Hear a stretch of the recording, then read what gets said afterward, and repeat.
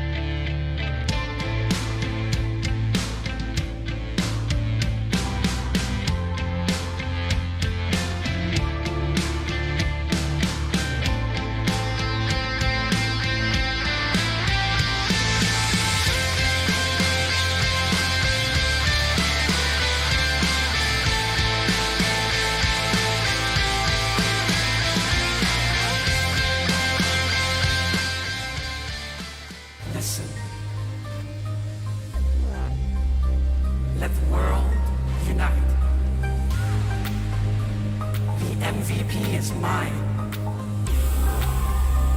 Let the games begin.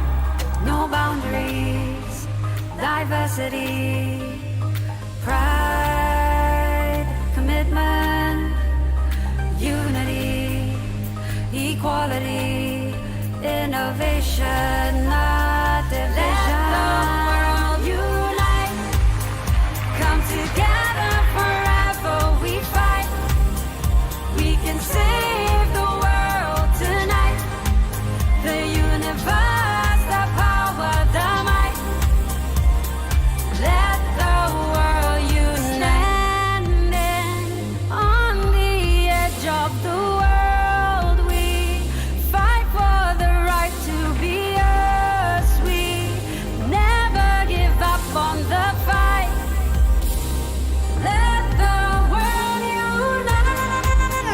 Come together forever we fight. We can save the world tonight. The universe, the power, the might. Let the world unite.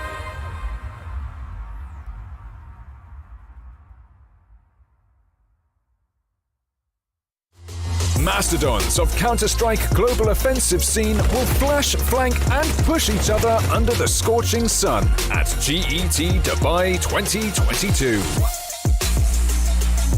8 top teams will face off in a fierce battle for a chunk of an astonishing prize pool of $250,000. The GET Dubai 2022 tournament is held as a part of the EMG 2022 festival. So grab your tickets for a full live experience at the Dubai World Trade Center Arena. All matches will be played according to single elimination format. Every second counts. The contestants will engage in a sharp skirmish on June 9th, 10th and 11th. Gear up, we are going in. GET Dubai 2022.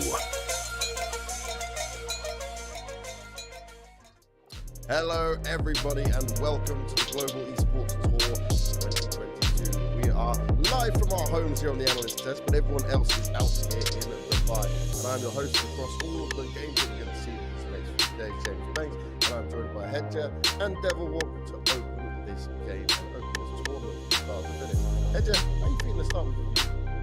You know what? I am so excited to be here. I mean, I am in the midst of the maestros of Counter-Strike on this one, so it's going to be really, really great. Jonathan, what about you, mate? I know it's we're the old boys struggling a little bit of the early day, you know. You know, we've been up with a head of coffees. We're ready for some good Counter-Strike. I'm excited to get this show underway. Now, when we're talking about this tournament, right, we're looking at $250,000 across the board. 8 teams taking part in it. A good mix of teams for sure, but single elimination is hella tough to start off with, right? And there are a lot of teams in this. We've already discussed it, right, when we were just looking at what teams are here. The opening game got Complexity taking on OG. Other teams, NIP, NASR, Mouz, Falcons, Movistar Riders, TyLoo. If I was to give you guys a choice on where you think, like, who was going to go the furthest, or even just, maybe who's going to win it, but who's going to be, like, getting straight to the final. Hedger, you want to give me a name you're thinking of?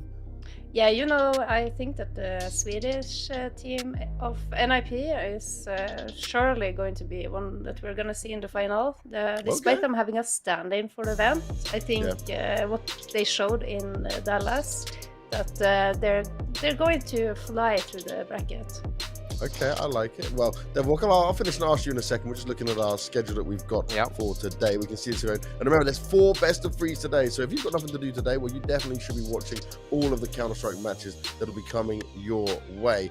And look at this. The ones we're looking at here, right? We're starting with the Complexity going up against OG in this. And obviously, it's a new phase OG. I can't wait actually to get into that to just see how these guys are going to do. Because obviously, the only time we've seen them is in playing in that little show match side of things. So this is now like the real test for these guys, and obviously they're trying to build back up for success. But are you maybe putting OG in a good place, Devil, for this tournament potentially, or have you got another pick? I actually have OG as a potential dark horse for this, because I think they've done a really good job with the additions they've made from the show match that they played really well. I think they have a few advantages coming in. They have a lot of practice. They're hard to scout, so they have a few things going for them to be able to make it far. Certainly so. And you know, there's one team I'm going to look at on this when it comes to Mouz, because we've been looking at Mouz a long time of what they can try and do. You know, they brought in players from their academy team. Cyclone got heavily praised for what he did for the academy team. And then you come to the main roster, and they still don't seem to be able to get some good results coming out here. But surely at this event, Hedger, we should be looking at them and thinking, okay, Mouz, like you should be able to get quite far in this one.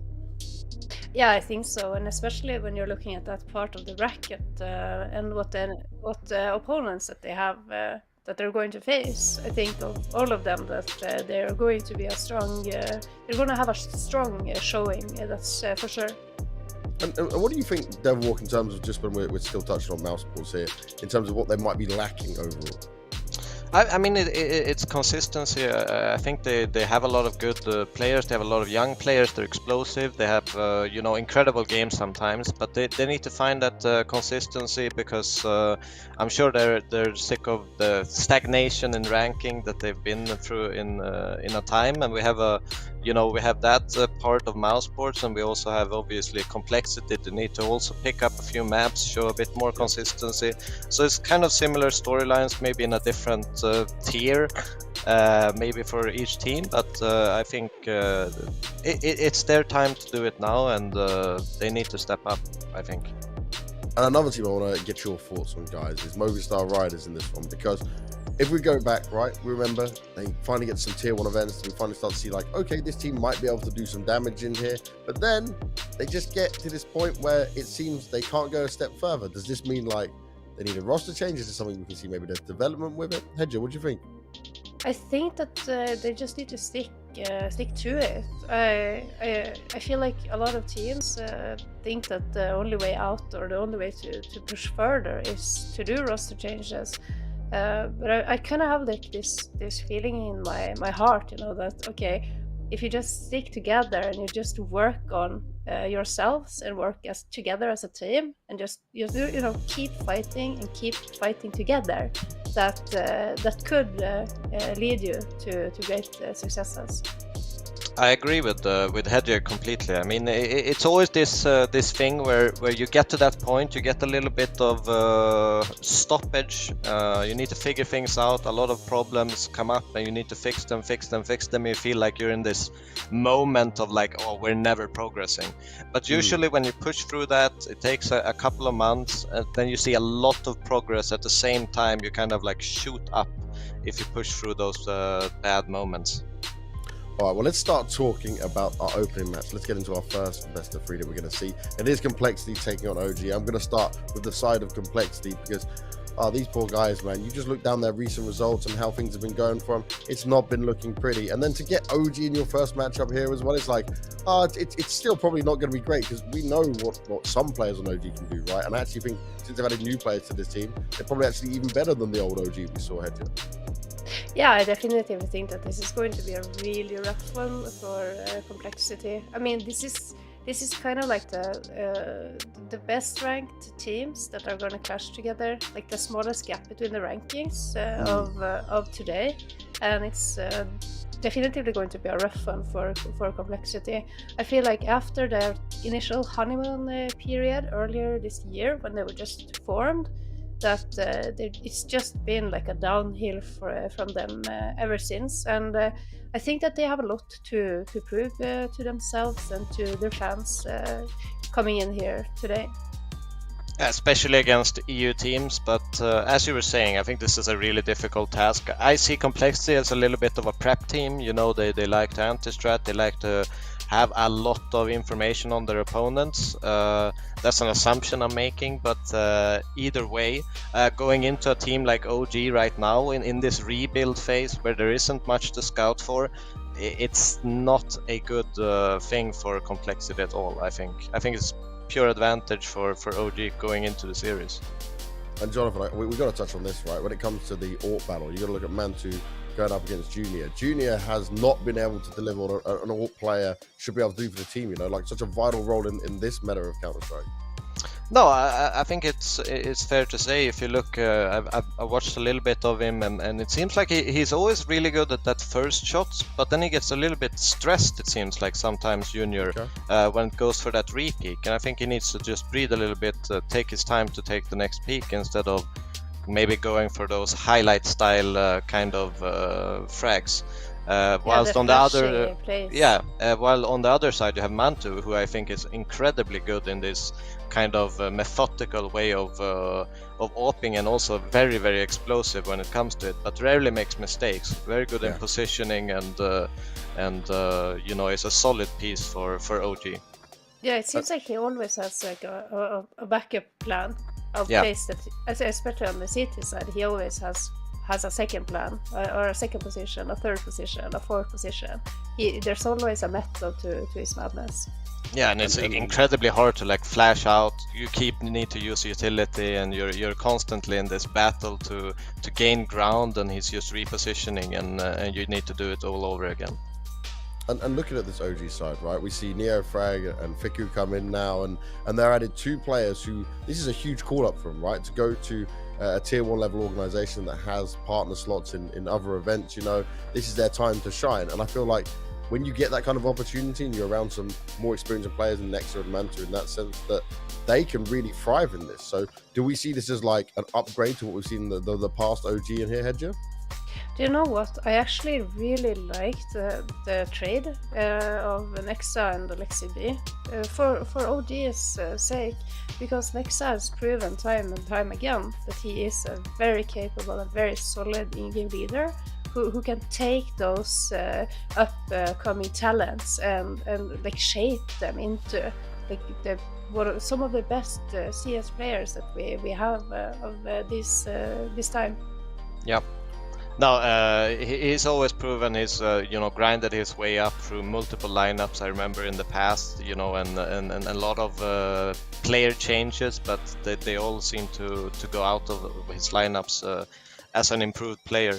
But it's gonna be super interesting to see what OG can throw at us, because I really like the additions of NeoFrag and Fico, especially NeoFrag. I've seen him in the past. I've scouted him myself. I think he's an insane player.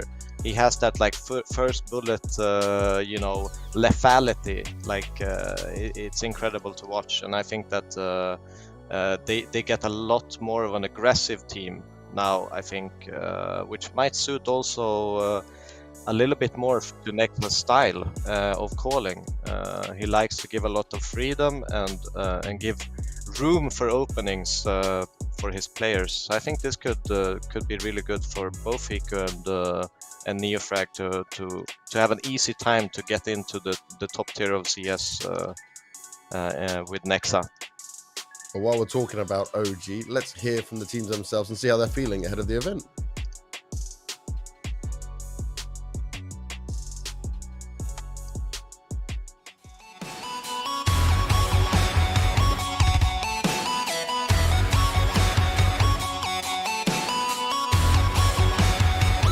Oh, so this wasn't even in the video. This is just like a random video.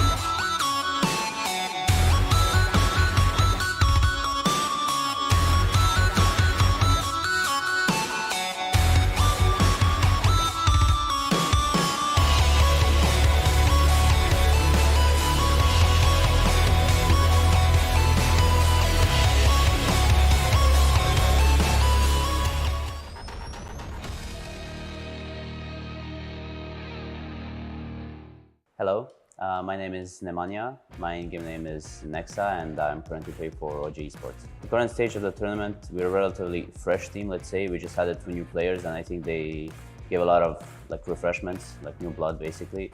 And I think the atmosphere is really good for now. Like obviously we didn't have a lot of time to practice, so everyone is like cheery. We still didn't find any problems in the team, you know, which will come up in like the next couple of months as we play. But for now, I think the atmosphere and the mood is really, really great. In the game, I feel like we have like some voices right now that like always like to speak and bring ideas, you know, which is different from what I had with the previous roster. I think it was like pretty quiet for the most of it, you know.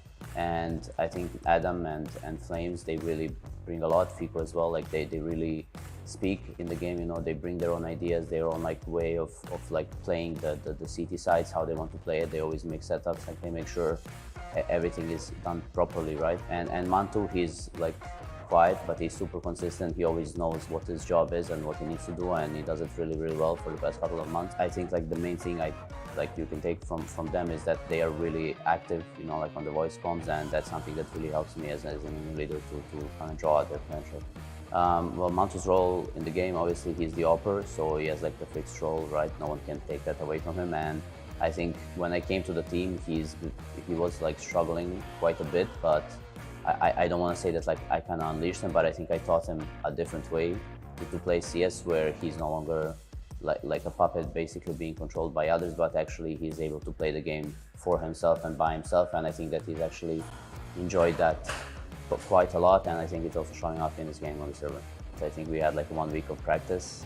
It's all been relatively new, fresh. I think the main thing for us in this tournament will be to kind of figure out, like we practiced all the maps obviously, and it will be to figure out what of the things that we actually practice, what maps are good, so we kind of put more focus on them and make sure we like that those are good maps, right, and which ones we have to kind of play more on and improve.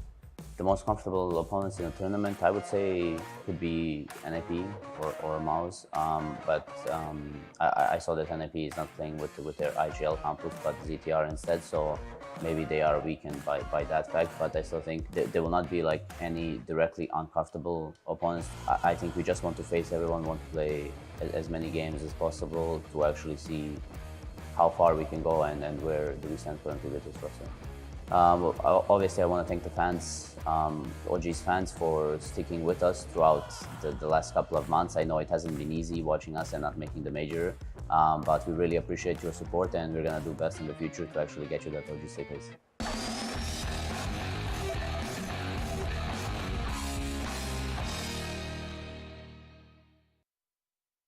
Prove here for OG Esports with the new lineup. And Jonathan, I want to say, like, how much of an improvement do you think this will be on the previous iteration? And do you think this can go further than what we've seen from him? I think so, but it's not like based on maybe skill level alone. I think the hunger and I think the swap of IGLs can be an incredibly difficult thing to do and be motivated while you do it, because you have to change a lot. So when Nexa came in, and that's why I think these new additions are so important, right? Because they bring a lot of hunger. They finally get to a place where they can prove themselves. They're on the big stages. They're on LAN. They're playing against top tier teams. I think that will just fuel the entire team, having these two new additions with a lot of hunger going into these games. That's certainly what it's all about. Now we're going to be taking a look at complexity next. And in terms of complexity, right, they are obviously still very young players in this. Obviously, Grim comes with a bit of experience. Floppy coming back from his Valorant days.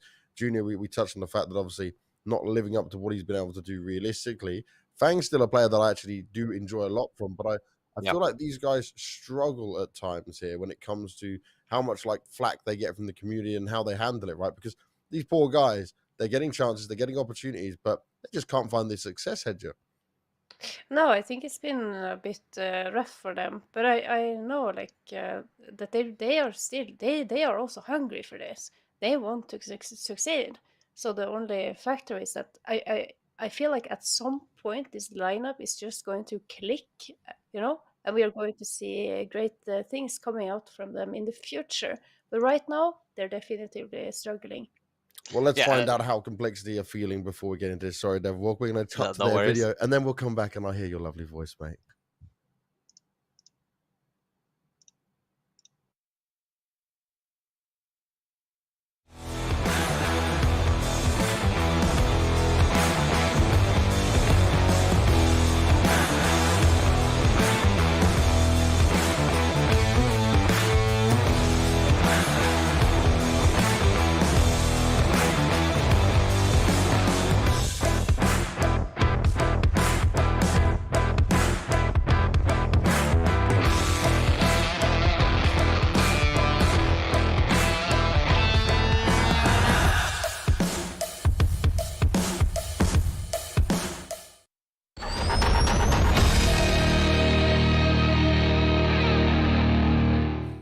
Hi, I'm Johnny JT Theodosio, and I play for Complexity CSGO.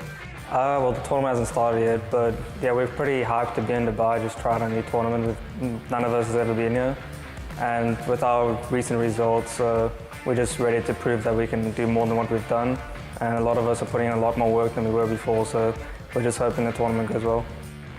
So with Jason Legg, the contribution with selecting the players wasn't the biggest. I think a lot of it came down to us being a team previously, and then also Messi, so the general manager, we spoke to him and we made a selection of players and who we thought we could get and who he thought was good.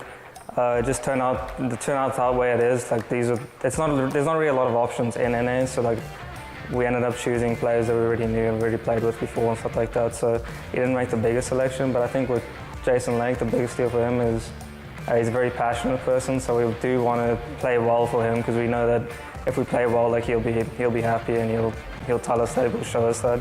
So he really cares about CSGO, so I think that's really cool. No changes planned, even if there was, I wouldn't say it, but I think we're a work in progress, so we're improving every single day, we're grinding, that kind of thing. We're a very young team, especially the players are super young, so in a few months, obviously things can change. And I think in CSGO, month to month, it's completely different. We can be an amazing team in 2 months from now. I wouldn't say there was a lot of time to prepare for this tournament. There was maybe 2 weeks, but it's how it is of every tournament. We worked maybe 1 week, 2 weeks before each tournament. There's tournaments every single week, so we've tried to put as much time as we can. We've all been grinding individually a lot, but it was obviously back in NA, and yeah, we're just gonna see how that goes. Yeah, it was a pretty long journey. It was a straight flight from Dallas, which was 15 hours. So we were all pretty tired from that. But it's something we're not used to. We're used to traveling to Europe over and over again. So just traveling to Dubai was just a little different, but it's okay. I think the best team here, in my opinion, is probably NIP or Mouz. But like I said before, it's just all the teams are different, and just month to month, the team can be really good. So we're just focused on who's coming next. We're going to play OG first, and we'll see if we play NIP or Mouz or whatever. We'll be ready for that. Yeah, so our team definitely has very strong firepower. The players are some of the best fraggers in NA, so that's obviously a big deal. But the only thing we really struggle with is communication and teamwork. So that's the thing that we've been grinding the most, just making sure that we're working together and trying to find new ways to play with each other, especially with communication. That's a big deal in CS, and it's something we've been lacking since the beginning of the year. So we've been trying to work on that. Obviously, in my opinion, I think we're a great team and we have a good chance at winning. But on paper, it's going to be hard. There's some good teams here. So if we get lucky and play our best, we can definitely win as well. I just want to say thanks to all our fans back in NA and back in South Africa for me. The support's been awesome, especially back in Dallas, the previous tournament we just played. All the fans coming to support us and coming for signature and all that, it's been great. So I just want to say thank you for that.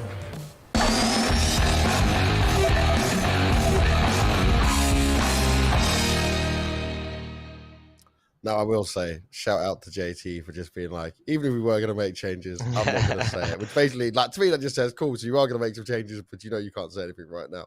Devwalk, what were you going to say before I cut you off before we went to this video, mate? Well, I have other things to say, actually. But either way, complexity going into this, I think, they need to have everyone shooting, completely, on their full caliber. I think what they've struggled with in the past is these kind of moments where you get the entry and you try too much after it. I feel like they need to calm down in certain moments and make sure they have a good game plan, make sure they're tradable, because it's been missing. And I assume that's part of the communication issues that JT mentioned in the interview. So hopefully they've sorted some of that stuff out so they could grind more rounds in. Isn't it wild though? No, go on, Hedrick, go. Yeah, it's a bit worrying when you have these sick aimers that can really shoot, and then you have it in the interview. He says it himself that they're only lacking on the teamwork and the communication and the nades and the timings, and there's a lot to unravel there. But teamwork and team play and comms, that's all things that comes with time spent together. And I think a few of these guys have been playing together for quite some time. So it is a little bit worrying to me that they still haven't been able to figure out the comms and the teamwork. Yeah, the I mean, big thing is the comms though, right, Neville? For me, yeah. like, you're all speaking English. You are all native English speakers. How are you not communicating correctly? I mean, there is always these types of players. I mean, you get different qualities from different players, and you just need to get the best mix of all these qualities. And obviously, they've gone for a very firepower team, and usually these players maybe have a little bit more focus on their aim than the communication or organization in the game. That's why you usually have these kinds of second callers, and the in-game leader to make sure that they organize their star players. But they obviously have a few organizers and more firepower focused individuals. Yeah, that's precisely what Nexa was touching upon as well. Yeah. He has we need to players touch this veto though, guys, so we don't Oh. let this go in front of us. You got to pay attention, you know. Come on. Oi. Well, the first two bands go down. The Counter-Strike, olay! So Nuke is obviously Complexity's best map, and Not ideal start for them. it's not ideal at all. I think for is that an OG pick Overpass? Yes. And Complexity pick Vertigo, but it is one of these maps also. Overpass, you have a lot of CT aggression options. Vertigo as well. I think that suits OG a lot. I know Complexity, they go very aggressive on the CT sides as well. It's going to be a complete clash there, and see who has the better patience and who can punish these aggression moments in the game, because both teams are going to throw out a lot of aggression on the CT side, I think. Yeah, I'm thinking that it's very interesting to see that the Complexity, they are still picking into Vertigo. Like they are not giving up on this map. One of these days they're gonna win it. And with the Decider being Inferno, which is actually a map that Complexity has performed quite well on the past 3 months, this can be very interesting. Yeah, and on Complexity side, to just draw some positives, yes, they haven't won that many games, going into lands and playing against European teams, but they have cut it close quite a few times, like 16-12, 16-14s, so they do have that, potential. And I think it is a lot on what we touched earlier, fixing these small details, making sure they play the numbers game when they have them, and closing out the maps, because and it's usually an issue for a young, inexperienced team. So we can just hope that they fixed it. Yeah, 16-14 against teams like Heroic and Liquid. Yeah. If only a little bit of a mistake in the communication can actually be the determining factor between winning and losing. So even though they're only 20% win rate, I think that the close matches that they've actually had on it speaks a bit different. Like the statistic is lying a little bit to us. No, definitely. They're much better than what just the percentages say. And the thing here, right, for OG is they're still going to be testing out how comfortable they're going to be feeling, right, with their map pool overall. But just from how you look at this, right, do we still consider this to be OG coming in as the favourites, or looking at how the veto go, did that change any of your opinions on it, Devilwalk? No, not really. I think OG has they should have been able to dictate his veto to get at least 2 good maps because of the unknown quantity of them, and compared to Complexity. So I think in a best of 3 scenario, OG should have the advantage because of that dictation they can make. Well, hopefully that's going to be something that'll pay off for him. I do want to see Complexity put up a fight, right? Because you feel like there's been more of a struggle for him for sure. But you know what? I don't know if you guys noticed it yet. Looking at these camera shots, you see Rugger. I just found out he's not feeling too well, so they've got Kakafu standing in as the backup coach because he was like, like secondary coach or analyst, right, for the team. And so obviously a little while ago, Rugger came into the team. Obviously he had the bits where the major wasn't going on. Then we see Kakafu get added. They're trying to bolster the roster to make sure lots being done. That's actually something that could be quite affecting them, right, Devilwalk? To have your main coach swapped out and have to have your analyst put in. Yeah, I think over a long period of time, I think in a one-game scenario or like a tournament, it can still work out pretty well because you'll get all the supporting elements. I'm sure the head coach will remind Kakafu of what is important, what individuals to keep track of, and so on. So I think it's only in a longer period of time it's going to affect too much. But so I think, and also Kakafu is not inexperienced in any sense. I think he's been coaching almost as long as I have. So I think that they're in good hands. Well, let's hope so for sure. Now, obviously, we've got our maps. We know what's going on. The guys are all on the stage and getting themselves ready.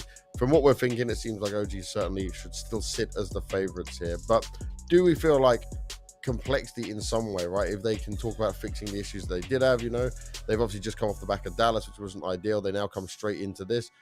Surely they wouldn't even had that much time to fix the problems that JT was talking to us about here, had you? No, it's been very, very brief coming in hot from Dallas. You should know, Banks, because you you were also there.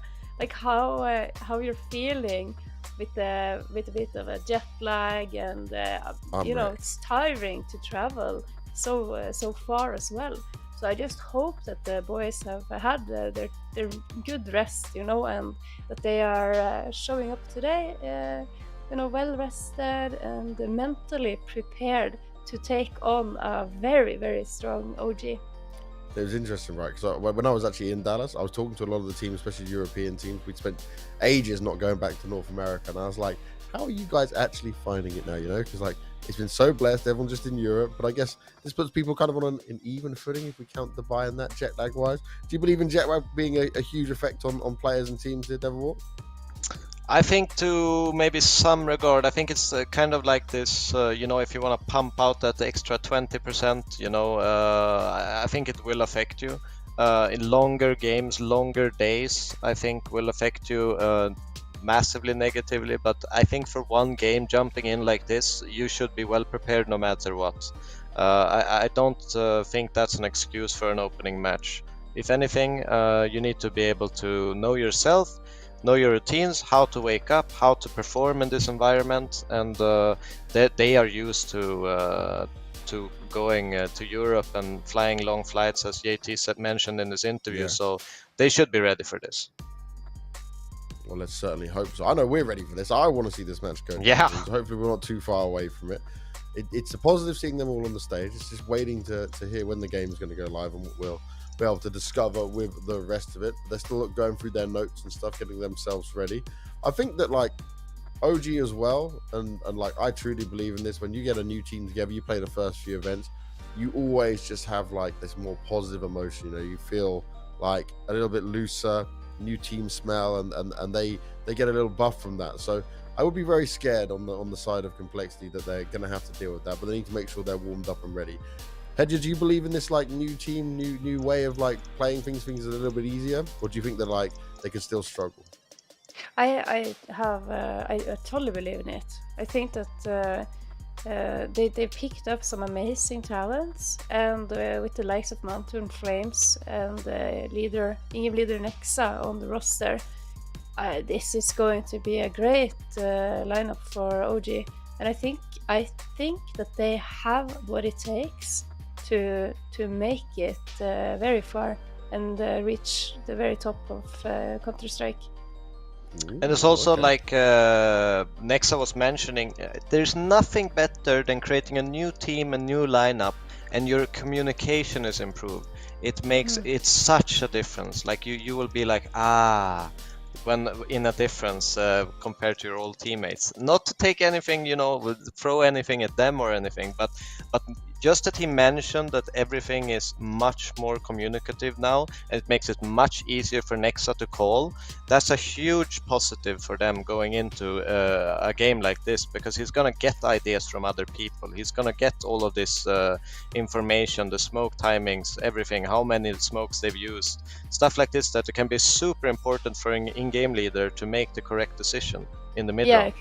Yeah, exactly. And on the other side, you have a you have a complexity that is struggling with the same thing, with struggling with the communication, struggling with the team play.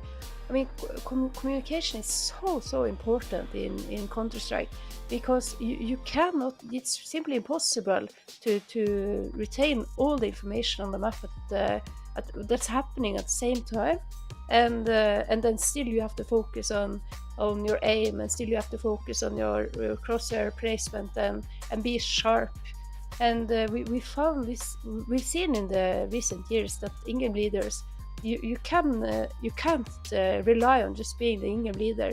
You have to also be able to perform yourself and frag. And I think a lot of that boils down to the kind of information and pointers that you can get from your teammates.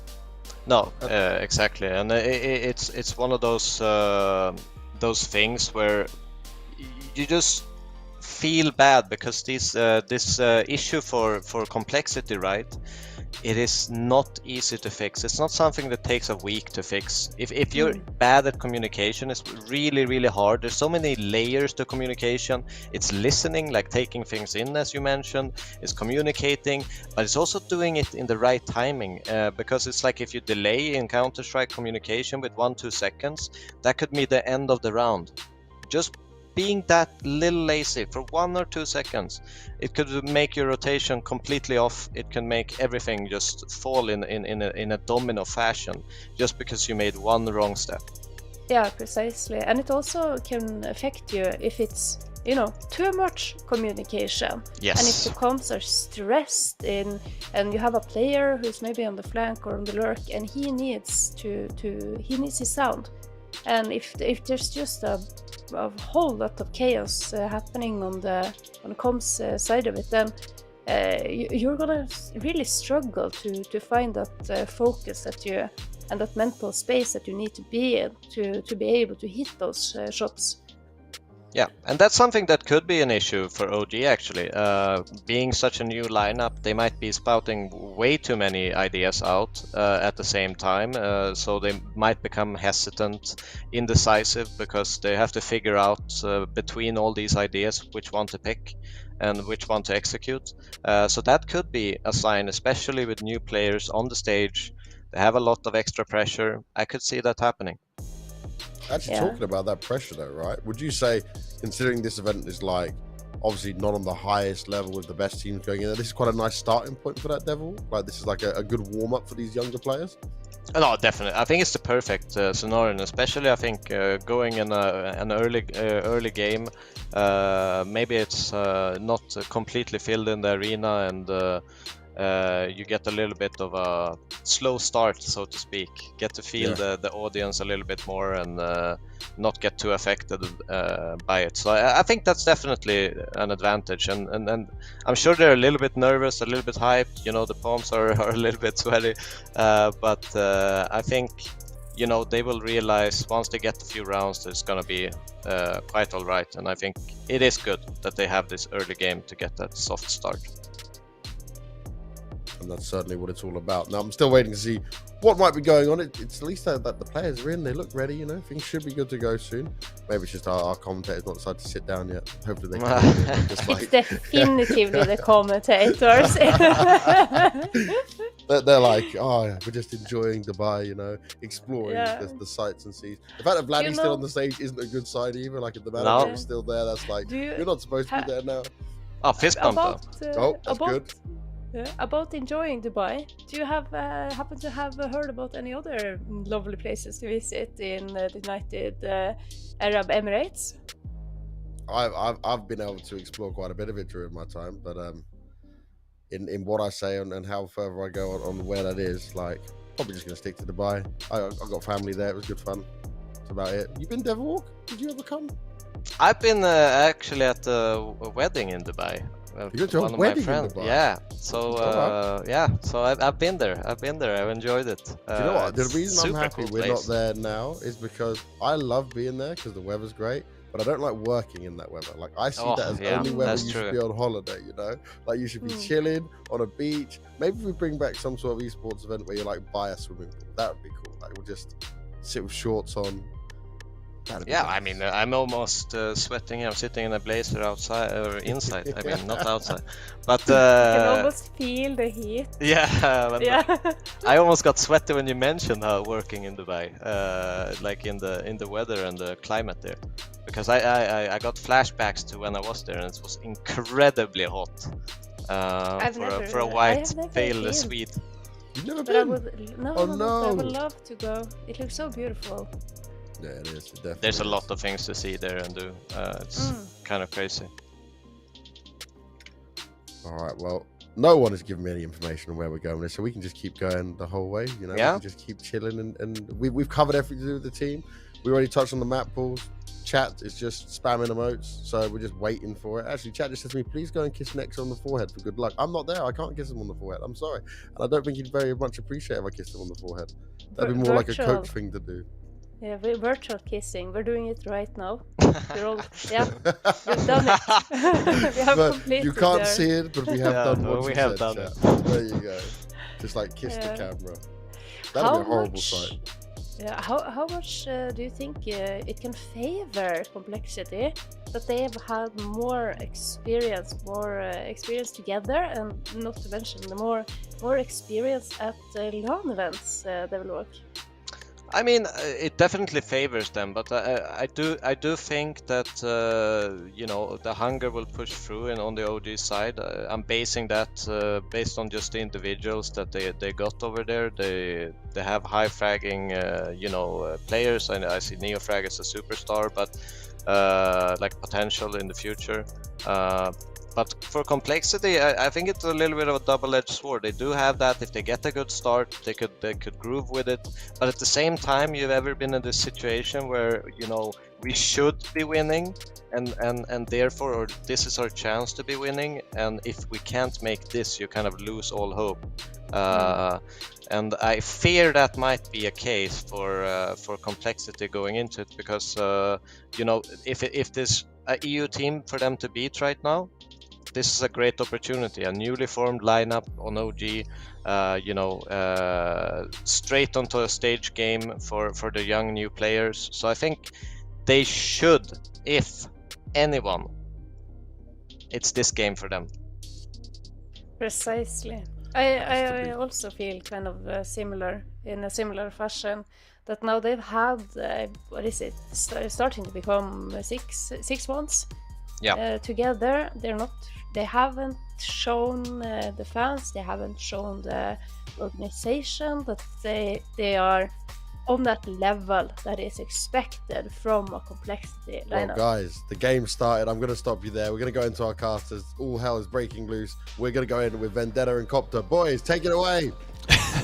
Thank you so much, James, and the guys at the desk. Yeah, we're getting into it already. Complexity starting off on the CT side here on Overpass, and Fang's going to be the first one to find some connections. Yeah, that's great shot immediately coming from Fico's gonna trade that one immediately with a headshot as well. So 4 versus 4. We can see the T's gonna be trying to move towards the A long, but I think Complexity, they have that very nicely hold there with the 2 players. Well, you say that, JP actually going to peer out for a little bit of action. NeoFrag with a P250, definitely not something you want to entice too often. And they're actually going to get boxed in here as well, yeah. Into the hands of NeoFrag, a 1-for-1 trade happens. I was about to say, the bomb's about to go down, but Floppy's made his way around from Underpass 2. They had a player on the A-long activating a little bit, then they went from the short actually. Manchu's gonna find one, it's gonna be 2 versus 1, so Manchu needs to hold the side. There's gonna be 2 of Grim and Floppy still remaining, gonna try to hide there behind the dumpster. Gonna find one hit, and that's the shot, but it's gonna be traded immediately. And Complexity, they can go for the defusal.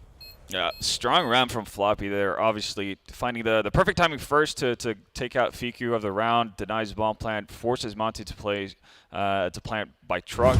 That again kind of diminishes, you know, the amount of areas you could actually play out your after plant from. So you can see once he wants to go around towards bank, which would have been great, you know, if there's a standard plant, that's not really going to help too much. You're going to have such a long way to actually fight anyone sticking a defuse over towards truck. So a lot of good things happening for Floppy right there, and a fantastic start for Complexity as well. I have to say, personally, very surprised about the fact that we saw Overpass as a pick from OG. these buys are something interesting. Emoji, they have 2 Ooh, Galils, yeah. 1 AK, and then they have 2 Eagles. So they're gonna force the issue because the Junior actually holding the monster. He's got Fico's an gonna be op right behind already. it though. That is wild. Yeah, the buys. There's something else. Fang is gonna spot something. The next with the Eagle's gonna make all the difference as Junior finds the trade. Well, OG actually making their way up on the site. Flames actually somewhat alone in doing it as well. As you can see, there's not the entirety of the OG team actually around. They just gotta get taken out as well. So whatever advantage they had created for themselves didn't follow up well enough on it. And, well, they're paying the price. Grim finds Nexa as well. And this went from being a 4v3 where you had control of the B bomb site to, well, now having nothing. Yeah, Neo Frax gonna go for the A side, and it's gonna be spotted, but still the bomb is actually on the B side. It's gonna be spotted. Mantu's gonna find Floppy, and now it's gonna be 1 versus 2. He can go for the plan, so there's nobody at the B for now, but the cavalry is coming pretty soon. So Mantu, can he do the same, which he didn't do on the previous round? Can he hold it versus 2? He's gonna try to do everything. Gonna be expecting somebody might be coming from heaven, but there's nobody there. He's just hiding behind the pillar, and just very carefully. He actually has a very good idea here to find one, and that's right there. 1 versus 1. Mantu gets the first player. Can he get the second? That's the question. Grim is going to be coming twice behind. No, Grim is going to take the job home, and Complexity wins the second as well. That's, yeah, excellently done, honestly. And Complexity, well, they looked like they had no shot going into that round. Playing off of a 3v4, then being able to bounce back at it. Absolutely fantastic stuff to start them off. And obviously you can I guess shake your head a little bit as to what OG were doing. But yeah, no, I mean, lost opportunities. You know, Complexity, they're not in a position to where they can give up that, you know, without feeling the brunt of it. They've had such a bad string of results as of late, so they need to jump on every chance they're given. And if OG are going to give those kind of rounds up, good on Complexity for actually making the most out of it. Yeah, it's going to be almost the same round. They have a couple Deagles, 179, but that's pretty much it. Not much for utilities at all. And Complexity can just, you know, pick these one by one, most probably with the long distance guns they have. Next maybe with the Deagle can make a difference, but yeah, it's going to be definitely hard. I mean, AWP, M4s, FAMAS is on the other side versus just the pistol. So it's, I mean, it's doable, but it's very unlikely, to be honest. Yeah, it's like a Christmas miracle. It happens every once per year, but not something you should be expecting to come around all too often. Junior starts off well, or continues on with a solid round started out by Grim, a 5v2, and for Complexity right now, all about just maintaining their money, not having unnecessary losses, and looking to be a very likely scenario as well. Only next left, creeping and crawling around Fountain. Yeah, it doesn't have the bomb. It's gonna be complicated. Let's first connect some of the shots. I'm gonna find one actually, so Grim is gonna be taken away off the equation, but still 4 remaining. Of course, the plan is not gonna happen, but yeah, can he make any more dents to Complexity side of things? That's the question. Yeah, that's what he's hoping to do. Obviously, the more damage he can do if he gets 2 more kills, then that's gonna be massively beneficial. No real bank being saved up on the side of the CTs, but it's also not too likely. Time's going to be starting to work against him as well. Worst thing for Nexa is obviously staying alive and then potentially dying after rounds goes, after the time goes out. Not to be the case. Fang closes out the round. Complexity up to 3-0. Yeah, Nexa had a good idea actually about that whole situation. Yeah. Yeah, then make your CS go great again with the CS money. Bring emotions with new skins and be the game changer. There you have it, CS money. Making sure that events like this can happen. As we get into round number 4, Complexity up 3-0. We're looking to see if there's any sort of a bounce back from OG. Yeah, they have the buy, they have the AWP as well for the first time on the game, so we'll see how the long distance, all the long range game is going to be working out. Junior is going to be connecting on Mantu, and that's the AWP taken out. That's actually a massive get. Junior as well with the aggressive play. Doesn't get punished either. There's no follow-up to it. I say that. Neofrag does his part. And look at that. The majority of OG, though, headed in towards B through Monster. Actually getting no resistance as well. Yeah, Grim is going to take Neofrag, so it's going to be 2 versus 4. the plan's gonna happen at the B side, so that is definitely a plus for now. Let's see how they can hold this situation. Complexity, they're bringing some people in. There's gonna be 2 guys. I think they're gonna be watching a little bit towards the short on B. Maybe try to flank from the monster. We'll see, and then just Agreement Junior play from a little bit more from the sport side of things. But he's gonna be actually finding one. But Fang in the end, Elen is threat, but the bomb, I mean the timer's running out. I don't know if they have the time. And that Junior makes it, no, he cannot. He's gonna be taken down, and OG, they will get their first run on the board. Yeah, successfully defending the after plan. A little bit surprised to see as timid of a retake from Complexity as it was. Took quite a bit of time, especially once they have these 1-for-1 trades going on. That's always gonna favor the CTs, given the situation they find themselves in. But gotta give credit to OG. They make the most out of a pretty difficult situation. Obviously, we saw them lose at the opening frag. Junior got away. And even if Neofrag finds one return on A, no real map control gained, etc. So just making the most out of the B exec, or if you want to call it just the monster contact, it's very big. And yeah, everything happened just so fast. I mean, a lot of action on the B shot on the last round, and I mean, great job from OG holding it. I mean, there was definitely a chance when Complex still had a 4 to kind of bring that down. Maybe even like go for the defusal, but yeah, they just hold the side very nicely. Meanwhile, on the connector, we have the action already with the Mac 10 is going to be finding 1 second. It's going to be too hard, and Fang gets the trade. Yeah, you're okay with that if you're Complexity, even though usually beneficial for the T sides to have these even trades go on. You are trading a weapon versus a deagle in essence, right? So Fang doesn't take excessive damage from it. You kind of like where you're at in that sense. If you're Complexity, you see Pop Flash being set up by Fang as well for Floppy to peek off of. And that might have been just a couple of seconds. I'm not sure if he spotted like tippy toes of flames into the OG members, but he is going to have the spider senses to throw down a smoke in time at the very least. But it doesn't seem like you're seeing any bigger rotation. I think if he's like half a second later with that peak, he gets a ton of information for Complexity to play off of. But right now, yeah, it's always so close call when you pick the monster. I mean, just matter of seconds, half a second, as you said, oh, the action's gonna happen so soon. It's gonna be 2 versus 2. Just a huge trade-off happening at the monster as Fang holding from the battles, gonna find Neofrag and just Manchu remaining with the AWP. Can he make the difference? It's gonna be Fang on the other side of the pillar, 1 at the heaven, and Manchu just doesn't find. It's gonna be too late as Fang finds the shot and Manchu falls down. 4-1 for Complexity.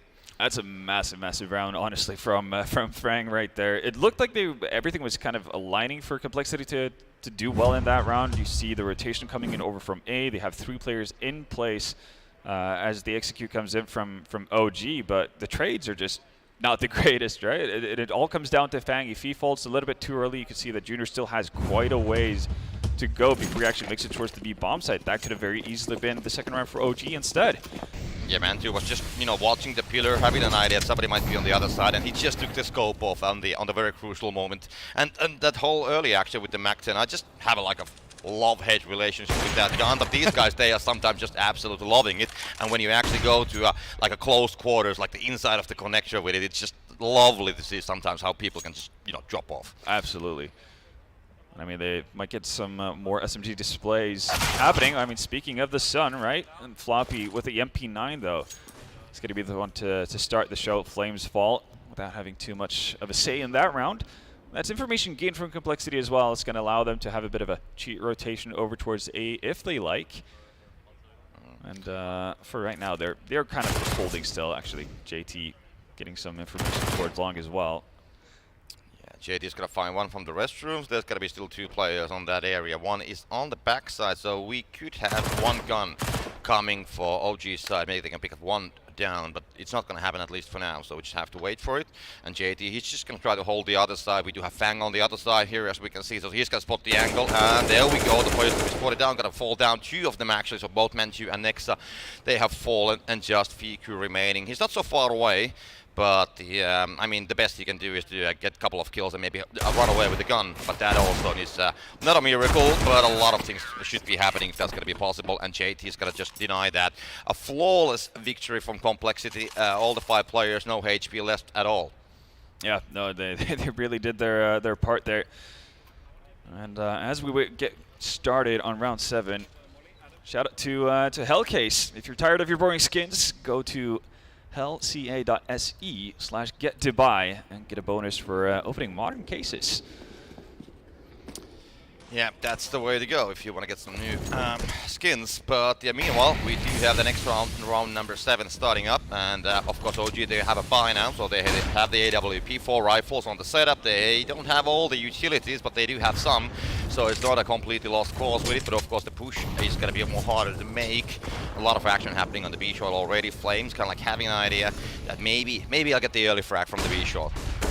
Oh, okay. Well, they know they're not going to get the kill just yet, but that's nicely combined by Complexity there. And there you can see, finally, does come to fruition. They do get some reward for their hard work, but that was excellently done. The Molotov down into the cubby, then the follow-up of the nade, knowing that, you know, if there's anybody there, they need to rotate out. Oh, this is a dangerous angle. Neofrag. Oh, he's going to win that one. Junior is going to be taken down now. The Complexity, the A side is going to be a whole lot easier to actually go for because the AWP is out of the equation, at least for now. So if they can spot the out, they will definitely spot it. But if they can land the shot as well, if Mantu gets the frag, then I think they have a way to go on the A side. But there's a lot of ifs still happening, so we'll see. Rotation coming in as well. This can be excellent for Complexity. They seem to have gotten a good read. GT with enough information to make the call, and Grim's going to be the first man to take contact as well, and does a good job off of it. 3 for Grim, and Montu left to his lonesome. He's going to fall to JT. That's, again, flawless from Complexity. They get the read, they commit to the call, and it works out brilliantly. 6-1. Yeah, excellent hold. I mean, just JT with that SMG getting the final one. They had a perfect crossfire setup there. JT also getting the first kill with the through the cardboard there on the B side. So I mean, they had a great communication, and there was some discussion at the studio actually about the communication, if I remember completely. Yeah.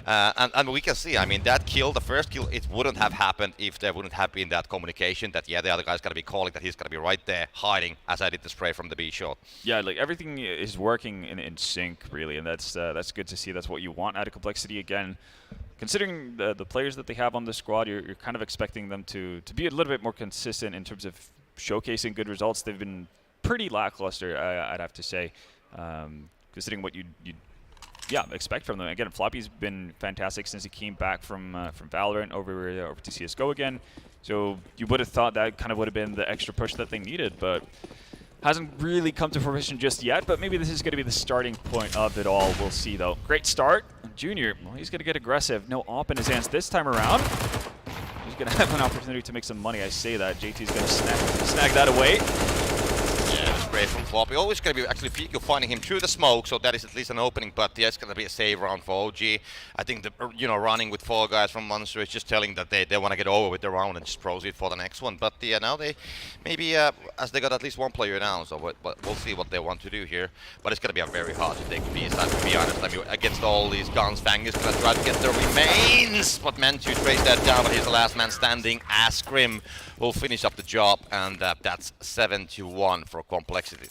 Yeah, again, pretty easy does it really, and sure you can make the case for maybe Floppy and I think it was Grim, yeah, maybe not needing to necessarily go for the eco frags, but again, if you're feeling yourself, you're feeling yourself. But a lot of these players obviously play off of confidence, so it's a great opportunity to kind of get a couple of easy ones in there and feel good about how things go.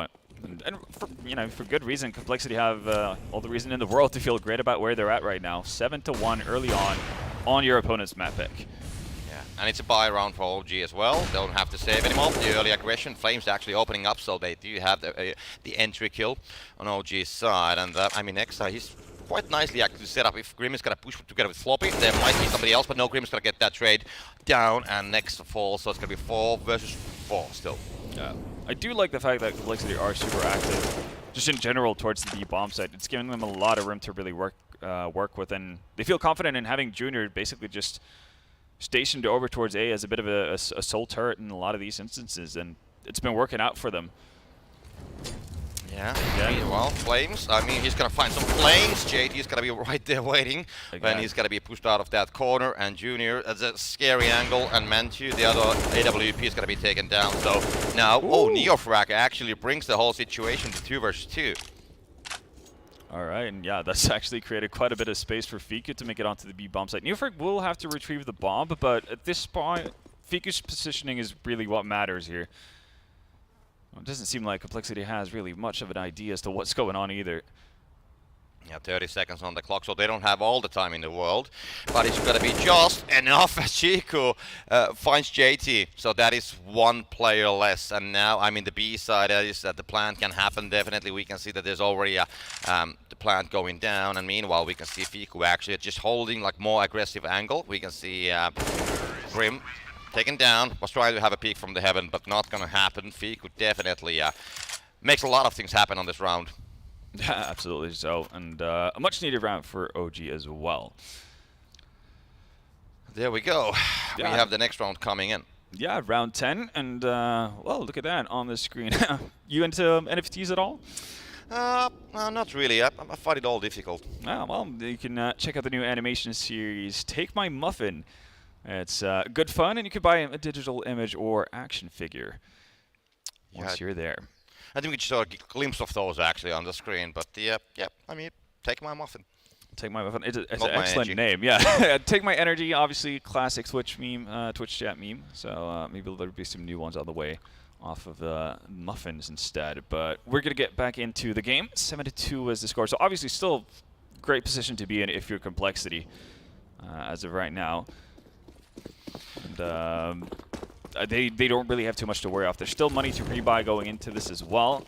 They can get right back into it. OG obviously need to rake the money on the side of the CTs. Yeah, 5 rifles, no AWP, so that's maybe making a bit of a difference. But I mean, the Mantu's AWP hasn't been that impactful, to be honest. Not so far. So maybe going to rifle, that's gonna be something else. They can try to play it a little bit more differently. Maybe from the closer range. Grim is gonna be trying to spot one, but Flame's gonna be getting second one already. So they have a great start. But Fang is gonna come with the 2 frags as well, make it 3 actually. So he's gonna make very impactful kills there, and just Flames remaining. He's gonna be completely alone on the B side. Gonna be very suspicious, like what's going on. 3 guys circling around him, 2 on short, 1 on heaven. This is a really tough spot to be in. Flames doesn't have a smoke either, so he doesn't really have the opportunity to smoke off mid-site or short, for instance, to give him a few less angles to worry about. Now he just kind of has to hope that some of the Complexity members give themselves up. And to be fair, JT and Fang, low HP, but you can also tell that they are kind of doubling up. They are playing in a position where they can trade off of each other and make life difficult, so we'll see. 40 seconds left on the clock, and Flames is going to take a little bit of a detour around the world, get a new, I guess, look at things. This is actually, yeah, this could potentially work out. He doesn't have the bomb though, but I mean, he knows that, so he's gonna try to find the backside angle on JT. Gonna find that one as well. Fang is gonna be there right there. We'll try to find the head, but Fang is gonna be faster this time, and that is another round for Complexity. So OG, they had a timeout, but yeah, it's 8-2. So I think it's gonna be a time to, at some point, you know, if they want to make this a play on the second half, they gotta start getting some rounds on the board. Yeah, no, again, it is getting a little bit dicey. Luckily for them, though, as long as they manage to kind of thin the herds on the side of Complexity, they're not going to be able to establish any bank. As you can see, there's not a whole lot left for Complexity to spend after they get out of spawn. So if they lose this round, might be a good chance for OG here, really, to get back into the match. But that's not the start you want. Junior, yet again, finding an opening frag. We've been seeing that quite a bit, honestly, in this half. Yeah, I think Junior has been very impactful with the AWP, definitely. Made a huge amount of damage on Nexa as well with the first shot, then he finds a kill, then he finds another one actually, as Mantu's gonna fall down and Fang finds Fiku. I mean, Flames with the Galil and Nexa just with 18 HP remaining, so we'll see what they can build out of this. They have the bomb though, so they're trying to go for the B.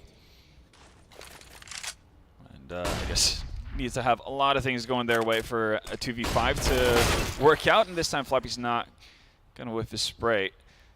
That means Nexa is alone, and as you mentioned, he's already been tagged up early on into the round. So you're not living his chances.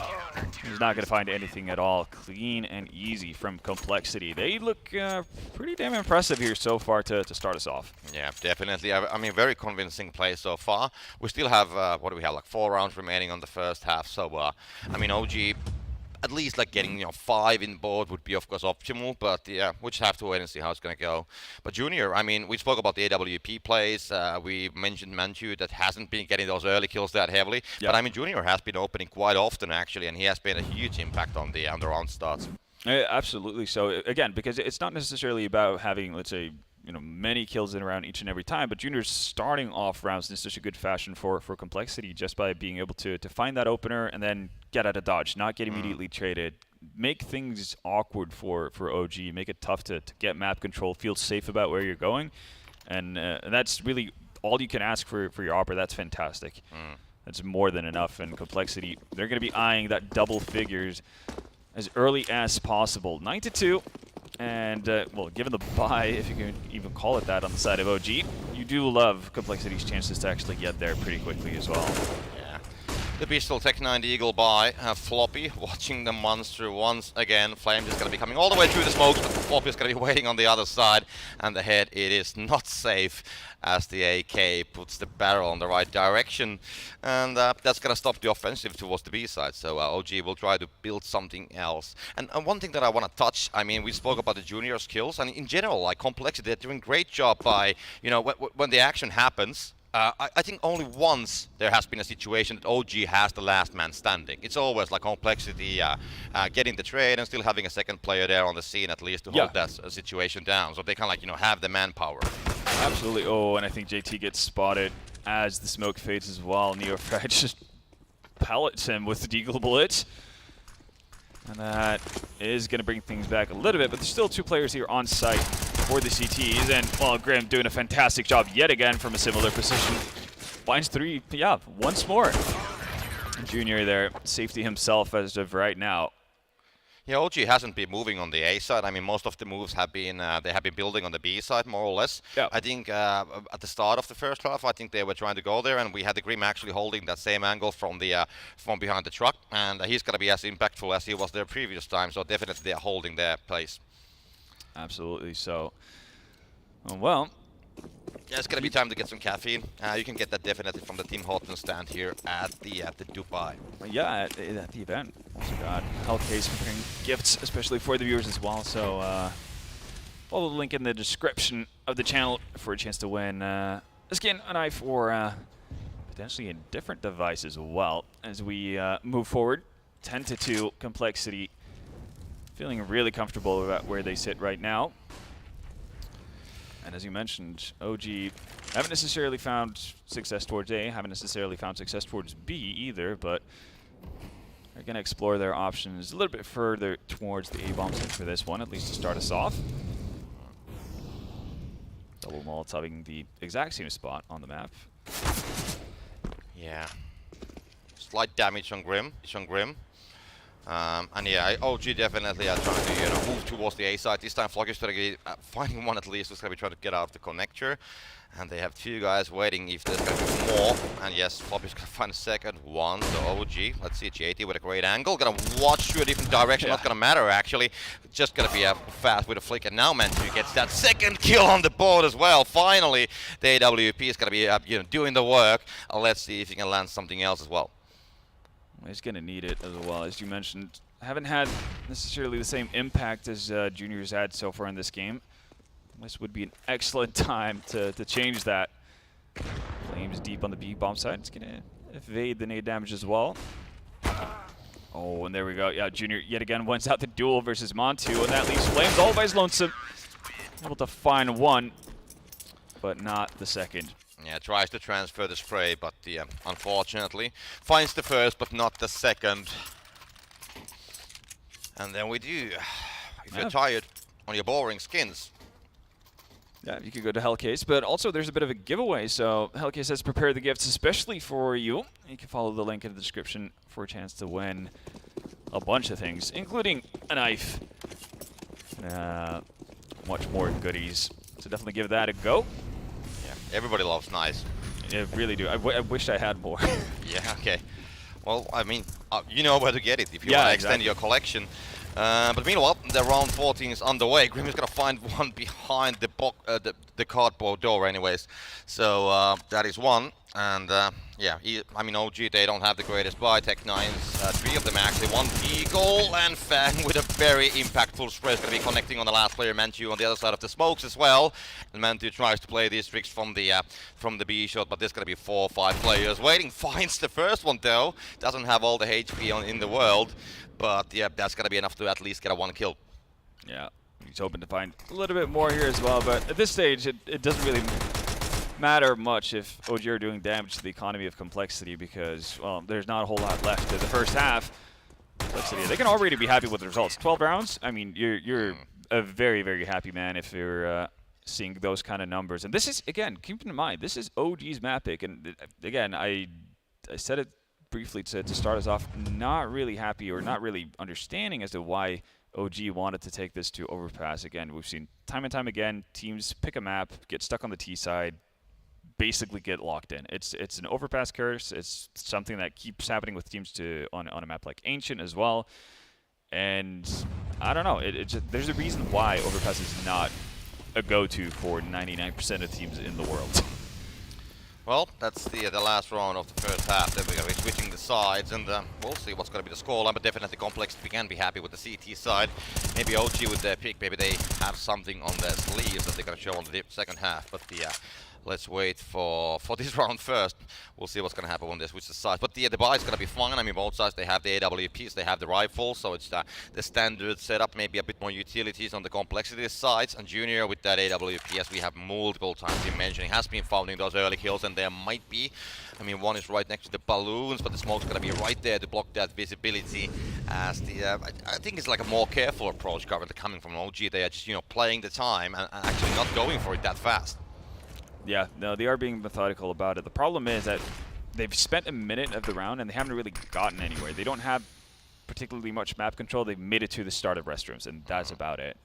We'll see what they do off of it. And having used that much utility, they don't really have much to actually follow up with for an actual execute. Neofrag has one smoke, there's one Molotov and Nexa. Sure, that can give you a combination of something, but it's going to be difficult. Yeah, but they're going to be rushing on the B side, and there's just one player remaining, and he's going to be taken down as well. So they have the site, and they can go for the plant definitely. And Junior, I mean, I thought he had the lineup. Yeah, I mean, imagine if he's going to hit that shot. So the plant is going to go down, and now we'll see Complexity. Fiku is going to be actually right on point, finds JT, and that's going to be just Junior. And there's no saving of the AWP as Manchu. Well, the gun is going to do all the talking. Most definitely so. Totally with you, though, that's not a fantastic spot to be in. Sure, great that you win the last round of the half if you're OG, but I would say it's too little too late. Yes, it's going to give you a little bit of a cushion to actually play off of. Once you're obviously going into the second half, you do still have a shot, even if you were to lose the pistol, that kind of a thing. But yeah, I have a hard time seeing OG get 12 rounds without running into more resistance, really, from Complexity. Well, we've got to figure that out soon. It's not going to take long until they're going to be, starting the game on the other side. And yeah, it has to be a pistol round victory for OG, and then, at least getting like 3 rounds at the start, and then try to build it from there. Yeah, we know that the CT side is, sometimes better on Overpass. Definitely, you can build it from there. But I mean, Complexity being so strong on the CT side, so that they cannot be that weak on the T side either. Yeah, no, they definitely have some plans. They definitely know what they're doing right now. An alternative pistol through underpass over towards B. Flashes and Molotovs come flying in.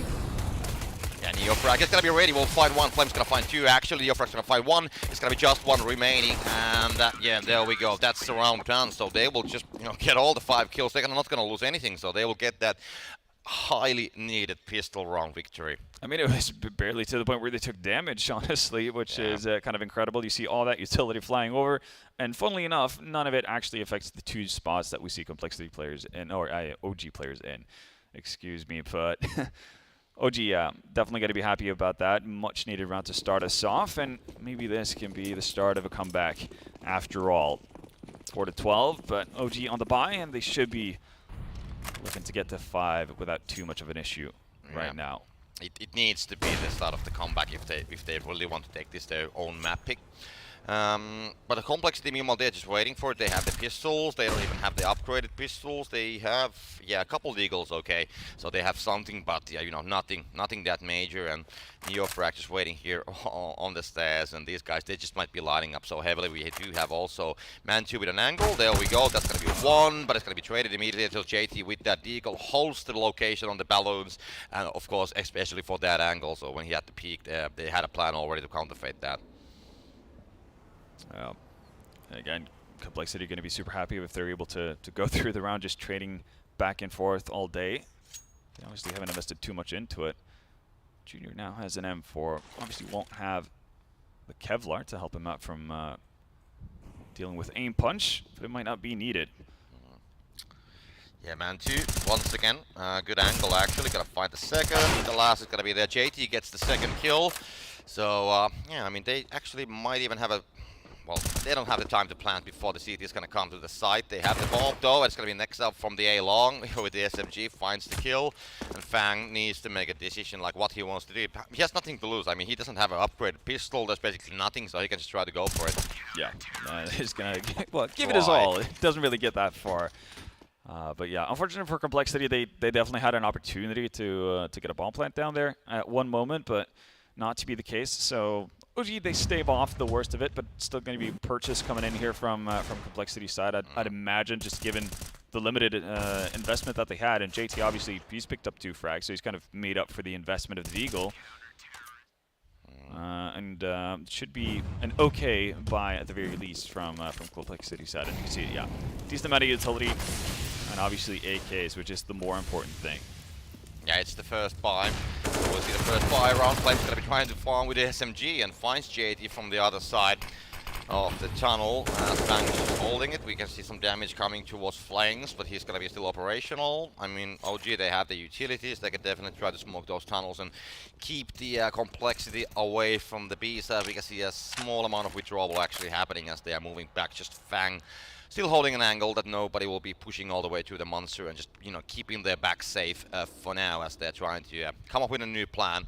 And slightly, at least the bomb is going to start moving towards the connector or the A side, so we'll see what they have on their minds, but the B seems to be still the case. Yeah, I think it sounds a little bit silly, but most sensible teams on Overpass do tend to go B, because A is just way too difficult, costs too much in terms of utility to get map control safely. So site becomes more of a gimmicky thing that you only pull off every now and again, and B is kind of where you want to make your mark on the game. Seeing Monty though, taking advantage of the fact that A has been left vacant. Question is if he's going to be anywhere near in time. You can see creeping out a monster. Fang leading the way. There we go. It's going to be Fang opening the situation. Fico's going to fall down. So there's a small, actually 2 players have lost their lives. So it's going to be small then on Hoji and just next time Mantu remain. The plan's going to go down on the B side. And I mean, Mantu's actually quite far away, so we'll see what he wants to do. Probably trying to flank from the backside. I think he's just going to try to hold on to his weapon. Realizes there's not much hope in trying to attempt a retake like this. Yeah, true. And unfortunately for OG, with this quick investment in the third round from Complexity, does mean that they don't really have too much money to fall back on. You see Nexa, he's going to have to hold on to his weapon as well. He's down to 450 bucks. Flames and Fiku, a little bit better off, but again, you're not getting a ton of money for losing a round like this. Reinvestment is going to be a little bit iffy. They're going to have to do it. It's as simple as that, but it's not going to feel great while doing it. But it's a 1 run on the T side, and I mean, they only need 3 more, and then they have this map coming their way. So OG, I mean, they have to do an absolutely stellar job on the CT side to keep those rounds just only coming their way. So Complexity, I mean, they're looking pretty good. I mean, it's the first gun round, and they immediately get that 1 round out of it. So it's definitely a good start, even though they lost the pistol and the round after. Yeah, this is turned out to be a much better buy than actually would have expected. Fiku's the only one who's hurting in terms of weaponry, and yeah, sure, there's a little bit of lack of util, but that's not going to matter when you take matters into your own hands. Neofrag aggressive. Same thing with Montu as well, and that's led to 2 frags in favor of OG. Yeah, I mean, both kills very aggressive. Fang is gonna get the one on the monster, but didn't get that one. Fico's gonna still hold that with the FAMAS, gets the kill, finds JT at the same time as well, but JT is gonna be stronger. And the Neofrag, he's gonna finish that job. Just Junior remaining, doesn't have the AWP, only with an AK, gets the plant down, needs to hold the side, and next he's gonna be a man up for the task and finds the kill. And yeah, they can just defuse the bomb. So OG getting 1 more round, and the Complexity's streak is going to be ending right there, right now. Yeah, a short-lived streak of a total round, but that's absolutely what OG needed. They needed an immediate response. If they lose that one, there's no money to be found. They're pretty much down in the dumpster with no reasonable way of getting back into it. So fantastic way, and also, again, cool to see the fact that they're willing to take the risk, going aggressive, sending NASR in towards the party, towards playground to really make stuff happen, not just being an idle bystander. And they're gonna go again, actually. They have the aggressive moves coming once. 3 guys actually moving right there, you know, right next to the balloons. They're gonna wait there. One is gonna go for the toilets, so they're gonna be hiding on the stairs, so they don't really, you know, wait at the sides to be just your statics standing there. So they will definitely kind of like move a little bit forward to make sure the complex activity stopped before. And definitely we can see something happening here at the connector. Floppy and Nexa, they're just, you know, not so far away from each other. So the collision might be just happening unless somebody's gonna be, well, not chickening, but moving out of the position. Yeah, actually, yeah, they do run into each other. It is going to be Floppy to win out the initial duel, but NASR right next to him to get that trade. Shadow is going to betray Grim there, make the job easy for Montu. Yeah, the crosshair was like right on point. I mean, he was just literally walking into it. Yeah. And we've seen Fiku's taking some liberties over towards B as well. So there's a ton of information. There's a man advantage as well for OG. As I say that, it's traded out. But so much information to play off of here. Fiku in spawn. Oh, he's actually just going to miss out on Fang by millimeters. Yeah, it's a close call, definitely. But these things happen, especially on the maps where you have like a lot of like a small corners and like hiding places, and you know, yeah, in general, like just like narrow areas. But the yeah, I mean, the bomb is moving. We can see that it's waiting at the toilets. Fiku's gonna come from the backside. The bomb is gonna be on the other side. JD's gonna trade that one. Just 2 versus 2 situation, and the both CTs are on the A side, and the execution seems to be going that way as well. 15 seconds, so they don't have the time to go anywhere. NASR, he could make a huge impact, but the bomb is gonna be on the other side of the containers. We'll find one, and just JT remaining. And can he hold it? No, that is not the case. So OG, they will once again prove that they are up for the task. Yeah, still a fight left in them, and solidly done. Fiku obviously wishes he could have done more in terms of just getting more frags on the board in a round like that, but I think just by the fact-finding mission over towards B, getting so much information, allowing his teammates to rotate over to the correct spot, that's all you can really hope for. Sure, a little bit of unfortunate timing in terms of like how the complexity players gather around him, but the one frag and also the confirmed information is massive in that kind of a spot. So we're going to see a tactical pause from Complexity. I don't think it necessarily is in part too much to, I guess, worry about what they're doing themselves. It's more about not letting OG get any sort of a feel for the game in terms of having momentum and feeling like they're gradually getting back into it. Just putting a bit of a pause to things before they move on. Yeah, they want to disrupt the gameplay, definitely. I mean, yeah. they don't want OG to feel good at all. I mean, OG currently they're thinking, yeah, we're gonna come back. We have this nice rolling. And constantly have pauses. Like, yeah.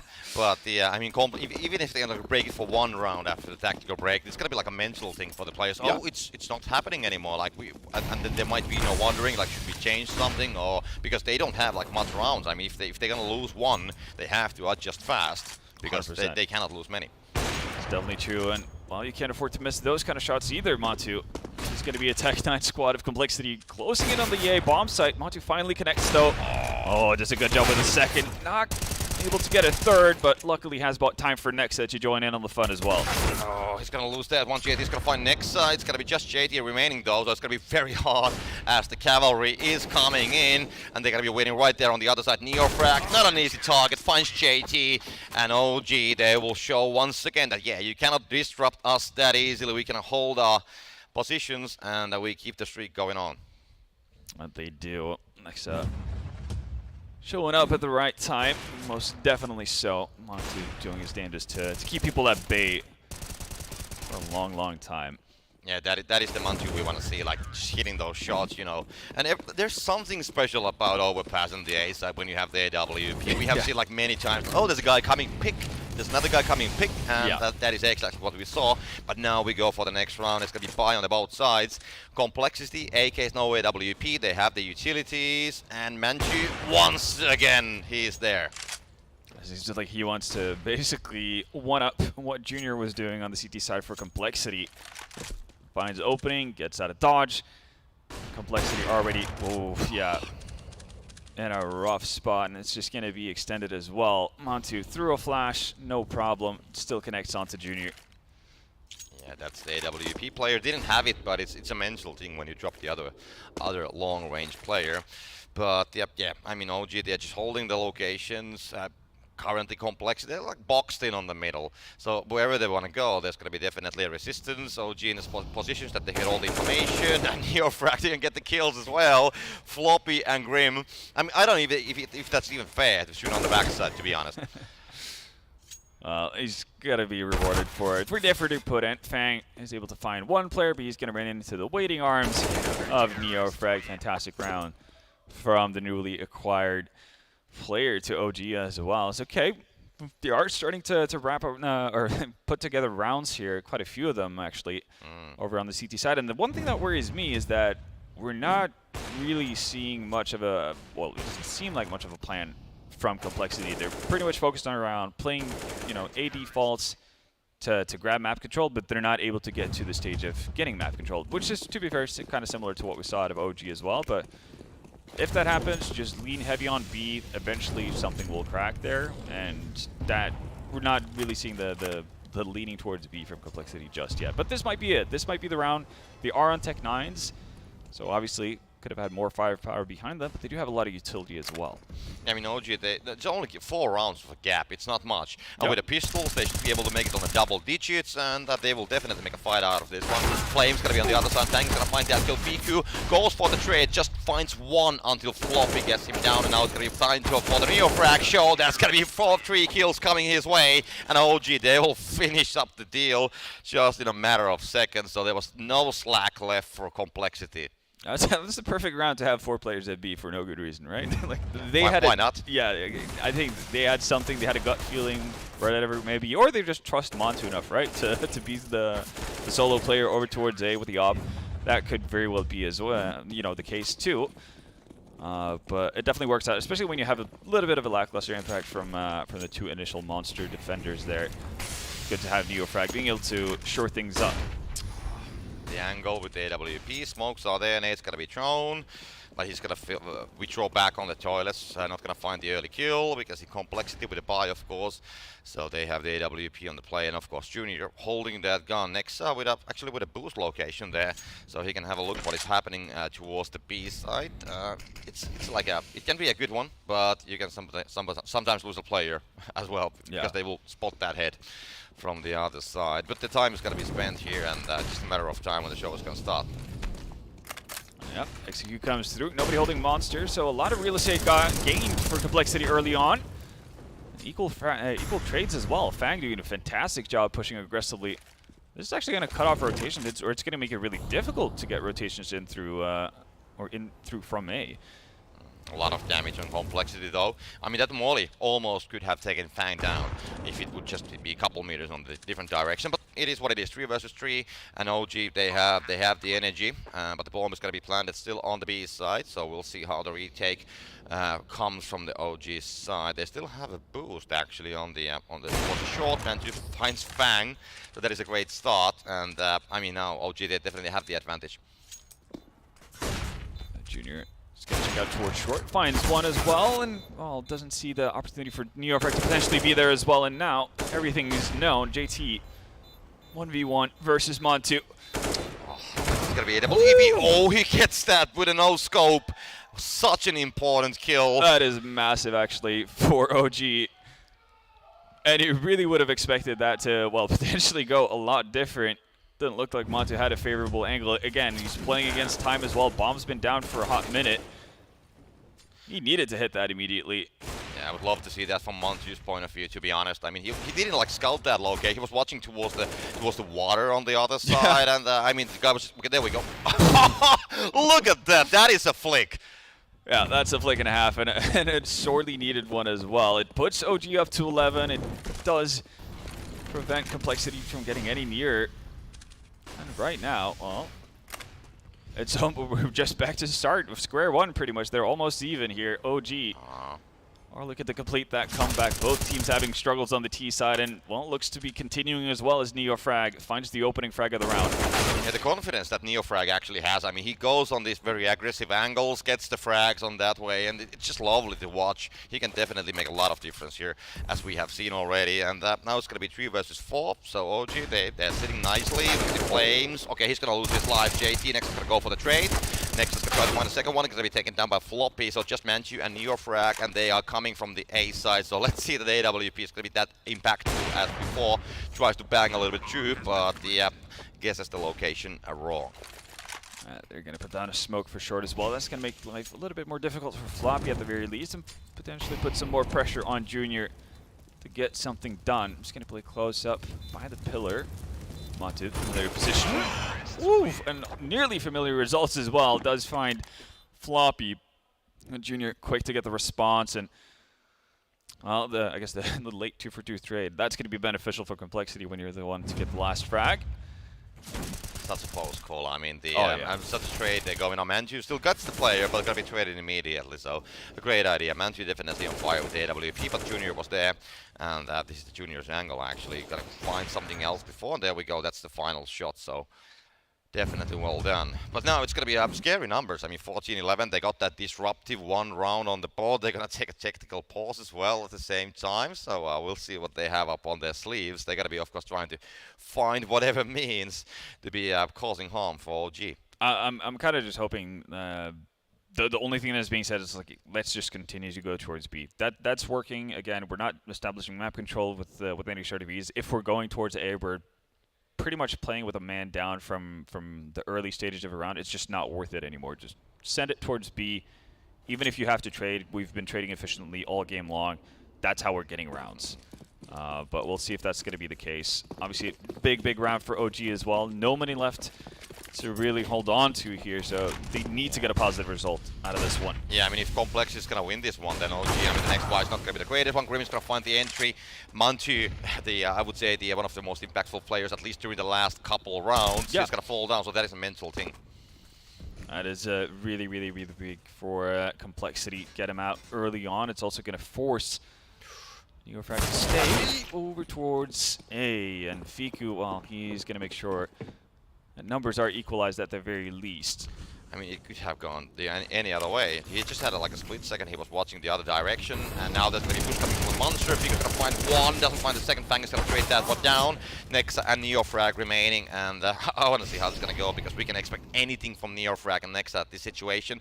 The plant is happening at the B side. Nexa, bang. The Nexa's going to get that down, so it's going to be 4 versus 4, and they will just go with the aggressive angles. Nexa's going to find a one, and almost gets the third, but Complexity in the end. Junior with the backside angle with the AWP gets the final kill, and that is 15, my friend. That is 15 indeed. Again, Fang starting us off yet again, as he's done time and time again for Complexity. Finding just multi-frags over towards B. Obviously, he doesn't have to deal with the entering of it all, just trading out after Grim falls, but does a fantastic job off of it. Gets into aggressive positions, and even though he does die to Nexa, has bought his teammate enough time, and Junior, yeah, had a bit of a slower start to his T side, but able to make shots when they actually matter. 15 for Complexity. Yeah. We're seeing them actually move a little bit more towards A than what we've seen in the past. Very little presence over towards the B side entirely, and this might just be a classic nip round. So it's going to contact what type of thing.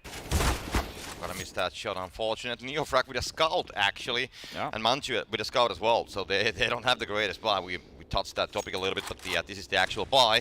Finally there, so Complexity gonna be trying to move towards the A side. I mean, the double scouts, that's definitely giving some long-range man firepower, definitely. But so far, no major damage has been dealt. NeoFrag has been just taking some damage himself. But I don't know, it is interesting. Yeah, no, again, hoping to get some tags in with the scouts before they actually make it to a bomb site. That's going to obviously activate the pistols to a much bigger degree, but no luck to be found so far, and we're seeing Complexity actually move through underpass in towards B, so they've changed their mind, and it seems to be a good change of heart as well. OG, only 2 players on the B bomb site, 1 playing close by Rain, 1 behind Pillar. If Complexity have the timing to go here, they might make it before the rotations comes in from OG. Flames, first man to get contact. It's gonna be traded immediately. 2 guys gonna fall down from the both sides, so 3 versus 3. But the complexity will rush to the side. So, I mean, Nexus is gonna be still there, gonna miss that headshot.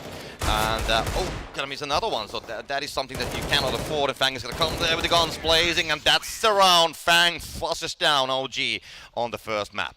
Yeah, complexity being able to steal away OG's map pick in a solid fashion as well. Yes, a little bit labored on in the second half. We know T-side overpass can be pretty difficult, but I do like the fact that we saw out of complexity they kind of realized sooner than what we saw out of OG that, okay, B-side's working. Let's just go back to B and just keep doing that until it looks like OG's going to find an answer, and they didn't. So this is well deserved from complexity, and has to be a really solid confidence booster as well before they go into the second map. Yeah, OG, they had something like 6 or 7 maps in a row on the second half. I mean, then the disruptive round came from the complexity, and then they took 3 in a row actually. So it had a huge impact when they got that one. So I mean, great play from OG in the end, but the comeback just wasn't as effective as it should have been. Yeah, and a lot of it can be said to be down to the first half, obviously. 12-3, not how you want to start off your series, obviously, but it is what it is. They're still gonna have more chances. There's still at least one more map to be played. It's gonna be Vertigo, not something that we see obviously OG play too much, so it's gonna be interesting to see what they've found with the new additions in Fiku and Neofrag. But we're going to be finding that out a little bit later. We're headed to a commercial break and then back to our desk, so don't go anywhere.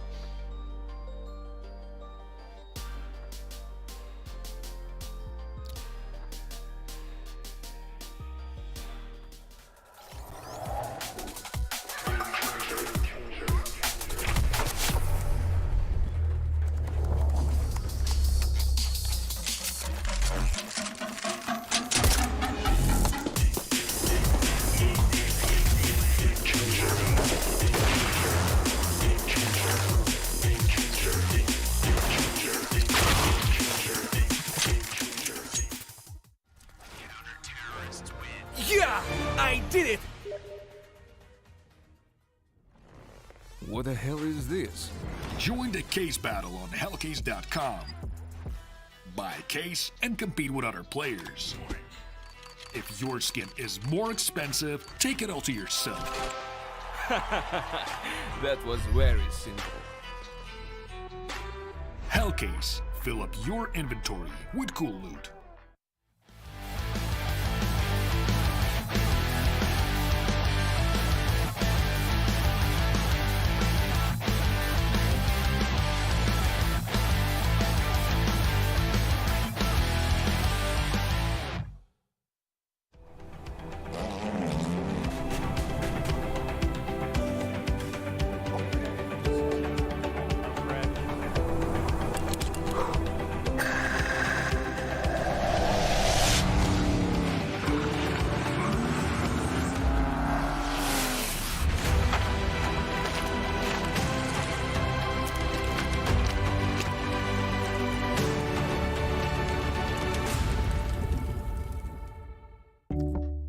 My old phone used to freeze with the apps that used a lot of power. They keep loading in the background. Then almost definitely there's going to be a lag. With iPhone, I haven't experienced that. My name is Amandeep, and I switched to iPhone.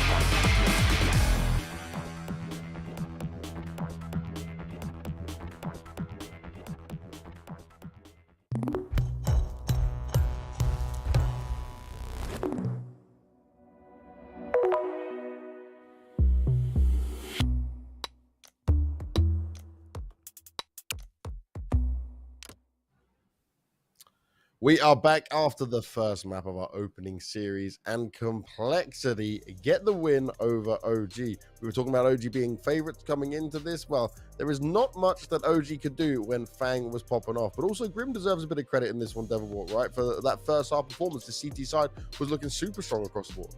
Yeah, he was super impactful alongside Fang on that CT side. I actually wanted to give some credit to Neofrag because he completely shut Grim down on when he was switched to the T side, and Grim only got one frag the entire T side there for complexity. So a lot of work from him on the CT side, obviously, to get them to the place where they could finish it off quite easily with a lot of rounds where you know they had security of you know, and time to figure things out how to break OG's defense. Yeah, I was a little bit questioning why, when you're struggling that much, that you don't send Junior out there in battle instead. We see the long aggression from Neofrag coming out time and time again. It's much more easy for an offer to be looking down that angle. And when you have Grim there, like all on his lonesome, like you can do so much more from that position if you have a teammate with you boosting over and trying to get a little bit of a different angle onto him. And really, you have the capability of punishing this aggressive push from Neofrag, but that was simply not done. No, they went for another solution. They just kept hitting B instead, which also works. So they didn't offer that much support for Grim. He kind of had to take care of an A site with an AWP and rifler of Neofrag, you know, trying to put that aggression in. And that's not an easy task to do as a solo rifler going towards A in a default scenario. You know, it's one of those maps. I even you know, Vendetta brought up maybe even questioning OG's pick, because it's one of these maps that I would want to say are like, it's extremely difficult to default on. And if you're a new team, your key strats aren't working early on, which we saw they weren't on their T side, it can be so hard to kind of grind your way back into an overpass game if you don't have a deep playbook. Yeah, exactly. And that's also why it was a little bit weird, perhaps, that they were opting to go for overpass here and not like a Dust 2 or Inferno. They've been having quite good success on Dust 2 in the past, and we've seen that pick come out from them on multiple occasions. And, you know, it's perhaps a bit easier to get things rolling on the T side of Dust 2. Yeah, but I mean, and any mix type maps, because overpass you need a lot of structure, more than probably any other map except Nuke. I think, in my opinion, you have to theorize so many things because there's so many areas of the map that are dangerous to actually hold on to ST, which is a quite different thing. Well, it's the same applies on maybe Nuke. For example, there's a lot of areas like CT Yard and Warehouse that can be dangerous to hold on to if CTs go for a push and punish. But I was also going to add to the fact, right, Devil Walk, that we look at Overpass as a map. If Nex was an IGL, right, when he was on G2, that was a map that was their permaban. He would never normally be playing that. So do you think that was kind of the woes of where you'd look at the T side? Like you can quickly run out of ideas when that default isn't working? Yeah, but I think so, and I totally agree with that. But it seemed like they had some key ideas going into the map. I saw around round 10, I think it was, when they got a double entry on B side from Flames, and then it quickly turned around into a 3K from Fang from short side because they weren't patient enough to mollo it off, make sure they get the plant, and then take positions. They were all scattering, rushing towards the site, and it gave Fang an opportunity to get a few easy picks, and the round just fell apart from there. Yeah, it was very good. Also, props and creds to Complexity as well. Yeah, they were really, how would you say it? Whenever OG took one piece of the map, we saw that particularly one round towards the B side, OG finally managed to take B short control. Complexity would have like full control of that area of the map every single round, it seemed like. And then we had that immediate reaction coming out of Complexity, where they would just instantly push out and take Monster. And that round, they got the entry, OG, and the Complexity just turned it around. It was merely by the individual performance by Neofrag towards that A site, and then Fiku on A and B side, creating the timings and just playing off each other's individual skill that OG manages to land that round. Yeah, I mean, Complexity had a much stronger showing than even the scoreline says. I think OG they got completely shut down, and I mean, Complexity had full control over this map, and that's not a good sign coming into Overpass being OG's pick. They struggled on that T side. Vertigo, a very similar map. You could struggle on the T side a lot on this map if playing against a Complexity firing on all cylinders that like they showed here on Overpass. It could be extremely dangerous situation for OG. But the fortunate thing is they'll probably start on the CT side on Vertigo. We will see. It's at least their pick and choice of side. So maybe they can get warmed up a little bit in their clothes before heading into that T side, which can always be a little bit of a struggle. First game of the tournament, first map. You can be a little bit cold with your ideas, your comms, your focus and energy. So all hope not lost for OG, I think. Hopefully not for them, right? They don't want to be going out straight away in the opener here, that's for sure. Single elimination, it is deadly. We do also have to give a big shout out to CS Money, where you can make your CS go great again with CS Money. Bring the emotions of new skins and be the game changer in all of this. They are greatly supporting us throughout this event. But let's move this conversation on to Vertigo, right? Because it's the pick of Complexity coming into it. Sure, they're not going to really know massive amounts of what OG can do. I guess in this, right, you look at saying, okay, we see what the old OG would have done on this kind of thing and see how much really would have changed based on what they've been able to do. Sorry, go. Yeah, I think it favors. It might favor OG that they get to start on City side, because Complexity, they've been really struggling on handling their T side in the recent games, and they keep picking them up, but I haven't seen them take more than 4 rounds on their T side in the last time they played it. So this could potentially go in favor of OG if they have been able to do their homework on the map. Yeah, I mean, this is a very powerful map to do nade stacking. For example, you could play one guy A side, you could shut down mid and B splits very easily by just dropping HEs for that A guy. And we saw it on Reddit, Santares post previous a week or two ago, where basically they just had 4 HE nades from that headshot position, and he just stacked it on ramp and got tons of damage pretty much every time B-side were setting up for an execute. So if they've done their homework and put in some protocols like that, I think they could get a really good start. But it all requires their nade usage, and if they thought that out. Now, another thing I've got to mention, right, we just mentioned CS Money before, but also Ras Al Khaimah. You can live your moments in Ras Al Khaimah, one of the cities you can visit. You mentioned earlier to me, Hadja, that about where we might want to go. Well, there you go. If you want to have a look over towards UAE, someone wants to go on holiday, as we keep mentioning, we're sadly not there. Maybe join our commentators, go fly out and enjoy that as well. But I'll continue this conversation we're having around Vertigo and what we should see here. I wouldn't say I'm directly worried for OG coming into it. Like you mentioned, Devilwalk, that yeah, they can try and warm up into it for sure. But it feels like if Complexity get off to a good start, that momentum's good. If Fang just pulls off a performance like that, I'm struggling to see a world where OG actually getting through on this. Yeah, I mean, they need to shut Fang down because he is the key to their T side. If Fang is popping off, he gets entries, they can follow up. But I've seen them struggle immensely when Fang doesn't have success in the opening duels, and that goes into Hedge's point. So I think they really need to shut him down early.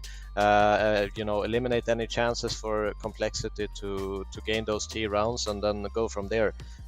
It is one of those maps. We're probably gonna see a lot of CT aggression again. So it's the punishing part of Counter-Strike that is gonna make you win Vertigo, basically.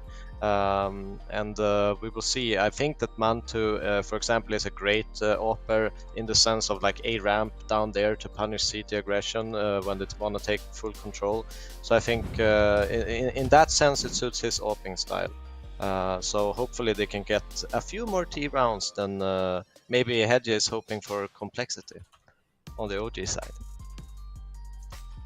I am hoping for a third map, that's for sure. If anything, I think that this was a bit of a rough start for OG, but you saw like just getting those double digits after switching sides, and I think that's really gonna boost their confidence. We saw NeoFrag popping off there, and Mantu, he had the craziest no-scope in that clutch situation. Oh yeah. So we definitively see what they are capable of doing. It's just that they all have to come together and kind of organize the chaos a little bit. Yeah, but they were a bit chaos in the background as well. Yeah, they were a bit sloppy because we saw a lot on the overpass, 1-1-1-1, and there was no refrag potential, and you can't play that on Vertigo. Once you get A ramp control, it's incredibly difficult. If one guy goes down, you lose all that control in the moment, and a lot of stuff is happening at the same time. It's like 2-3 seconds and the round is over. So you need to have that on lockdown and been able to talk about it beforehand. Exactly. It was a bit lacking of the utility usage from OG as well. Missing out on just basic default when you're trying to take map control. So let's hope and pray that we are going to see some good stuff from OG here. Well, let's get into the game again as it's already started. Before we go to the commentators, guys, take it away. Here's OG to start on the CT side for the second map around. Vertigo is going to be the battlefield here for us to start us off. Definitely familiar territory for complexity. And for Fiku, well, he's definitely been around the map before with Go. He's going to have to deal with a whole lot of complexity players going in. He's going to get some help from Flames. Yeah, get the same information from the stairs right away. And Fiku trying to hold the side. He's going to find Nexa. Fiku, Mantu comes to the rescue, finds Floppy, but it's gonna be a 3 versus 3, so it's gonna be, Mantu getting the heads popped off. Fiku's gonna join the battle as well. Grim will find him down 1 versus 1. Grim versus NeoFrag, and we'll see quite a sneaky angle which NeoFrag is gonna be holding, gonna be spotted down. Grim playing the dance around the boxes, and it's gonna be NeoFrag in the end, finally getting the shot on the head of Grim, and OG, they will claim the pistol round. They do, so gonna get off to a good start at the very least on your opponent's map pick. Always a welcoming sight. And actually pretty excited to see how this OG team does with the new additions of Fiku and NeoFrag, 2 players who have definitely been around. Yeah, NeoFrag has been definitely proving himself. I mean, amazing plays so far for him. Yeah, and especially because these two are people who've been in teams who've played Vertigo quite a bit, especially NeoFrag. NeoFrag has been one of the more, I guess, prominent Vertigo players that you've had just in the entire scene. Obviously, him being a part of Sinners earlier on before joining OG, he was in many ways the catalyst in my eyes for why Sinners became one of the best Vertigo teams in the world, and that's not something you do easily. So if he can transfer that kind of performance, that kind of form, and that kind of yeah, it's kind of hard to say what exactly it is that he can bring over in terms of what strategy or mindset of how you play, what you think about when you play a map like Vertigo. It's going to be super interesting. It could be another dimension added to OG that we haven't necessarily seen in the past, because they do have individuals that seemingly would fit well on a map like this, whether it's Flames, Mantu, and obviously NeoFrag and Fiku. So going to be really, really excited to see where that goes. Might be a little bit early days, though, obviously, for the lineup to have fully perfected that much of a map pool. Yeah, definitely they will shape their gameplay as they go, that's for sure. Yeah. But I mean, Vertigo is one of those maps because it's so close, short distances. We see a lot of individual gameplays there happening, that one guy can hold the stairs, and I think players like NeoFrag, like you mentioned, one of the reasons why he's shining on Vertigo is that he can make a lot of difference, more than in some of the other maps as well. But there we go, the technical break is over, and we're going to be heading for the second round. So we do have the buy for OG and Complexity, only couple Tech 9s and some Deagles. So they got with the pistols. Flame's gonna be opening the battle with the Famous. Finds the early kill on Fang. I'm gonna stop the Complexity offensive. But the SMG, I mean, he has an idea. Yeah. Just spots the one Complexity player. A little bit of a wrong timing, so decides to not fully commit to it, even if the flash is there to follow up. And I think, grand scheme of things, probably a good idea. Hasn't necessarily deterred Complexity, though, from going back towards B. Floppy getting boosted up. Hasn't been spotted yet. And, ooh, okay, it's going to be Grim to open things up. And Floppy follows it as well. Yeah, great play coming from Complexity there. Manchu tags, but doesn't get the kill. That's going to be 1 and 2. And the third is not going to be happening. It's going to be traded for Nexa now with SMG. It's going to be 1 versus 2. It's not going to be easy. And Nexa finishes up the job and the second round. Even though Complexity had a great moment there on the middle, still it's going to be OG who's going to turn it on their way. Yeah, that's definitely looking like things were starting to fall apart for OG pretty quickly there once the B defenders fall, and looked like their Deagles were definitely locked in. It looked like at the very end there as well, JT a little bit worried. Thought Nexa probably would have spotted him. Could have gotten the bomb plant down, but not to be the case, so we're not going to see a purchase from the T side just yet. OG getting a bit of a freebie chance to solidify their economy before moving further into the map. But they still take the Eagles. I mean, nothing else, just the Eagles. Junior tries to find the entry. Gonna attack Manchu actually pretty heavily, down to 6 HP, so that is definitely a low amount. That's a headshot through the sandbag, I'm pretty sure. So, in one sense, unlucky, but in another sense, lucky that he gets the connection and does damage whatsoever, but shame to see that not necessarily pan out. Yeah, they're trying to build towards the B still. They have a player lurking there on the ramp. Fiku's gonna find JT though, so the plan which they were trying to do for the B side is gonna be spotted down. Neofrag is gonna go with the more aggressive angle, finds one. There's gonna be more available, definitely. Can he find them next? Comes to the rescue and finds Floppy and Fang as well. And just Grim completely alone. Neofrag holding that position, tries to find something with the Eagle, but he's completely pinched down, and there's no saving that situation. Absolutely is an easy round for OG. They managed to minimize their losses as well. And, well, speaking of saving yourself, you can save your CSGO inventory as well. Make your CSGO great again with CS.money. Bring emotions with new skins and be the game changer. And the fourth round is going to commence. Now we have the buy on the Complexity side as well. They have the utilities, they have the Kevlars and everything. So just missing the AWP, but it's on the T side maybe and not so effective. On Vertigo, depends. But they can definitely build something great. Neofrag's position, it's one of those key locations. And, you can spot so much information and kills from that place. Yeah. And I do like the fact that we're seeing an aggressively minded OG as well. They want to stay on the ramp. They want to fight for the ramp. Not going to give it up, though. And there's just, fall back a little bit. That's going to give the room Fang needs. Double frag yet again. We saw them time and time again on overpass. Yeah, Fang, the one-man army gets 2. I mean, he was just like walking there. Okay, I'm going to find these guys, and also you're going to be withdrawing a little bit. So it's going to be 3 versus 4. So Complexity, they have the advantage. Neofrag actually quite low. 2 SMGs, 1 M4 only on the OG side. So it's going to be like a close quarters if they want to get any kind of advantage, but the plan is going to happen on the A side. And OG, will they play for the retake? That is the question we're going to be asking, because they are maybe a little bit looking that they might, keep the guns and maybe try to get some exit frags. They are not really making any moves towards the plan. Yeah, it seems like they know that things are a little bit dicey in order for them to be able to attempt to retake. Again, limited utility in terms of just having everything you need, but also low HP on Neofrag as well, so you're more or less going into that retake in a 2v4, so better off holding onto your weapons. Again, it's going to allow for the reinvestment to come in as well, so you can have an immediate bounce back and play off of that instead of just taking an unnecessarily large risk in round number 4 already. So I think that's perfectly fine. Complexity, though, great to see them getting involved early on, and a lot thanks to this man. Yeah, Fang was just dancing in. He just came from the ramps, and he decided to stay on the ramps as well. So yeah, all the other people, they needed to go.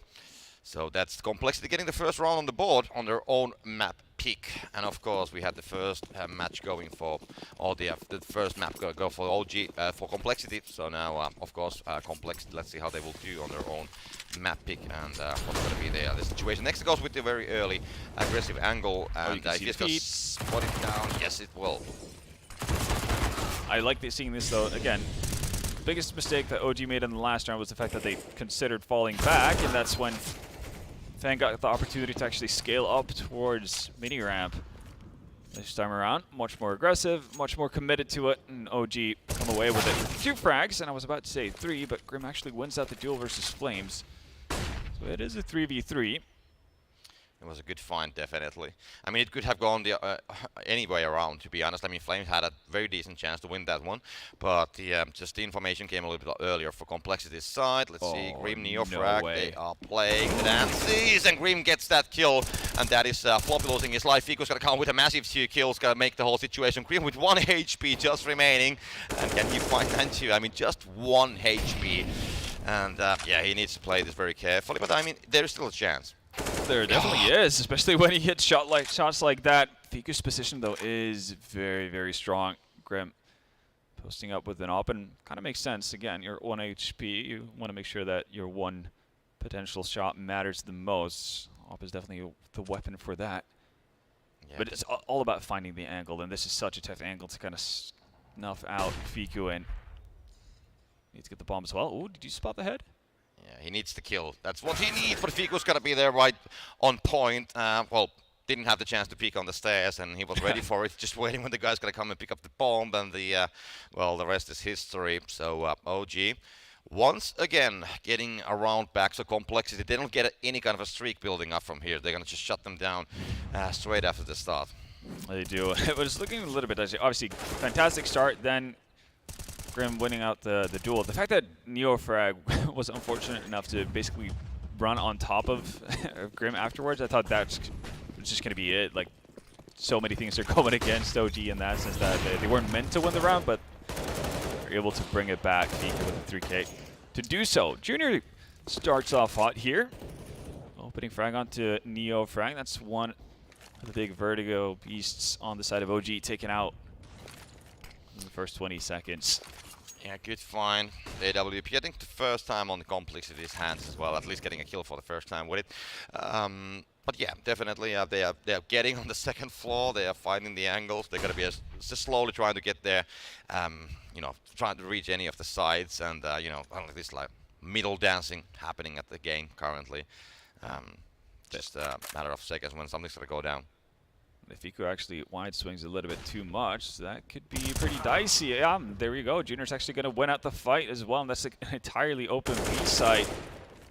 Grim probably understands that something's up, and again, this is a prime opportunity for Complexity to honestly, well, force the issue, get aggressive on the CTs, and basically deny them from potentially getting away with these weapons in hands. Sure, obviously you want to build an economy for Complexity as well, but it's so much cheaper to actually buy up as a T, and you're going to be able to have a guaranteed buy regardless of what happens here. Yeah, OG, they just moved all the 3 players on the A side. They might have thought that, yeah, maybe they will still do a flank, so we got to be ready for it. Flank didn't happen, so they will just keep the side and probably gonna save the guns. I mean, they have AWB. They next managed to pick M4 as well. He had a FAMAS when the round started, and they still have some decent guns. They don't have the money, so they need the guns. So it's gonna be definitely a save for them. Complexity getting the second round on the board, yeah, and yeah, that's how we dance. I'm a little bit disappointed by the fact that Complexity aren't sending a single soul towards this. Again, you're gonna get enough money to buy up regardless. Unless you decide to obviously throw in 4 players there, but it's going to be more damaging to OG's economy if you do that. Yeah, if you want any new skins, I mean, you can open cases and take your skins on Hellgaze. You can use the code GETDUBAI for extra money on your account and up to 10% of a refill bonus. There you have it. So definitely having the possibility to freshen up your inventory. We'll see if there's any sort of need for refreshments on the side of OG or Complexity. Complexity, at the very least, have gotten 2 rounds on the board pretty early on here on the T side, and we'll see if they're able to continue off of that. We'll see what OG does as well. Not a whole lot of money in the coffers going into this one, but obviously need to reinvest. Question is, how long are they going to be able to hold on to this? They needed basically like a clean round win at one point, then win multiple rounds in a row to have that economy stabilize at any given point. We'll see if they ever get there. Yeah, I mean, OG, they have a decent buy. Otherwise, I mean, Fiku going with the deagle, it's not optimal, but if they can pick up one of the guns from complexity sides, then they have a pretty decent setup for 5, definitely. So it's all about the entries and getting the utilities. Junior misses the shot with AWP, so that is not the opening kill towards the A side, but the, I mean, Neofrag is here with the FAMAS. This is a sneaky angle, a lot of smokes there though, so can't find anything for now, and they don't have any like a sneaky backstab situation going on either, so they just don't find it for now. But it seems that the movement's gonna start going towards the B side. Manju's gonna be up right there waiting. Flame's gonna be actually faster with the FAMAS and gets the kill. 2 guys more still pinched down there, but they're gonna change the direction. Yeah, they are. And actually, the falling back over towards the A side has given Fang room to move ahead, and we're going to see a tower as well happening on. Well, okay, well, not anymore, and the sound is going to be made. Fang's going to have heard that. Should be aware of the potential boost. Yeah, I could see it checks it as well. Nothing to be found though. But Complexity have been given the ramp for free, and usually this is a really, really tough spot to play out from if you're a CT side. It's a killer box. It's a killer box. They're gonna slow them down. Grim is gonna find Neofrag. Great opening actually. The boost doesn't work out. Fiku needs to wait that angle. Slowly but steadily gets one. Doesn't get the second, so they do have a chance. But Nexa's gonna be, of course, trading. That gets the second. So just Junior remaining. Finds Nexa. 1 versus 2. And Junior, let's see what he can build through the smokes. Gonna go more aggressive, but no. Mantu's gonna guess that one. And Junior falls down on the ground as Mantu, once again, the AWP is gonna do the talking. Yeah, he gets the job done to close out the round, but you got to give a ton of credit to Nexa right there, being able to find a double kill. If he doesn't do that, that's more or less game over, I think. Well, at least for the round speaking. As we see it yet again. Replay finds Grim, finds Fang. Basically stops the momentum from Complexity moving up towards that A bomb ramp. Yeah, we can see players are smiling, they are happy. You know, every time when it comes to these like very fast end executions, like 4 versus 5, and you win that like it's not a chaos, but you know, a lot of things going at the same time, and there's got to be a lot of things going on in the players' minds as well. Yeah. So when you see them smiling after, they got to be happy with the performance. Yes, we got it, it is done, and that is the smile I see. And a pretty early tactical pause from OG here. Considering the fact that they were winning rounds. But I guess there are a couple of details that they want to iron out. Maybe there's a little bit of a question whether or not they want to stay aggressive, whether or not they want to fall back more, or maintain pressure, whatever it may be. But it's good to get it ironed out and figured out early on before it becomes a problem whatsoever. And then we have the buy round for the both sides. About the same setup, full guns, rifles, AWPs. We can see the early movement towards the A side. Fiku and Neofrag gonna be early there, but Junior's gonna trade that down. So the early offensive's gonna be stopped down by OG, at least for now, but they haven't let go. They still have the plan to go for the A side. And they do, and if this position doesn't get cleared out, it's gonna spell massive issues. There is a Molotov, well, in the hands of JT, but, well, doesn't really matter, does it? When Nexa finds the timing to peek out, Junior all left by his lonesome. 1v4, stuck in A-Ramp with nowhere to go. Yeah, completely pinched out. I mean, of course, I mean, he still has the bomb, but it's going to be very hard to make anyway. Yeah. And going to be very hard just to save the AWP as well. So we'll have to see. I mean, in a way, I'm just hoping that we see the Junior show happening. We have seen a couple amazing shots from him. And if OG is going to come like 1 by 1 on the situation, then he definitely has a chance to do something here. But, yeah, I mean, every move he's going to make is going to be a risky one. Oh, no, absolutely so. And I think Junior's, again, kind of just rummaging around, moving about to kill time. Because, again, just standing in the same position for a minute is unlikely to be successful. So he's moved around a bit, changed his spots, kind of hoping that he's going to get into an area that CTs might have checked already. He's going to find one, but he's not going to be expecting Fiku. Even though Fiku gives him a shot at it, it's not going to be enough to stay alive. It was always going to be difficult to bring that out with you going further. OG are going to feel good about that. So, yeah, we're seeing both teams on, I guess, their opponent's map pick. Getting off to really good starts. It was Complexity, obviously, over on Overpass. But here on Vertigo, OG answering back in a big way. Yeah. Well, tactical pause for complexity as well, so they're going to be trying to iron out the issues this time. Junior's play, I mean, he went there to save the AWP, sit on that corner, then we had a player coming from the stairs. I mean, it was like waiting on a fast food restaurant. Oh, the burger is coming. He's gonna pick that up, and but then the second, it wasn't that easy anymore. So, but still got that shot, like you mentioned. He still got that one shot. Unfortunately, missed that one, and then of course, having a rifle waiting there with a spray, it's makes life second difficult. is a very complicated. Absolutely so, and complicated situations is what Complexity find themselves in right now. They're gonna have to save a little bit here in order to get back to potentially winning ways, but at least back into buying ways. Util being dropped down early on from the side of OG. No real damage done though. Yeah, it was just too short, unfortunately. Fico holding the angle on Grim. He's going to try to shoulder peek a little bit. Not going to be fast enough, unfortunately. Flames is not going to miss that spray. And yeah, well, of course, the final bullet going on the head as well. So it's not going to help the issue at all. But yeah, they're just trying to lurk here on the B side. And Flames going to be the man who's going to be watching. It finds one, finds two. The bomb's going to be just flying in the air as Flames tries to deal with Floppy, who's the last man standing for complexity. And they will just drop down, and there's no place to hide. They are just everywhere. Seems like Nexus fully able to stop the flop, and Floppy probably one of the players you would expect to be kind of the point man for complexity on a map like Vertigo. Hasn't necessarily gotten off to the best of starts. He's 1-7 as of right now. OG sitting at 7-2. We'll need to see a couple of more rounds being strung together here by the complexity side if they want to have a shot at it going into the second round. It would be kind of weird if we ended up having, both opponents basically having like 12-3 halves on your enemy's map pick, that kind of a thing, but might be a reality we live in. Look at Fiku, full of confidence and full of know-how as they read where JT is positioned. The scoreline is definitely possible. If you Floppy are coming up, guns blazing, but Fiku will be there for the trade, so it's going to be 3 versus 4. OG has a slight advantage there. Manchu holding that angle, so we'll see if they're going to be coming back to the A. It seems to be the case, and I mean, Manchu, he has the perfect angle to try to hold that place, but of course, complexity there will probably guess that somebody might be there, just watching that exit angle. It's not on any location, anything like that. Fico's going to find him. Junior had the angle, was holding it, but yeah, Fico's going to see a huge difference. Grim's going to trade that down, and he's the last man standing, but Manchu's going to be completely disagreeing with that situation, and OG, they will get the 8th round on the board.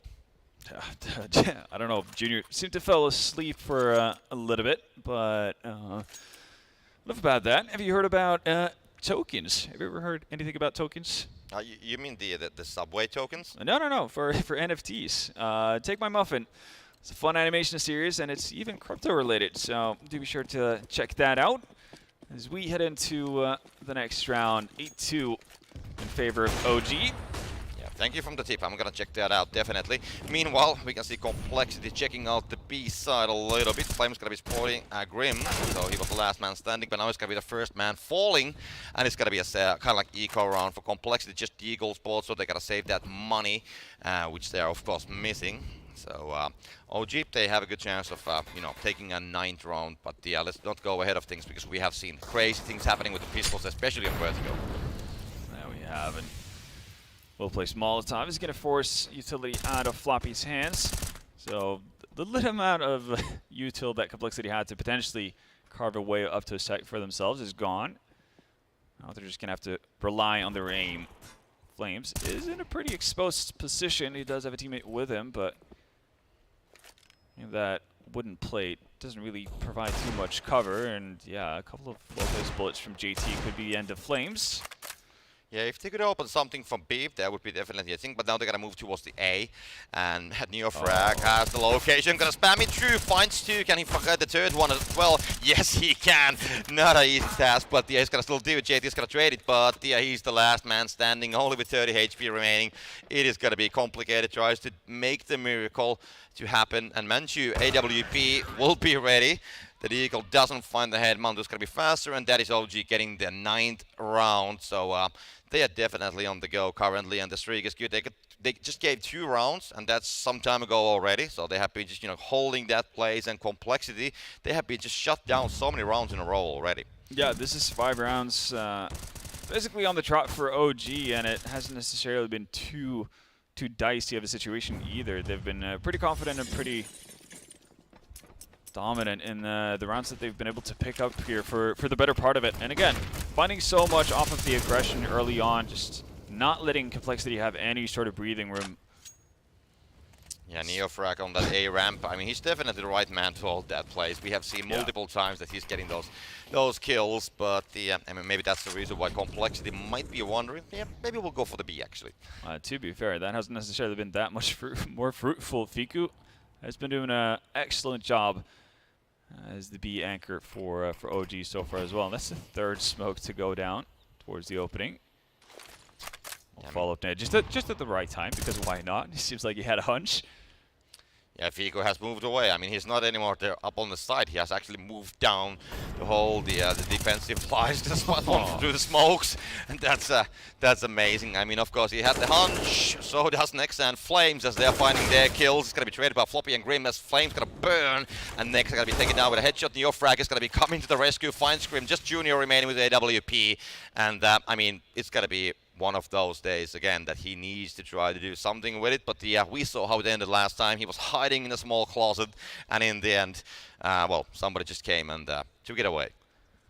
Well, we'll see though. If he has any intention, it's a little bit more of a doable scenario for him. It's a 1v3 this time around. So if you get the one frag, that could be the salvaging factor, but it doesn't seem like he has too much interest in it. Wants to hold on to that off, but it gets to a point where it doesn't really matter if you get close or if you hold on to weapons, etc. You start needing rounds, so you need players to actually try these kind of scenarios and see what comes of it. But not going to be the case right now. That means OG do get up to double figures, and nice shot. It's going to close out the round. Doesn't really matter all that much in the grand scheme of things, as the nade goes by the wayside as well. So it's OG to get to double figures. This is very much looking like a bit of a mirror from Overpass. And I mean, he gets to save the AWP, the money situation on Complexity side. I mean, exactly what they needed, because they can get the rifles for the other guys. They can still keep the AWP. Yeah. And speaking of getting stuff sorted, Hellcase has prepared gifts specifically for you guys. So follow the link in the description for a chance to win a skin, a knife, or any other device. And meanwhile, Neofrag's going to be trying to win the A ramp once again. Gets fanged down through the smokes, but that's the early kill. Complexity falls down with a 1. 10-2 scoreline. So OG, they took the double digits already.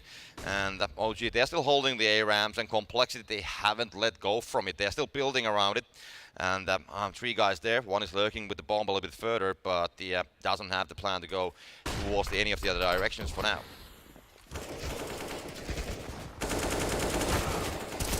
Alright, back and forth trades. Next, the one to find 2. Neofrag not able to add to his total after finding his first opening. Problem for Complexity is, though, they are still a man down. Yeah, they made a dent. I mean, also OG, they had their losses next. Neofrag gone. 2 versus 3, it's still doable. I mean, if they get the entry, but yeah, they'll actually get 2 of OG. Grim is going to shoot Junior. That's going to be a very effective spray. But yeah, now it's going to be 1 versus 1. So Grim is going to be getting 3 kills. Unfortunately, 1 of his own. But yeah, now he needs to play the game. And we can see OG, Fiku still remaining, coming away from the B side and actually to the A. And now, meanwhile, we can see Grim heading to the B side, getting the plant. So they are just going in circles. Are they hurt him or something? I have no idea how Grim actually assumed that Fiku was on such an early backstab, because he's been so quick about it to actually get behind him. So I thought that would be more or less a surefire way for Fiku to win out the round. For OG instead, Grim playing 5D chess. Now he has to do it. One more move. Complexity to get on the board, and yeah, barely can't connect with the spray as well. So it's going to be Fiku to close out the round for OG, but my God, does get close, and Grim does his damnedest, but still not enough for Complexity to find that third. Yeah, that's really close. I mean, it could have gone any way there. And this is the spray from Grim. I mean, yeah, just don't walk to my crosshair, please. I mean, I'm going to be doing there exactly what I do. I shoot the enemies, and if you're going to walk there, something bad is going to happen to the people on the way. But definitely a close round. Grim getting, I mean, 2 very important kills, not counting Junior there, and he was able to get the plant at least, so that is definitely something. But Fiku, yeah, he just had more HP as well. Yeah, and he's been solid again. Wins out the duel. Neofrag gonna get aggressive yet again. JT gonna fall. I feel like we've seen that story and that move happen multiple times throughout this half. Even though Floppy finds at least temporary salvation. Next is gonna continue on with pressure. Ooh, okay. Actually found Junior right before he died. Yeah, Fang was holding that angle. They had two guys, so when he walked out of the smokes, there was like two different angles. 2 versus 2. Fiku flames with the full HP. Grim and Fang quite low. AKs, rifles all across the board. And we can see Complexity. They kind of haven't decided completely, and they don't get to this side because Fiku is right there, and Fang and Grim, they're gonna be just shut down immediately, so they don't even they don't get too close to a side at all. Yeah, and yeah, I guess we're just getting a repeat here. OG looking very, very likely to find, well, whatever CT rounds they need. 12 already. They could actually do one better than Complexity did on Overpass and make this into a 13-2. Considering what we've seen, I guess, or what we haven't seen out of Complexity on the T side. Could be very likely as well. Flames gonna get aggressive. Yeah, there we go. That's one. Almost gets the second. And Fiku's got to finish up the job. Grim's going to fall down all the way through the smokes. So yeah, both sides, they have their casualties, but definitely Complexity going to be suffering more. JT Fang very low on HP, and they will have to rethink the whole situation. Junior Fang, they're going to be heading towards the A side, and it's actually just one player holding it, but it's Neofrag, so he just might be able to hold it completely on his own. So if the guy is actually there to have a peek to go towards the side, Neofrag with that info is going to be one scary opponent. And just, hiding behind the boxes, the containers currently, and just waiting for the right moment, and it could be right now. Gets one. Yep. Also has the Molotov set, so no bomb plant is going to take place anytime soon as well. Now he's got his teammates in. Junior, okay, actually good for 2, and JT's going to find Neofrag as well. All that of a sudden, is Mutt is alone, yeah. Yeah, now Manchu. The flick is not going to be successful, but Junior's going to fight that with the Galil on the head instead. And that is, I mean, the whole situation went completely upside down in a matter of seconds. Yeah.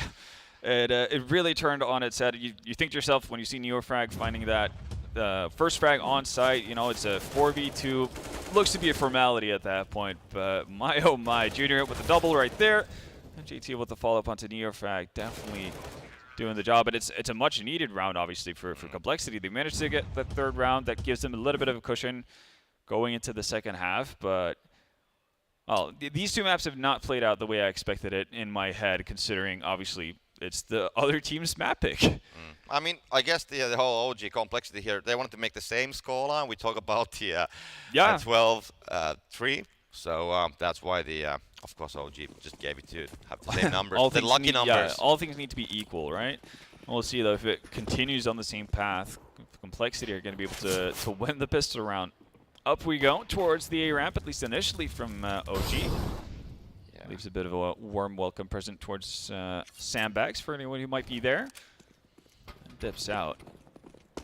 Yeah, it's an important round. Floppy's going to hold that important angle, but Flame's going to be right there, give that headshot. And now the B, it's not open, but it's definitely accessible, I would say, more or less. Junior tries to find the shots with the USPS. Not going to be able to land any of the heads, but Flame's going to be right there together with Manchu. They will get those shots, and OG, they have got all the 5 players on the side, just Fang remaining.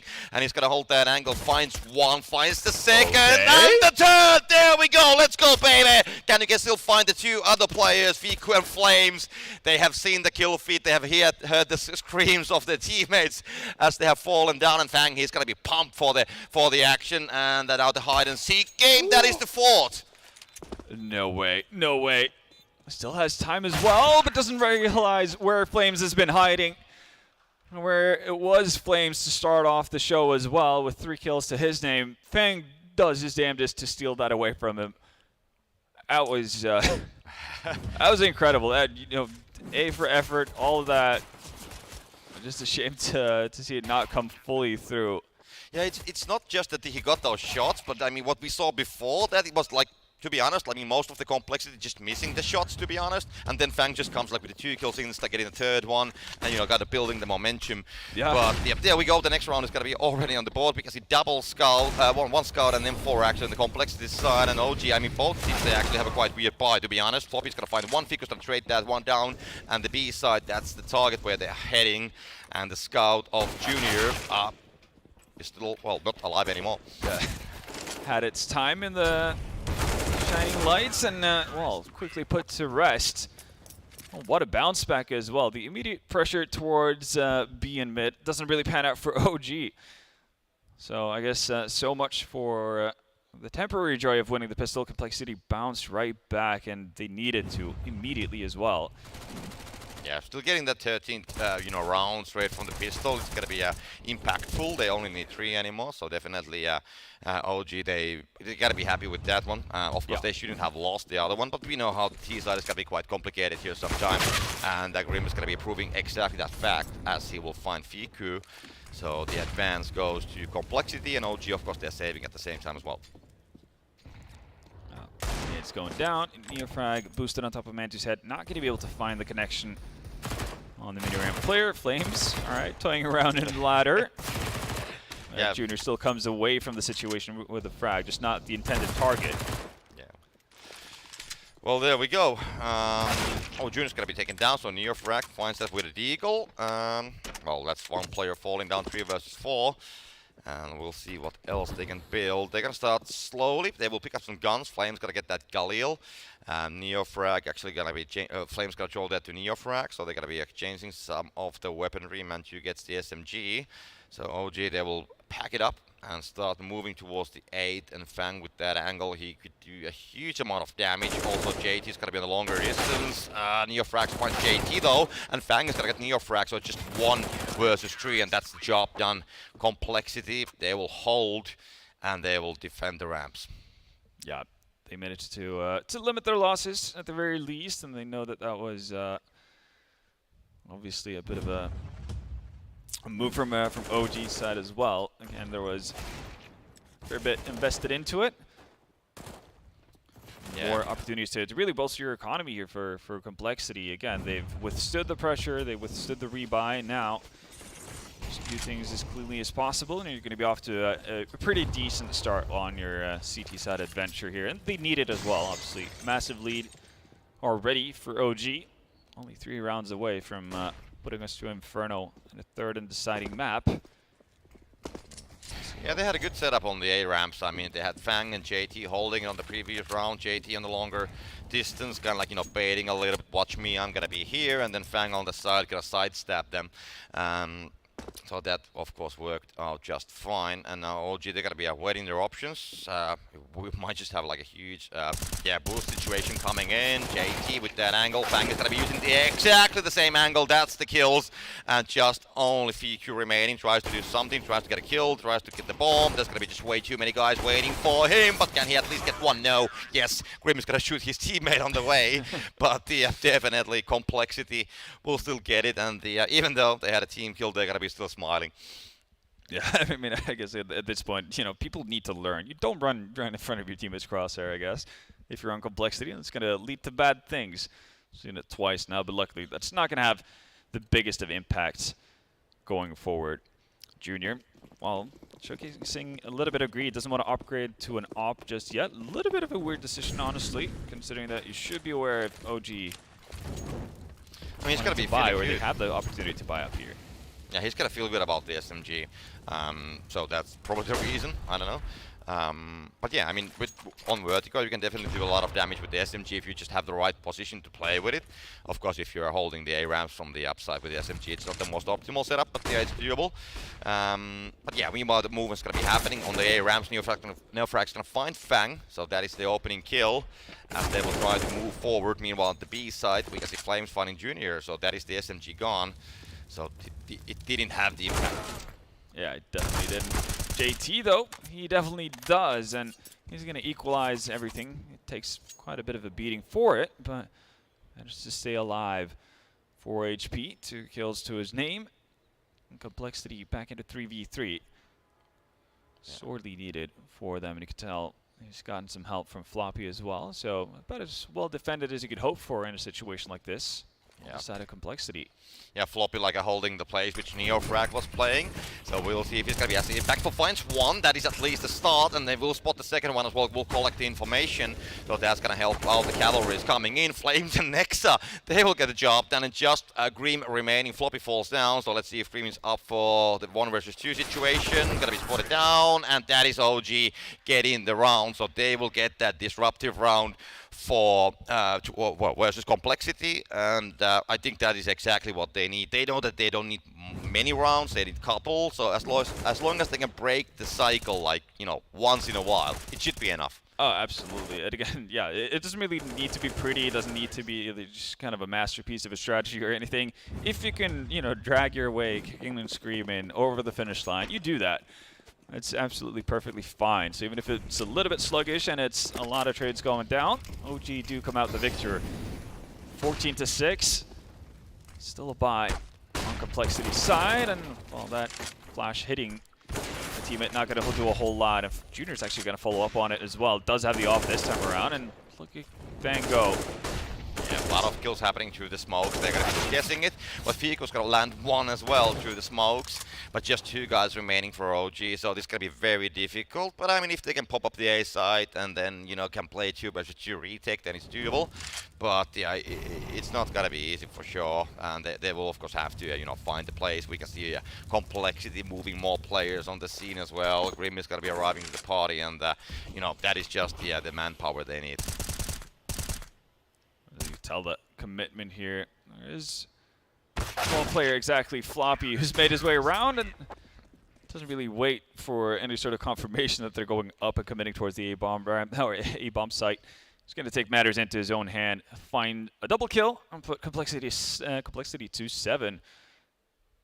Oh, well, still need obviously a bit of a streak from the CT side here to make a match out of it. It's a promising start, but they don't get too many chances. They can't necessarily waffle around too much. They can't allow OG to get these disruptive rounds in every now and again. Yeah, OG needs to save once again, just with the pistols, just 1 deagle actually, so it's not a lot of like upgrade pistols. Some of them yes, but still it's a very weak buy, so we can expect that Complexity, of course they should be having this coming their way, but the Flames getting some damage as well already. Fang is going to be holding that situation. The push from the A is going to happen. JD is going to find Nexa. That is a headshot. Mantu tries to climb. JD is going to deny Nexa, and Mantu finds one, but then Junior Fang will just collect the rest of the pack, and that is a fast round, and of course going for Complexity. Yeah.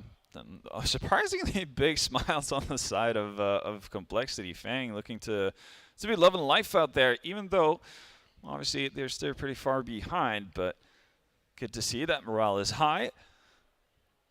Yeah, it's the same story. I mean, on the last game we had OG like catching up on Complexity. They didn't have enough time, and you know, for a while, at least currently, yeah, it seems to be the same case, but yeah, you never know. I mean, Complexity can hold it. It's just not gonna allow OG to get anything out of this one. Definitely, then they can definitely force this all the way to them as well. But yeah, we'll just have to wait and see. That's why the guys are playing still. Yeah, no, definitely so. Junior and Grim with a bit of a bait setup going out. Nobody's being fooled at all though on the side of OG, and oh. Every time Junior turns, it seems like something bad happens to the Complexity team. Yeah, I mean, just like 1 second, but there was a flashbang, he needed to avoid that. So oh yeah, absolutely. With flash definitely needed to do that. Floppy, let's see if Fico's going to be watching his angle. Who's going to be winning this battle? No, it's not going to go on. But yeah, definitely Complexity going to, well, they have some people lost. JD's going to find one. He's going to almost even out the situation, but NeoFrag comes for the save, so Floppy and Fang only remaining. Floppy finding NeoFrag, so it's 3 versus 4, so still a slight advantage for OG. They have been almost able to, you know, penetrate the side, but the bomb is going to be controlled by Floppy. And if they can just keep these guys away from the B side, keep them on the stairs, they should be on the safe side. But OG, they're going to be, of course, planning something, and Fang, meanwhile, just flanking as well. Yeah. He is left alone now, though. He's going to get picked up, and next actually wins out the duel, so after a lot of back and forth, it is OG to pick up their 15th round. They're on match point. They're looking to take this to a 3rd map. They're looking to take this to Inferno. Right now, again, we've talked about these chaotic rounds. Complexity got to win them out time and time again, and that's not to be the case this time around. Yeah, I mean, when they have been getting these T-side victories, it has been happening quite often. I mean, just like 3 maps, you know, in a row for the CT side. So they have been able to get those T victories quite oftenly. And there we go. They have a chance. Complexity. JD doesn't have a gun, actually. Just the pistol. So there's something going on with the buys as well. They don't have the money. Junior's going to find Neofrag. So that is an opening which they actually need if they want to hold their position, then to be able to secure the map as well. But it's going to be a long 7 rounds for them, definitely, until they can try to force that on the overtime. So the OG, they have so many opportunities here. They most definitely do. Next up, Fang, who's going to win out the smoke fade battle. Next it is, and that's obviously what the in-game leader was looking for. Brings it back to a 4v4, and also, even though he might not know it, has secured ramp control for his side. We'll see what they decide to do off of it. Flames actually moving deeper towards the B bomb site. Yeah, JT hasn't been able to pick up the gun from Fang, so he's still playing with a pistol, so that is a slight disadvantage. Still has a deagle though, so we can know how much damage you can do with it, so gotta be, of course, feeling confident with it. Floppy is gonna spot something, Flame's gonna find the kill through the container, so Floppy falls down, and that is definitely some kind of an opening for OG, because they can go for the B side. GT is gonna go for the trade, that's gonna be Nexa falling down this time, and the dancing around the B side. Grim is gonna be defending it.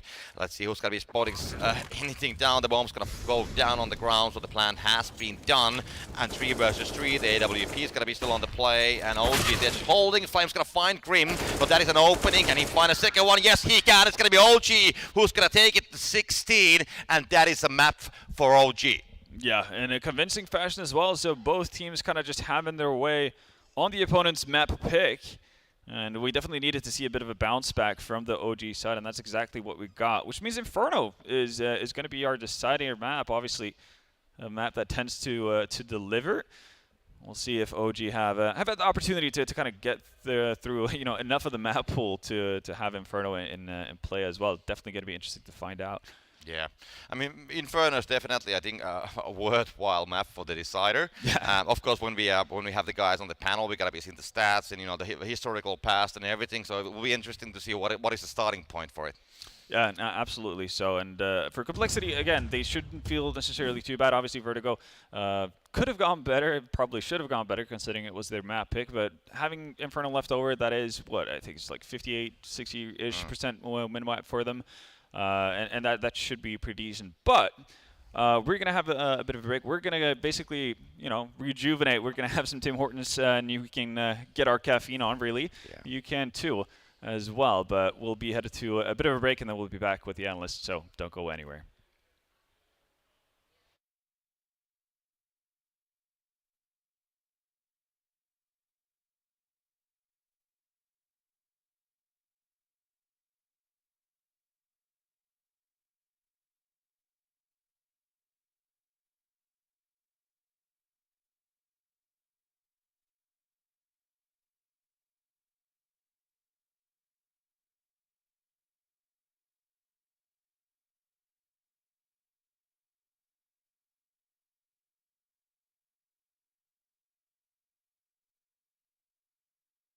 Users on our site can hand out skins themselves, and participants need to fulfill some simple conditions. For example, watch a video or buy a case on our website. After that, you automatically become a member of the distribution. Go to the user giveaways tab and do what you like. Hellcase.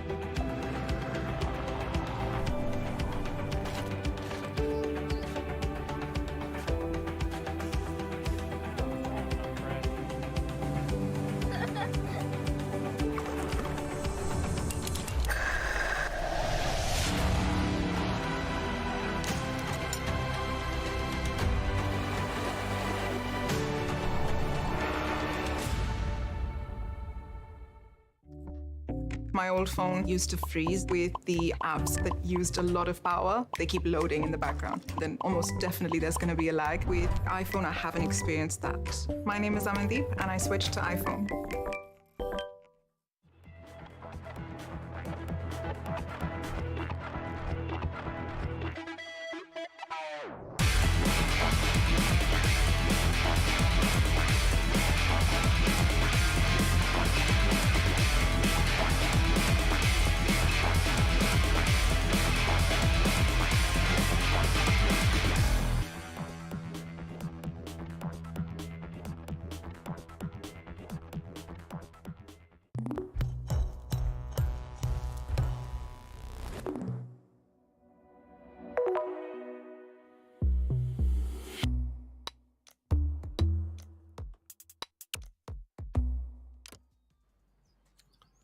T rounds seem almost non-existent throughout these games. Another 12-3 half, but this time it was to the side of OG. Complexities did struggle on their map pick. Nice start from them, but it was good to see OG close this one out in a comfortable fashion, Hedger.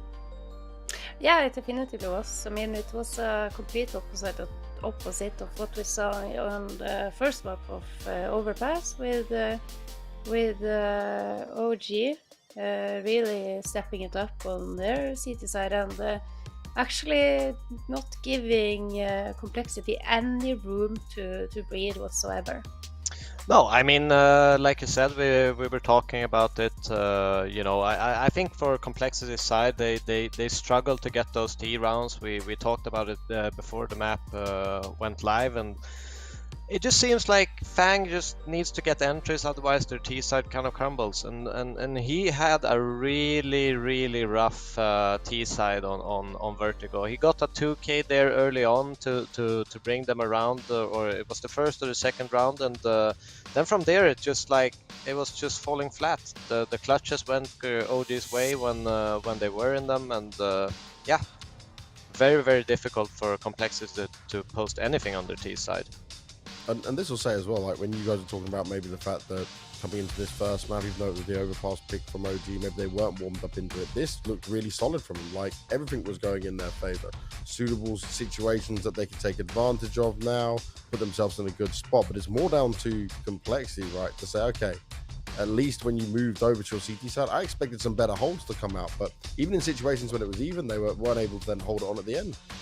Yeah, I think that's you go ahead. Much to Flames' credit, actually.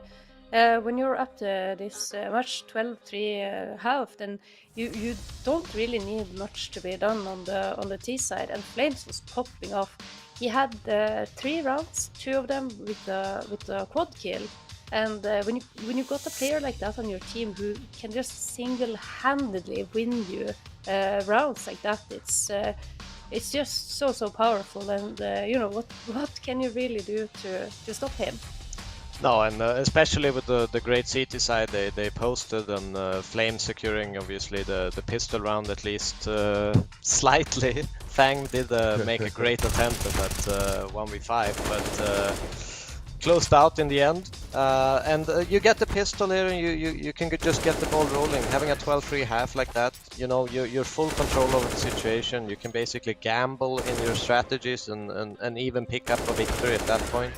Might not be recommended to do in high tier games like this, but it is extremely hard to post that kind of defense. One misstep and you're basically done, and that's basically what happened for Complexity on their CT side. Yeah, look at this finishing. Oh, that was those sick. finishing tries. It was just beautiful. But yeah, we definitely have a interesting Inferno coming up. But it's a little bit weird with this meta that you pick your map and you kind of lose it because the opponent gets CT sides. It reminds me a little bit of 1.6. You must agree, Banks, right?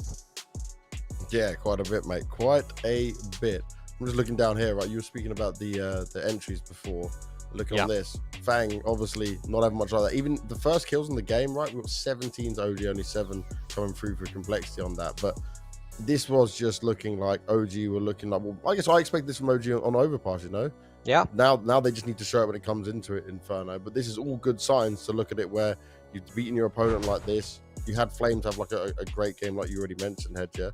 And actually for him, like.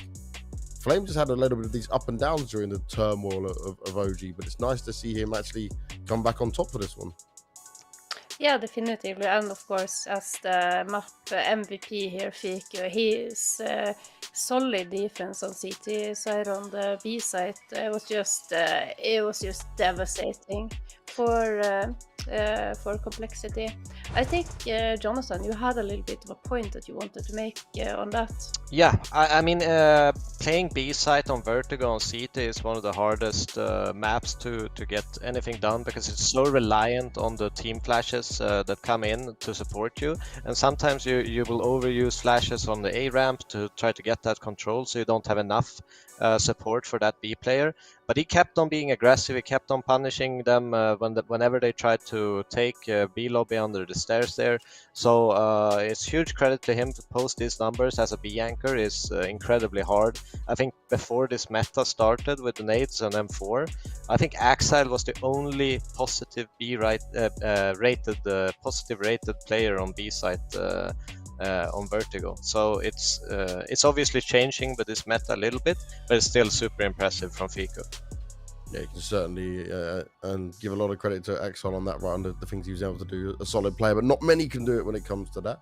I've got to remind everyone at home as well, though, without CS money, we would not be very happy with what we've got going on here throughout the tournament. And you guys can win valuable skins from CS money. All you got to do is follow Starladder CSGO on Twitter. You'll be able to check it out on there and participate. And also, you got to remember, we've been talking about it. It is the lovely place called Ras Al Khaimah. You guys can live your moments in Ras Al Khaimah and go maybe check out the adventure you want to go have across the UAE over here. Now, Inferno is the next talking point we've got to have. And all right, so Inferno, always a great one we love for a decider when it comes into these things. We're still trying to understand of what level we'll see OG players at with the new roster for sure, but it's not actually a bad map for complexity, so maybe it's not all doom and gloom for the North American side, Hedger. No, I wonder if when we're thinking a little bit all the way back to, let's go all the way back to the map Vito, right? I think a lot of these teams are coming into things very, very prepared on what their enemies likes to do with tendencies and such. And perhaps it was a little attempt of a bit of a mind game coming out from OG to pick Overpass, seeing that they could have a lot more information on what complexity liked to do. And when you're starting off the map so strong though, then you will have a complexity or an enemy who is not necessarily playing it the way that they usually do. Like they will take advantage of that. Taking advantage of that like initial momentum. Yeah. Exactly, and then keep doing like weird stuff that you're not necessarily prepared for. And coming into Inferno, we have seen complexity played like 8 times the past 3 months, and having a bit of a good win rate, 63% win rate on it as well. Meanwhile, OG, we haven't seen them play them up at all. So I believe OG could be very well prepared for complexity, while complexity is basically going to go into this one blindly. Yeah, and I mean, looking at the play styles, or what we could guess play style wise for OG, we've seen on the other maps, Neofrag has been a constant thorn on that CT side when he pushes to get timings, he gets a lot of flank kills. And I think that's the worry that complexity need to have, is trying to find that timing when they go for that CT aggression. Because complexity usually play with these kind of very good flash schedules, T-pops on B and A site. So on the same side of OG, they need to organize their defense well enough to be able to stop these quick pocket strats that complexity like to run. And yeah, that's going to be the key for me coming into the Inferno.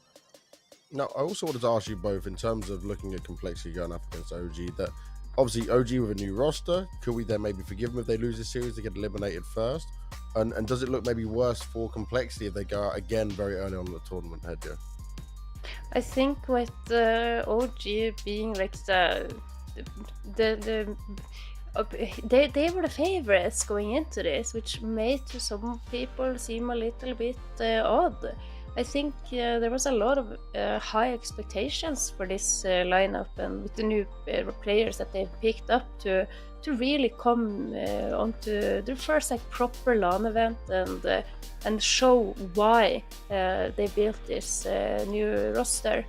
And I think it's going to be a very, very disappointing for them if they were to lose out here as one of the first teams. I think for complexity's sake, this is now kind of an established, I wouldn't say completely established, but quite established lineup. And when you have a core of 3 players in the roster that has been playing together for the time that they have, then I feel like getting new players. That this is not an excuse, right? I feel like Complexity, if they can't pull this one off, that might be looking into getting some new players, perhaps. Yeah, I mean, they've been struggling for a long while, you know, going to a lot of these tournaments, obviously making a lot of close games as well, so it's not all doom and gloom, but they need to start picking up wins, and it can be really, really hard as well to adjust in the middle of a season, make sure you correct your strats event to event, you know, it can be really, really rough to get that progress you want, but still a little bit of a decision from the team itself, because they do have the option to not accept tournament invites and do that kind of grind, but they've you know, decided to continue on and try to fix it during the season. So they just need to pick up wins, because it is like you say, I think it's going to be devastating for them to lose. This is their chance to get a win against you know, a really good quality EU team, and OG will just get better and better throughout the tournament, even throughout the weeks coming and months with practice. So this is their chance to kind of snub them. And would you say, like, some positive signs I've at least seen here from the OG players, no matter what map it was on, even on the first map they ended up losing, they look like very happy. They look like they're enjoying it. We're seeing smiles on the faces. I saw Flames laughing, Fiku laughing as well. Like, they seem to be enjoying this new team chemistry together.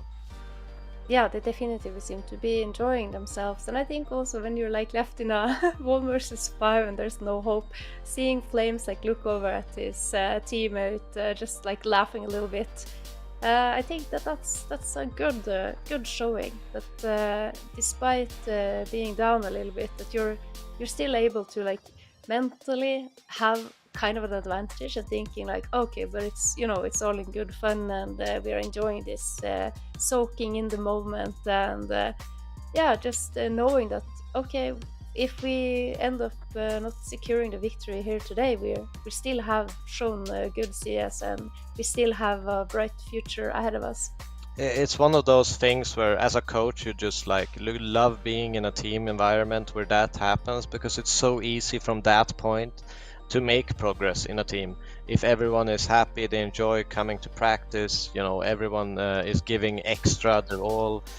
So that's really, really good signs, but we'll see how far along they've actually made it with this OG lineup, especially going into best of 3 and Inferno being the last one for us to see.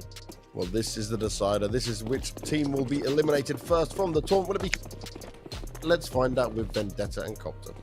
Thank you so much to the guys at the desk, and yes, we are jumping into it. It's going to be OG on the T side of Inferno. Complexity do get the benefit of starting on CTN so far, if we're going to follow the trend of the match. So far, CT side has been the best side, but it's on OG here, really. To change things up, we can see 2 smokes and a Molotov and a flash over towards Banana. Yeah, JT completely alone there. Yeah. There's nobody else. I mean, they have all the OG guys heading that way. They're going to find the shot immediate, and the B side just opens completely for them. But they don't know that they're going to be expecting more people, so they will just start watching, because if Floppy with that angle, going to find Flames, going to try to spam all the way through the smokes, not finding a second kill, but that's definitely some kind of a sign of an aggression coming. And Nexa is going to try to wait for that backstab. It's going to be Fang who's going to land the nade right on his feet, and the Nexa is going to fall down as well. So OG, they're getting the casualties. Complexity is getting closer. Manchu, he can change the momentum. He can make it 3 versus 3, but doesn't find the shot, at least not for now. What? Okay, yeah. Neofrag's bullets just vanished into thin air. Fiku, 1v3 behind the smoke. This could get a little bit tough to actually make happen. One player already sticking the bomb. Complexity somehow make it out of that with 3 players alive. That's not how I saw that going, considering, yeah, JT, as you said, gave up the P-bomb site for free, more or less, and then all of a sudden, Complexity sit there with 3 players left alive and a round win and a good start to their CT side, obviously. Beneficial to have frags like that happen from Floppy. Yeah, things were just happening so fast, to be honest, there, the whole situation. Once again, it went completely upside down in a matter of seconds. Yeah. But the complexity still, they win the situation.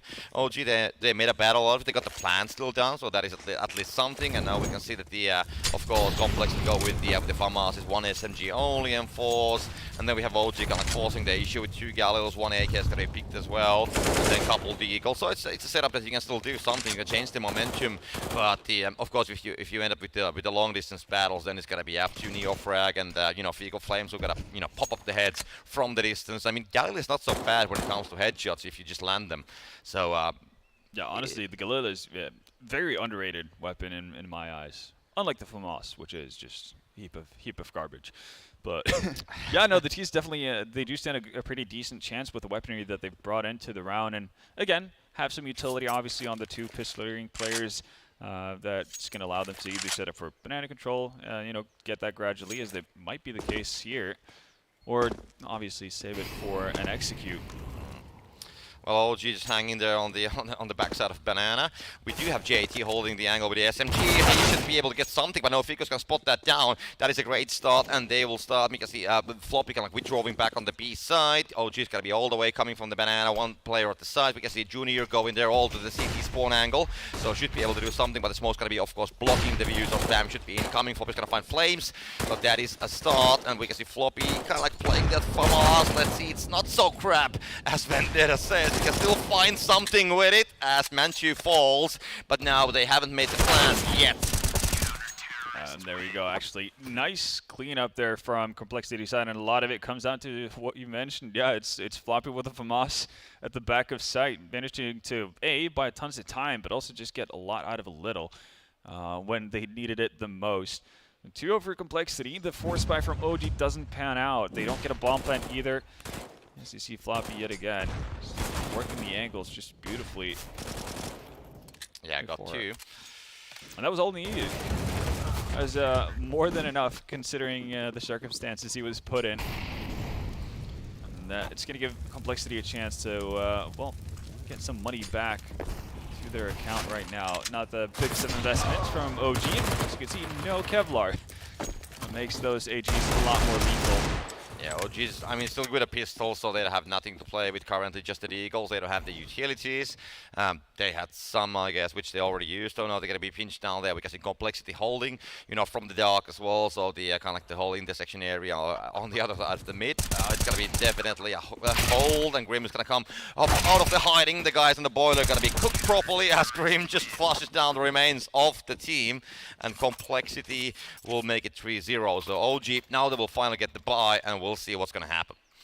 Easy as you like for Complexity. Solid start to the match, and you guys at home can have a pretty solid start to your new skin collection. If you make your way to CS.money, you can bring emotions with new skins and be the game changer. As we get into round number 4, this is a buy round on the side of OG, and it's a pretty good one at that too. And look at the aggression though, coming out of Fang. Yeah, they want to make sure that the guys with the guns, they're going to be taken out early. Fang finds one figure, finds Junior as well, it's going to be traded to 4 versus 4 still. Fang walking on the second, Manju finds Floppy at the same time. So, you know, a lot of like individual battles happening all across the board. Yeah, just next to Manju remaining. So I'm not going to say that it's chaos, but it's quite messy play what we currently are seeing here. And Fang, guys are hiding, you know, all the way towards the arch through the smokes. Almost gets the second player. It was not so far away because, I mean, Manju was just 14 HP and getting away with it. Yeah. And after, well, I guess the meeting of organized chaos has happened in mid, it does end up being in a 2v2 situation. But the HP on both OG members is not really something you're longing for. Nexa needs to hold this one. It's going to be 2 players with a full HP. It's not going to be easy, but it's still doable. Let's see. There we go. Grim is going to find one. Nexa's going to trade that down. So it's going to be 1 versus 1. Can he get the final shot? Yes, he can. And that is OG getting the first point on the board. Finding the performance when exactly when you need it. And before the game, we spoke about getting the new skins and being the game changer. OG, they want to change the game. Yeah, and Nexa doing his damage. I have no idea. I thought he was dead to rights. Again, 15 HP. What are you really, you know, realistically getting out of that situation? I feel like just a stray bullet would have hit him at some point, but no. Managed to keep his head calm. Manages to land his bullets as well. Finicky situation to be in as well, with the coffin kind of like blocking Fang as well. It could have gone so many other ways, but makes it happen. Gets OG on the board. Oh, wow. Yeah, Junior gets the early kill with the AWP, gonna be holding that angle. He's gonna be well, right there on the mid, watching what is happening at the main. And meanwhile, OG, of course, they will try to rebuild it. 2 guys with a bomb, actually, and the banana. 2 guys watching a bit towards the A apartments. And Grim is, of course, like, you know, the guardian of the boiler room, as we can see, just hiding there behind the pillar on the dock. As Nexa, you know, playing these tricks, we see what he can do on the previous round. So we'll see if he's gonna be able to open that up. But the OG is gonna be withdrawing from there, so they're gonna lose a second player, 3 versus 5, and the execution towards the A side is gonna go. But the complexity, they have a nice setup there, so it's not gonna be easy to breach that location at all. And the Grim has been moving towards the pit. Not a favorable duel that Fang gets into right there, and end result is 2 frags for OG. Still a man down though. Flames next set, needing to work some more magic to bring this back. Grim, no. Unexpected position for him. He's gonna double it up and close out the round for Complexity side. That's a very, very good round, honestly, from start to finish, and it's one of those morale killers, if you want to put it that way, because Junior starts off the round, as you mentioned, right? He gets run boosted, finds the pick in mid, and the next thing you see is Junior picking up the second frag over towards B. So if you're OG at that point, you just don't have a clue as to what's going on the CT side. You don't know how many, if there's like a 3-man setup over towards B, if he's alone with the op there now. Anything goes really at that stage, so it's nice to see the movement from Junior and solid impact early on here on the deciding map. Yeah, OG they need to save again. Just having the deagles on the setup. I think 1 vest on Nexa, that's about it. No utilities whatsoever, so they're just gonna go like guns blazing, running and gunning maybe at some point, but they're gonna stay a little bit backside. You know, they of course. Complexity knows that they don't probably have the deagles, so they have been able to count the economy, evidently. So but with those deagles, because you're gonna land those headshots, if you get those from the distance, they gotta keep the player safe. But meanwhile, JT already like pushing through the banana, gonna be holding that corner there. Floppy watching from the other side, so this could be a huge devastator, but Flame's gonna make it differently. And JT, he needs to show up big, but it's gonna be in the end Nexa who's gonna drop him down, and the path which was the B side's gonna be opening up. We can see Junior coming with the AWP from the CT spawn angle, gotta go for the coffin, and let's see if he can find. He will definitely spot the player. Gonna miss that shot, unfortunately. But yeah, next drops down Fang as well. This might just completely go upside down. Yeah, Figu's made it into T-spawn, into CT spawn as well, and he's gonna be able to catch a rotation here. Grim's none the wiser. And all of a sudden, Junior's alone. They know where he is, and they got time to bail out as well. Let's see, bomb currently stuck inside of a smoke, I think. No. Yeah, they haven't planted yet. Yeah. Just Junior with the AWP completely pinched down. They're going to go for the A side. They're going to start moving the bomb away. Yeah. So they're not going to care about the B and just leaving FQ to watch that the guy is not going to follow at least all the way to the spawn. Plan's going to go down, and Junior, he really needs to weigh his options. I mean, OG, they have the guns already. They picked the AKs. They have the SMGs. So, I mean, it's a saving situation, I would say. Yeah. Problem is that I think Junior now realizes that he has been trapped in. There's no way, obviously, Nexa would have made that rotation if they didn't have full control of where he's playing. So, yeah, got to come back for him, make sure that he's not allowed to take that AWP with him going further into the next round. Well, what we have here is Helge has prepared gifts especially for you. Follow link in the description for a winner skin or knife or other devices. You have it, Hellcase, something worth checking out.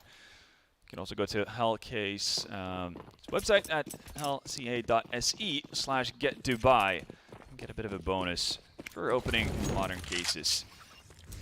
Now we have the buy also on the OG side. They managed to salvage some guns, of course. They got the AWP as well away from Junior, got that on their hands. So Mantu is now having the most precious gun on his hands, and we'll see what he can do with it. Complexity on the other side, they have only just 1 SMG, then they have just pistols all the way across the board. So OG, they might be able to change the momentum here. Neofrag is going to be trying to open the banana. 3 guys holding the B side from Complexity side, and 2 guys on the A side, so nobody really watching the middle as we speak. Just waiting if they're going to be moving all the way across from the apartments or from the boiler room, and playing by the reaction. Well, attempted pop flash out into Banana, not going to pay out in the fashion that Complexity were hoping for. 2 men down, only one answered back. Neofrag is fallen, but not before he was able to do some damage. So favor OG, looking to add a third. Next up, ooh, dangerously close to getting caught out. Instead, actually turns the damage back onto Floppy. So close. Yeah. Meanwhile, the rest of the squad has moved their way up towards mid, and already one player inside of Arch. Again, it's Miku behind enemy lines. Yeah, the bomb's gonna start moving from the Banana towards the B back, so they were kind of like coming through the arch towards the A side, gonna realize that, yeah, somebody might be holding it, so they will come back. It's gonna be a 4 versus 1, and Floppy with 5 HP should be able to hold that site, only with a pistol in his hand. I don't think there's gonna be a great odds for it. Dex is gonna find that immediately, and now Junior and Grim, I mean, they don't have much of a lose. Fiku's gonna find Grim, so just Junior remaining. Don't have the AWP on his hands, but gonna spot down Fiku all the way from the spawn, so at least getting some kind of an impact for the situation. The bomb has been planted, and OG, they will just start moving away. They want to hunt for the last player, and Junior, I mean, tries to hide on the apartments on the A side. Might be able to do so. I mean, it's a close quarter, so maybe there's a chance that he can drop something else and pick up a gun if they got to go all the way inside. There's a possibility. Wants to hold on to that light Kevlar that he's invested into, which is fair. Obviously going to make things a fair bit cheaper if they were to invest into the next one. Unlikely to happen, though, considering the money on the rest of the squad. You can see Fang sitting at $0, Floppy at 50. So they can't necessarily afford to buy into this one, but money saved anywhere. That's a good thing, and it's also obviously going to give a better chance at having impact. I mean, Inferno is a great... Yeah. A great, like, you know, tiebreaker game on the end, because it's not so heavily like CT sided. You can do like a lot of points on the T side as well. So it's we see this quite even scoreline going on. I just love to see that it's exactly that way. But the we can see Complexity a little bit thinking about the situation. We'll see how the next round is going to go for them. But the OG, we spoke on the last round that they definitely like break the momentum. They've changed the whole situation, and they continue doing the same. So definitely a good change of the tides going for them. Yeah, absolutely. And for Complexity, it has to feel like a bit of a lost opportunity, right? You're going up against a low buy, something that you should have really no issues just dealing with, and it all escalates out of control again. It's the kind of weird, aggressive Banana setup that doesn't pan out for the second time. And obviously Nexa having a heroic effort with the AK to find Fang coming through his smoke, etc. Complexity just having a lot of things not go their way, to put it mildly. That gives away basically what could have been an ideal start to this match for the North American squad. Yeah, full save for Complexity. I mean, Junior having the Kevlar we mentioned, that's pretty much it. And then the pistols, yeah, nope, nothing major going on there. So they're just gonna, you know, maybe hide their selection. A lot of, like, huge stack of players actually on the A side, on the Complexity side.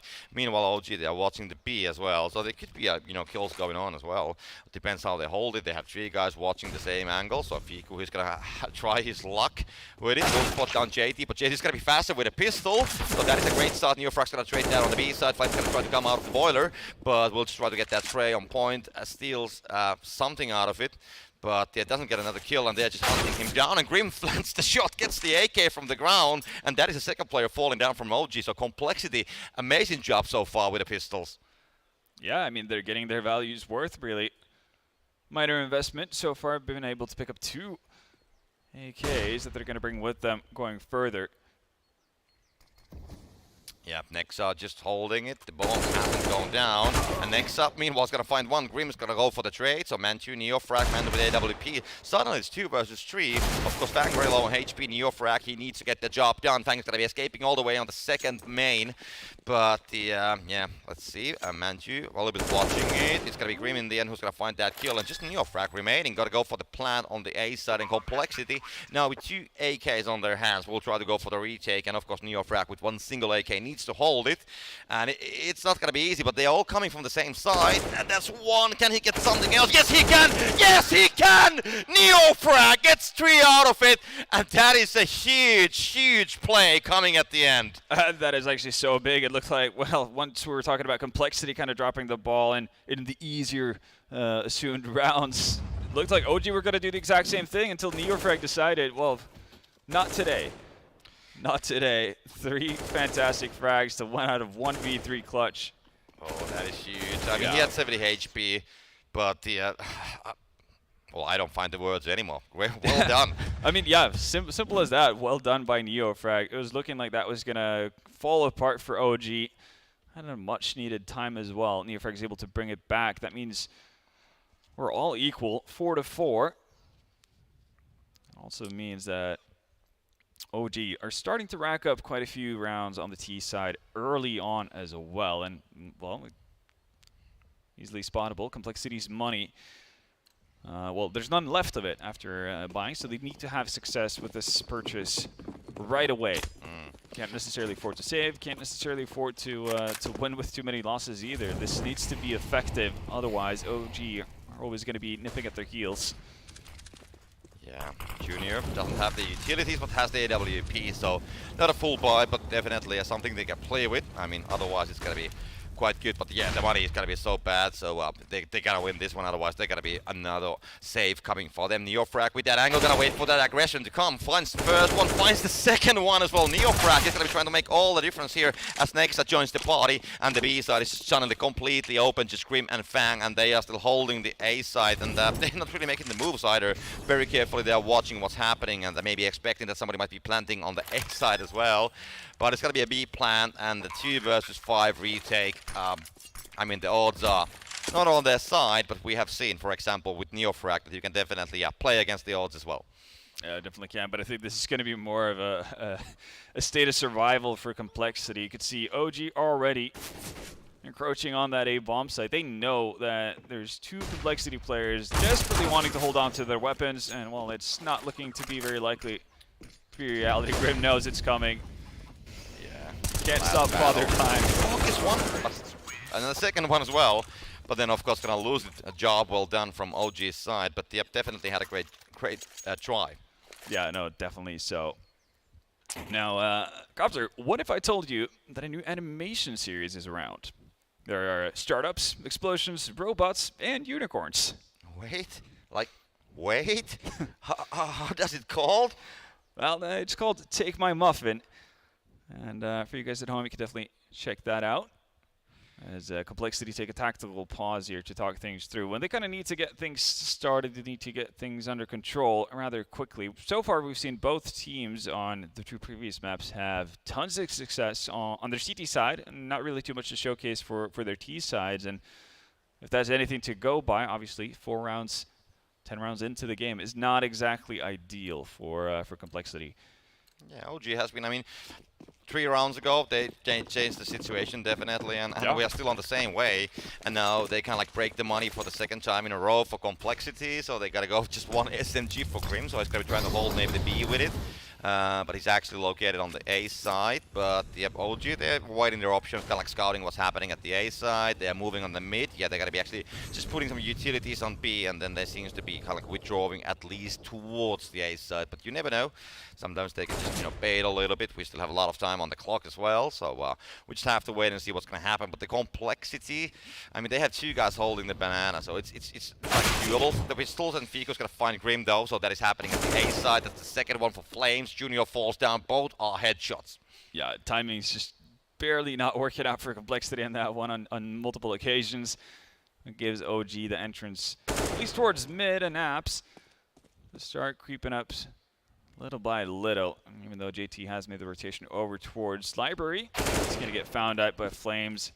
Fang, I mean, you've done fantastically so far, but this might be a little bit of a too tall order.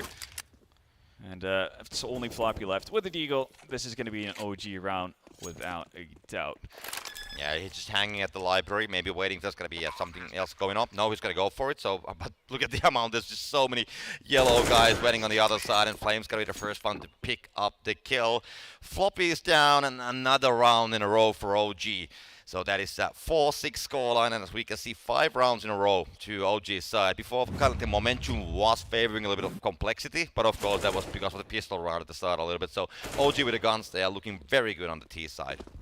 They're definitely getting it done, and we haven't really seen what Complexity are going to be able to do on their CT side here. Fully bought up. They've been reset so many times, and last buy that got immediately shut down by NeoFrag before anything really happened whatsoever. So we'll see if there are better times to come. And again, Complexity would be eyeing that 9-6 halftime score. Yeah, need to get to work immediately. Guns are there. We haven't seen that many AWP action, to be honest, on Inferno. Not yet, at least. Grim's gonna be again holding the same balcony location. Gonna find one, and there's gonna be some help coming all the way from the side as well. Junior's gonna be waiting there with AWP. We can see NeoFrag holding a place. Got some minor damage. Just 1 HP lost, actually, a very minor damage. But yeah, knows that getting down from that balcony is going to be complicated. Nexus going to try to help with the issue, coming from the A short, finds Junior, so the AWP is away. And now maybe there's some room to come down from the balcony. Next, Manchu, NeoFrag, 3 versus 4. That is the situation.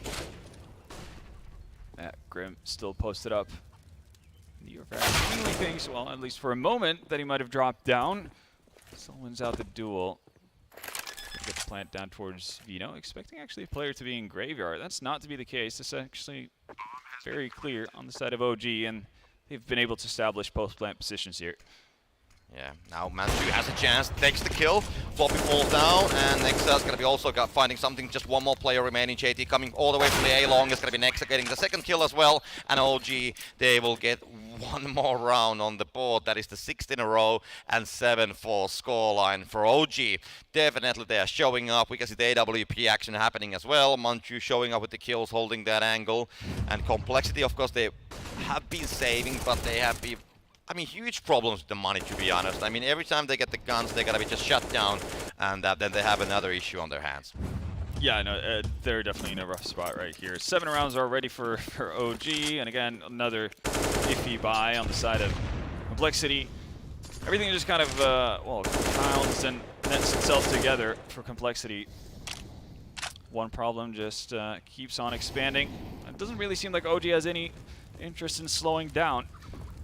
Yeah, they want to keep the momentum. They're feeling good. We see the smiles, as James said on the studio as well, that the guys are actually having fun and they are smiling. They're happy with it, so they just want to keep that good feeling going on. And OG, it's slowly moving away. Actually, yep, we did the damage on the banana. We can start moving a little bit away, and of course they got the kills away from towards the A side. But yeah, they're gonna start moving. It's just Grim holding it, and he's the only guy with a gun. He has the SMG. Floppy JT probably will start the rotation pretty soon when they're going to realize that, yeah, they're going to come towards the A side. But the OG, I mean, they have the guns to hold the flank if it's going to be happening. Pretty nice and easy. Just going through the motions right now are OG. As they eye in their 8th round as well. They might be the ones to kind of break the deadlock here. I mean, already getting 7 rounds on the T side, or 8 rounds, I should say, as it will become, on the T side. It hasn't really been something we've seen in the first 2 maps. There it was all about the CT side of dominance. This time, OG have decided to flip the script severely as well. Yeah, Complexity. They're just trying to find some exit frags or whatever. It's not going to be definitely going for the defusal. So let's see where the OG is going to be kind of like parting ways from the bomb side when the timer's going to be running out. And they will just hold the pit location there far away on the side, so they shouldn't be running on Complexity's way. We can see NeoFrag kind of like exploring the options on the spawn. Maybe there's going to be somebody hiding here. One more kill to my belt wouldn't matter. Well, I wouldn't mind having that, but the OG, they will just get the job done, and that's about it.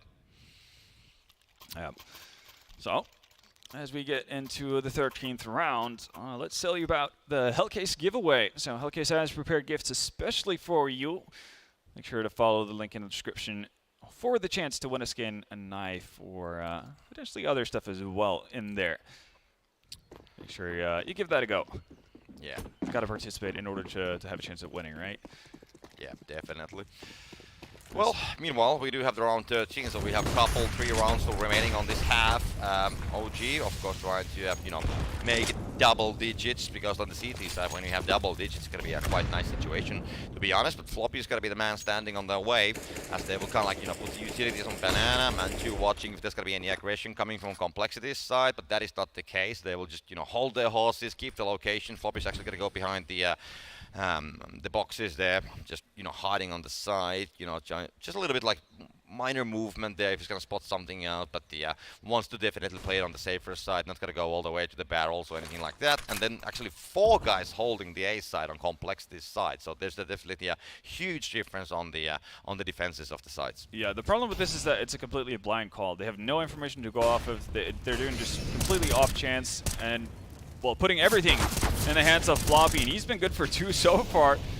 So at least not disappointing. Needs to stay alive as well to buy time for his teammates to come in there.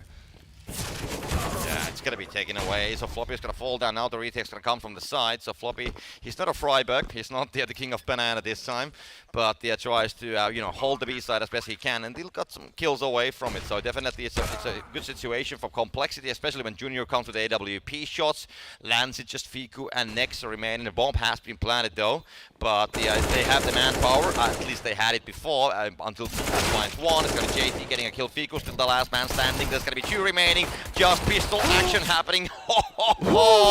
Almost gets the job done. JT 23 and Fang 22 HP hits both of them, but unfortunately didn't have the eagle. Yeah, no, the first thought in my mind is like, oh, that's a really bad feeling when you know you're out of bullets on the AK and what you can pull up as a Glock, and you have 2 players, you know they have armor and everything, like you know you're in a rough spot. The fact that he actually dinks to is insane. If he just had a P250, like that would have been a 1 round for OG somehow. Yeah. Fiku really doing his damnedest to put the fear. Yeah, you can see he's smiling and laughing about it. I would have been pissed personally, but I guess he's seeing the positives in life, understanding that. Yeah, well, I mean, he's nearly winning out those kind of situations. The buys are coming in for the both sides. Rifles, AWPs, completely fine. Complexity, maybe missing some of the utilities, but still having some of it. So it's not such a big of a deal, to be honest. Junior watching the boiler, nobody coming from there. We can see the OG kind of like moving the bomb towards the banana, but having 3 guys watching the A side. So trying to get the entry frag from the A side. They have done that multiple times actually, being able to open the A side, and then the rotation all the way from the banana has been just moving there back to the A side. Junior's gonna find an opening frag on the Flames. Is trying to make his way in towards Boiler from top mid. Montu not able to find the response. Need to stay alive here. JT understands the situation as well. Tries to get out, but next up, wait, how? Yeah, when did he find Fang? Yeah, JT and Fang both with a headshot, so something went down definitely. Junior watching still the boiler. We can see OG like lurking away towards the start of banana. Fiku as the remaining player, kind of like hiding there on the second main, but it's just gonna be once again just Floppy holding the B side, and we'll see if OG will be able to open the side same as they did on the last game. And of course the retake's gonna be not so easy because they don't have the manpower, and Fiku once again finds the flank. It did a fantastic job of it as well. Just baited Junior into thinking that it was going to be a safe passage, and yet again we've seen Floppy in this spot before. Is he going to deliver yet again? Yeah, great find. Next falls down. Floppy, 2 versus 2. Oh, NeoFrag's gonna win that one. And now just only Green remaining, gonna be coming from the banana side of things. The plant's gonna go down. Green maybe has a chance to spot down the planter, and yes, he will. There we go. Manchu falls down. So NeoFrag, the bomb did go down, so now they're gonna start the dancing around the side, and the bomb. Grim gotta be guessing that somebody might be hiding behind the pillars, but it's completely different direction. And NeoFrag, he can find the backside, and there we go. That's the head, and Grim is gonna be taken down 1 versus 1, won by NeoFrag. And NeoFrag gets it done yet again, so he's been the man to clutch out a lot of these rounds for OG. Nearly ends up in a bit of an awkward one there. Grim being way more patient than I guess a normal man would be, and oof, look at that, yeah. That's how Nexa found Fang. Which is the perfect lineup for each other to net OG 2 kills right off the bat. And then Junior with the rotation down mid. And I will say, the last couple of times I've watched Complexity play Inferno, Junior has been doing that time and time again, and he's not quiet about it. He's not necessarily being coy about it either. It's not a government secret that he likes to make that kind of a rotation, and it seemed like Fiku just had him read like a book. Yeah, it's not an optimal buy for Complexity. It's the last round of the half, so we'll see if OG is going to be hitting the double digits. But yeah, there's 1 FAMA, so not going to say anything about that one. But yeah, 2 SMGs, so we have MP and UMP on the hands of Complexity. But depends how they're going to use that. They have located those on the B side, and they actually have 3-man stack actually sitting there. So they have been definitely changing the balances between the side, but OG, they haven't decided where they're going to go. Some of the utilities coming from Neofrag towards the B side, and yeah, now we can see more movement coming like towards the B side, so OG going to be withdrawing from the mid all the way towards the B. Yeah. OG only having one Molotov, even though they haven't necessarily done a whole lot, is a little bit surprising. Would have expected them to have at the very least one, so it does mean their potential B exit here is not going to be as potent, but they do at the very least have all 5. We'll see who gets the better trade of it. Oh, that's beautiful. Great nade, Fang, Floppy, let's see what they can do. The trade's not going to be connecting at all. Unfortunately, Nex and Fiku, they will just cork up the side. Grim and Junior will have to go for the retake. Man's going to hold that angle, and Junior's going to be taken out of the equation. So Grim, last man standing, not anymore. And OG, they will close the first half with a 10-5 scoreline. And honestly, doing it off of a brilliant execute as well. Triple nade to the spawn boost, and then the perfectly timed flash as they move in towards pool. Just completely removing Floppy out of action from the second boxes there. Just nothing you can do whatsoever, and yeah, nothing really to say. OG played a really solid T side. There's not a whole lot more to it. Complexity obviously falling victim to CT side economies, and you know what that can do to a team. We'll see if they can turn things around, though. Again, if it's possible for OG, why not for Complexity as well? But at least it's not 13-2. Yeah, like the previous yeah. matches, so we see some kind of a change on the scoreline, and yeah, well, it is normal. 10-5, it's about as close as we've had of a half, right? Yeah. We'll see, though, if Complexity can replicate what OG were doing. Now we go for the pistols, let's see. OG, 2 guys got to be heading towards the A side, 3 on the B side. Let's see Complexity's plan. They're going to be moving on the second main. That's a lot of utility on the T side there. 2 AGs as well. That is true. That is true. And the Complex, they're moving actually quite slowly. I mean, they're not rushing with it. They're not really, you know, just running and gunning. Of course not. Yeah. But yeah, we'll see what's going to be the decision. They're going to try to go for the A apartments. That is at least the target for now. Double nading pit, potentially? Yeah. A little bit curious to see what they're actually going to do with this. Might run out quad. Oh, yeah. Quick smoke for, yeah, mini pit and so on. And yeah, there we go. Yeah, Mantu's going to spot down the information from the apartments, and now the rush is going to be coming all the way from the A short instead. 2 mans are going to be standing there. Grim's going to find one. Fiku is going to trade that down, and then we got Fiku getting a second. One can get a third one as well. Now it's going to be Grim on the end from the upper side angle. Will find the kill, but it's going to be 3 versus 3, and of course OG, they are coming. The rest of the pack is moving from the B side. The rotation is right there. Flame's going to go all the way inside. Finds Frank from there. There's going to be one guy hiding on the pit and one behind the wall. So the dancing around comes. Plan has been done as well, so that's why they're hiding, but they are not going to be hiding anymore, as the locations will be revealed and the shots will be landed. Yeah, OG doing a good job of finding the retake. I'm a little bit curious, again, there were 2 AGs in play, but I only saw one making it towards pit, and that did about 50 damage to the pit player on the side of Complexity, so not really sure what, not to OG, so not really sure what happened there, but nonetheless, yeah, it is OG to win out. And I mean, Fiku, who would have been the primary target, I would assume, for the AGs, he's the one to find a double kill for OG. So can only imagine what could have been, I suppose. But it is OG to start off the second half, and 11 rounds to their name already. And Complex is going to force the issue with the buy. Galils, AKs, and Scouts included, so they're not going to be saving or settling down with the pistols. Let's see, where's Manju? Manju's going to fall down, so definitely a great start for Complexity. We'll see what they will do. They don't have the utilities, that's the problem. They have the guns, but you know, they don't have the smokes, they don't have the mollies, or the flashbangs, so it's going to be a little bit more difficult to move. And then Flames, oh, he's going to be taken away as well, so definitely a good job from Complexity so far. They're definitely opening this nicely. Next is going to answer back with a frag onto Junior, but still a lot of real estate here for Complexity. Smoke's going to go down in Library as well. A lot of battles happening at the smokes. JT and Grim, they will find kills each, and Neofrag, the last man standing. I mean, he did 1 versus 3, so that's 1. Plan's gonna go down just before that happens, so there's gonna be 1 versus 2, and he can still go for the defused. They don't have the kit, and that might be a problem. But yeah, let's see what's gonna happen with the kills. So these guys will have to play the time. Grim is gonna come from the backside angle, and Neofrag will be taken out this time. It's not gonna be a 1 versus 3 win by Neofrag. It's gonna be a Complexity showing the ropes. Yeah, off of the back of Grim as well. Pretty much doing everything by himself. It's, again, the solo search of mid, then the follow-up again with the solo search in Arch. And takes it on himself to actually go through the smoke. Finds out where Nex is up to, or what he's up to. Closes it out with, as you said, the frag on Neo frag as well. So just excellently done, and they need star performances like that from a player of Grim's caliber. Yeah, both sides. I mean, they have got one round on the second half, and now it's going to be OG saving, so they just have the pistols, couple of the utilities, and complexity. They have the benefit of the weaponry. So yeah, some utilities on the B side, they're gonna be coming back from the banana, gonna be just regrouping on the other side, and maybe the adventure is gonna take them towards the A side. And we do have Mantu and Flames holding it, but just with the pistols.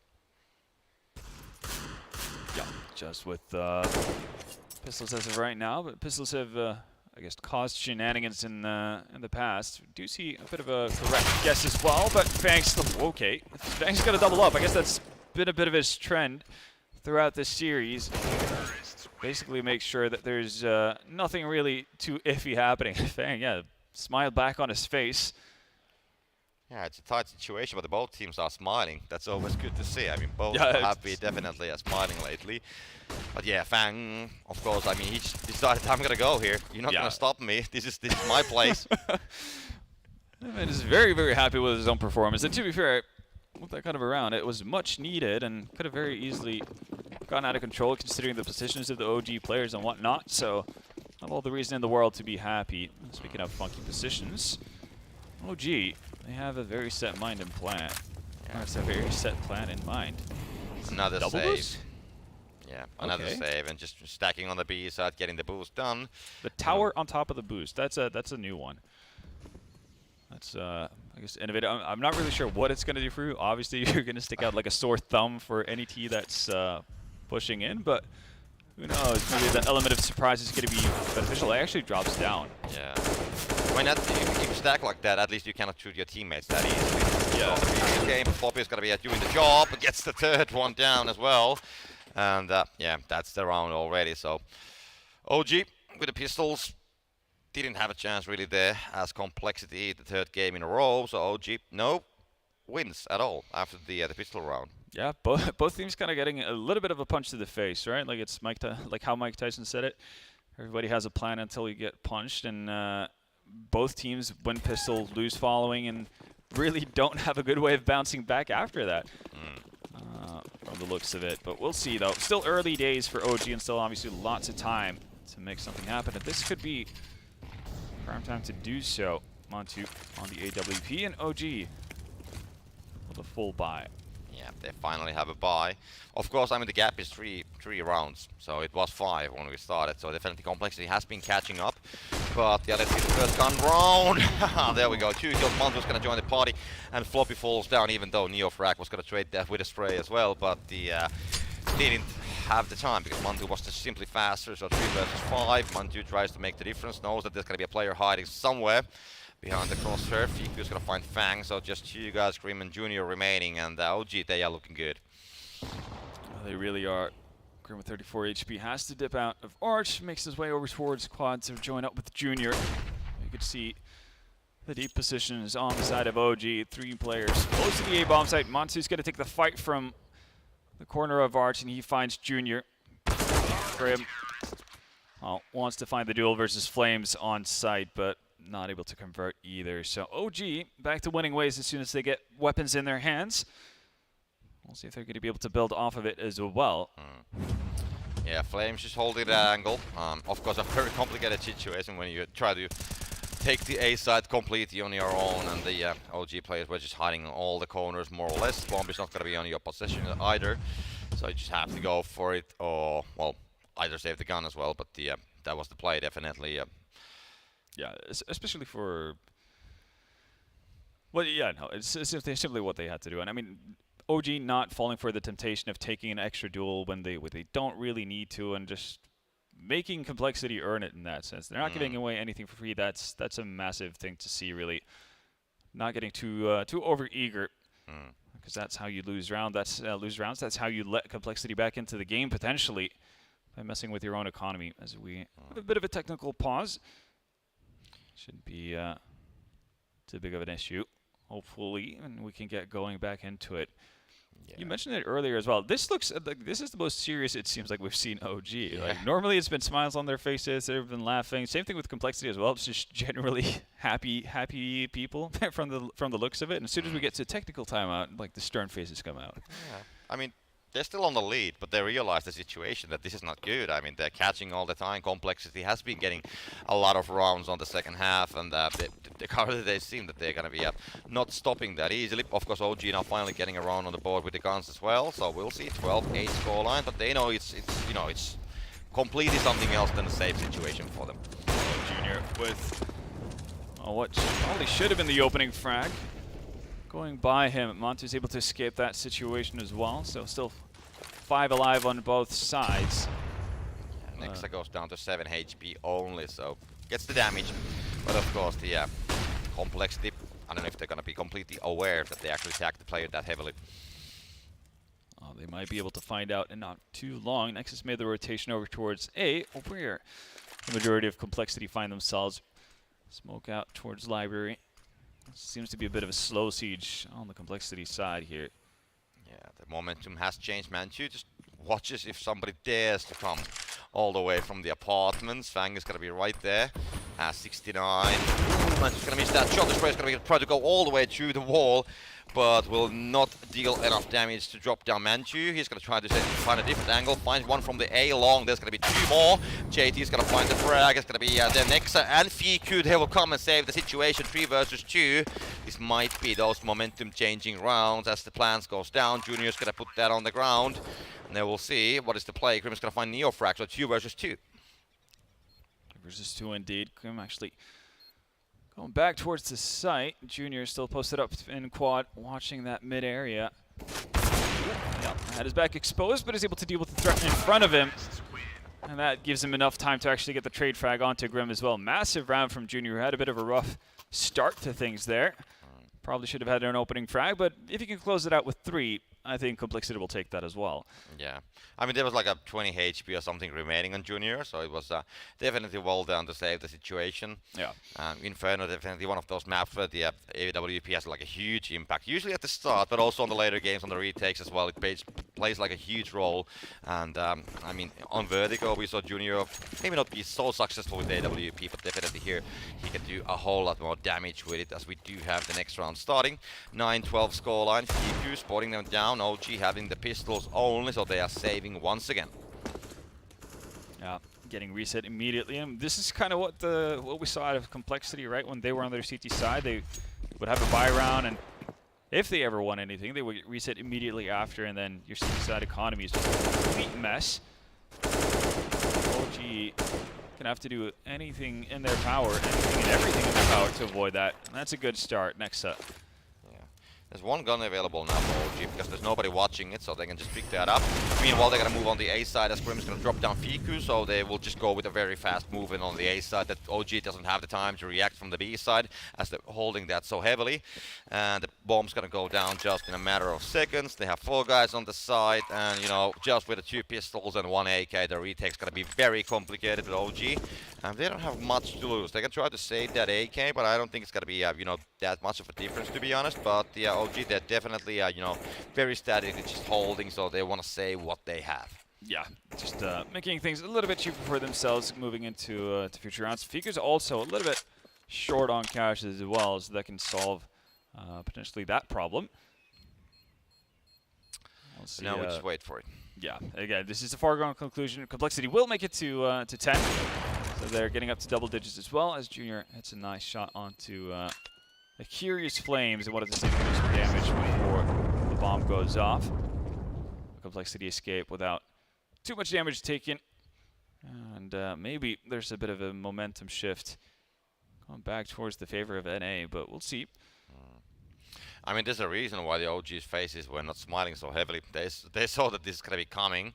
Both teams have in a double digits. So, yeah, but I mean, if OG can get some points on the board now, get 13, maybe 14, then of course, I mean, it's going to be closer to the victory. But now we have the tactical pulse coming all the way from Complexity.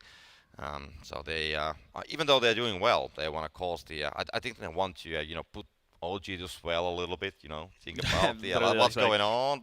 Why they're taking a technical pause, and then they have to. Okay, we have been losing some rounds, and so on. Yeah, I mean, 5 out of the last 6 rounds have gone the route of complexity. So maybe they're thinking to themselves like, we'll let OG kind of sit and stew in it. They know that they're not winning rounds.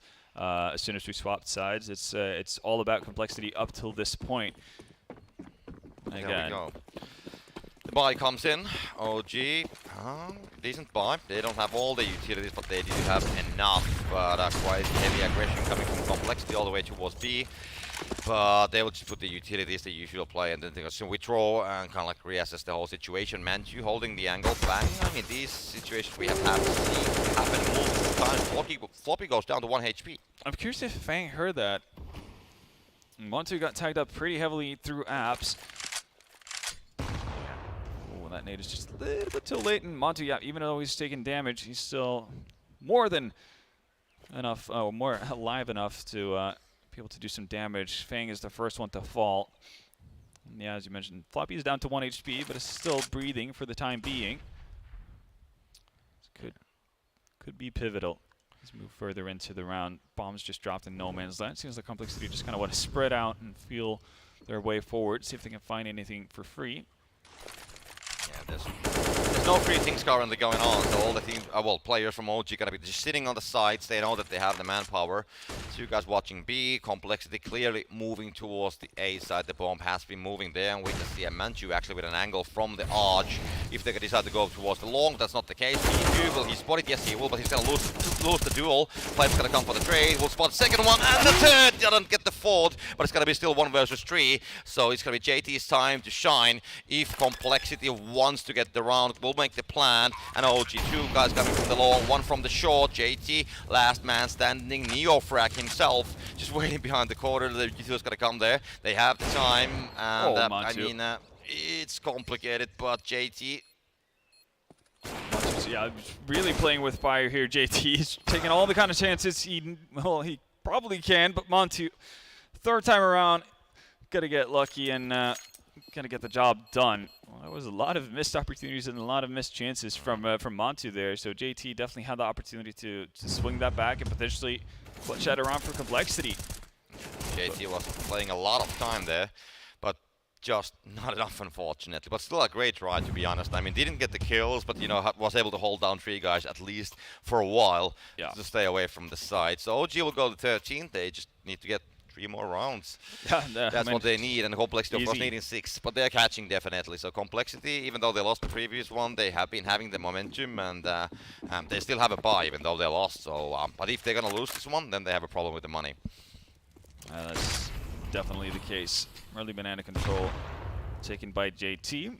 Not too much of resistance being met either, which they should take note of, considering that OG have been playing with 3 players over towards B quite often to start us off, and it's always been pretty evident that there's a lot of utility in play. Well, Neofrag holding the B on his own. Just 2 players watching towards Floppy and JT. They have taken the damage already. And Manchu's going to find the kill, so the AWP is going to be coming back to the play. We mentioned on the last round that, there were some opportunities. Now he's going to be also able to capture those opportunities. And Flames, he wants to go for the peak. Finds Junior, and that's the player down. Just 3 guys remaining for complexity. And OG, they have been able to get those early kills. We can see all the players from complexity side just, stacking there on the middle. And OG, they are just all around those places. But of course, they want to get the bomb with the smokes. Gonna be trying to escape and get a plant, but the 50 seconds on the clock, and even getting the bomb is gonna be complicated. Yeah, it seems like OG have decided to just dedicate all their utility towards that bomb. Flame's gonna peek out, spot some, get some info, and also gonna follow it up with 2 beautiful shots. Flames, back-to-back round with 2 kills. Tries to add it to a 4th, not going to be the case, but definitely the man of the hour in that one. Yeah. Spots it out. You kind of think to yourself, like, maybe he's going to get caught out. And gets a well-deserved tap on the head by the coach of OG, or assistant coach of OG. But this combination right here is massive. You don't expect a player to actually get away with that. But we saw the faces of the OG players. They didn't even smile after that round still. So they are very seriously with the situation still, even though they get the 48th round, but they know that is far from over. But of course, Complexity having the pistols only got to be saving. So OG, they should be able to make this all the way to 15. But who knows what's going to happen. We have seen these things to go upside down multiple times. So it's just, let's see how the OG want to play. They're going to move the people a bit closer. So they're definitely having more aggressive angle for the whole situation. And Neofrag surprisingly hit, coming all the way through from Banana. Mantu's gonna find JT from the middle, and the Floppy kind of like wondering when he should be getting away from the ramps next to the spawn. And Mantu wants to get a second one. Grim's coming with an eagle there. Flames comes for the trade, finds Grim. So that is two players fall down from Complexity, and they haven't been able to reach any guns from OG's side, even though they have been getting the kills. Bomb down at the feet of Flames. This is going to be tough for Complexity to do anything about. Even though they have found 2 frags for themselves. Graham with the absolute Ferrari peak and arch there. Now through the smoke, they're going to try their luck. It seems like, okay, boost up. Bit of a major favorite. Drops down, makes noise. 44 seconds to go. Yeah. They are kind of running out of options here as soon as the smoke fades. That flash might have been a little bit early. Again, not easy to get any sort of extra information if the smoke's still up. Floppy from the boiler. Knows where the guys are hiding. Flame's gonna come with the 2 kills once again. And OG, they will make it on the 15. And the situation with the Complexity is money. I mean, they were saving, but they don't have the biggest lost bonus, so they should be getting some. So yeah, they will get a buy, but it's not like a full buy. They will have to save on something. It's not ideal by any means. And another thing that isn't really boding well for the side of Complexity is that obviously OG is at 15 rounds, but also Flames has gotten 10 frags in the last 3 rounds. Yeah. He's definitely starting to heat up here, and he wants to make all the difference there. Yeah. I mean, definitely showing up 3 rounds for OG, and all of the rounds he has been getting a lot of very important kills all the way on the last moments, like getting the final kills. And always they come as a 2 every time. Yeah. They definitely are. So tons of impact from the young talent.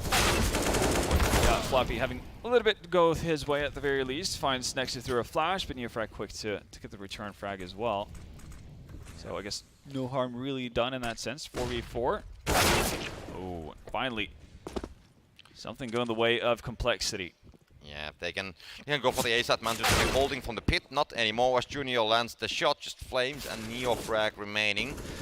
They are coming, at least they are wondering about it. Let's see, we can see Neofrag coming all the way from the second main. Maybe he wants to have a peek from the apartments. Flames gonna find one from the spawn, so that is Grim taken down. So 2 versus 3, it's doable, but the time is gonna be a problem, and we can see already Flames kind of like withdrawing from the whole situation. And Neofrag maybe, wanting to get some kills, but the retake is not gonna happen, so they will have Complexity to have this one, and then, try to build for the next one.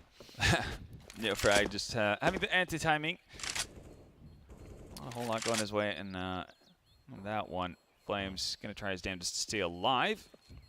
He's going to have enough money to rebuy regardless. He probably wants to drop off a weapon for Nexa if possible. Yeah, close. Almost sees it.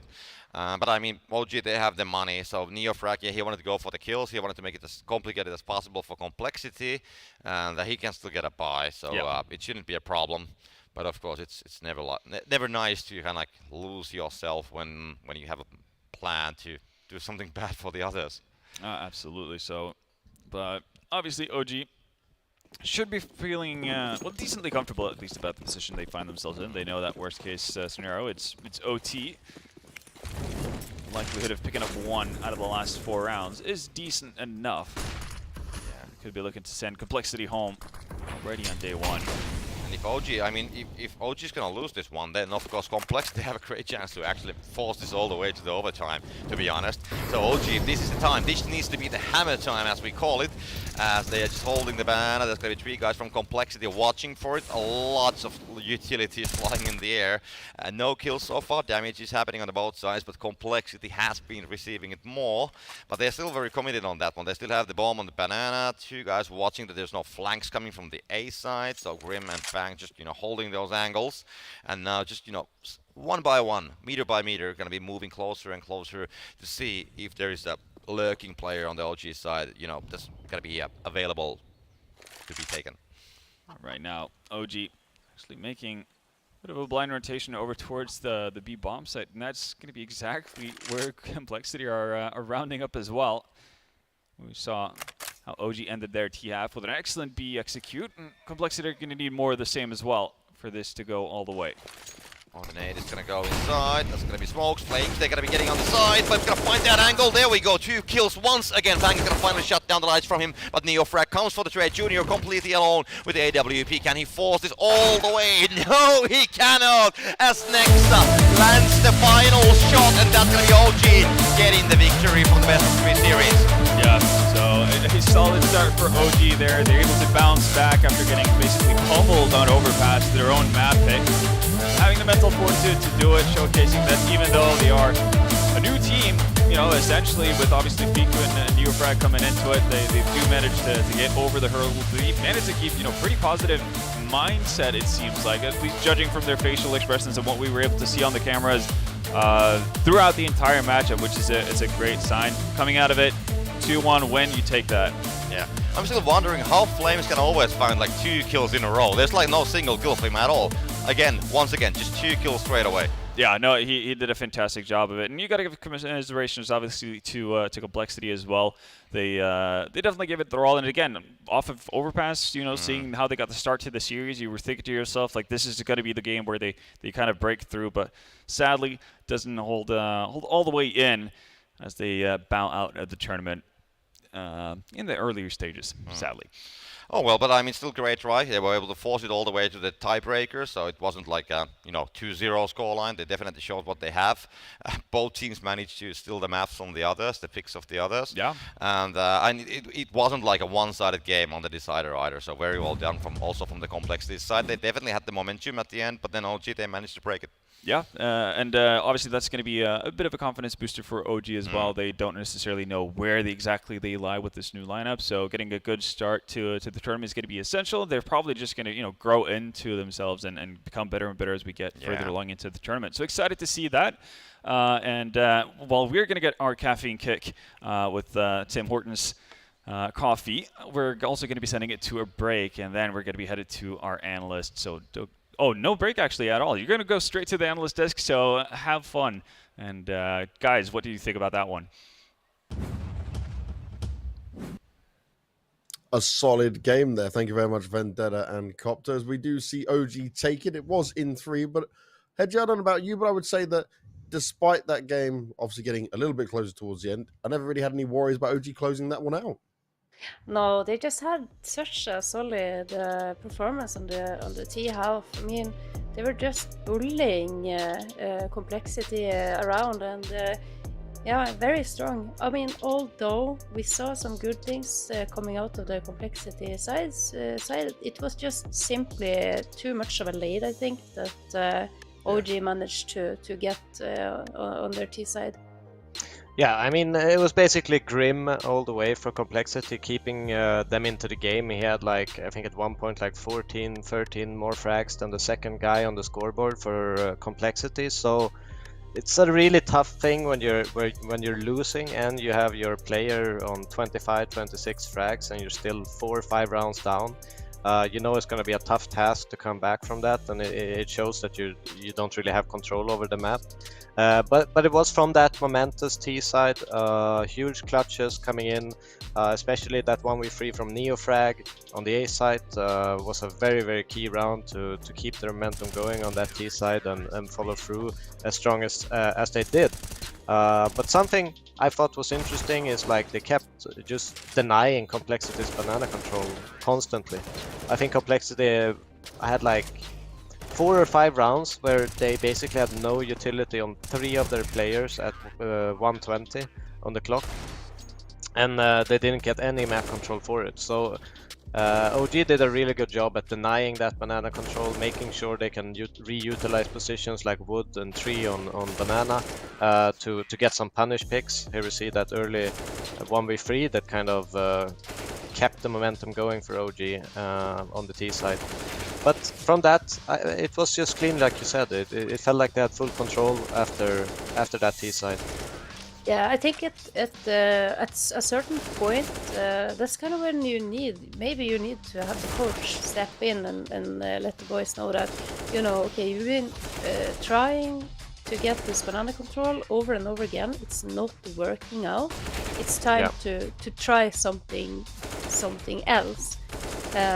Just leaving it and playing it on either retake or simply just sitting back and letting OG have the B site and attempt the full retake. We've seen that from North American teams in the past, and that had been working out good in certain cases. But it's very strange to keep trying when it's simply not working out. No, and especially on a map like Inferno, right? It's so utility based. Yeah, exactly that. Now, I will also say, obviously, we do have to exit here for Complexity. It's a single elimination. It's a tough day, a tough game for sure. But it's just very worrying signs for this team, and especially when you start off so good, overpass, you win 16-11, you're that incredible CT side.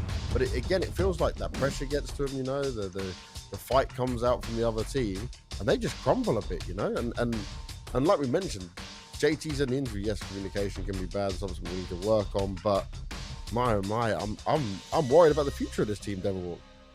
No, I think one should be. I think if communication is such a rough issue, and especially when it comes to like crunch time and struggling to finish off maps, because that's like usually a mental problem and can be really, really difficult to figure out and find a solution for as Counter-Strike players without real professional help. So even then, it's a hard thing to figure out because it comes from the individuals. So yeah, worrying signs for Complexity. I think they still posted a pretty good game, but it's always too short coming from Complexity. Yeah, I think maybe they also perhaps should, once they're heading back to North America, that they maybe need to rethink that Vertigo perma pick that they have going on, because that's simply not working out for them. It seems like every single opponent that they're facing know exactly their tendencies and exactly how to counter them. So definitively some stuff that they need to be working on. But I mean, if someone has really impressed me today, it is Grim. I heard an interview with him saying how he has been really working hard after joining this team, getting kind of a new role in the team and gaining more freedom, from going to that support lurker role who is supposed to stay alive for whatever it costs. Then now he's getting more freedom to work around the map and be a little bit more going for the plays, and we see that's suiting him quite well, because he can definitively find his timings and make some sick plays. Just getting that confidence, I think, is really, really good for Grim. Now, our MVP was Flames for this match, sponsored by CS Money here. But what I'll say was really nice if we look down all the maps we saw from OG. First game, right, Neofrag was the standout player on the overpass map. Okay, they lost that one, not the end of the world. Then we see Fiku and Nexa when it came to Vertigo. They were topping the scoreboards, and this time Flames. Like, the individuals on this team, they can step up, and they also, as a new team, fought back from losing their own pick. And then, like we said, the other two maps they won, even the Vertigo, which was the pick of Complexities, this was convincing ones Devilwalks. This is some nice signs for him. Yeah, and I mean, it's a really good sign that even though like this might sound weird, but Mante being on the bottom of the scoreboard, I think he will wake up throughout the tournament and bring a lot of good off plays. But he wasn't really needed. Obviously, they played a Vertigo, very hard map to off on as well. But I think that's really good signs that a person we maybe thought could be one of their top performers is at the bottom. I think that is only speaking volumes for the potential of the squad. Yeah, I really like that he, despite him being a bit down on the scoreboard, he still kept pushing for those aggressive picks on the CT side, and that's very important that you, as an offer, that you don't give up. You can never give up, and you can certainly never back down. But we need to give up at least for this segment for now. We're going to go and kick it to a break. But when we come back, we'll certainly be recharged and ready, because Movistar Riders taking on TyLoo is coming up. And Movistar may come in as the favourites, but we know what TyLoo can do and cause off some upsets. So let's see how it'll go down. We'll catch you in a few. Listen. Let the world unite. The MVP is mine. Let the games begin. No boundaries, diversity, pride, commitment, unity, equality, innovation, not division. Let the world unite. Come together forever, we fight. We can save the world tonight. The universe, the power, the might. Let the world unite. Standing on the edge of the world, we fight for the right to be us. We never give up on the fight. Let the world unite. Come together forever, we fight. We can save the world tonight. The universe, the power, the might. Let the world unite.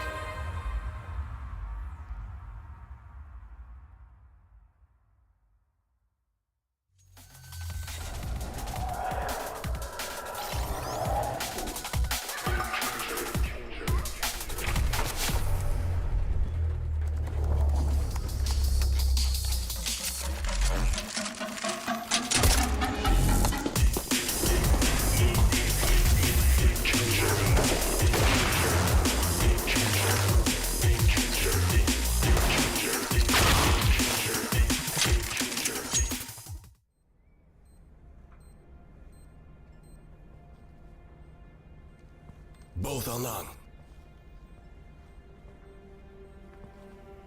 What is it there? Are they close? Mine. I was the first to find it. What the hell? You beat me drunk. Get off me. Well, how do I put this? Stop fighting for skins in the game. Get them on Hellcase. New giveaways every day. Follow the link in description and use a code to receive your bonus.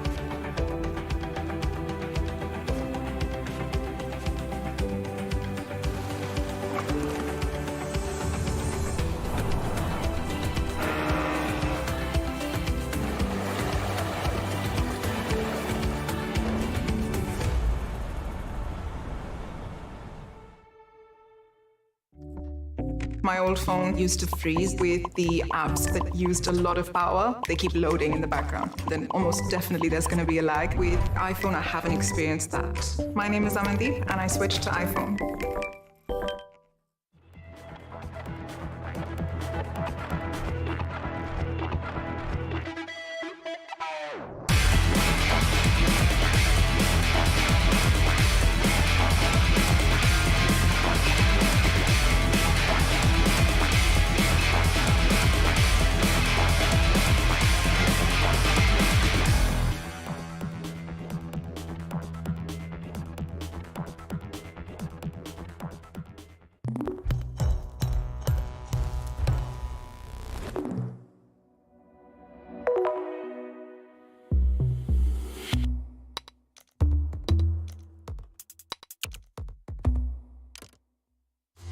Mastodons of Counter-Strike global offensive scene will flash, flank and push each other under the scorching sun at GET Dubai 2022.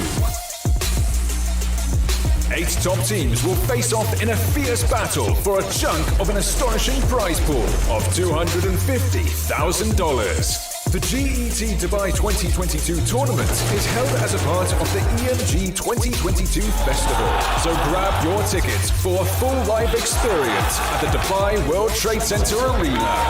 All matches will be played according to single elimination format. Every second counts. The contestants will engage in a sharp skirmish on June 9th, 10th and 11th. Gear up, we are going in. GET Dubai 2022. And we're back and moving into our second series of the day. It's Movistar Riders are taking on TyLoo. And this is an interesting matchup in the sense that TyLoo have only just recently started to get back to some events where they can travel, you know, try and show us what they've got. Being locked out of being able to play international events is seriously something that'll just hurt them from start to finish, you know. But before we get into the actual game, before we get any further into what we're about to talk about, because I know you guys are excited for this one, we need to give a big thanks to CS Money at the same time. Remember, you can win valuable skins from our partner here at the event, CS Money. If you go to follow the Starladder CSGO Twitter account and go check out the giveaways and stuff that's going down there to participate. And then also, you guys, you might want to live your moments in Ras Al Khaimah. Now, you can go over to visit rasalkhaimah.com. To be clear, I need to make sure I get that right. And you might be able to go check out what you want to go and do if you want to come over to this side of the world and enjoy it all. Like, sadly, us three are stuck at home. We're not getting to enjoy this. The commentators are in the venue. The players are in the venue. They're enjoying it all. And Complexity, as they are eliminated, they will get to enjoy the rest of Dubai and explore all the wonders of it. So I guess they've got a positive out of the negative of leaving early. Yeah, but we do get the positives of watching some Counter-Strike, right? So it's not all bad. It's not all bad. We can watch the Counter-Strike all day long. I'm just very jealous. Allow me to be jealous, Devil. Yeah, all right. We could have been like lounging all together, you know, chilling. That is true. Poolside antics. Yeah, we could all head down to Ras Al Khaimah to chill out and watch the beautiful nature. Yeah. There you go. Why not? That's what it's all about. It definitely would be. Now, this is the schedule for the day as well. You can see all the games that will be coming up. 3 more best of 3s to take you through today. Plenty of Counter-Strike action to come your way. Now, obviously, OG, they've got their win. They've gone a further step forward. It is single elimination, which I want to remind everyone at home. 1 game, 1 chance. That is all you've got. Tough, but I do like it, you know, putting it all on the line, not giving them a second chance, putting all that pressure on these teams very early on. But for a team like TyLoo, this is just another beneficial time for them to get some more experience. And I am going to start with talking about this team because they've come back into this, right? Bentet's there on the team. He's come back after his little stint playing out towards North America for a bit, and then with Genji, then going over to with the Aussie guys and playing out in Europe for a bit under Extremum. Now he finds himself back at what I would call his home, because this is where we get to know him from. But this is so tough for them because, like, Chinese teams were already quite far behind the rest of the world, and now they've spent even more time outside of it. So what do we make of them right now? How do you view their chances just in an event like this, Edja? I think that they can actually come in and be a bit surprised to us. They recently had Letny as their coach as well, and it was said that he's really bringing the team together. I mean, I think it's always exciting to see TyLoo because of they're a little bit different when it comes to their play style. And one thing that they always do, at least for me, is that I'm always entertained when I watch this team play. Yeah. Yeah, to just add on to the point of Letny, you know, I know the guy. He's an extremely smart Counter-Strike player, always has been. You know, has experience calling, being an in-game leader for some really good players in the past, and obviously moved on to coaching. But he's a very, you know, mid-round kind of defaulty focused coach, and that's something that obviously other regions will struggle with a lot, and something that he can really establish and bring into this TyLoo team to make them competitive against European teams. Yeah. And that's very important. Well, that's what we're trying to have these teams see. Then we go look at a team like Movistar right now. We spoke about it a bit earlier, but at times we see them on the rise. At times we see them some potential with it, but they're struggling to make those deeper runs. They're struggling to add a little bit more depth to this team. Where would you start by like saying they sit currently within the Counter-Strike world, Devil? Where would you put them as like a team that's just an upset team, a team that has potential to break through to the very top? Are they close to it? I think sometimes when you look at them, they just look like a top team. I think they're super momentum based, and that's kind of their problem, which obviously it's a struggle that is, for all regions. But I think especially the Spanish region has always been very, very explosive and momentum based play styles, and these guys are trying to play it a little bit differently compared to the old Spanish sides. They have a little bit more control and calmness, but they just need to find more consistency in their play, because they do have the potential to beat even the best teams in the world on a good day. So they're definitely no slouches, and it's easy to look at the lineup and underestimate them going into a match. Momentum Star Riders. Yeah, Momentum Star Riders. Well, hopefully they can ride that momentum in a game like this as well, because I think actually the thing where you said the momentum is so important from Devil Walk is that actually when they go up against like a team like TyLoo is the perfect team to just break momentum when you have the random plays, the deagle plays. Like they'll do a buy where it's like not even a half buy, it's like a random semi buy that doesn't make sense to us, and they pull off something crazy that shouldn't happen. That will really mess you up if you allow them to do so. No, I don't know for sure. It's even tilting, I maybe we don't talk that much about tilting on desks, but it is definitely, a factor that comes in, because a lot, you go into a best of 3, you play 3 maps, a lot of stupid stuff is gonna happen no matter what quality of team you are, and it's a lot about controlling your emotions and making sure you don't get affected by all this craziness going on. And I could see a very, very chaotic game coming up here, but TyLoo versus Movistar. So it's gonna be a lot on that, I think. Controlling your emotions, making sure you don't underestimate your opponent and expect to win, because that's a dangerous mentality going into a game. Yeah, it definitely is a dangerous mentality for sure. Now, if we're looking at some key players we want to pinpoint on some of these lines, like for me, Benta, even when we looked at him back when it was the RMR, obviously the Asia RMR was a bit different this time around. He didn't kind of hit the ground running in the same way, and I thought actually he maybe played better, like considering where he'd just come from. But who are we looking at as key players you want to pick out here maybe to focus on, Hedger? I think Sunplayos on the Movistar Riders, if I don't butcher this guy's name here completely. No, I think that was pretty good. Yeah, he's a standout player, at least in form and rating. So he is definitely going to be one to look out for. And I have to say as well, that I think Alex, which shares the nickname of someone else. Sometimes this can be a little confusing for us, but this is Alex. He's a Spanish guy, and he is normally performing quite well for his team. No, he has that high potential, but I even want to say Mopos. I love watching Mopos plays, because he's really good in these chaotic situations where he's just take Vertigo for an example, you smoke down and you jump down in the smoke and play around the smoke on A ramp. He's really good in those moments, and he seems to have full control of those chaotic situations. That's something I love about the player, because it really, really shines through of the quality of awareness if you're good in those situations, and that's something that's super important in Counter-Strike. So a little bit of an extra thing for Mopos here. And then especially when you're thinking about the matchup that they're having here, if we just witnessed a bit of chaos in the previous game, then oh boy, I just feel we're in for such a fun ride here going into this matchup. Things are just gonna be on a whole different level of wild. I think it's gonna be a lot of multi-kills in this this series. Might be a whole hour highlight package when we get out of this. So We'll see about it. I don't know if we're heading into the veto in any time soon, or if the players are getting ready. First I think we'll go and have the little bit of the intros on the. Yes. Talk to us. We'll get a nice bit of interview mode in there. We must. Don't want to skip across that. And guess what? Our producers called out in perfect time. Thank you, Mr. Producer. You've saved Devil Walk. And let's have a look at what Movistar are thinking going into this tournament. That was a good save. Yeah. That's perfect. It was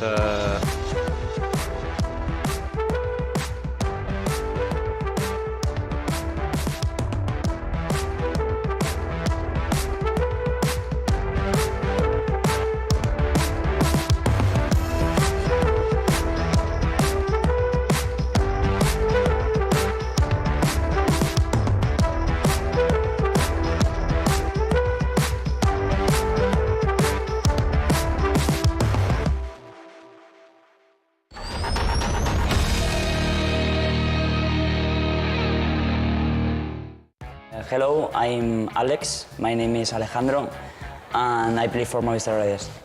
Our mood is really good. We want to be here, we want to play, and we just want to beat everyone. Mopod's roles, it's almost he's doing almost everything for the team. So he play aggressive, he play passive, he just make his own plays. So yeah, it's a like a mixtape of what we need in the game, so he's gonna do it. The players are feeling really good, playing with us. I mean, with the team. Yeah, I will like that we are happy. We like each other, so and we love the team, the ambient of the team. So yeah. Yeah, I mean, we have enough time to prepare. We were on Dallas last week, so and we got eliminated the first day. So the other day we just practice and try to fix all the mistakes that we have, and yeah, we are prepared. Our most uncomfortable opponent, I will say, that is ourselves. I mean, of course, there is a lot of teams, good teams. But if I can say one, it's gonna be ourselves. But apart of that, I think Mouz is the Mouz or NIP are the hardest one. I don't know that much about them because I think they changed recently the coach. So I think they are gonna have another play style right now. So it's hard to say, but I expect for them that they are like super methodic players, and I don't know if they are gonna play passive, aggressive.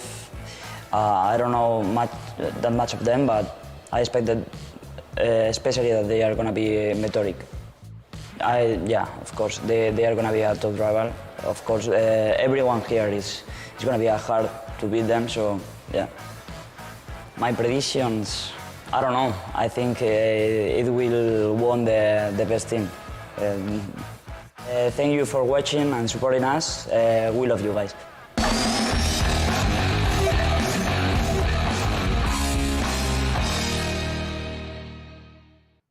And thank you, Mr. Alex, for those answers. Now, one thing we got to pick up on that head, yeah, there's straight away when he says the thing that they could lose, you know, that the biggest struggle is themselves.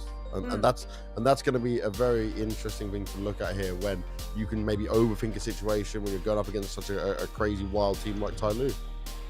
Yeah, absolutely. I mean, I feel like Movistar Riders, they've been touching up towards those big teams in the world ranking for a long time, but they just seem to be struggling a little bit when it comes to those S-tier events.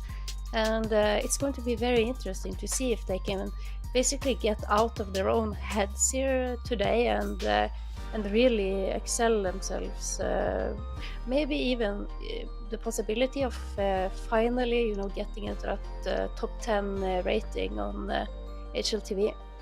Yeah, I'm wondering here about Movistar Riders. I'm thinking back a little bit at the results and stuff like that, and I'm wondering if they just like being underdog.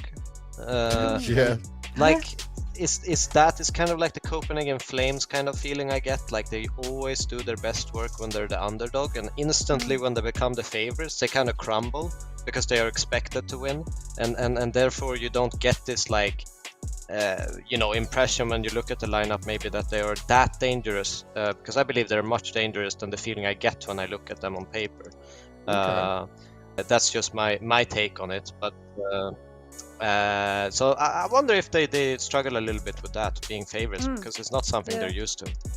Yeah, Well, perhaps.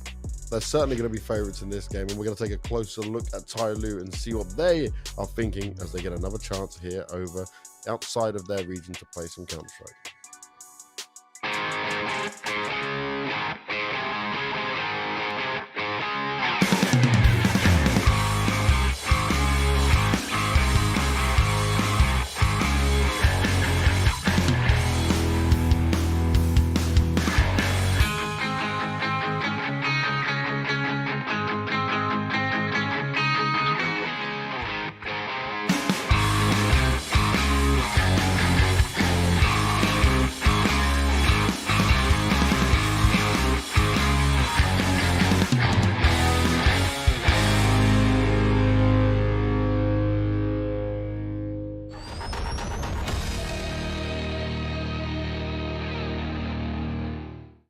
Hi, I'm Hansel. My nickname is Bentet. I'm from TyLoo.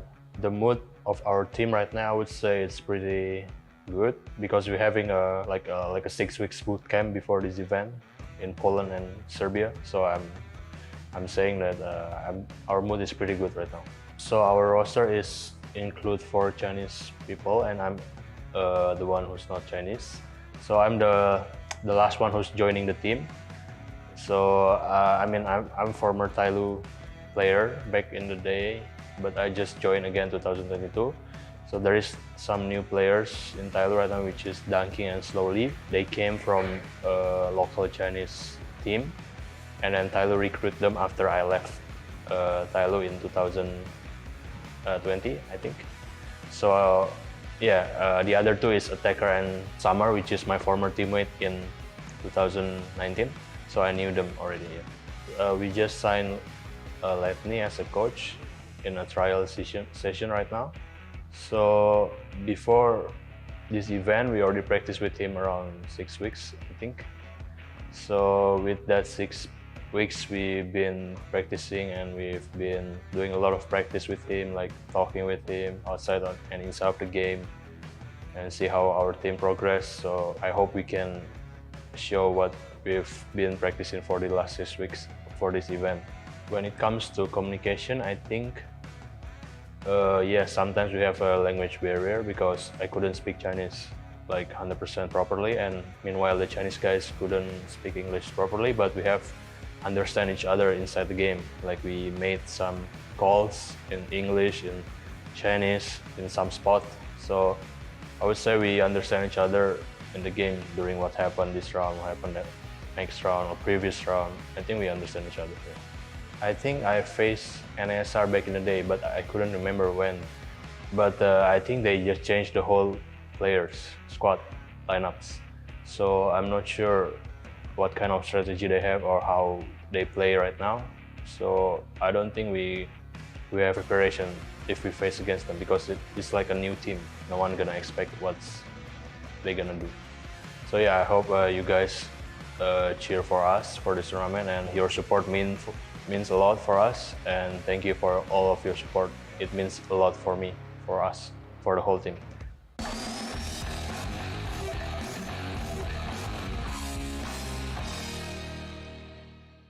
It is such an interesting and wild situation to be in, where you have a majority Chinese-speaking team that we know obviously Benta can speak a bit of Chinese, but even he said there like some of his communication isn't good. And then you're adding Letney, who obviously is not speaking Chinese, but he's also not speaking English as his first language, and he's trying to coach it out. Devilwalk, try and put that into words on how difficult that is when you are playing high-level Counter-Strike, especially in like pressured situations. I mean, it's already, it's a pretty layered problem, going from 4-1 guys and then, gonna speak a lot of back and forth between Letney and Bentet, I guess, and then try to translate, or I'm not really sure how that would work. But Oh, either way, they are making it do work. some of it. Yeah. I'll tell you how. Like, so in the old days, do you remember when they had Peacemaker as a coach? Yeah. Years ago.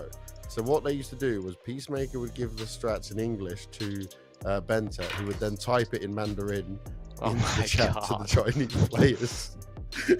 That sounds very complicated. Very complicated, but also very interesting that they managed to. The Vito on screen Vito again. Do Quick. indeed have the Vitos, and it's first band coming out here from Movistar are probably gonna pick the Inferno, even though like it's one of TyLoo's stronger maps, so they might. I feel like the map pool is a little bit weird, especially for Movistar's pick.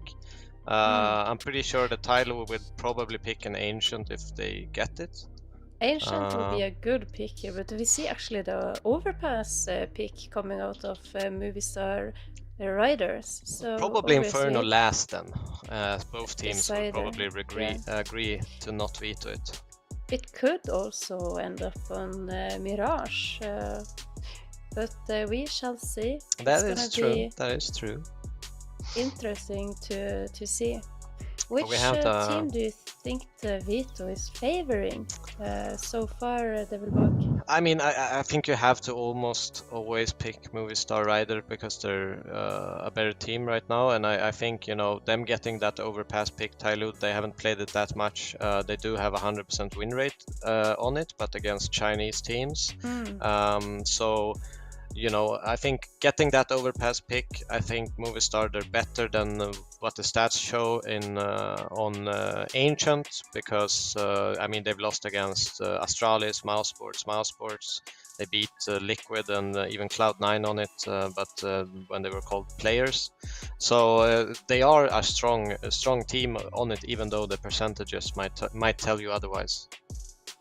Yeah, I think this can be actually quite surprising for Movistar. They did go for that Mirage. Yeah, Bentet was touching up, and he didn't really know the last time these two teams faced each other, but that was actually last fall during the challenger stage of the PGL Major Stockholm, and that was quite a close affair actually. It was 2-1. Just looking at it right now, like 1916 on the last one, right? Yeah, and Inferno, the first map, Movistar only winning 16-14, and then a very convincingly win by TyLoo with that 16-7 score on Mirage. So, you know, very Movistar... interesting. Bentet wasn't playing during this one, right? I think this was when he was still on Extreme Room. Exactly. Yeah. That makes sense, but I can remember. And if you're looking at the veto here now, okay, Movistar, they should be favored to take Overpass. They have played well against different teams on it, showed a good something, while TyLoo, as Devilbug was mentioning, has mainly played against Chinese teams. And of course, when you are in that Asian region and you are completely dominating and there's literally no one who seems to be able to touch you, then it can be maybe difficult for your enemies, or it can be difficult to you to acclimate to the competitive level of the rest of the world. So them coming into this after, what was it, a 6-week long boot camp? That is crazy. That's a 6 weeks, man. I would probably rip my hair off if I had a 6-week boot camp. But looks like none of them did it, so they're all good, all friends and family still. It's a good. I guess good they thing. have to though, right? Because Yeah. considering the situation they're dealing with, before they needed to play catch up anyway. Now, when you've spent so many years not being able to play against some of the best teams around the world, then you have to go that extra mile to make sure you can still be competitive, right? Yeah, I mean, we had so many teams do that during the pandemic to move over to Europe and spend time here, just simply to be able to really compete, and to see TyLoo also take that step once that opportunity was available for them.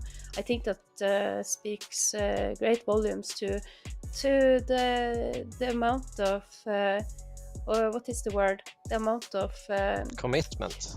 yeah, maybe. commitment, precisely. The amount of commitment and how much work and effort they are willing to really put into this. So No, it's going to be yeah. very interesting to see, because I'm not sure if the two teams, I mean, when did they know that they were going to meet each other in this matchup? It couldn't potentially not have been long ago. So have these two teams, have they practiced against each other? Is that the reason why Movistar Riders is selecting to choose overpass in front of their like comfortable Inferno pick? And there can be a lot of interesting things to unpack here. Yeah, it certainly can be. Now, starting with the overpass game where we're kicking things off with here, I would look at this, right? Okay, Movistar picked into it. They're certainly going to be feeling comfortable with it. Again, when you look at TyLoo's stats, they're just playing against Chinese teams that showed up on there. So there's only something you can take with it. But would you say, Devil Walk, that TyLoo's like a hard team for you to prep for in the same way you would a normal team?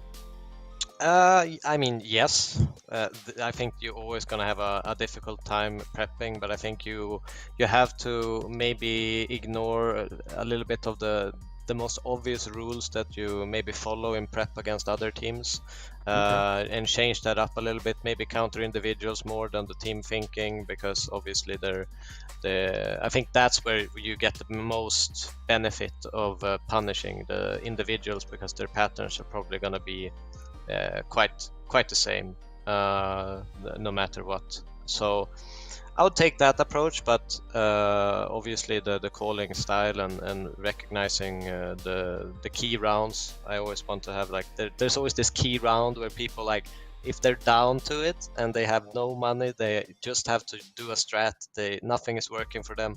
There's always this key strat that every team really has that they pull out of their bag, so they need to be aware of those and counter the individuals, I'd say.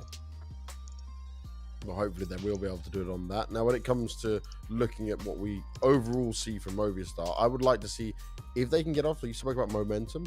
I would like to see them get not just a good start, but like make this look convincing. We want to see them be the dominant team here. I feel like if it starts to get like too chaotic, or it starts to get too much back and forth, that's where we can see them break down. So mental strength is going to actually be key here, Hedja. Yeah, definitely. I think that when it comes to being an online athlete, being an esports superstar, a lot of people don't understand how much is actually in the head, how much is actually mental stamina to be able to, like, you've done some prep work, right? Are you going to come in and then think that, okay, you know everything that's going on, or are you going to second guess yourself? So you have to be able to, like, trust your gut instincts, trust that, trust your instinct, trust your sensation, and know that however much you have prepared, because it's usually those like good, it's those good. The good, I cannot remember the word, I am struggling, but it's the good, like, routines, the good routines, yes, and the good, like, the plans you have prepared beforehand, that you know that, for example, we saw it, that you have to clear out that short sandbags position on overpass, and you have to molly that, you can't just run on the side. All those kinds of discussions that you need to sit down with your teammates and basically prepare before going into a match, to enable that you're not going to let so many small details just be basically down to whoever is winning the aim lottery on any given day.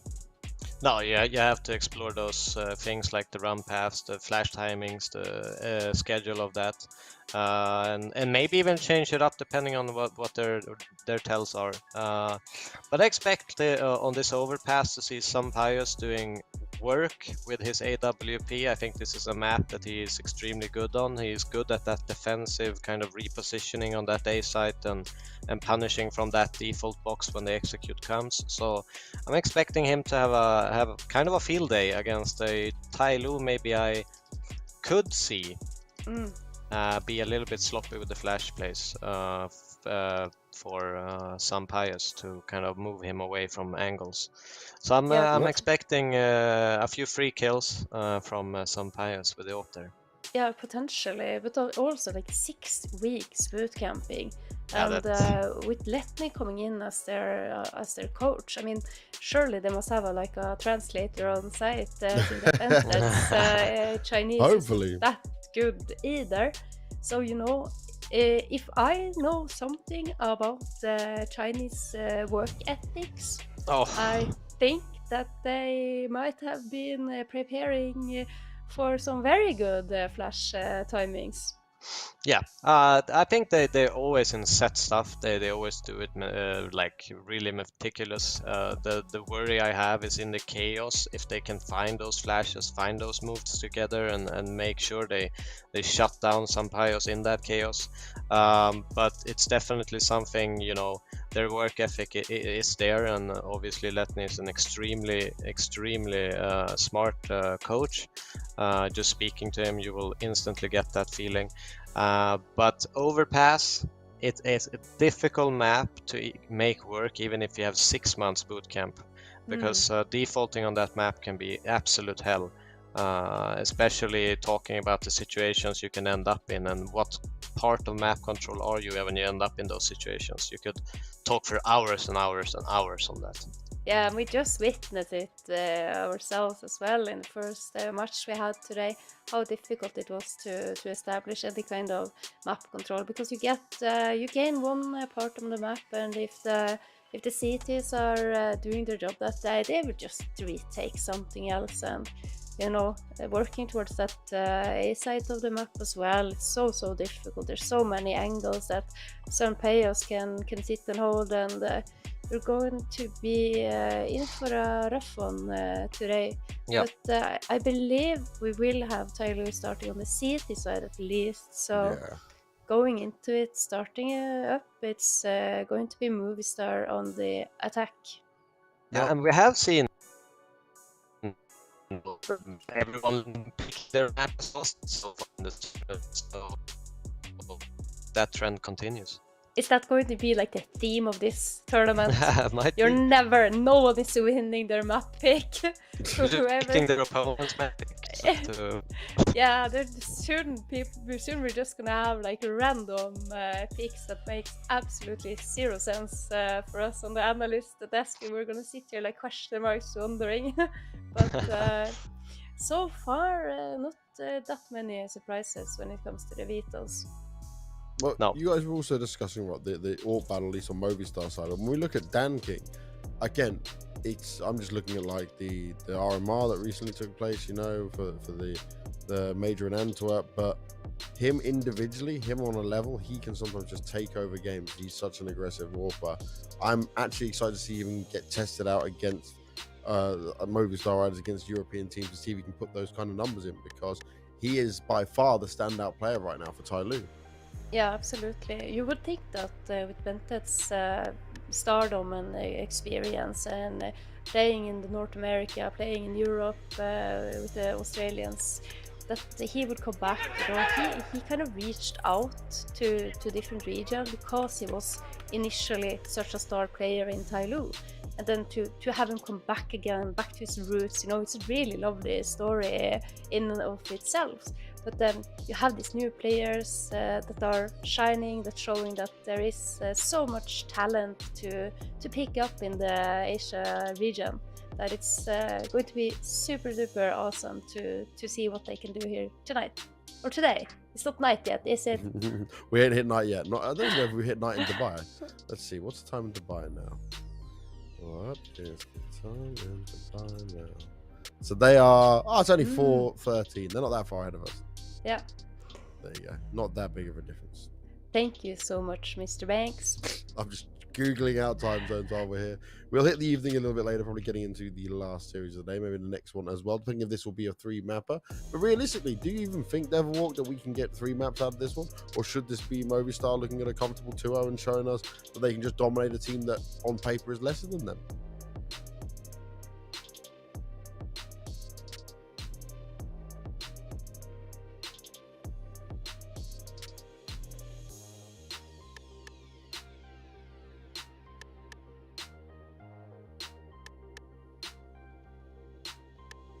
Mm.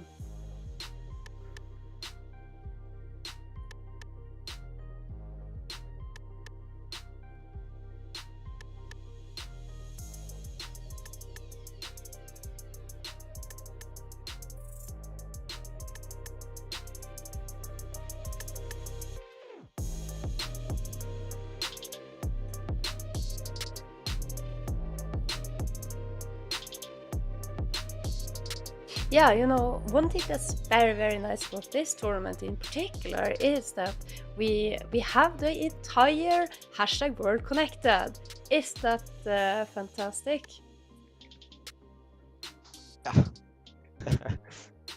Because it's not like with pandemic, we have had a couple of tournaments now, and it's finally we had another tournament happening in the North America. The first, it was the first LAN event since before the pandemic, and seeing the Chinese powerhouse of TyLoo come back to us in a way. I remember still when they hit the scene, and I was such a fan of the play style, the aggressiveness of Attacker and Summer. And I think especially Attacker, with his nickname being Attacker, you know, it's kind of what you're expecting. But then it was just a whole nother level than I could ever imagine. And that's, I think, something that I really appreciate when you come and have these international tournaments. When you get to see those different regions clash together and really prove to the world which regions are the very best. And do you know, one thing actually that's going to be interesting, we touched on the fact that TyLoo obviously have had this 6 weeks of boot camp. They've been doing it over in Europe. You said Serbia, right? So that's going to be epic practice for them. But that means they're going to be very much well adjusted to this time zone, this time schedule where they are. Where actually Movistar, they've just come from Dallas. So they're in the same position as me, where like you're a little bit like jet lagged, wrecked in some way. There's a few facts in here which might make me believe that TyLoo can give more of a run for their money. Are we making predictions right now? Because I actually agree with you, Banks. Are we gonna go for it? Are we gonna just say TyLoo? I think that TyLoo can come out here and guns blazing and really surprise everyone here tonight or today. All right, Devil Walk, real quickly, what do you think before we get into the game? I think it's Movistar Riders all the way. I think it's time.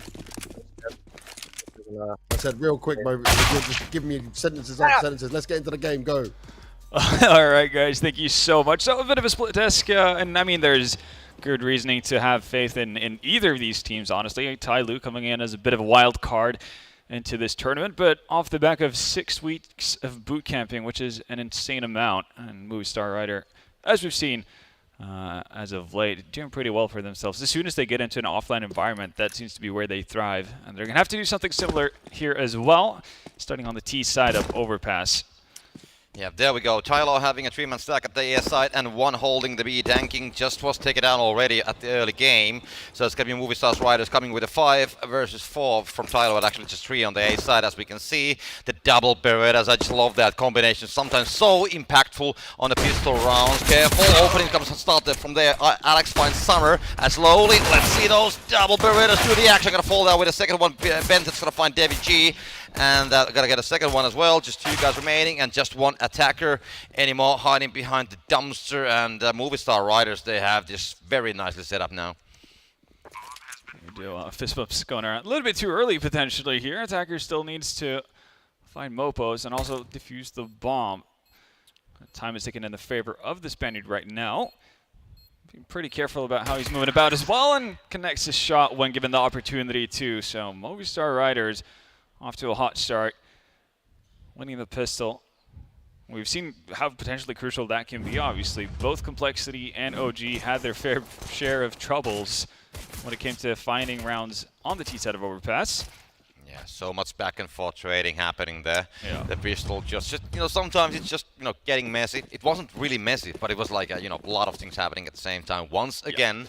But the buys are coming in. TyLoo's going to take a scout and 1 SMG, and then they're going to go with the pistols. And, well, Movistar Riders, they of course have a little bit better weaponry with the 4 rifles and 1 SMG. And it's going to be Ben that's going to hold the A long.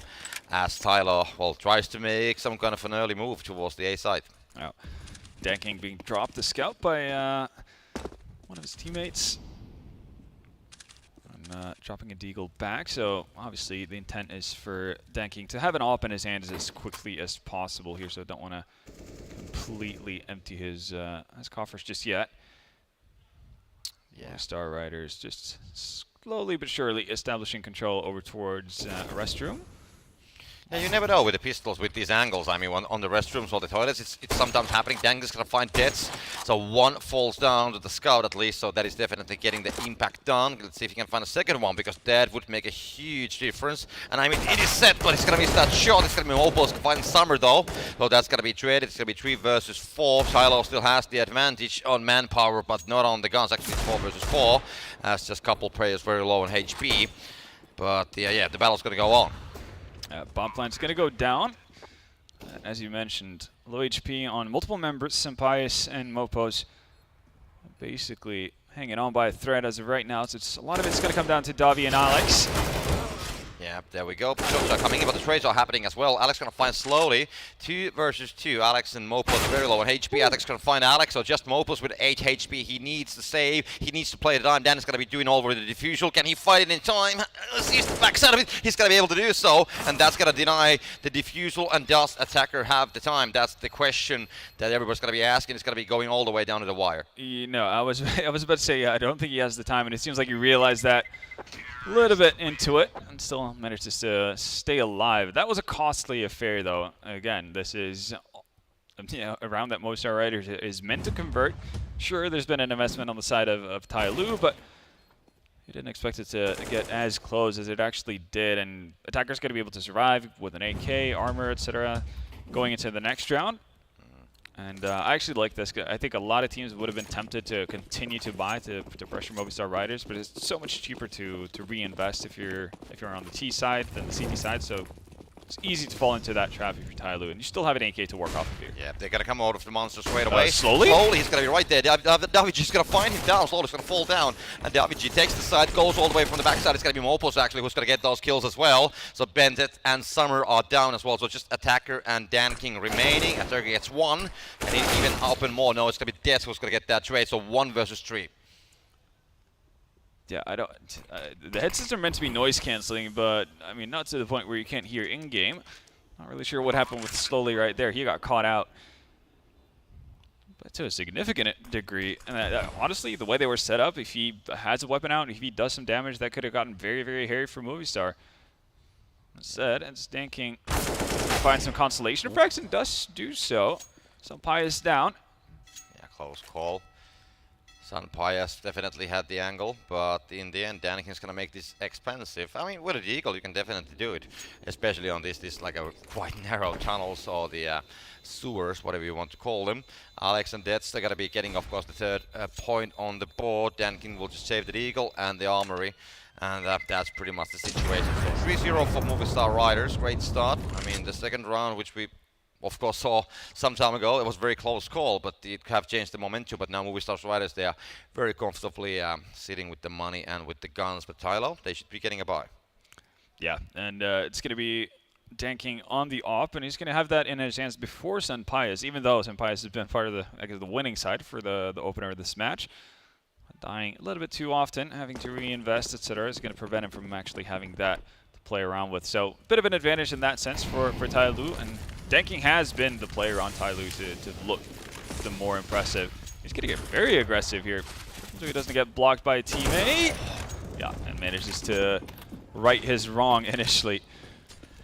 It's not a scout anymore. That actually deals some damage when you shot it from that distance, especially. So that's going to be Death falling down. TyLoo gets the early kill. They will try to go for the B side. Now they're going to have a backup plan. I mean, Movistar Riders, they're going to be withdrawing back a little bit towards the fountain area, as we can see. Still one player, Daviji, holding the monster if there's going to be some kind of a flank or like a, well, whatever happening with the TyLoo side.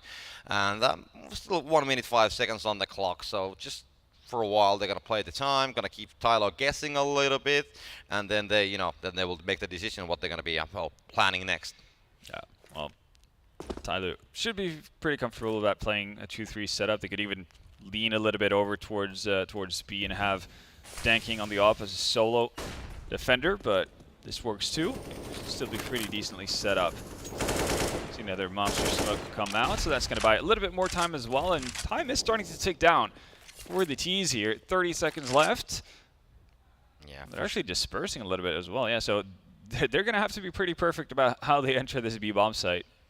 Yeah, it's going to be very late bomb plan if it's going to be happening, but the B is the only option. There's no other options anymore available. 19 seconds, and TyLoo's going to be holding with a 5-man stack. They do have 3 guys on the site. We can see that they have 2 guys hiding here down below. Summer's going to spot the enemies. Let's see, the shots should be coming any second now. There's going to be a side flank. It's going to be Mouz fighting 1. Attacker's going to be getting 2. Dank is going to find 1 as well. And just DaViG remaining. You need to go absolutely huge, but no, he's going to be taken down. And TyLoo, in the end, will get the first round on the board. It's a solid one for sure. An important round as well. Obviously, TyLoo would have preferred to have 3 players stay alive to be able to build at least a little bit of a bank. Speaking of building things, you can start building your inventory to a little greater extent and make your CSGO great again with CS.money. Bring emotions with new skins and be the game changer. And I'm looking to Danking really to be that game changer for TyLoo. Obviously, Bentet is the more famous or the more familiar name for most people, but Danking has kind of gone his route of dominating everyone in China and in Asia, generally speaking, and having fantastic numbers. Looking to him to do the similar thing, going up against more experienced opponents. Yeah, it is Movistar Riders with the save. So pistols only, no utilities. Danik is going to spot 1 at the end of the A long, but yeah, that's going to be way too far away. It didn't connect, well, doesn't get the shotgun. Will connect, but it's going to be just second player now. Mouz going to fall down. So Danking, I mean, that AWP is just so scary on his hands, and Bentet as well. I mean, how did just he actually get with that? The AK. Yeah, like how does he get that recovery shot after getting dinked? Like that is absolutely insane. But they have taken significant damage, right? 18 and 4 HP on the 2 initial A defenders, and that's why you're seeing Attacker over towards the A bomb site. They're making sure that nobody's going to fall quickly and things get a little bit too hectic. Yeah, TyLoo is just picking them up 1 by 1, like finding all the places where they're trying to hide. Yeah. They need to be as clean as possible with it as well, TyLoo, to build their economy. You can see there's not a whole lot saved up at this point. Yeah, so far, so good at the very least. 5 still alive, only 2 Movistar players left. Summer is waiting there. I mean, he's just, peeking there once in a while. Now he's going to see them. DaViG is going to be spotted. They know where the action is going to be starting. Summer finds 1. Again, the same, like, yeah, the no head shot cap on coming, anybody. Yeah, it's, I mean, great shots, definitely. And that's the second round for TyLoo. Yeah, unfortunate for Movistar. Obviously, they know they've dinked 3 players at that point, but haven't gotten a kill for it. Has to obviously be a little bit rough, but we'll manage to bounce back off of it. And one of the things that you'll probably see a lot of on Overpass especially is Mopo's kind of just being behind enemy lines or being way further ahead than you'd expect him to be. And not necessarily off the back of having his team near him. He just has this keen sense of timing to get places quite often. So he can definitely be a formidable force and a kind of like, yeah, the driving force in many ways for Movistar Riders. Well, it's a buy round for both teams.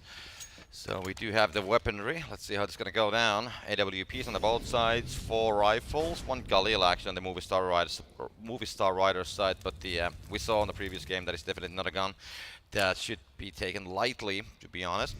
So meanwhile, I mean, Movistar Riders actually holding back quite far away.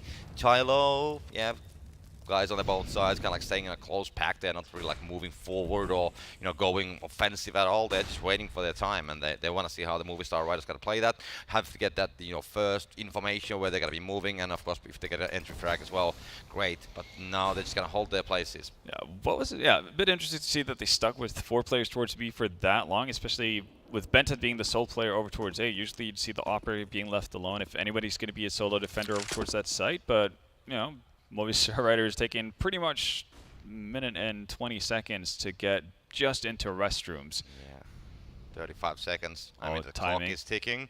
And sudden pace finds Danking. Rotations are coming in time, though. Again, Movistar need to be quick about this. They There we go. Summer finds one. Bentett's gonna be trying to find the side angle. Gets one. Can he get the second? Yes, he can. That's gonna be Sanpayas finally getting Bentett down. It's gonna be just Sanpayas remaining. And let's see what he can do. He doesn't have the bomb, so it's gonna be held at the site. And doesn't have time either. Yeah, it's clocking and ticking out. So he can just save the AWP, and that's pretty much it. But great hold from Summer and Bentett there, honestly. Very, very solid from start to finish, managing to kind of hold on even after Dan King falls. And if you're bored with the skins, I mean, if you are tired with having the same skins, go to hellk.se/getdubai and get a bonus for opening modern cases. Definitely worth checking out. Yeah, if you're feeling like your everyday is a little bit stale in that sense. I see nothing stale about how TyLoo have gotten back into the game as of right now, as we see a tactical pause. The coach of Movistar Riders giving his instruction, making sure morale is at an all-time high. You see some bias there, talking quite a bit. As for TyLoo, again, you're just pretty happy about how you've played out the last 3 rounds. Look at the build upon it. They were definitely discussion. I mean, you can see the mouths going on all the time, even though it's the different teams going to be taking the timeout. Still, they're going to use that, of course, as their advantage. As we can see the round finally starting. So the 7th round from the first half is going to be starting. And we can see Movistar Riders on with AWP, with the pistols. They will try to build something. Seems to be like a fast B execution for now, but that can, of course, change very fastly. And TyLoo, they do have 2 guys right watching the B side. One was at the heaven. Going to be withdrawing a little bit slowly, has a great angle, might, spot one of those great sprays which we see sometimes on the monster that the whole team's going to fall down, but now they're going to change the course and they will not go through it, at least not for now. Mouz is going to act as a bit of a distraction, and depending on how much he is able to get out of this, obviously that's going to impact rotations and all that kind of jazz from TyLoo's end. Mouz has already spotted one, so he might be able to surprise Bentett here. Definitely a close situation. I mean, they're just side by side, only one wall between them, and of course, like a 1 meter move, and they're gonna be completely visible. Mouz gonna try to find that angle, knows that Bentett's gonna be there, gonna hear that footsteps happening as well, and he's gonna try to go for it, but let's see how it's gonna go. No, he's gonna fall back in the end. If Mouz only knew. And so Pius is found slowly as well. So this B side is actually just falling apart with no with no help needed, apparently. Attacker, all by his lonesome, still doesn't spot anyone. Flash is going to be excellent. Yeah. At least chases the Movistar Riders out, but that means Mouz has gained ground over towards A. So even though he didn't find the timing to get Bentett, he has managed to get up towards the A bomb site. Yeah, it's 20 seconds on the clock. Mouz going to find Bentett in the end, and they're going to start moving the bombs towards the A side. They have it on their possession. Going to be waiting if there's going to be any rotations coming from the B side. I think Attacker and Dankin, they might know what's the situation. They're completely pinched down. But I mean, Movistar Riders, they only had like 4 pistols and AWP when they started the round, and somehow they just managed to get it done. And now they got the plan. They have the whole situation under control quite nicely. So yeah, it's going to be very hard for TyLoo. I mean, Movistar Riders, they can just play the time, and Alex going to be having that peek. Attacker's going to be ready for it and gets the shot immediately. It's just David G's going to be, well, getting the trade, but the time is still a problem. Yeah, I mean, yeah, they're not going to win the round. The question is, how is Dan King going to get out of this? He obviously can't be too close to the bomb. Doesn't want to go up with that. But also wants to hold on to his AWP, but he knows Davi is nearby. Yeah, limited pressure from Movistar Riders at the end there. They're pretty happy about just winning the round and bringing that back immediately, but yeah, we'll see. Nice again, shots. No head armor? Tactical pulls coming in. But it's TyLoo just giving up a couple of easy frags there. A little bit lackluster. One of the things that we saw in the first matchup that was very successful for both OG and Complexity in their approach to overpass, especially towards the B side, was just being very aggressive. Again, we would always see something happening either towards Monster, if they were sitting in a smoke fade, or actively trying to take short water. But haven't really seen that from TyLoo that much as of right now. We saw Dan King trying to get aggressive with an off-peak in one instance, but you do kind of stand to get surprised and get caught off guard if you give the T's too much space to work with. And so far, it seems like TyLoo are pretty okay with just playing from the back of sites, and I think that can be punished pretty heavily.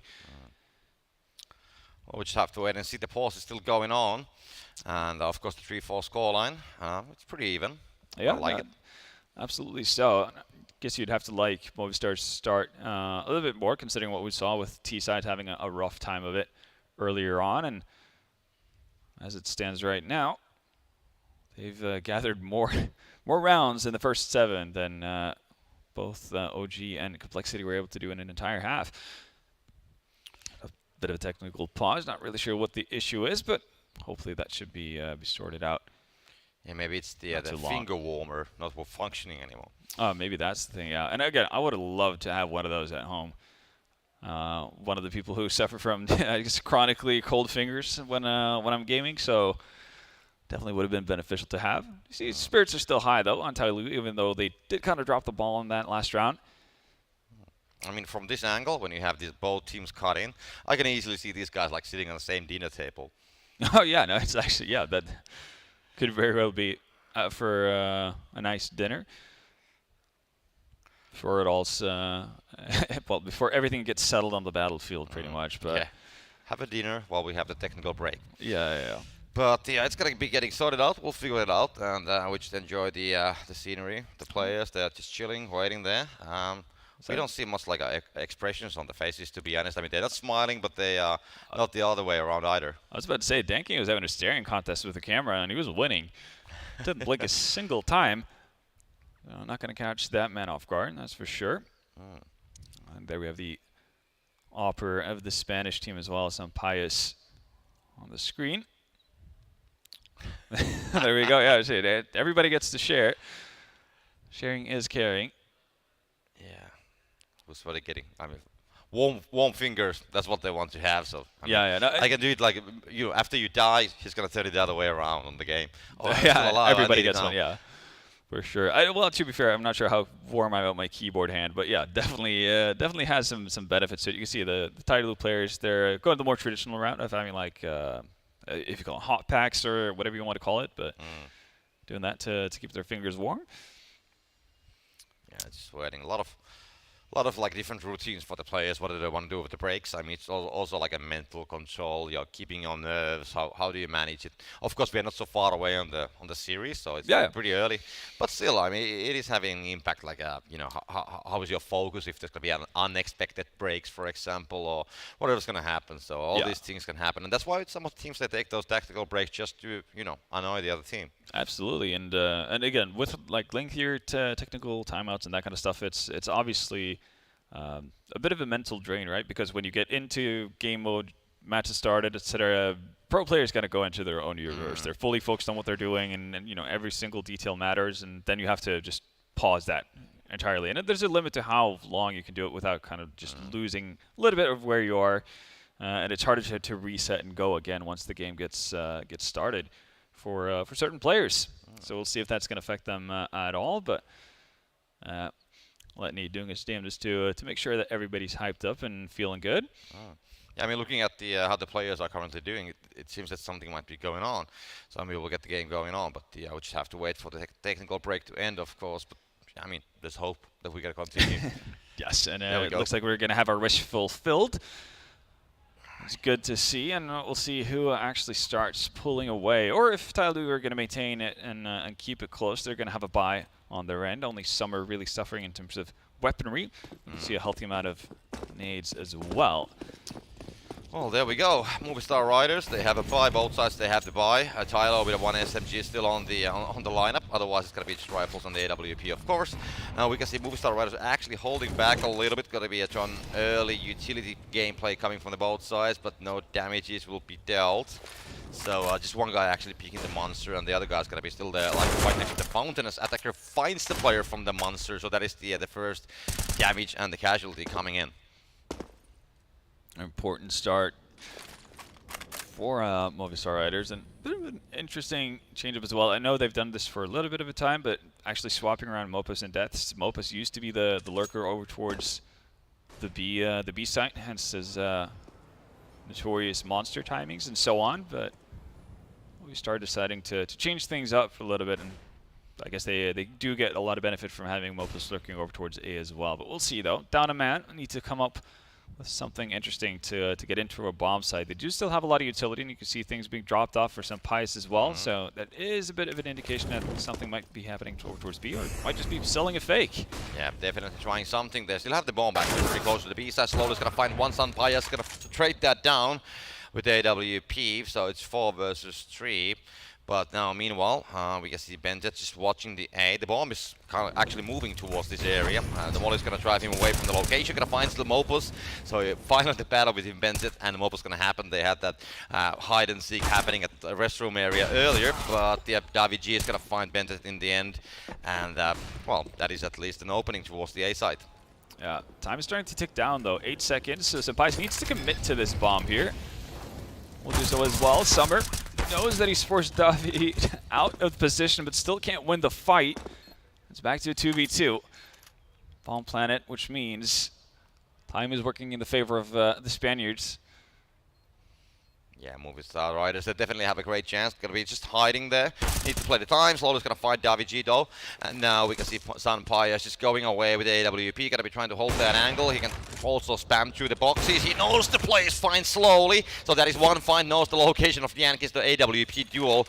It is going on. And we'll see who's gonna be the winner. It's gonna be Sun Pius as Danikin falls down. A great shot all the way from the inside of the restrooms.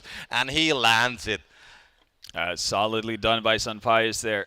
Unfortunate for TyLoo, obviously not having any sort of utility to help themselves on that retake. One smoke obviously would have made Senpai's life a whole lot harder in that situation, but this is definitely winnable for TyLoo for a long time. Again, they forced Davi G out of his position by truck. Summer definitely should win out that duel, but not the way the cookie crumbles this time around, and that sends TyLoo back to pistols. It's a 2-round lead, and it's looking to be a little bit more as well. Yeah, they gotta save a little bit. They don't have the money, but the one save might be enough. We shall see what's gonna happen. That's lurking at the B side. B is actually completely free. There's nobody there. So TyLoo, they want to play the retake with the pistols. As we can see, all the 5 players gonna be stacking on the connector, and the plan's gonna go down on the B side. Movistar Riders gonna be wondering what's going on. So the whole situation goes completely upside down. And well, I mean, TyLoo, they're just holding the place to see what's going to happen there. But they're just, stacking on the middle. They should be opening the door if they want to come this way. No, they want to take the longer route all the way to the T-spot and then just try to find the angle towards this area. But Mobile is actually watching that direction. So TyLoo, they just want to stack here. They want to wait here. So they're just chilling. Yeah, hoping to find maybe a Movistar player kind of roaming around, see if you can find some cheap frags, that kind of a thing, and then pick up an AK, bring that with them further. But doesn't look like that's going to come to fruition. Movistar being pretty gathered in their retreat from that B bomb site as they make it 6. Yeah, it's 6-3, and well, there we go. Yeah. So as we move into round number 10, you're into NFTs? No, not really. I mean, it's been a little bit difficult for me. Yeah, finding it a little bit confusing. Well, you could check out the new animation series, Take My Muffin. It's good fun, and you can buy digital image or an action figure. If I can get an action figure of Benton, I would definitely take that. There you go, right.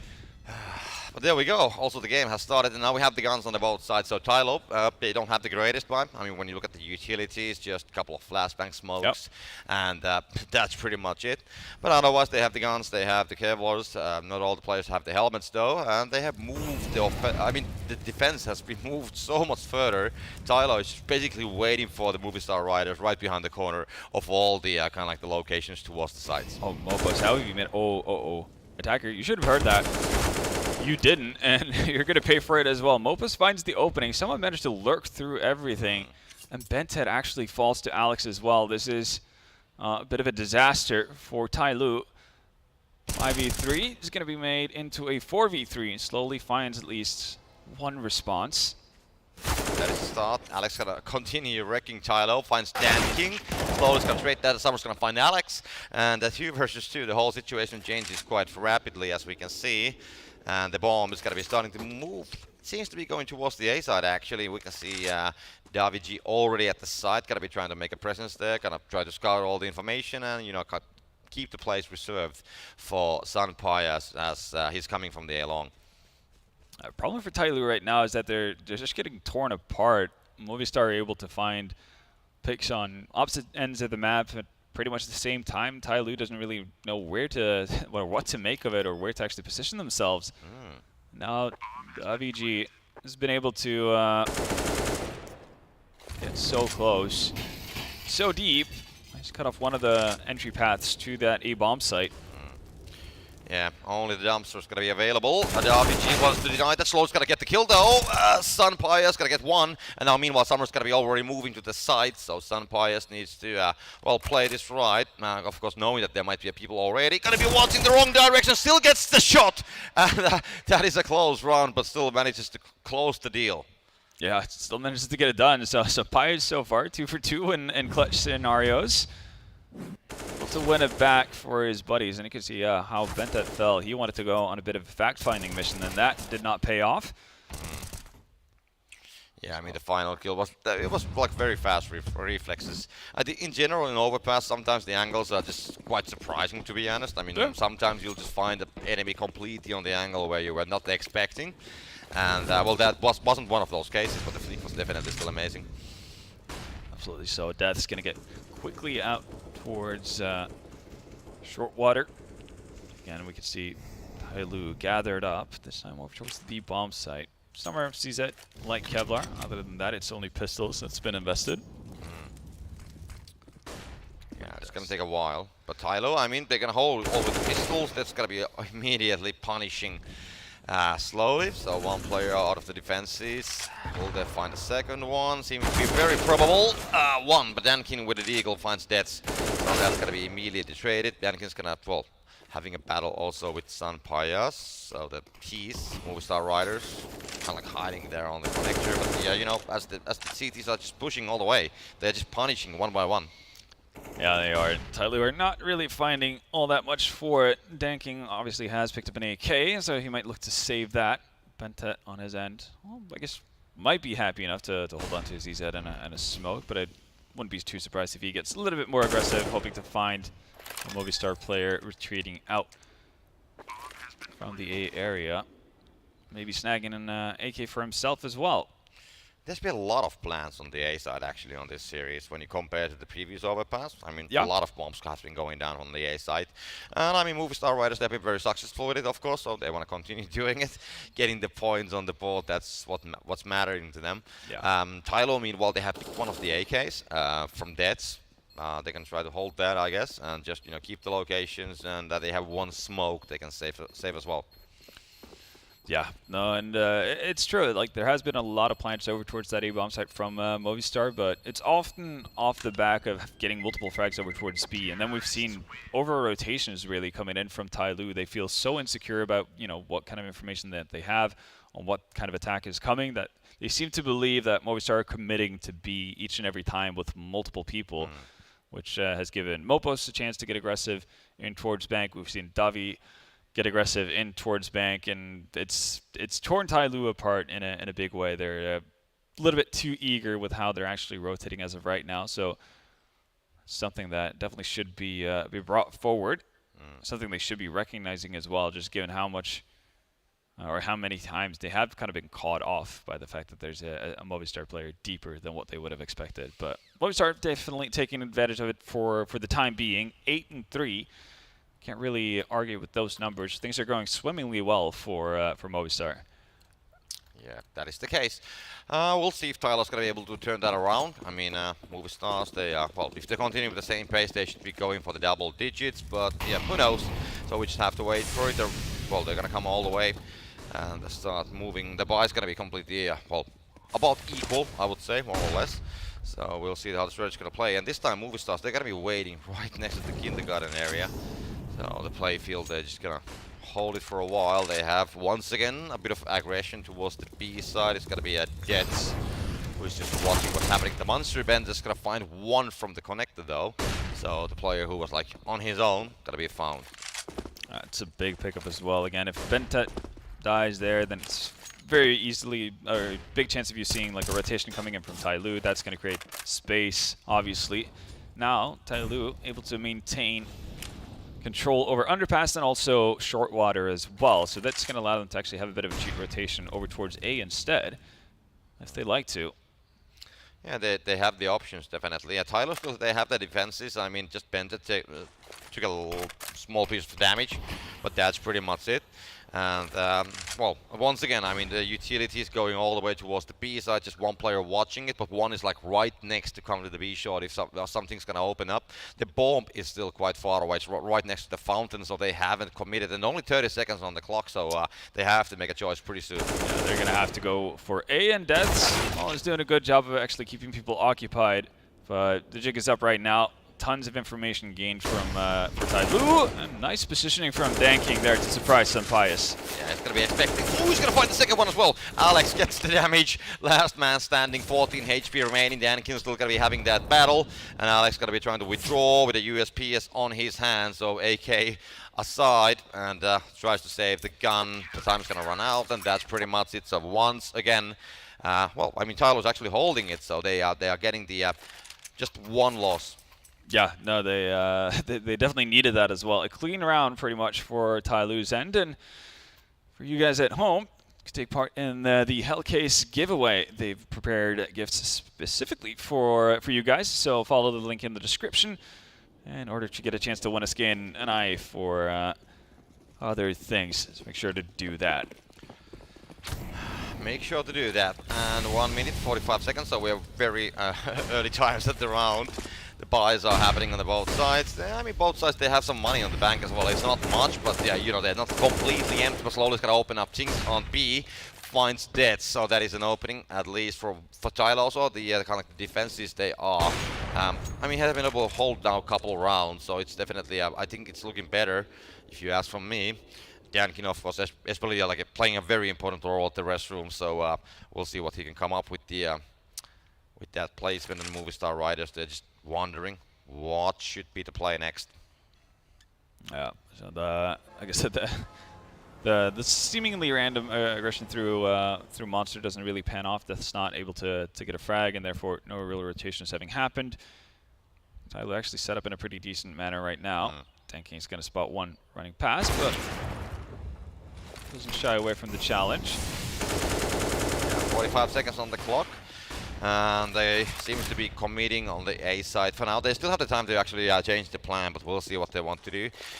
There's definitely 4 guys on the A side, 3 guys on the A side currently.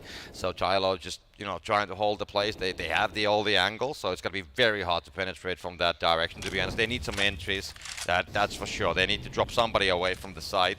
But yeah, when you have Danking, for example, with the AWP, the smokes are coming out, so they're going to make the move. Just 15 seconds, free fire coming. It's going to be Alex getting him down, but Ben's going to find one. It's going to be Danking coming with AWP once again and getting Alex, and Senpaius just going to lick up the losses and just save the AWP. Yeah, not a whole lot else he could do. He launched all his util, didn't really get anyone up on this site from the side of Movistar, and with 10 seconds left, not a whole lot you can do. At least going to be bringing the op with them into the next round, and there is a potential to buy behind this as well for the Spaniards. Probably going to be the case as well, as we see how that all unfolded. Alex able to get one, but Danking finding multiple op kills there to guarantee the round for TyLoo's end. And the A side, like we mentioned on the last overpass as well, the A side is the place to be with the AWP. It is so impactful from that location when you have those angles and you can actually play those. So it's definitely a place where you need to make the kills as well. Summer's going to be free firing all the way, spamming through the wall. Attack's going to find WG, Attack's going to find Alex as well. So 2 kills coming to TyLoo's way. And yeah, Movistar Riders, they're going to rethink the situation. They have the bomb still right next to them. So they can still, well, they can just pick it up and make the decision, but they still have the time. So why not to play some time and then maybe, you know, try to build something else and just do the obvious and go back to the B. So just lurking, trying to see if there's going to be anything hanging loose that they can actually find slowly. We'll see a player on Monster, but that will not be able to get that down. The one is going to take him out of the position, needs to withdraw back on the sewers, and well, tries to find the angle all the way from the other side of the pillar, as Mouz just watching what's going on with slowly. It's going to be hard. I mean, TyLoo players, they're just hiding on the side and the boost. They're hoping to find some kind of an entry from that and then, you know, open up the things. Yeah, this time around, though, no TyLoo players standing in the open behind the pillar, so access denied in that sense. Mopos, though, can you do something from this angle? Definitely not so. Very surely shut down by slowly. And yeah, this might be another save in the books for Movistar Riders. I think they realize that there's not a whole lot they can do. Might see some aggression from TyLoo though. Slowly's gonna exactly see people bailing out. Senpais came back for round 2, and that's gonna cost them the op. I actually doubt. Yeah, TyLoo has no intention of actually allowing that op to continue in play. Yeah, they will try to deny. The question is that do they dare to go on the other side of the container?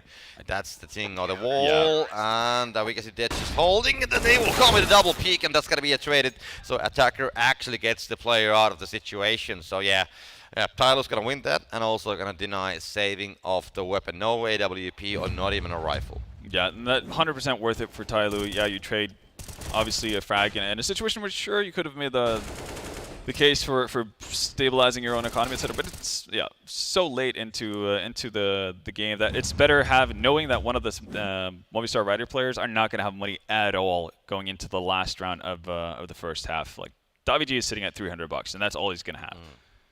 Well, we do have another tactical pause coming in. TyLoo has been getting some rounds on the board. I mean, it's 6-8. It was a whole lot bigger, the gap, some time ago. So they have been catching up. And the Movistar Riders, they want to reassess the situation. But there we go. It's not a long one. 5 seconds, and then we're going to go. The buys are coming in, both sides. I mean, the Movistar Riders, they don't have much of a money. They have some Galils, they have some AKs. That seems to be still going with a Deagle. Doesn't even get a rifle. So, yeah, it's not an optimal situation for Movistar Riders. So maybe we'll see something different now coming in because they don't have the greatest economy. And the guns and the utilities are quite low. So maybe they try something else. We'll see what comes of it. One Molotov is a bit of an issue. The fact that, well, issue and issue. It's better to have one than none, but I would have loved to have 2, 3, something closer to that number. It's going to be hard to take map control safely here, but we can see that TyLoo is posted up fairly passively, so they're actually going to be given that for free without realizing it. Already 1 of the 3 smokes used. I mean, TyLoo, they haven't really played that much inside of the restroom. Sometimes we saw the early picks coming from there. But DanKing doesn't need to be there because he's going to find Daviji anyway. Summer's going to find Mopus as well. So one by one, Movistar Rider players, they're going to be falling down as Summer finds the second as well. And DanKing is going to be just ready for Senpai as the, I mean, it's not the AWP duel this time because, well, of course, there's only one AWP on the server. But still, I mean, these guys, they have been meeting each other so many times that DanKing probably just wants to get that kill. Senpai finds the attacker from the side, going to try to make the straight transfer. Not going to be successful when Summer gets the, well, the better half of it. And just Dead's remaining with the Deagle, and he's going to be taken out of it as well. So TyLoo, one by one, they pick up the players, the buy, which, well, they did it for the Movistar Riders, just didn't work out, and I think they were like missing like a communication there. I think it was like just solos going out. Yeah, they're just kind of hoping for something. They knew that they were at a disadvantage given the weaponry, and to be fair, like the kind of solo maneuvers, the solo crusades that each and every player has been going out on did work for them initially. That's how we saw TyLoo getting picked apart, basically being pulled to each side of the map and not really understanding where they needed to kind of concert their efforts and powers. But eventually, TyLoo started to figure them out a little bit, and that's what we're seeing them on 7 rounds here as we're about to switch into the second half. Question is whether or not that's enough. We know, or we saw 2 strong CT sides from both OG and Complexity earlier today, and if Movistar are going to be able to do something similar, then yeah, TyLoo's efforts towards the end there are probably not going to be enough, as sad as that would be for them. But we do have to keep in mind that this is obviously not TyLoo's map pick. They have Ancient waiting as well. Yeah, but it's a very close situation. I mean, it can go any other way from here. Of course, Movistar Riders, they had a great performance on the T side, and now we'll see what they can do on the CT side. So the pistol round is going to be starting. Let's see, Sunpie is going to be spotting one player right next to the fountain, but the shots there just not landing this time. Dan King very carefully going to be trying to go all the way towards the A long. TyLoo splitting a little bit, so they have like 2 guys heading for A long, 2 guys going on the connector, so that's definitely a quite interesting strategy which they have, and they're going to be trying to emerge right next to the toilet, so maybe, just maybe, having idea to go for the A execution here. Yeah, it seems to be the case. Summer and Bentet with smoke respectively, probably going to be for bank and top of stairs, and the Molotov, I would assume, either for truck or behind default, where you see Mopus kind of hanging around. And there we go, the utilities are coming, and they're going to be, well, running to the side because Mopus finds the angle, doesn't find the kill though. It's going to be Attacker getting 2, Sunpire's going to find Dan King, so it's going to be 3 versus 4. As Summer just making sure that nobody will be coming right next to the dumpster, but the players are not yet there. The bomb's going to go down, so TyLoo gets the plant, and now Movistar Riders, they have to play retake with 3 versus 4 of the T players on the side. Yeah, no diffuse kit really to anybody's name as of right now either, which means time is not on their side. Equal trades, that's benefiting TyLoo, and slowly breaks the tide as well and secures a Chinese powerhouse their pistol round on the second half. So off to a good start in that sense.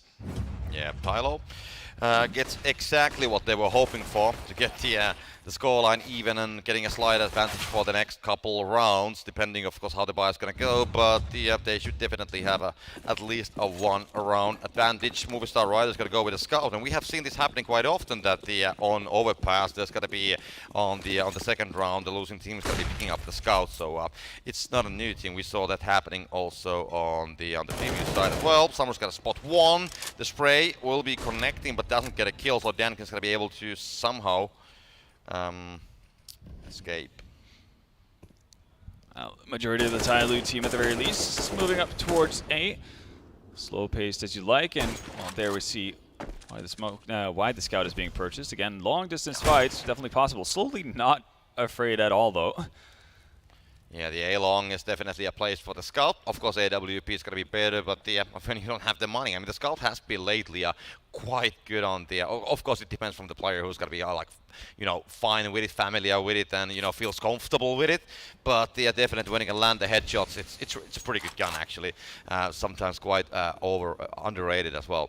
But meanwhile, I mean, TyLoo going to be still lurking right next to the toilet because Mouz trying to defend with the Deagle going to be unsuccessful as Dankin gets the spray from the MAC-10, and it's going to be Alex also having a bad luck with the Deagle, not going to be able to land the shot. So slowly, Movistar Riders going to be losing some players. They're going to be withdrawing away from the site. TyLoo gets the plant.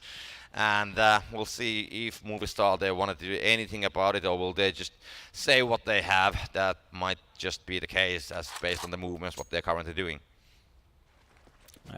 Senpai wants to give it another go with the scout in the following round.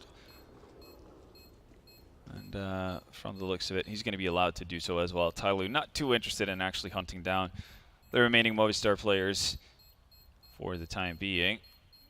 TyLoo actually getting to regain the lead.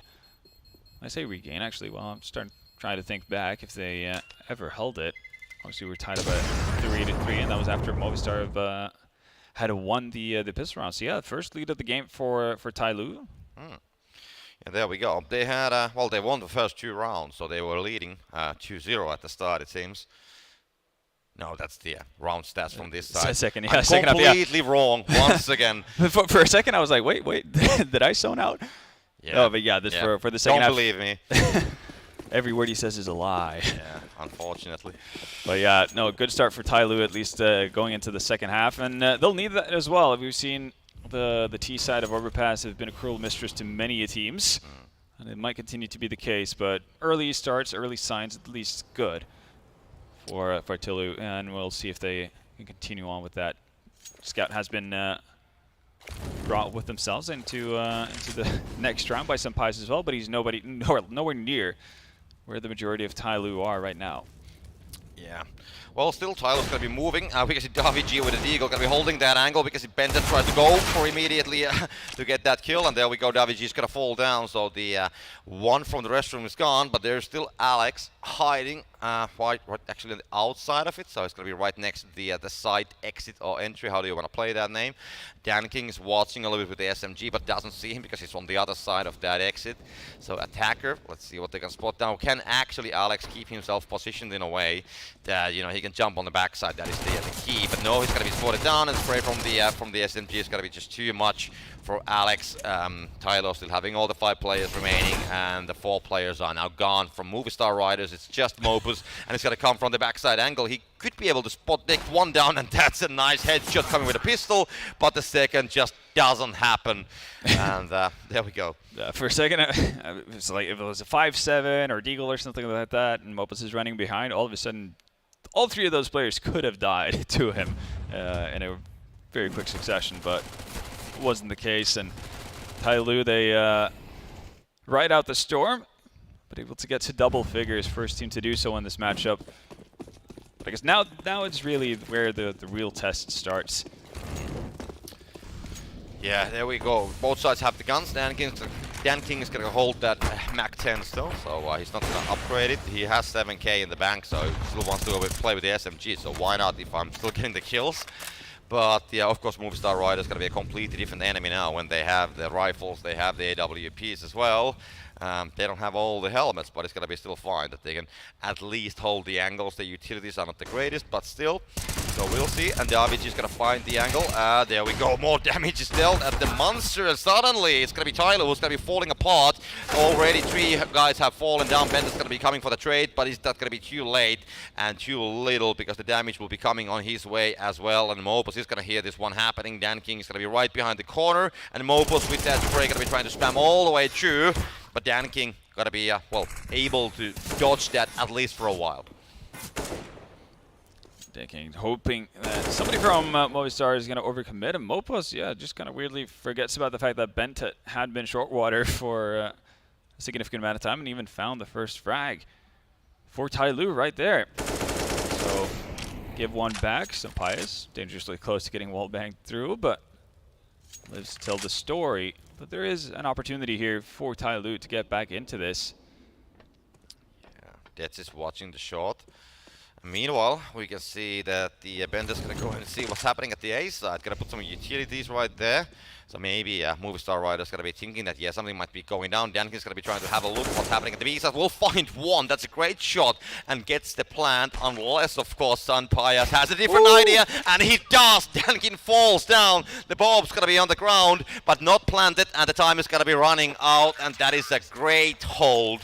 A great one single click pistol shot. That's going to save the whole round. Yeah, that's great decision making and just awareness from some Pius as well. Again, it recognizes obviously that Dan King has the bomb, so whatever they heard towards A, that's irrelevant at that point. And he knows that, yeah, TyLoo player simply has to commit. There's not enough time for him to necessarily fake it. Or it would have been very, very unreasonable to expect that at the very least. So just sells himself. If he ends up having to take a duel with the player on site, then that's perfectly fine. Not going to be enough time to plant the bomb afterwards. Really, really well executed there, and what needs to be, you know, a millisecond decision. Has to be made right at the spot. Otherwise, you lose your timing, and it can get really, really nasty for you. This is already the third tactical break for. So we're going to be waiting for that, but that's going to go over. So TyLoo, they did reassess the situation, and that will TyLoo with the double digits, so 10-9. So definitely it's not very one-sided. It's actually pretty even all the time, as we have seen. And now the both sides, they still have the guns. There's going to be a couple of FAMASs on the Movistar Riders side, but I think they're going to be pretty impactful still. And of course, Pius doesn't actually get that information, at least not for now, but there we go. The angles, they will try to find each other's. Dan King also very active with the scope, as we can see, and that is, well, that is his job. Yeah, the man has one job, and that is to make that scope work. Attacker going to be slowly creeping up. Oh, that jump. Just going to go with the position attacker. How eager you're going to be to chase after. Yeah, good angle. There we go. It's going to be a headshot immediately, so Alex going to be taken out of the equation. We can see, oh, they're going to be trying to hide on the B, but no, he's doesn't have the time. Davi G also falls down, so 3 versus 5. TyLoo, they are once again finding the angles, and the players are just dropping 50 seconds. TyLoo, I mean, they have the time to go for the plan still, and of course they currently have the better situation because they got the kills. I'm not really sure what's going on with Movistar in those kind of situations. Davi has already fired off shots from short water, so they're obviously aware of his presence.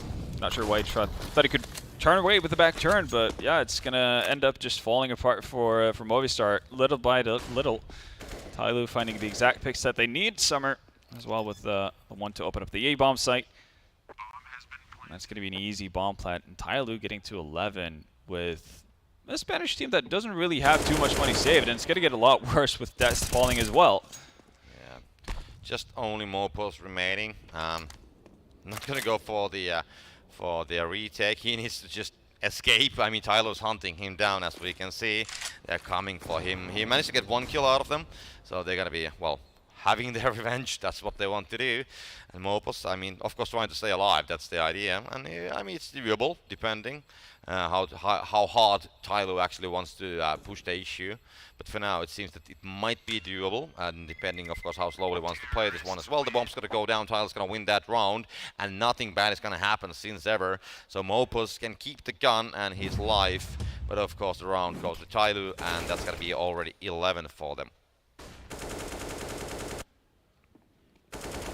Angles, I mean, attacker was just waiting there on the short when the second last CT was trying to lurk to get some safety, but yeah, that was denied. Yeah, Davi not happy with how that panned out, and yeah, definitely not the best of rounds to lose if you're at Movistar, and really struggling to get going here on their CT side. Mouz, as you said, with the saved weapon, he's going to try to create something for themselves over towards B. Well, it's pistols for Movistar Riders. They're going to be waiting. So if TyLoo's going to be like bringing the guns, just come here. I have a surprise for you. We'll see how many accepts that invitation. I have a feeling Molotov's going to go past Alex. Still actually going to move up. Mouz also unsuccessful with his aggressive move. Danking spots out Senpai's at long. So good flurry of information really for TyLoo. I'm not really sure if they caught the fact that that 4 was picked up. Slowly still taking the duels by his lonesome instead of running with a teammate. It is actually traded, so it's going to be 3 versus 3, and Movistar Riders, they should have 2 guns under their disposal, but Bender's going to be having a different idea. It's going to be just Davi G remaining, as 2 more kills come from the TyLoo side, and Davi G going to be completely pinched down here. Let's see what can happen with Summer. Summer's going to fall, so he will be able to keep the gun for now. The plan's going to go on the A side, and it's going to be Davi G heading for the B side. Knows that the plan is not happening there, so we'll see. Because 1 versus 2, that is still doable. He has the 100 HP, has the gun, so maybe he'll try to go for it. Yeah, I think the problem here is that he doesn't have a diffuse kit, and he doesn't have a smoke to potentially go for just a full sit smoke diffuse type of an ordeal. And I think given those circumstances, he's better off just holding on to his weapon. Again, create a little bit of a rainy day fund for yourself and your team if that is needed. And I mean, given how this second half has panned out so far, yeah, they might very well need it. TyLoo are going to be up at 12 rounds.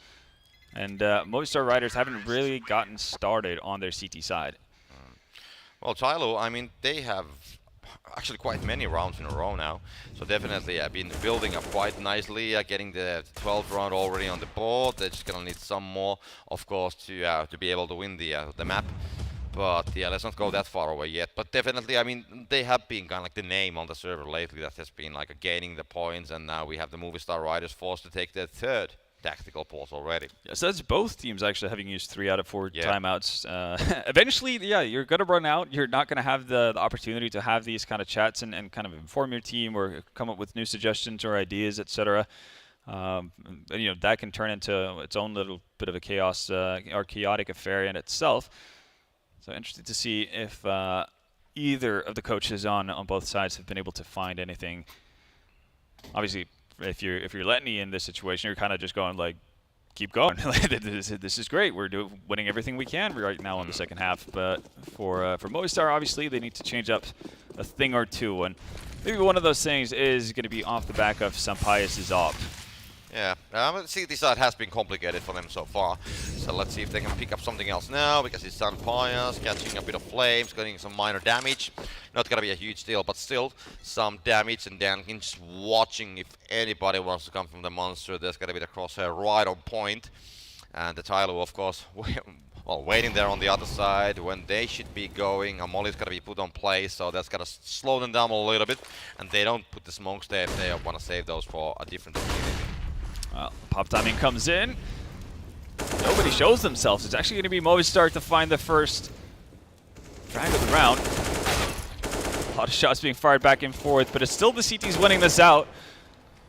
Yeah, it's a lot of damage coming from TyLoo, as we can see. Just Summer and Dan King standing, and this time it's gonna be a chance for the Movistar Riders to kind of like break the momentum, get one of the rounds finally on their side as well, make double digits. The bomb hasn't been planted, but it's on the middle of the site, so they're kind of like holding it, controlling it. TyLoo, they will have to come with a plan. We can see two players going for the boost. Mouz tries to see above the boxes, will not be able to see the other player, but now Summer's gonna find one. It's gonna be traded immediately, and just one player remains. That's going to be Dan King with AWP, finding the trade, and now goes for the plant. Fake plant, gets the AWP, shot on sound pace. That's going to be amazing, and it's going to make all the way 1 versus 1. Dan King versus Alex, and there we go. Let's go, baby. The final shots finds the target, and that's another win for TyLoo. What a clutch from Dan King. That's insanely impressive.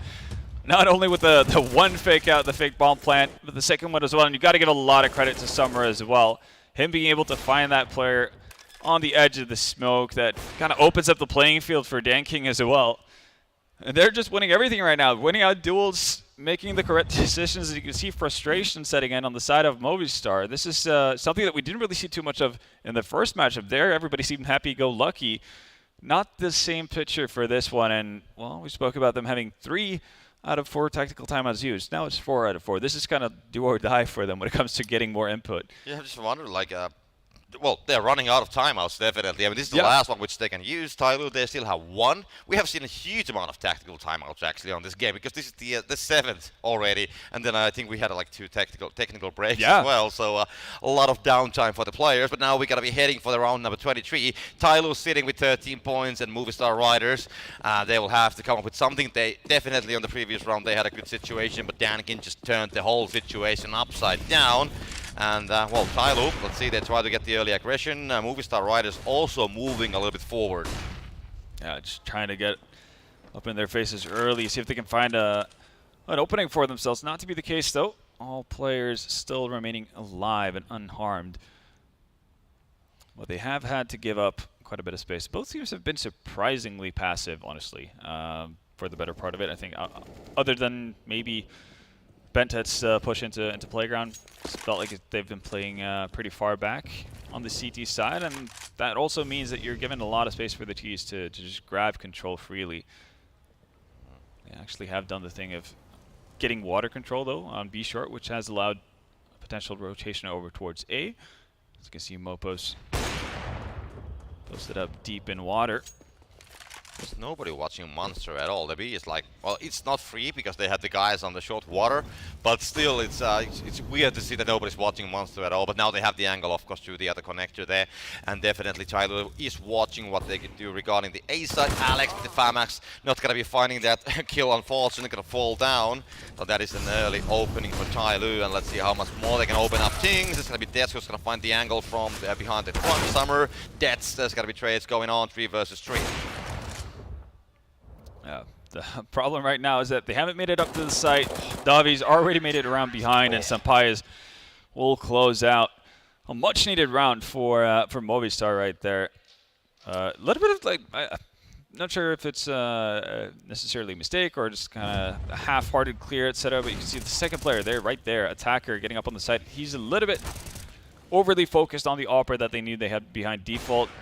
Kind of forgoes checking Kyoshima entirely and gets punished for it, and that's pretty much what prevents them from getting up on the site entirely. So a bit of an unfortunate event there, as we're going to see the 4-man boost. Oh, there we go. There we go. What a shot.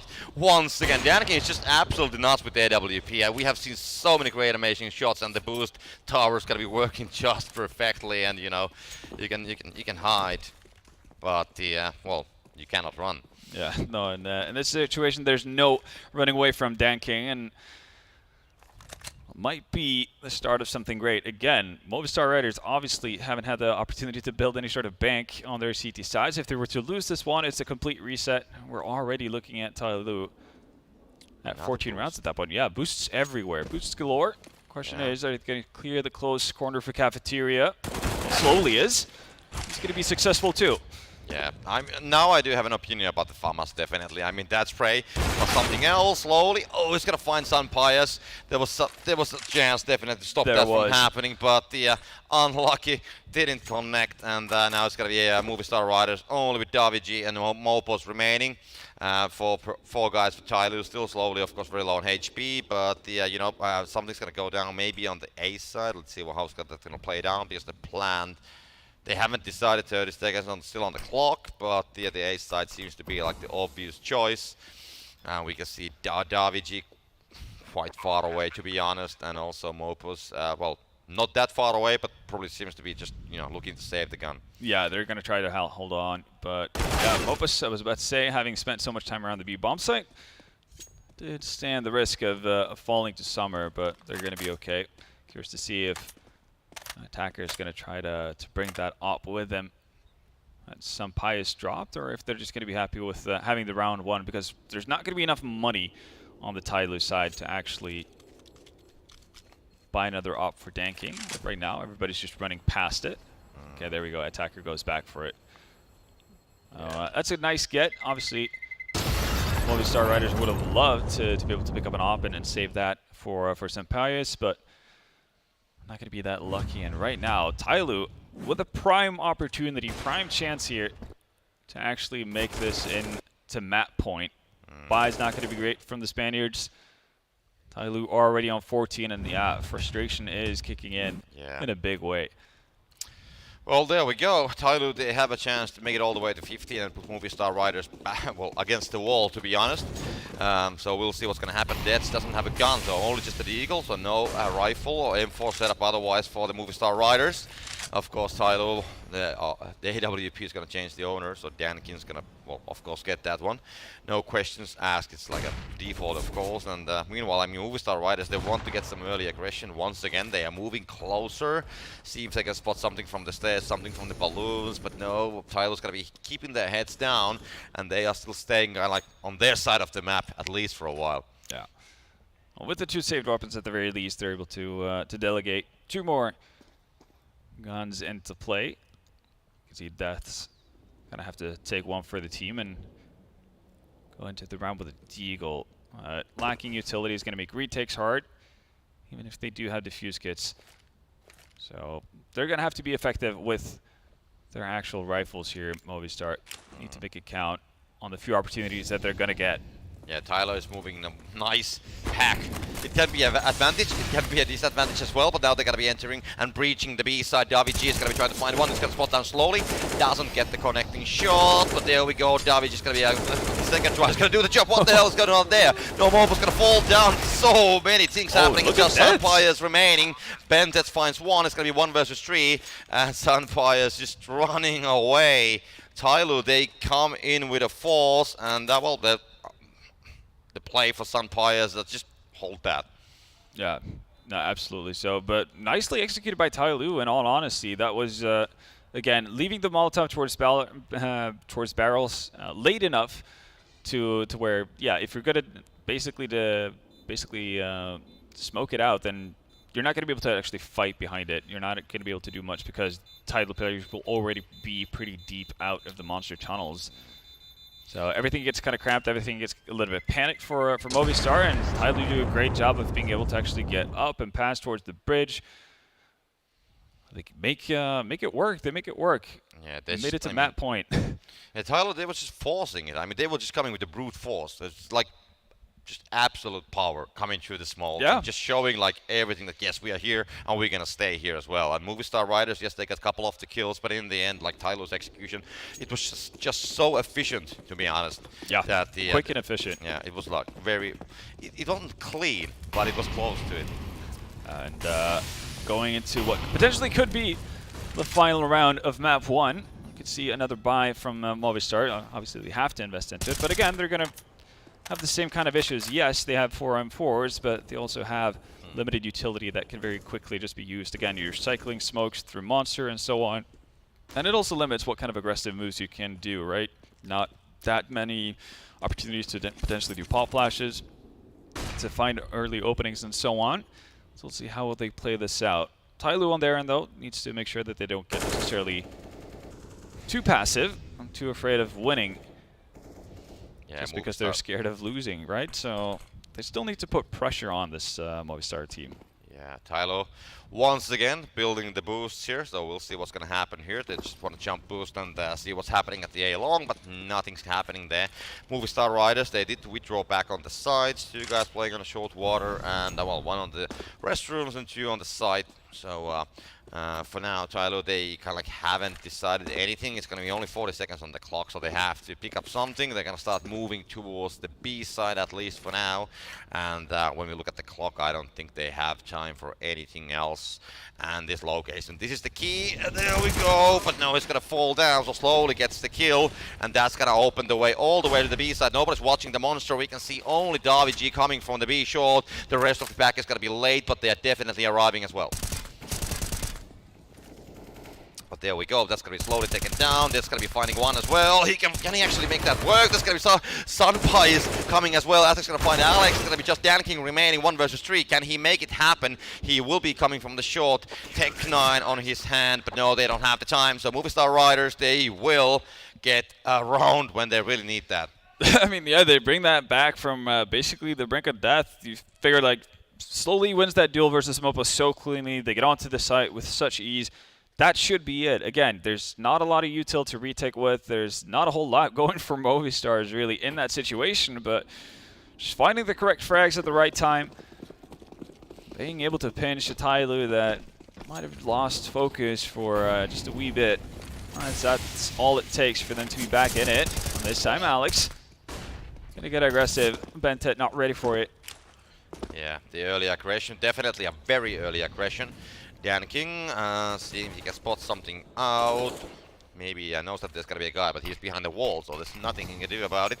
Just gonna be hiding on the connector. We can see Dead's just, spamming a little bit. Gonna be expecting that somebody might be there, but that's not the case. They are still hiding inside of the connector, so they haven't gone out, and they're not on that range. But after the stairs, there might be some, well, TyLoo player definitely waiting, so we'll see if they go all the way, but no, they don't. They're going to be withdrawing back on the side. So Movistar Riders, 2 guys on the A side and 3 kind of next to the B side. And they're TyLoo, they're kind of grouping their forces and they will start moving towards the A side. We'll see if anyone's going to offer themselves up. Danking definitely spotted a barrel. Now he sees someone jumping as well. Question is if he's going to be aware of Alex's presence. Well, Alex, 2 guys right in front. But Dan King, even with AWP, it's going to be a hard one, definitely. Let's see how it's going to go down. They will go inside, and they don't check that corner. So Alex going to be there. He might need to make a decision. Does he want to wait? Does he want to try to lurk on the backside? And meanwhile, the smoke's going to be used. Alex going to go over there. 1-5-1 going to be traded down. It's going to be 2 versus 3.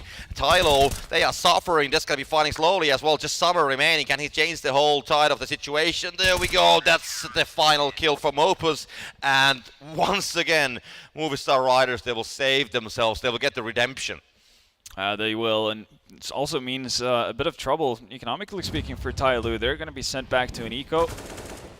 Not going to be able to get on the site. No bomb plant, no extra cash being added to the wallet of TyLoo, so they're going to have to go the hard way. They're going to have to eco, and again, 1 eco, that's likely to be a Movistar Riders round, looking at a 15-13 scoreline. Yeah, TyLoo, they're just going in. They will take some damage from your teammates as well, because Dan can go in all the way to 69. The knife of a friend. Well, maybe not your friend if you get some damage from it, but still, it's going to happen. So TyLoo still on the lead, but of course this eco round is going to be, well, problematic. So We'll see how much Movistar Riders can actually kind of abuse the situation, to be honest. Sun Pius. Ooh, there we go. Danking. I mean, after a long time, somebody else shoots him with AWP. Yeah, he's been winning out that more often than not. Seems like Sun Pius, though, he's getting warmed up himself. 2 for 2 so far in the round. Davi, yeah, finds the timing through underpass. I guess, yeah, movement and timing was to an A, but spray execution maybe not so much, but doesn't matter in the grand scheme of things. He stays alive, buys time, and pulls attention his direction, which makes the job easy for his teammates. 15-13, TyLoo. You could buy here. You're going to have 3-9 on one player, so that's going to be an AK and a flash at best. Now, is that where you want to go, potentially? Or do you want to save up, do a half buy here, and then get all the utility in the world for a potential 30th round? Yeah, it's three rounds in a row for Movistar Riders, so maybe the 4th tactical pause, which came from Movistar Riders earlier, maybe that did the trick, and now we have the last tactical pause coming for the TyLoo as well, so exactly. This is the 8th tactical timeout so far, so maybe TyLoo can now turn the situation upside down, or, well, we just have to wait and see. I mean, sometimes they are working out, sometimes they have a great idea, sometimes we don't see much of a change that is like impacting the gameplay. But yeah, one thing we know for sure, there's no more tactical timeouts on this match. Yeah, now it's all about what the players can muster up, what they can conjure, really, as they go through the stages. And obviously, if it goes to overtime, that can get really, really hectic. Yeah, it can. We'll see, though, if TyLoo wants to let it go all that way. They have decided to invest into this, which means, well, not a lot of money for a potential 30th round, but they're not going to try to get that far. They want to end it right now. Yeah, definitely. They don't want to go for the overtime. They want to, get it done before we reach the last round of the series. So we'll see. Summer. I mean, Movistar Riders, they're once again like moving so much closer. Attack's gonna find one, so that is definitely the opening kill coming. But still, Movistar Riders, they have the positions, the Mouz's location is gonna be good, gonna be found out though. So Summer's gonna get that kill, it's gonna be just 3 versus 5 now. Sun Pius gonna find attacker, so that is definitely an opening, but it's not even situation yet. Let's see if we're gonna find a second one, because that would be the key. And there we go, that is the even out situation. So 3 versus 3 now, as Death's gonna find Summer. Yeah, but the big thing here is that Slowly has basically been able to do what Movistar did to them in the first half. He's going to be able to, well, I say catch the rotation, at least keeps Alex off the site. And that's going to be a bomb plant. So now, time is against Movistar Riders. They have defuse kits, but still need to make their way up towards the site, and that's already going to fall to Slowly. And there you go. That's the final kill. It is going to be TyLoo who's going to win the first match of this best-of-3 series. So definitely, I mean, there was a chance for the Movistar Riders, but at some point TyLoo, they just managed to change the whole situation upside down. They got a very good streak, something like a 7 or 8 rounds in a row. And then, of course, Movistar Riders, they came back. They got 3 of them, but now TyLoo, just in the end, they managed to get the final round they needed. So a tight series. It wasn't like one single-sided at all. It was definitely some great CSGO happening there, which TyLoo just, managed to get the better side out. Yeah, and again, impressed by the fact that TyLoo was able to muster up that convincing of a T side in many ways. Again, got off to a great start, as you mentioned, and then just never really looked back from that point on. Obviously, we got to see some flying performances out of, I think, Danking. Obviously, he was one to watch for that one, but I also want to give a shout out to Attacker as well, who did amazingly well for himself. So great start for them. They start out, being able to win their opponent's map pick. Has to build a lot of confidence going into Ancient, which is going to be the first time we get to see it in the tournament as well. So I'm excited about that. Definitely. What I'm excited is to get some more coffee, so you can definitely get the your coffee and kick from the Tim Hortons stand. And I'm definitely going to need that, because we're going to be heading for a break, and then we're going to see the guys at the studio.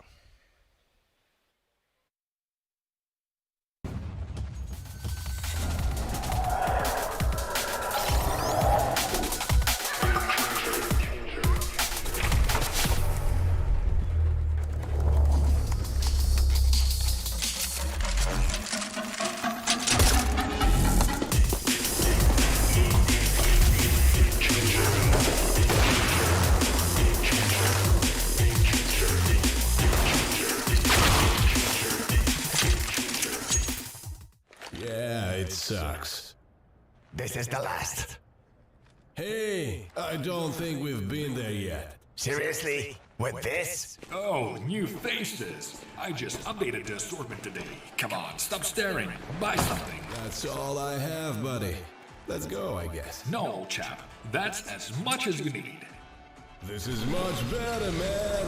What's that you got there? I got a better one. Well, see, you didn't want to go. Look how much we got. Hellcase, your favorite skins in one place.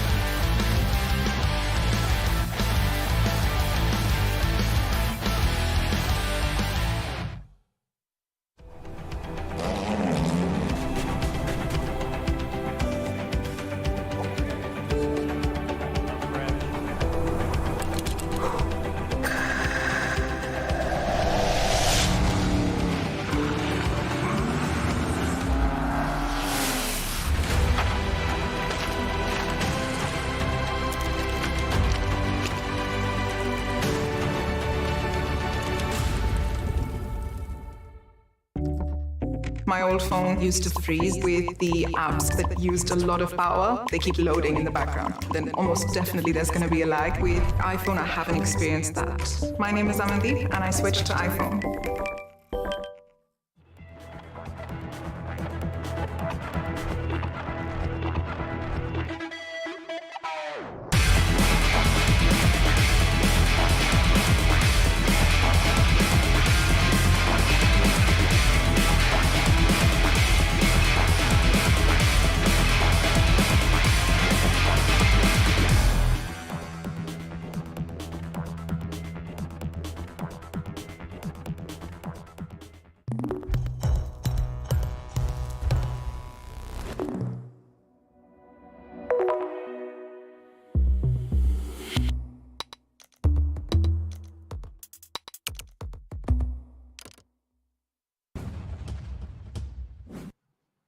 Just want to say before we get into that, I really need to see some episodes to take my muffin because that looks like a wild, fun show. You can see that on YouTube at the same time. Hedgia, Devil Walk, we got to say that I was right. TyLoo, out of nowhere, showing us. But in all seriousness on all of it, Devil Walk, you were saying right, we were saying about it. TyLoo normally this crazy style, something that like it's hard to predict. This was just a very well-refined TyLoo, and I'm guessing we're going to be looking at Letney's influence on this. Yeah, I think you could clearly see it on the T side, especially the way they were moving around the map. They took map control with limited utility, and that's usually a sign of a very, top tier, at least theorized T side. Because it is actually, you have a lot of options as CT to push them back, even in the mid round. You don't always have to go defensive, but Movistar couldn't find the solutions to get the picks on the CT side and punish them. And honestly, I was expecting a little bit more from some Pius to strike that fear into TyLoo in their map control, but it didn't really happen. No, I think he maybe wasn't feeling it from the get-go, but also very, very impressed by TyLoo's T side here. The best T side we've seen by a by many miles so far today, and just a methodical. This methodical approach to everything. Like nothing is seemed to be left to chance, and it was very interesting how many rounds that either went to the bomb exploding or literally time running out in that match. Yeah, I thought as well is a glaring comparison to the first game we watched, where I was saying, we didn't say it on the broadcast, but while we were watching, I was saying, like, why are they picking up their knife instantly after a kill, going for that kind of momentum switch? Here it was the complete reverse. They just slowed things down. They took things methodical. You could see they are in conversation, trading nades, making sure everyone has the right pieces before they go in. And it didn't really slow them down because they were doing it as they were moving towards the site instead of that chaotic, sometimes you end up at the site and, oh, I'm missing this nade or that nade. They had everything figured out beforehand, and that's a very, very good sign. And I'm super impressed by TyLoo and how they approach this game. Yeah, I'm also... Pardon? No, go. Yeah, no, but I'm also very impressed by Movistar Riders' tactical approach to this. Yeah. Because they're also playing both these teams were really good at playing like having the longer game in mind when it came to the economy. We saw saves coming in 2 versus 4 and a lot of the times, yeah, okay, they have the B side and we are all the way up on pushed up on long on A. There's really no point in trying to go for anything here. Try just to save those weapons into the next round and take it from there. Just having that capability of knowing when a round is actually lost and not trying to go for some hero plays. I think that this speaks volume to not only TyLoo, how impressive they were, but also the patience coming out of Movistar Riders. Yeah, I agree to some extent, but I did see a lot of frustration in the Movistar cameras when they were losing some of these rounds and engagements. I think that's a really, really bad sign and kind of ties into what we said on the pre-show or pre-game, that basically it doesn't suit Movistar to be the favorite, because they seem to thrive off that energy they get in these like kind of crazy games when they're playing against a top team, and you can see the energy they're supplying each other through these rounds they win, and I don't really see the same kind of Movistar attitude that I'm used to looking at the player camps. Yeah, exactly. And also when you maybe have prepared for a much more aggressive team coming into it. You see it 4 rounds where Movistar is basically running out of time. There's not more they can do about about the round. That also says that okay, they may be expecting there to be some sort of very aggressive plays, and they're like just TyLoo very good at wasting Movistar's time. And when it comes to the end of it, then there's no more time in the round. The only round that we saw from TyLoo really where not everything was just like set in stone on how they were approaching it. It was like that one round on B bomb site where they had the site, but they were so unlucky. The bomb planter got taken out and the bomb landed in like water, and you saw how no one was even thinking about picking it up. And I think we discussed it a little bit. That might be the fact that everyone is so focused on doing their job that when something like out of the ordinary, something unexpected happens, it can be hard for them still to communicate who is taking the responsibility of like picking up that piece. And yeah, but I am super impressed by TyLoo. A whole different team than what I saw from them the last time. Yeah, looking a hell of a lot better now going into their map pick as well. But before we get to that, we'll make sure we give a shout out to CS Money. And what you guys can do with CS Money is you can guess the winner of an upcoming game. You'll have a chance to win some valuable skins. How you go and do that? We'll go and follow Starladder CSGO on Twitter. It'll be in the Twitch chat. You can take a look at that as well. And also, if you want to come over to Dubai, if you want to go and visit some awesome places, you can visit Ras Al Khaimah, the Nature Emirate of the UAE. Check it out above. Maybe you want to go on an adventure. Maybe you want to go out there right now and see the event, see the players. Maybe that's an option for you. Go do it this weekend. Could be a lot of fun. We've still a couple more days of Counter-Strike action going down out here. And when it comes to now us moving into Ancient, right, TyLoo's pick, this is going to be very interesting for me, because when we look at it and we look at this difference, like I'm just thinking from the RMR to where we are now, the difference on just that T side. I know we've only just seen this overpass, but again, Letney's there now. We're going to have to give him a lot of credit from just what we're guessing here until we can talk to him after the game or something. But that makes me very excited to see what they can do here. Now, it's not like Movistar doesn't play the map, right? They can certainly play it. And look, they even had, okay, they beat players on it, they beat Liquid on it, some okay results in there. But the fact that they even lost their opening map, that's just sending worrying signs, you know? So, I don't know, Devilwalk, are we all in on TyLoo? Because you know I was. Yeah, I mean, I'm disappointed. I need the Movistar to wake up, realize the need to fight for every round. They can't be showing frustration during the game. You know, it's something that's extremely important, and something that you need to change in your mentality when going up. If you're favorites or underdogs, it's always easier to be underdogs. Always. You will get so much more energy winning a round. Everything feels like a bonus. You're just enjoying it. But when you're the favorite, you're expected to win, and just with that thought process, it's easy to get into frustration mode and you know, kind of swear out. But it affects your performance. You're not willing to take the risk. You're not willing to commit and make mistakes. Yeah. And that's the biggest mistake you can make, right? You have to play Counter-Strike as well. You can't just. It's not all theory, right? We have to be reactive. We have to communicate, find solutions in the moment, and you kind of lose that once you get into that frustration mode. You certainly Yeah. do.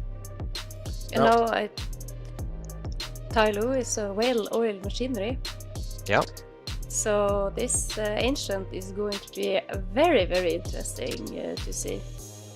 Well, I was gonna I ask think you, that because- the T side is basically, I think Overpass is such a difficult map to make sense in the default, and Letney and TyLoo have obviously been working hard on it, and I can't imagine it looking worse on Ancient because there's less options for CTs. There's still good options, but it's if they can get, you know, the opening duels going their way, I think they can kind of lurk this map, default it out, and get the picks because they're making good decisions. Well, let's get ourselves straight into the game. Let's not miss the opening parts of the round. The fist bumps are going down, and we're going to go back with Vendetta and Copter.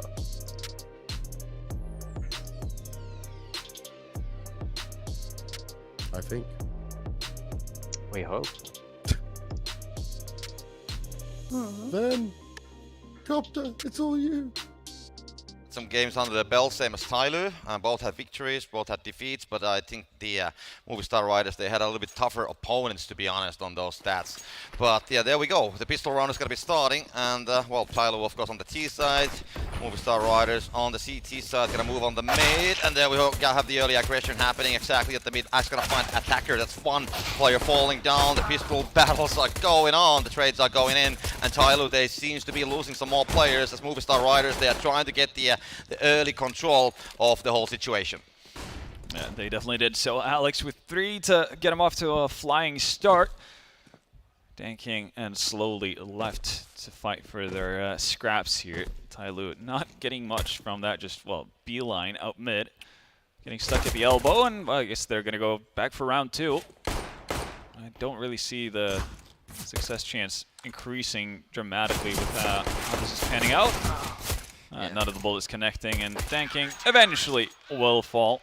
So pistol round not working out to TyLoo's wishes, and that could be a bit of a problem again. I'm not a big proponent of people picking Ancient at all, just full stop, because that means you're gonna have to play the T side, and most teams can't play the T side.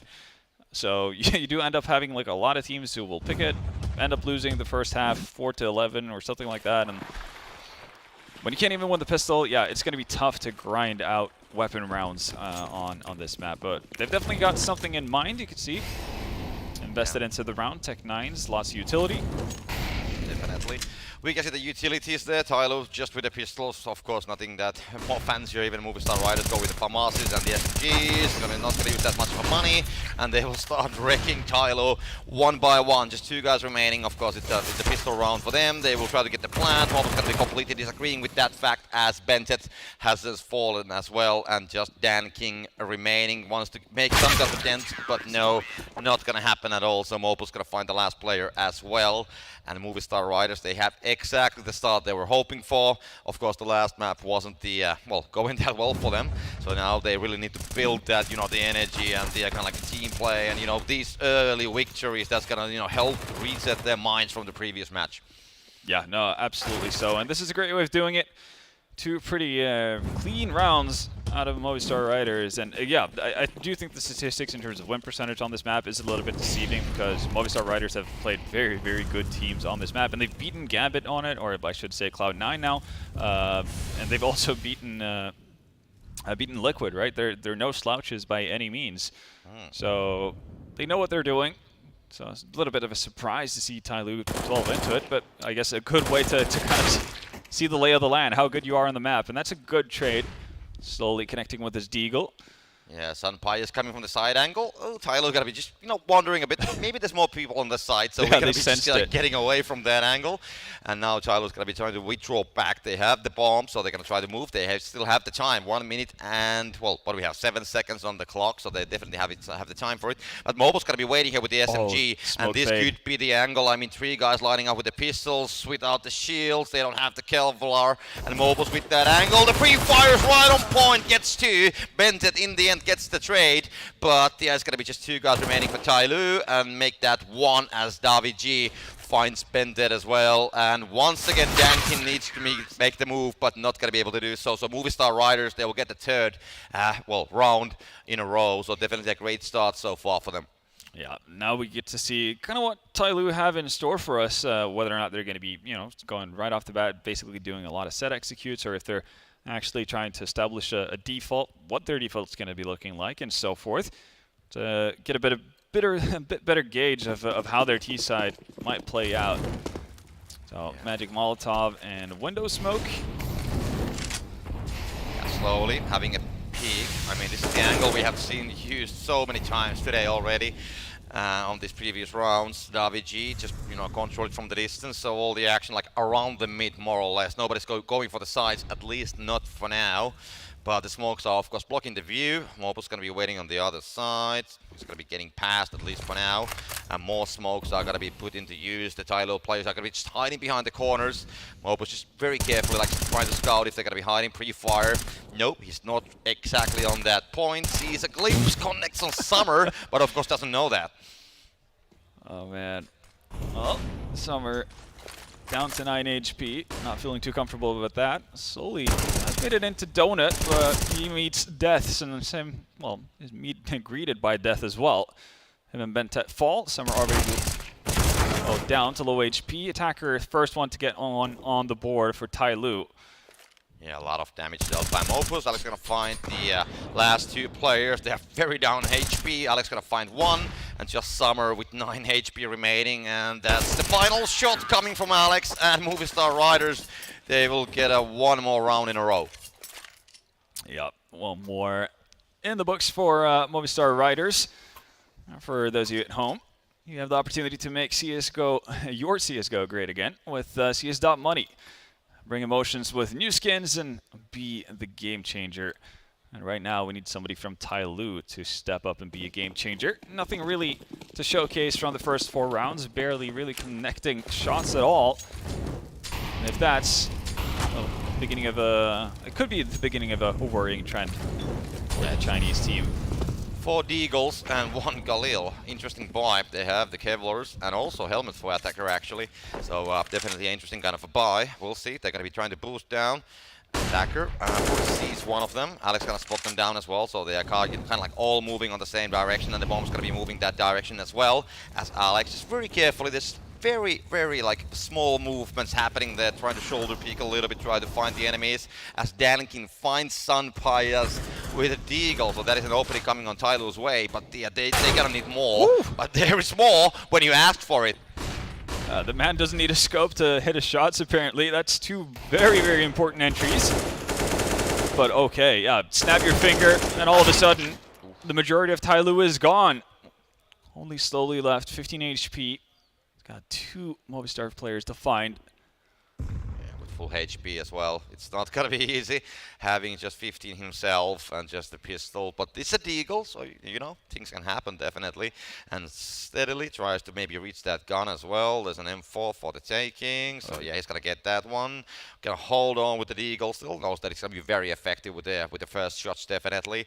And it's starting to see what he can do. He has the bomb, so he can definitely go for the plant, but 20 seconds on the clock. Needs to find a way in, and there's gonna be deaths on the way as slowly falls down. And once again, Movistar Riders, they're showing what they are capable of in Ancient. Yeah, and it was looking pretty dicey, but what a return there really. I think it was from Alex and Davi finding 4 frags almost immediately after the openings from Danking. It does a number on the economy of Movistar, obviously, and that's it's good news for TyLoo, but they need to make their weapon rounds actually count. They need to get a little bit closer to actually winning rounds when it matters.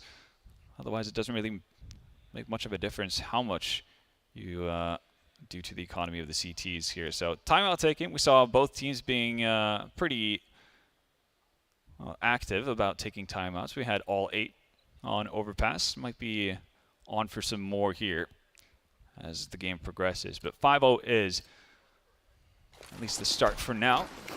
Yeah, but they need to do something about it. They need the timeout. I mean, when you have lost 5 rounds in a row, of course it's ancient, but still, and they're gonna go with a more aggression. But the RBG is gonna be right on the point. Slowly it's gonna fall down. So they will once again, the Movistar Riders get the first initial kill. I think it's gonna slow down just for a while, but Mouz, I think he has an idea that it's gonna be not so small break, because 2 kills coming his way straight through the smokes. Gonna find the heads of Attacker and Summer just when the smoke's gonna clear out a little bit, that he gets the small amount of visibility, and then he just immediately finds them down. So TyLoo definitely just 2 guys remaining. King, even with AWP, hasn't been able to make the impact. Got himself in a good position, but yeah, Sampaius knows his angles as well. Knew exactly what to expect. Probably got a little bit of a peek at his head once he stepped into Temple. Well done by him. And TyLoo, yet again, they might stand the risk of not getting a single kill in another buy round. And right now, again, definitely opportunities for Slowly to actually get kills there in mid, but just whiffs on the opportunity. If that's still going to be like a consistent thing where he's not able to win out those duels, they just need to give up the idea of actually fighting for mid. It's just not worth it. Mopos, he's wanting to add to his tally. Yeah, Alex is going to be the one, but there's a flank coming on the backside. It's going to be Mopos finding the final kill, and Movistar Riders, 1 more round for them. 6-0 for Movistar Riders. They're getting a little bit louder over there. And gotta give a shout out to Hellcase. If you want a new skin, open cases and take your skins on Hellcase. Use code GETDUBAI, all caps, for extra money on your account and for a 10% refill bonus. And there we go, the round number 7. The bonus is going to be needed for TyLoo, definitely. 1 AK, and then the pistols, the Eagles, Tech 9s, and the usual setup. So we'll see what they can do with them. I mean, TyLoo, they have been getting some kills, but they haven't been able to take the rounds that close, to be honest. The RPG is going to be waiting once again on the other side of the smokes. There's going to be a boost coming in, and this is going to find the RPG from that boost. So that's definitely a worthwhile doing it. Gonna cost some time, but definitely getting that early kill is gonna be helping out a little bit. We can see Mopos just now, it's gonna be his time to wait on the other side, and he's gonna be ready for it. There's gonna be a second player coming in, gets him down as well. Gotta get the third, yes he can. 1 more, and there we go, my friend. Mopos finds the kill as well. So just King once again remaining, and he needs to make something to happen, but yeah, we know it doesn't have the bomb. It's gonna be 3 guys watching the AWP and the rifles, and just go with the deagle. We have seen this happening in the past, and it hasn't been working out. Yeah. Nice shot from King, but again, it's nothing really in the grand scheme of things. Still Movistar running away with the 7 rounds in a quick succession as well, to TyLoo's 0. Again, they just keep getting stuck in this elbow by mid. They're not really getting anywhere by going towards mid. Obviously, this was limited investment, so can change things up once they get into a buy round here, but they need to start getting rounds on the board. They need to start threatening the economy of Movistar. And I like what we're seeing. Again, throwing out the same util, but actually foregoing sending anyone towards mid. So this might be an indication of something a little bit quicker towards B, or at least something a little bit more hefty, considering the manpower they have behind it. Yeah, they have the guns now, so definitely if they're gonna go with the fast execution with the guns, would be nice to see if that's gonna be working out. But the Movistar Riders, I mean, the hold which they're doing, it has been working out, and they have always had the player to flank out as well for the trades as well. Mopos just trying to connect all the way through, and that's slowly taken down. That is definitely, well, I mean, definitely a needed spray, but still like a little bit lucky there as well. Yeah, he actually gets a dink, and it's Alex to finish them off. And yeah, through the smoke, Alex is gonna find the bomb planter yet again, and now, well, the moment might have passed really for TyLoo. No smokes to give them cover whatsoever. Bomb plant's going to be nearly impossible to get down, and yeah, we're having another buy round where there's just not a single kill. And this is why you don't pick Ancient. 8-0. And that's a lot of skulls on the row. Yeah. It's just all elimination, no bomb plants coming down for TyLoo. Again, that was probably the best opportunity they've had to get a bomb plant.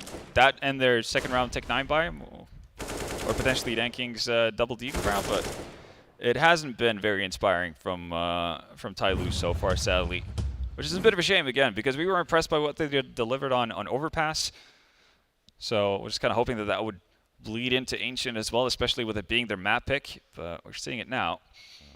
And we saw that the Movistar Riders, they have been playing with the top tier teams on Ancient. Yeah. And I think And that's beaten some definitely of them as well. showing here. Yeah, it's really showing here. They have a great strategy here. They know exactly how to hold it. They can counterfeit the the flanks and the trades. They are just positioning very well. And TyLoo, I mean, they are coming, but they just don't find the gap. They don't find the hole from which they can actually breach the side at all.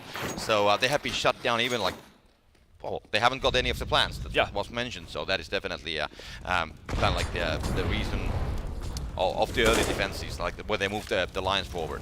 But there we go. Anyways, just TyLoo with a pistol once again, but they're gonna make them work as well. Finds one, but not the second. Mouz actually has been getting a huge amount of kills on this map already. Yeah, and he's doing it, in the same kind of recipe each and every time. It's aggression through the lamp room, and that's working out nicely. This time, though, okay, some promising deagle connections being made here. Some pious, you need to be worried about Long.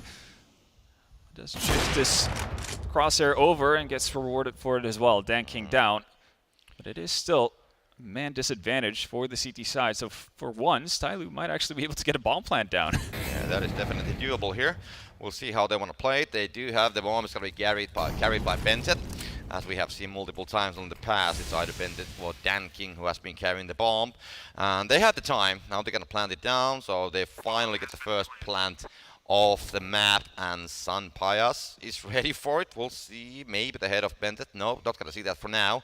Attacker's going to be holding the other angle, so the retake's going to be complicated. So getting the early kill is going to be, of course, very, very important. And that's the one. That's going to be Bentet falling down as Sun Pias finds the AWP shot. And now it's going to be 2 versus 2. Summer's going to be holding a more aggressive angle. Sun Pias, he can make that happen. Gets the second kill, and just 1 versus 2. Attacker, no, going to be taken out. And Movistar Riders, they will prevail. They will. And I was getting a little bit worried about how much time they were spending on actually just sitting behind at towards B-Long there, not really moving forward at any given point. But TyLoo, give them the opportunity to take those duels. And, well, they get punished for it. Movistar making it back. But it's a great start for TyLoo. I mean, they managed to get the kills, they got the plant down, and Movistar Riders are showing that they're not just a team that can actually hold the terrorists far, far away. They can actually, get the job done after the plant, and they know the angles, how to retake. Yeah, Mopa's at 17-4 right now. He's having the time of his life. Same can't be said for TyLoo. But as you said, yeah, they did get the first bomb plant at the very least of their T side so far. So maybe it is a promising sign, yet to be seen. Well, time is running, and TyLoo, they're playing a little bit more slowly actually. So they're not going so fastly towards the side. They kind of think about going for the B side. That seems to be the case, but they still have 2 guys watching the mid. So if, for example, Daviji is going to make the move all the way and try to backstab them, they do have a player holding that angle. That's going to be slowly. That's, meanwhile, just trying to peek anything and tries to maybe find a player and get the early kill. But no, that's not going to be available for now. So this is going to be all working on 1 minute. Max Wally gets the kill, so that is the start. And TyLoo, I think they're definitely, they're advancing on the strategies. And they are, yeah, slowing it down, not immediately taking that fight into mid has given them a bit of an opening, as Movistar can't necessarily stick around in mid with multiple people forever. And they also managed to escape Mopa's timing with his shoulder peek initially as well. So it's a CT side a little bit in the blind. They do have a lot of players towards the correct bomb site. They actually have everybody alive over towards the correct site. This is a scary player. Mopus gets 1. Alex gonna find 1 as well. The executor start, and just 1 by 1. 4 players falls down. It's going to be 1 versus 4. So Movistar Riders, once again, they are proving themselves to be holding the place very well. Just 1 player slowed without the bomb remaining. And the Riders, they are just controlling 5 seconds on the clock. So that's going to be 1 more round for them. Yeah, and honestly, this has a bit of a 15-0 aura to it, honestly, because TyLoo are not getting close. I mean, even when they're getting up towards the site, even when they've gathered up, etc., they're doing things, well, too slowly to the point where Movistar aren't able to react to it. And again, we haven't seen TyLoo really care about that A-bomb site whatsoever, which is why you're seeing these kind of massive over-rotations happening, because they lost their mid player, or their donor player, right? So that should create some instability, but nothing really comes of it, nothing happens.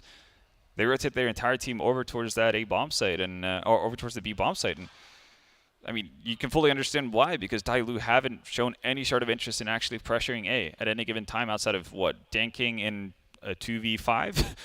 So, yeah, this is definitely something that needs to be addressed on the side of TyLoo, and they need to pick up rounds pretty quickly as well, because this is running away from them rather fast.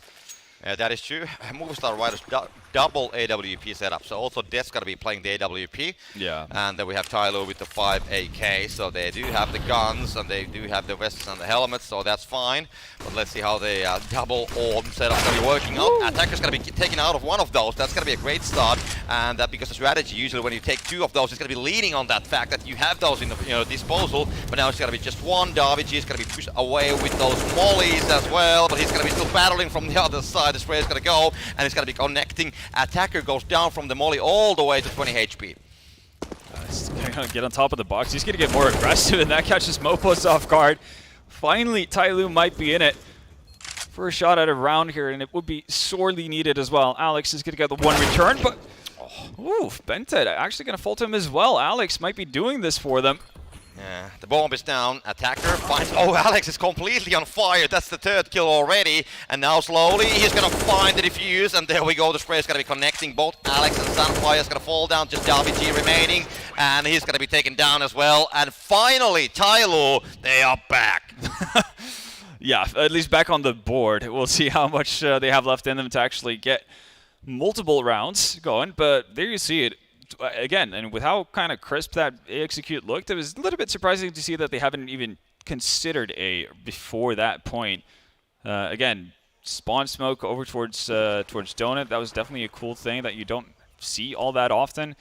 Just sets up for an extremely quick push in towards A. That worked out brilliantly. There is no real chance for Movistar to deny them that bomb plant.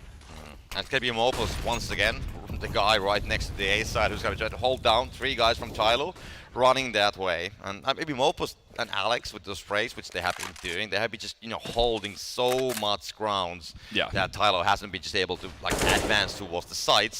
But, I mean, now they're getting closer, they're, spraying there, not lining up for them. So we'll see, they're going to play the time a little bit as well. Right now, putting pressure on, well, every avenue of the map right now. It smokes out for mid, smokes out for A.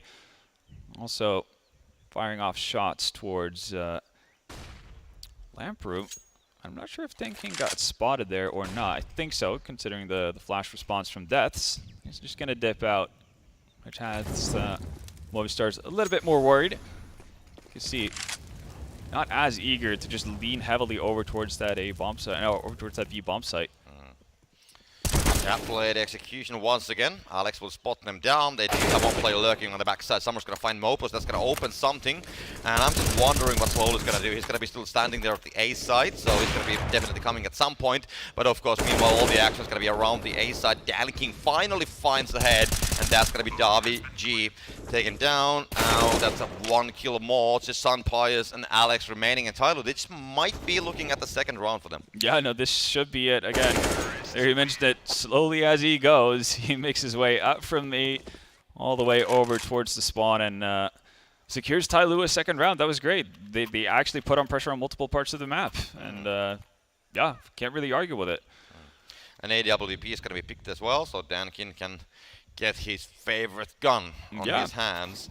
So have you heard anything about tokens? Tokens? Yeah. Is it like a Subway thing? No. It's NFTs. Take My Muffin is a fun animation series and is even crypto related. So do make sure to check that out. As Movistar are the ones to finally break the seal on their timeouts here on Ancient. And to be fair, there hasn't been much reason for them to take a timeout given how things have played out to start. But now with TyLoo getting 2 rounds in a row, want to address a thing or two. And the money is starting to run low here, so I guess from what was looking like an absolute demolition, TyLoo managed to pick up this one. They should be, well, almost guaranteed a 4th round at the very least. Yeah. Well, Riders, I mean, this is the final buy, yeah. So they get the AWP still. Sunpire's going to be holding it, but yeah, just like you said, if they're going to lose this one, the Fama spray, it's not going to be as effective as the M4s, but yeah, slight damage on attacker, but that's not a much. 40 HP lost. And TyLoo, I mean, the setup seems to be quite similar. Oh, slowly, yeah. He hasn't had the greatest of success with these quicker attempts in towards mid. This one's no different. When slowly hasn't been able to move forward into mid, it's been difficult for TyLoo really to get pressure put on Movistar Riders, but this time Ben has been able to make his way in towards Donut. Well, that's a filthy off angle from Dets. Yeah, I mean, the Ancient, that's the promised land of dirty angles, to be honest. Yeah. As from me, there's so many dirty angles. And now Mouz with that Famas, what a fine shoot! That is a great spray. And just Dan King with the AWP remaining. Has the bomb, tries to, well, withdraw, maybe go for the flank on the A side, or does he want to hold the AWP? But I think he's going to be at least trying to find somebody to kill. Yeah, it's going to be peering out a little bit, and then probably around 20 seconds, if he hasn't found anything at all, he's just going to try to dip out. Here's the player running out from A-Halls. Deals with him quickly and probably feels like he has a bit of a safe avenue to potentially go there as well if he wants to retreat, but he needs to be quick about it because Mopas has pushed down all of Banana all the way through T-spawn. There's a reason why they want to get the gun out. Yeah. And Dan King's just so dangerous, but there we go. The single headshot comes from the backside, and Dan King and the AWP is going to be taken out. So well done by Movistar Riders. They will manage to turn the situation back to their favor. They lost 2 rounds, but now they're back on the board. Yeah, and they needed to do it, and they needed to do it without losing too many players as well. So fantastic job on their end to be able to maintain it. And that should pretty much secure their buys for the remainder of the half as well. As for TyLoo, obviously they just need rounds at this point. 2 rounds just not going to cut it, or it's not going to be a comfortable way at least to play out the second half. Yeah, I mean, you can lose that on pistol immediately, and that's not good, of course. I'm just wondering if Movistar Riders, they want to put the same 13-2 scoreline here. Could be. Remains to be seen. A bit of an execute being thrown up towards the deep bomb side. Attacker's going to find success early on. Yeah, that is an opening, so we'll see. Movistar Riders going to trade that. No, it's going to be Attacker. He's going to continue the aggression. Find some Pias as well, so it's going to be 3 versus 5. So in TyLoo, you said that they need more rounds, so it's a chance. But no, that's going to be completely disagreeing with it. And it's going to be Mopas joining the party as well. 1 by 1, 2 versus 2 actually. That's the situation. And TyLoo, they're going to be trying to change the direction. They're going to start moving to the A side. I mean, the bomb's going to be there, but it's not planted, so they have to go kind of like for the retake of the site. As Movistar Riders going to be just, camping at the bomb. Well, not camping exactly there, but, holding that place safe. And Dan King gets 1. So Dets has a huge job to do if he can hold all the 50 seconds for the TyLoo players. He's only on 37 HP as well. It does remove the AWP, which leaves him in a 1v1 versus Attacker. And Attacker, yeah, patient by default boxes. He's going to net them a 3rd round. That almost goes, like, again, it's almost like the B take is too successful to the point where it looks like Movistar Riders are more interested in saving. That's how they end up walking into, I want to say, yeah, it was Death so over on the A bomb side. It seems like he was more intent on potentially saving than anything else, and then runs into 2 players with the bomb. But it all works out for TyLoo in the end, so the entry job from Attacker is not for naught. And now, gotta be looking for that 4th round. Yeah, the last round of the first half is on the way as Attacker once again. He wants to be the guy who's going to be deciding these games, gets those kills on the board. Same applies for Dets as well. He's going to be trading that one, so 4 versus 4.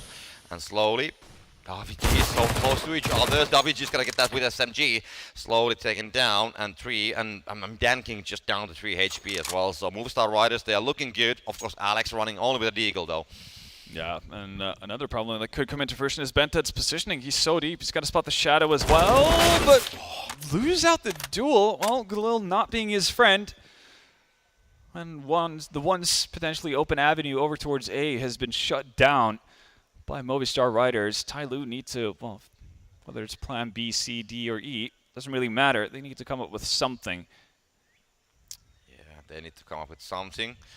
45 seconds on the clock. They have the bomb though, so that is definitely helping. We can see Movistar Riders just, holding those places. They're not really moving. Alex actually has to be moving a bit forward.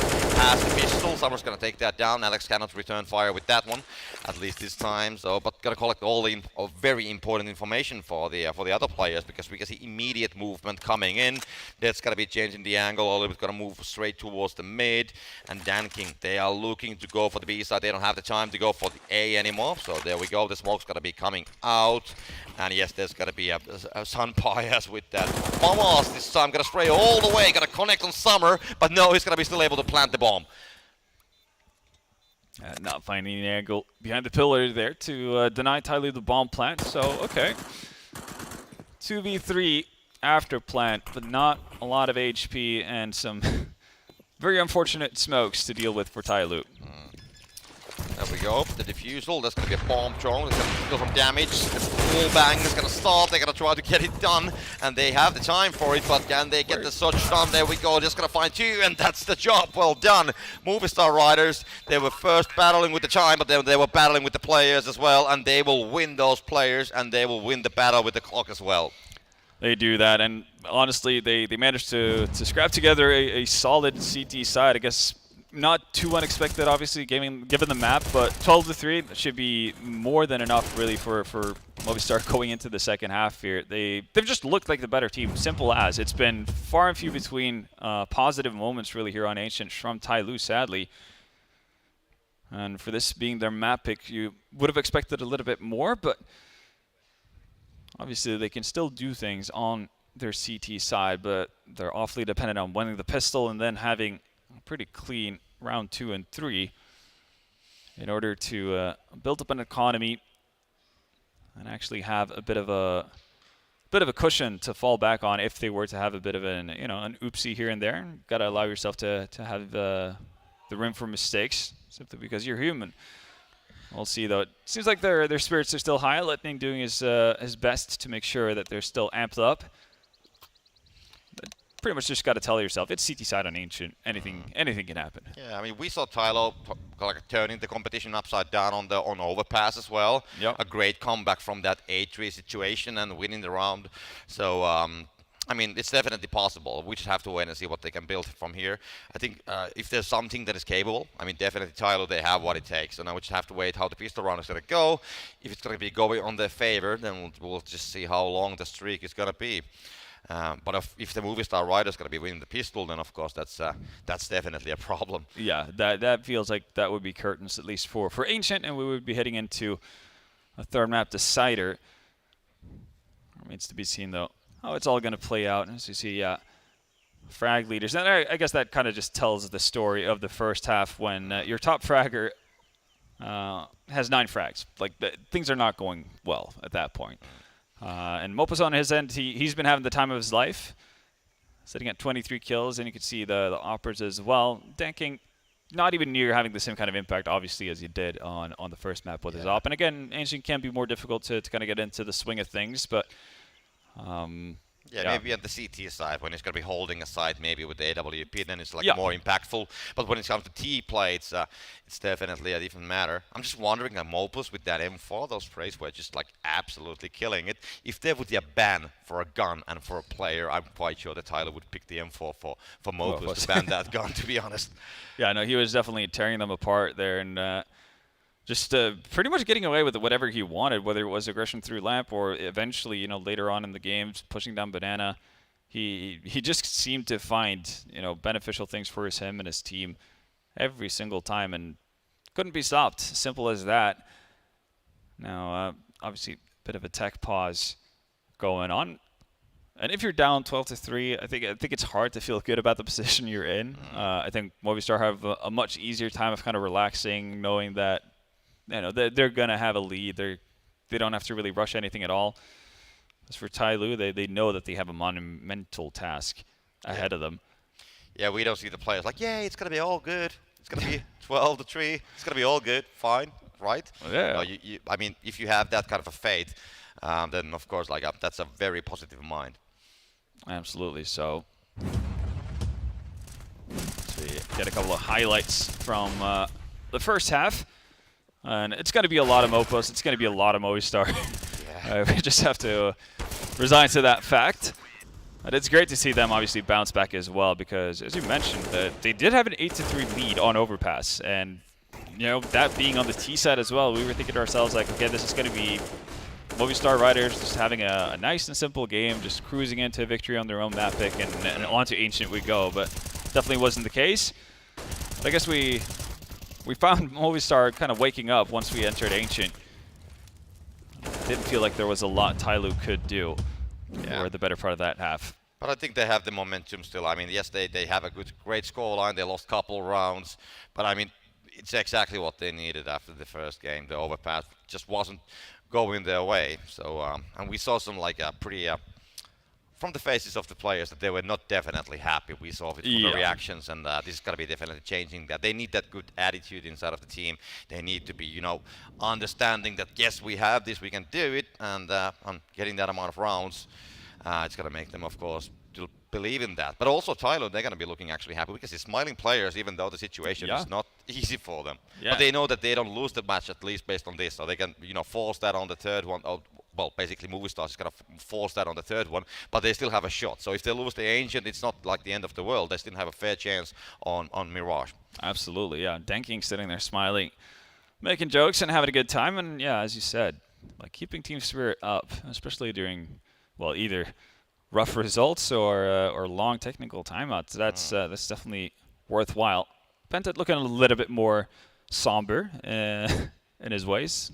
Is by far the most experienced player on that side as well, perhaps together with Summer, but Bentet has been to higher heights than anyone else in that team. So maybe it's a good thing that he's, you know, staying focused, just leveling or like maintaining a level head. Yeah, I mean, all the players and all the people, they have their own routines, how they want to do the focusing. And I mean, if the TyLoo is going to advance from here, let's say that they, you know, play together with this lineup, not just on this event, but in general, I mean, then maybe at some point one of these guys is going to be the most experienced player later. So this is how you gain experience, and this is how the whole lineup is, of course, like growing together. Absolutely. We'll see, though. Who can handle it best? Obviously, again, I have to imagine that Movistar feeling pretty relaxed about this, regardless of how long it would need to take to fix the issues. But again, obviously a lot of teams benefit from having momentum and just being in a flow state where everything runs smoothly and you kind of just want to go on about your job and basically finish what you started as quickly as possible. They obviously want to get to Mirage and showcase that they can turn the entire series around, not necessarily linger for too long on Ancient when they've had such a good run of things. Yeah, and if I saw completely right, Mouz actually had the finger warmer currently positioned on his mouse fingers, to be honest. But yeah, I mean, all this time you spoke about the momentum wanting to continue, so this is basically hurting Movistar Riders currently because they have the momentum, they had like a good feeling, and now they have to be like questioning a little bit after this one that we had a break. But what do we do from here? Yeah. But no, again, they should be fine. Again, they still have plenty of timeouts as well to at their disposal if that becomes necessary as well, which is a good thing. I'm not going to be pressed for time, etc., or feel stressed about the fact that they can't slow things down and necessarily talk things through. So there's just a lot of things looking favorable for Movistar here, and from what I understand, there is a bit of a tech issue with something on the Movistar side. Hopefully that can be resolved rather quickly. Yes, we've had a couple of technical timeouts here and there, but luckily there hasn't been any like grave issues or anything like that, so we've been able to resume gameplay rather quickly. And I haven't seen anyone like take their headsets off or like put a jacket on or anything like that, so that, you know, keeps me hopeful that we might be getting back into action pretty soon. Yeah. But for now, all we can do is wait. As we see Alex, if I'm not mistaken, fiddling with his in-ears. Oh well, all the players are waiting up. All right, so apparently the issue that was going on the Movistar side was an SSD issue, which is obviously, you know, not convenient. It's going to be pretty hard to play a game without a working hard drive. Yeah. So yeah, but that should be resolved soon, is what we're being told. So the game is about to resume into action, and yeah, again, Movistar shouldn't necessarily be too frustrated about this, etc. They have a 12-3 lead. They can feel pretty good about where they are right now, and if anything, you just kind of relish, at the situation you find yourself in. You see they have like the hand warmers being shared around, everybody staying warm. Yeah, you just gotta bring the backup computer and get your settings on there. Yeah. And then you're ready to go. And that's what the players are doing already before the event. That they prepare all the settings and it's gonna be like restored, so it's gonna be fine. Yeah, it's Shouldn't a quick be and easy affecting fix. at all. You can see here the numbers as well. Mouz and Alex just having a field day on that CT side. 149 and 141 ADR. That's ludicrous. That's not meant to happen. And funnily enough, right, Sampai is probably regarded together with Mouz as the two best players on the side. Hasn't really been needed at all. You haven't seen a lot of him. He hasn't had the same kind of impact with his op. Simply because, there hasn't been that many players to find. Like, if anyone from TyLoo had run into Alex or Mouz, most of them have just gone down before they ever made it to Sampai. Yeah, I mean, Dan King 7 kills, and I think we saw the AWP stats during the break earlier. Yeah. I think it was like 2 of them, so it's like 5 kills with the SMGs more or less for him because he was playing a lot with the SMGs instead of the He AWP. also had the Deagle round, Yeah, right? true, Like one of the few rounds where it looked like TyLoo might be able to get something done. That was off of two opening deeks from Dan King. But yeah, we haven't really seen the ops come into play a whole lot. Again, things can change. We're expecting Dan King, if they can get to a position, to a spot where we was able to get an op in his hands, that he's gonna have much more of an impact. That is ancient. I was about to say, I think that's Death's playing like spin the bottle with his mouse. That's also one way to kill time. Yeah. Oh well, I mean the players, they definitely want to start as soon as they can, and so do we as well. Yeah. Of course, we want to keep the excitement going on, but I mean this side definitely TyLoo, they're still happy, they're smiling like I said earlier, so we can see that still, so they're not really worried about the situation it seems. Of course, some of the players gonna be more on their own thoughts than the others, but still in general I think the team atmosphere is great on the both sides, and just like a very much like waiting, like a hanging atmosphere currently, that let's get it done and then we'll see what's going to happen. But the SSD issues, we can see on the background that some of the admins going to be watching from there, so something is definitely happening, and we were told that the game is going to resume quite shortly, so we're just going to wait for the final signal and hopefully we'll get the game ongoing. But it's amazing still. I think we touched the Alex and the Mouz situation like 5 times already, but still like in total they had like a 40-something kills, and that's a lot of kills, and how much they can actually, how much the defenses were actually leading on those kills. Oh no, 100%. I mean they were doing the brunt part of the work really for the better part of that CT half. So I guess you could say that they've done their part now for the first half. Now let's see the 3 others kind of get more into the thick of things once we get into the T side, but I'm sure obviously both Alex and Mouz are interested in leading the way to a pretty convincing victory. And if they were to win it, obviously things can happen on the CT side on the T side for Movistars, I should say. Things can happen there that sees us potentially going to an overtime or TyLoo bringing it back. But if it was to end up with a Movistar Riders victory, we would end up going to Mirage as a decider, which I think should be a better matchup just between these two teams. It feels much more up TyLoo's alley than Ancient. Then again, this is kind of their way to I guess field test the map in general. I think Mirage is the perfect tiebreaker, to be honest, or the decider match. Yeah. Just like we had the Inferno happening on the previous game as well, because it's not so like single-sided, that there's gonna be like even fights happening on the both sides of the half. So definitely we'll be enjoying if we're gonna go all the way there. Yeah. But of course we need to finish this first, and then we'll see what's gonna happen. We had this discussion about farmers.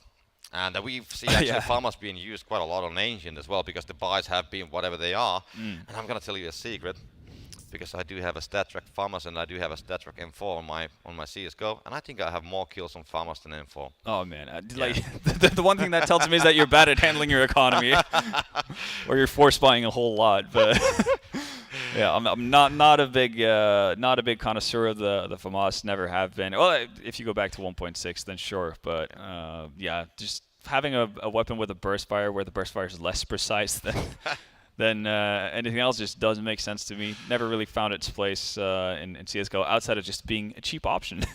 Yeah, I'm a cheap man. Yeah, there you go. Like monetarily focused. Got your mind on your money. Yeah. We'll see though. Like if the players are going to be able to keep their heads on straight once we resume action here. Yeah.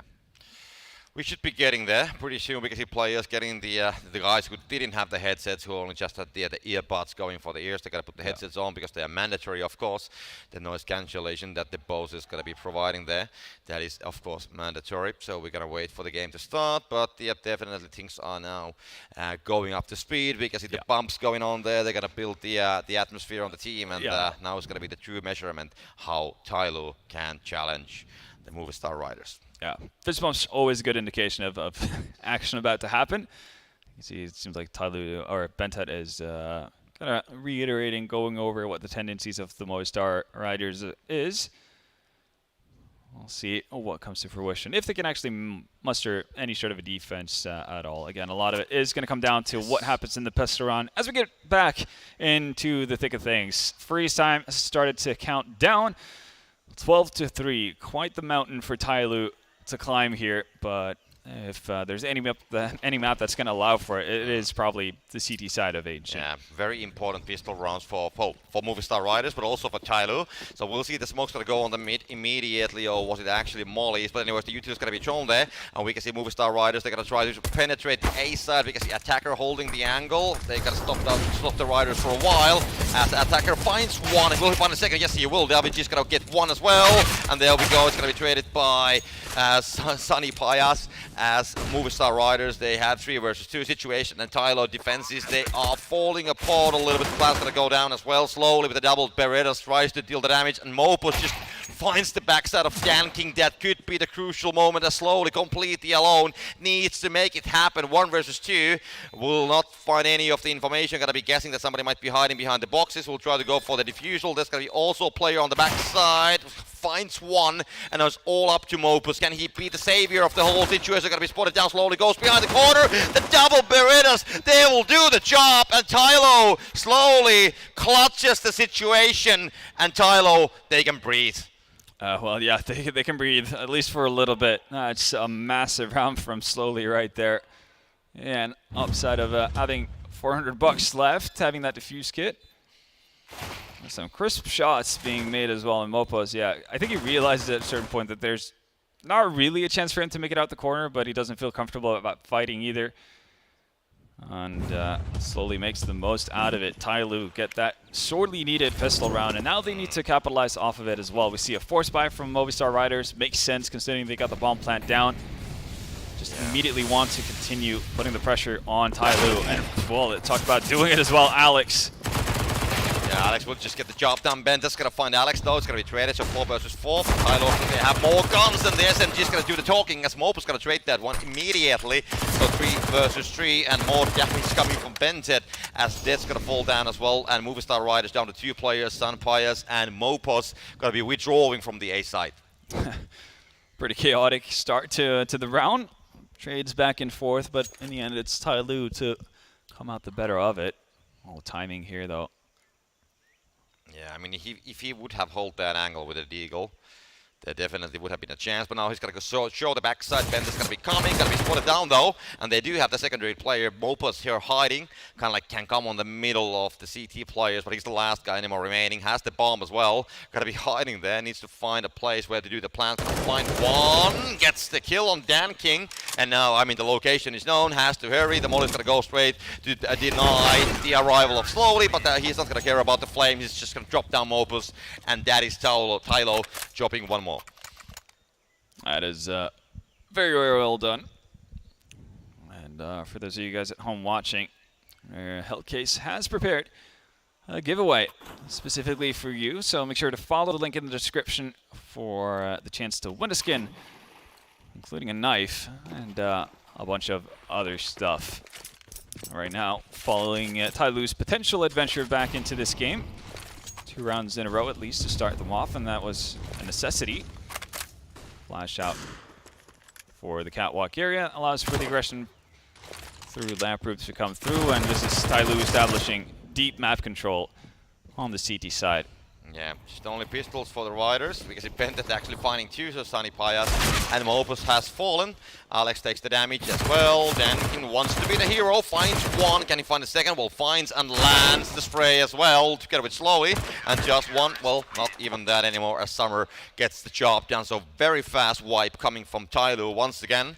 And, well, I mean, now is the time, definitely. That's once again the hammer time here. It is. No up in the hands of Senpais just yet.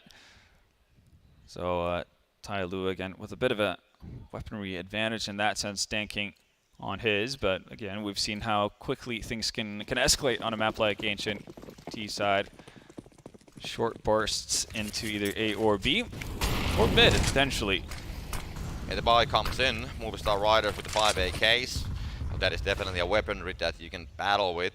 Davigi, attacker waiting on the other side of the smokes. The pre-fire comes in but doesn't find the player, but the right idea definitely, knowing that somebody might be hiding behind it.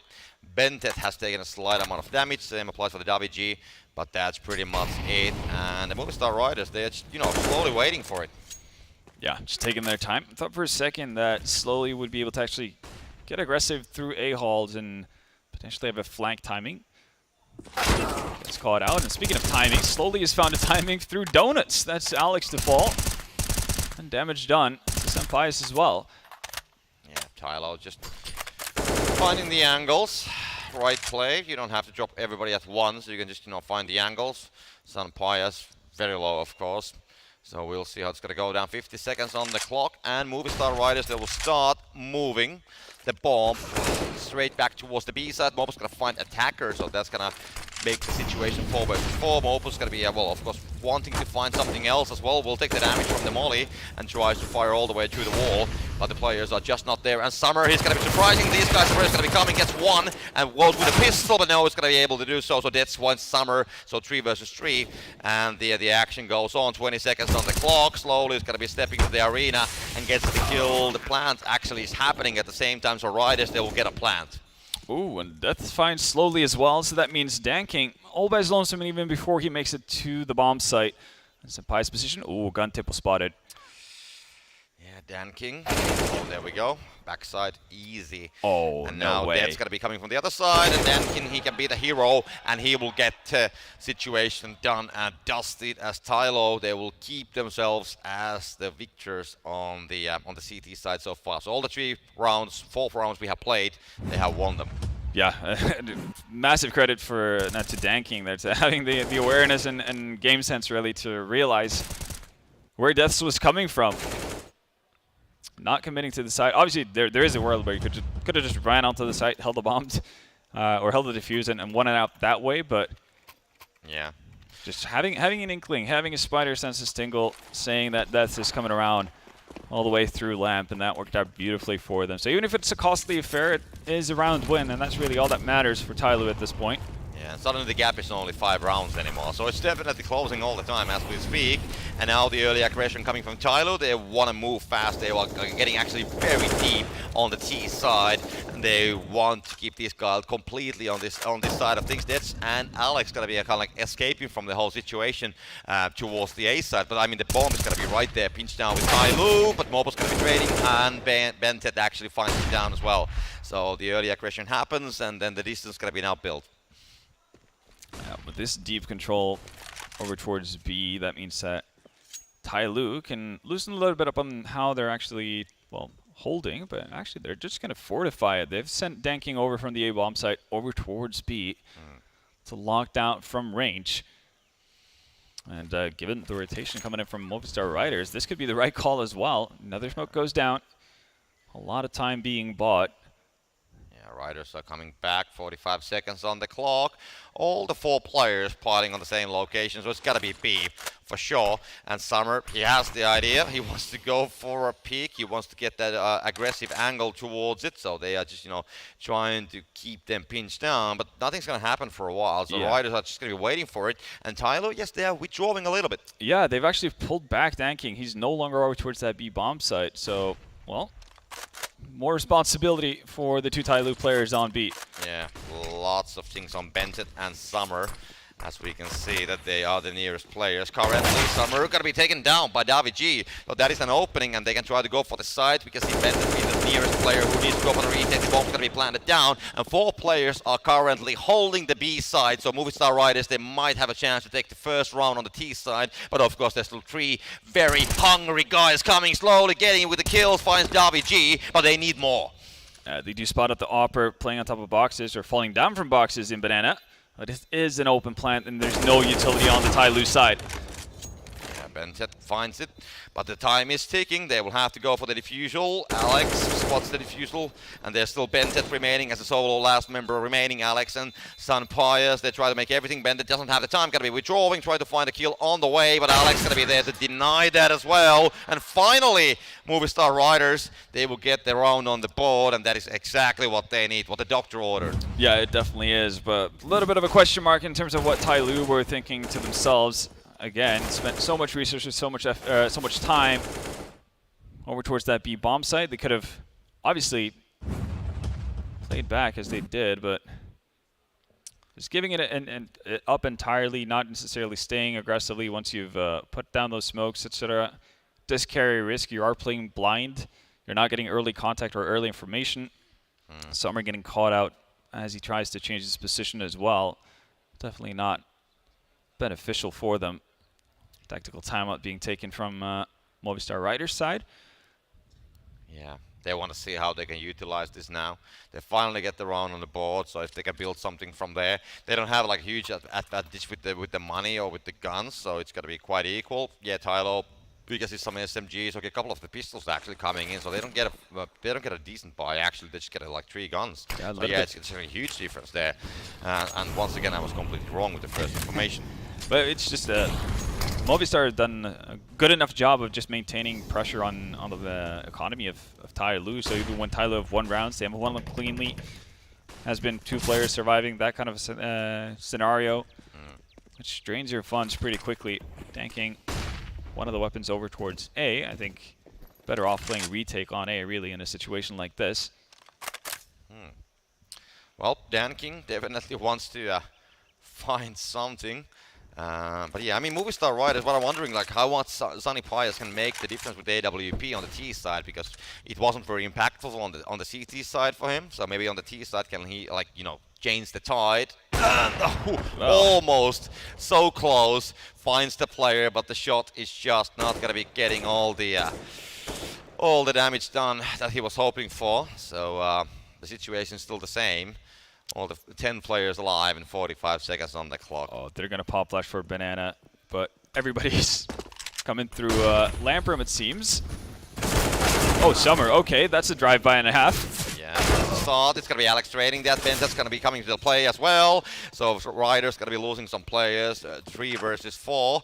And the time is running 30 seconds on the clock. Slowly is going to be finding the escaping player as deaths will be taken down. Summer's going to find Alex, and now Sunny Pius needs to make the decision. Can he get the kills? Can he get to keep the AWP? I don't think TyLoo wants to have that happening, so he's going to be trying to run away all the way back to the spawn area and making sure that nobody will be flanking on the backside. Going to return back and see Dan King with the M4, and he would love to have that gun. Oh, yeah, absolutely adore the chance for that, but it's not going to be possible for him. I think they'll be happy enough to take the round. Again, solid job from everyone involved, especially Summer with the drive-by. That kind of puts a stop to everything that Movistar wanted to do, and then as a follow-up, slowly showing a lot of restraint, being able to find the one connection mid and then just dipping out. Instead of re-peeking here, you could see he was tempted to do it. Instead of doing that and potentially giving it in for Movistar to rotate over towards that A bomb site, just stays put, buys time for the rest of his teammates to well, even build upon that. Yeah. So right back into the swing of things, get a couple of free weapons with them to carry into this one. And the only thing that Movistar is carrying over is the AWP, really. They have invested into the Galil, but they have an AK. I'm a little bit curious as to why they wouldn't have swapped this over, like have the AK on someone with armor, but to each their own. Yeah, it's the A side this time. It's going to be, well, slowly holding that angle. All the players almost on the same location. He's going to go through, slowly going to find one. So that is an opening, and he knows definitely there's going to be more. And we can see Bentet being right there on position. He's not going to move before he needs to because it's under control by slowly, at least for now, because the Riders actually leaving very fast with a bomb. They will leave deaths to make some sounds, maybe get some aggression going on. But meanwhile, the other player's going to be just rotating all the way to the mid actually, and kind of like evading the options what they will do. 50 seconds, they don't have the biggest amount of time, but Bentet's going to be holding the mid and finds Mouz as well. So just, you know, one by one, Riders, it's getting so complicated for them, to be honest, and these could be even more impactful, but no, luckily not going to be connect, but slowly he's going to make the 5 versus 2 situation the true thing. No, they are, well, ever so slightly grinding back into this TyLoo, and this is a much needed, at least for now, clean round. Nobody's fallen down. It looks like Movistar, yeah, they're more interested in saving it. The problem for Senpais is like, sure, yeah, you get to hold on to that AWP, but you literally have 0 bank. David gets spotted out as well, and they know about Senpai's position. Danking's already fallen to him. Yeah, a couple seconds. Oh, time. Okay, still going to stay alive for now. Doesn't look like anyone from TyLoo is going to be near enough, so, well, gets away with it. Lives to tell the tale, but yeah, no, this is still a tough situation for Movistar. Not the same kind of momentum or individual prowess as they showed in the first half. Instead, it's been mainly about TyLoo here to start us off in the second half. Yeah, I mean, it's the same story. When you go on the T side, it's not going to be that easy, definitely. Yeah. So yeah, you can show the sprays, you can show the skill, but you're also holding the situations. And on the T side, we saw how hard it is to push. We saw TyLoo not being so successful with it. So I guess it's just a matter of who's going to be like a more successful, at least on the T side. But there we go. The first kills are coming in already. Attacker Benzet's going to find one as well. So it's just a 5 versus 3. Sunfire still holding the AWP, was able to save that, but yeah, for how long he's going to be allowed to keep that? That's the question. But now Davigi also gets a kill as well, so there's some hope for the Riders, but yeah, still TyLoo, they have a very strong presence there to hold the almost all the entrances towards the sites. Yeah, but much needed to give Movistar a bit of a chance, at least in the round. Davi connecting through the smoke to find Summer. Not necessarily something you can rely on, but again, with these deep positions, they should have early information. We'll see what Slowly decides to do. If he clears out Catwalk here, down towards B doors, that should be a good indicator that they could rotate over towards A. Yeah, this is actually looking very good currently, because there's just Down King with the AWP, actually, but not really. He's watching, yes, but I don't think he is able to stop the plant, to be honest. So they got to go for the retake, because Riders, they are looking to get the plant down unless, you know, something very quickly happens on the TyLoo's positions. Yeah, so if they plant just at the corner, well, they're going to get the smoke down as well, so that's going to make life a whole lot worse as well. Ooh, timing, almost there, but Bentet has been able to find one. Yeah. That's the off down as well. The kill coming in, Bentet's gonna find one, so just deaths remaining, and Bentet gets the kill as well. So TyLoo going for the double digits as well, and the plan just didn't happen. So once again, wrong info, move along, nothing to see here. Yeah, no, again, like, we never said that. Yeah. No, it's a solid job from Bentet there, and seemed like Movistar just kind of banked on, you know, setting up a fake plant and then hoping for a massive reaction out of TyLoo that they could punish, but instead it's Movistar to get punished for it. And we can hear, like, for every round that TyLoo are winning, we hear a slight volume increase from their shouting as well. Yeah. And, well, we're also seeing more timeouts being taken by Movistar. Again, both teams use all 8 timeouts in total for the first map, and we're reaching that territory yet again. Yeah, I mean, we have the player cameras. I don't know if the broadcast actually has a player microphones. Do we get any sounds from them? But there's definitely a lot of clapping happening, and a lot of like cheering up when they manage to get these rounds done. So the teams are definitely living at the moment. As TyLoo, they managed to get the double digits. They're just 3 rounds away from Movistar Riders, and Riders, they gotta be saving now as well. I mean, they don't have the money, so they have 1 Galil, a couple of the pistols, and that's pretty much it. But on the T side, you can do a lot with those guns as well. But of course, it's more complicated, but it's still doable. So let's not count that completely away. But if we count the amount of pistol rounds won by TyLoo on the T side, it wasn't that big of a number. Yeah, very, very minuscule. But we'll see if the Spanish team can do something differently. They have set their minds and eyes towards that B bomb site. Makes sense. Again, with the utility they have one Molotov. Gonna be curious to see if that goes for a noob corner or potentially in towards ruins. Remains to be seen, but taking their time setting up. Kind of probably hoping a little bit for TyLoo to kind of waste their utility and that kind of stuff before they decide to go. But here we are. First smoke goes out. Immediate counter smoke from TyLoo. Yeah. Mouz the guy with a rifle. Makes sense, to be honest. Yep. And now we just wait 40 seconds on the clock. I mean, they don't have all the time in the world. It should be a B execution because well, they're just piling around it and the clock's going to be running out, so I don't think that they have the time.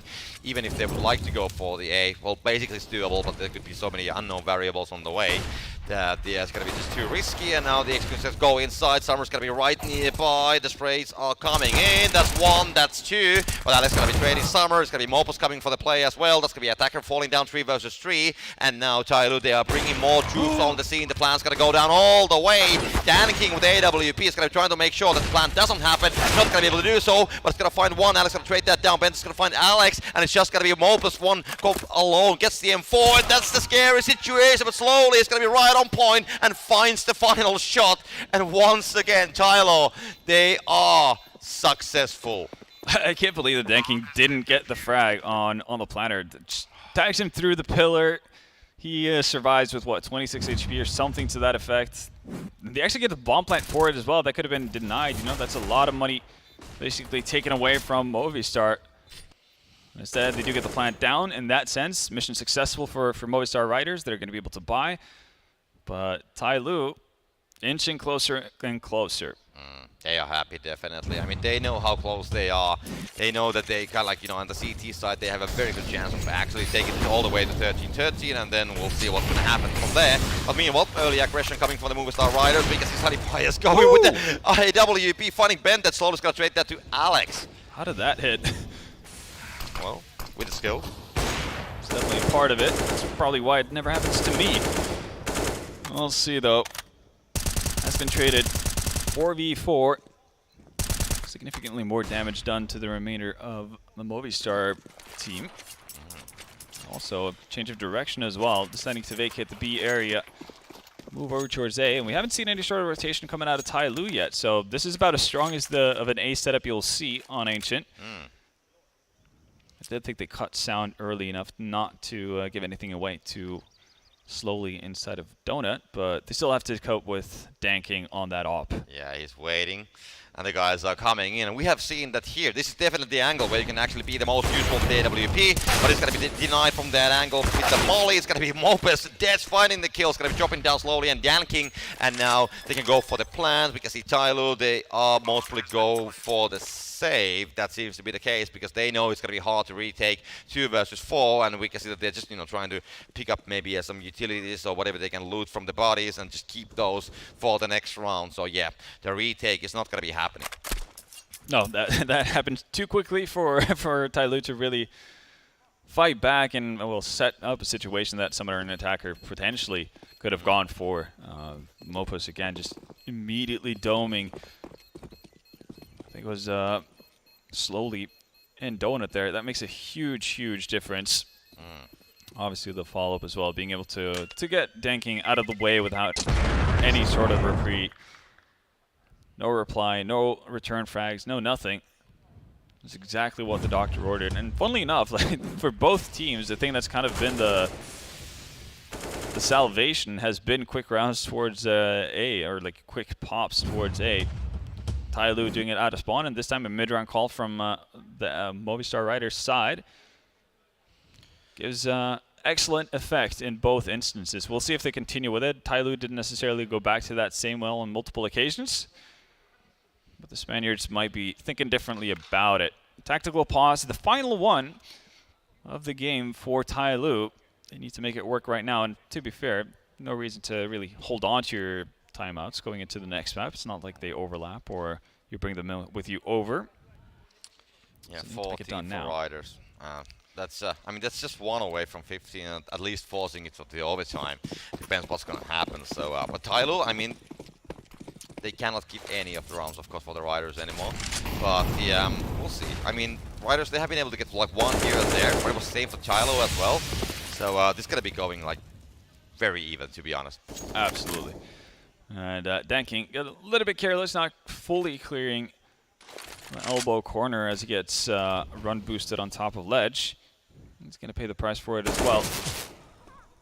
Weird, kind of weird situation, honestly. That's normally like a CT angle that Mouz had a fight on. Attacker staying wide. That could get dangerous.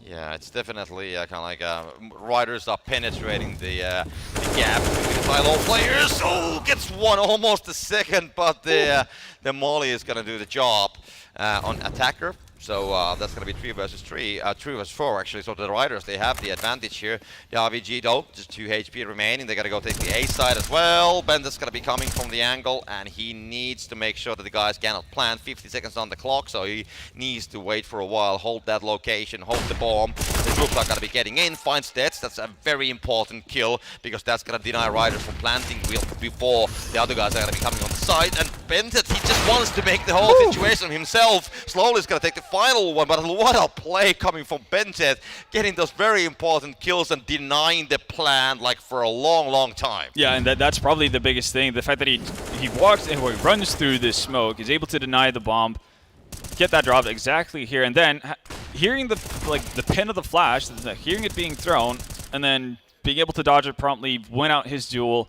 He did everything for them. That looked like a lost round. It looked like Movistar had everything they wanted really on a plate. And Bentet decides enough's enough. He wants to stay playing. He wants to keep TyLoo in this. Yeah, Riders, they got a buy. Still, AWP for AKs. Definitely doable setup. TyLoo with the SMGs and M4s and stuff like that. It's definitely a doable setup on the CT side when you hold these close corners. 1 minute. I mean, we have seen so many times the slow play happening, and on the T side, to be honest, I mean, it has to be more successful when the guys are waiting, when they don't just like straight push in. And then I guess like the end game after the first minute, how you want to like position yourself, how you can bait the enemy a little bit to put the defenses on the wrong place. But now Attacker has the right idea, but Mobile's gonna be faster. Someone's gonna be there with the SMGs, and the sprays will be finally taken down by Mobius. But the 3 versus 3. The fact that he gets 2 in that situation is is excellent. Much better than you would have expected. Having an MP9 and all that. Slowly is also going to win out his duel over towards A. Last 2 players on the side of Movistar up towards B. And they're on a bit of a timer. Bentet already aggressively positioned behind. This is going to be hard. 30 seconds on the clock. Danking with the AWP hiding there on the other side. They have an idea, TyLoo, that it's gotta be A. It's gotta be A, and they are now moving. The plan's gonna fall down. They will find the backside of Sunfire. No, Mobile's gonna trade that though.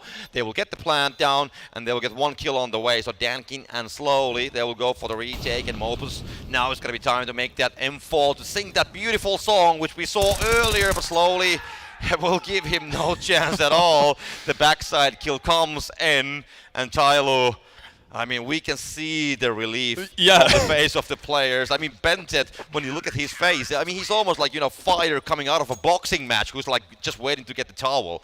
Yeah, exactly. He's carrying so much stress in his face right now. Like a John Rambo, like, finally I did it. I think he was sitting like with a feeling that he should have won out the duel with his Mopos after he takes out Sampayas, and then feels like if this goes, the wrong way, it's on me.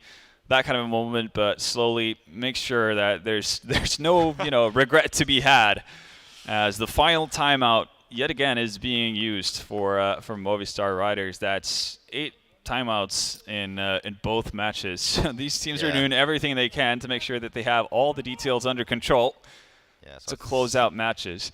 16th timeout in total during the whole series so far. And we might have another map coming as well. Yes, we do. Or we might.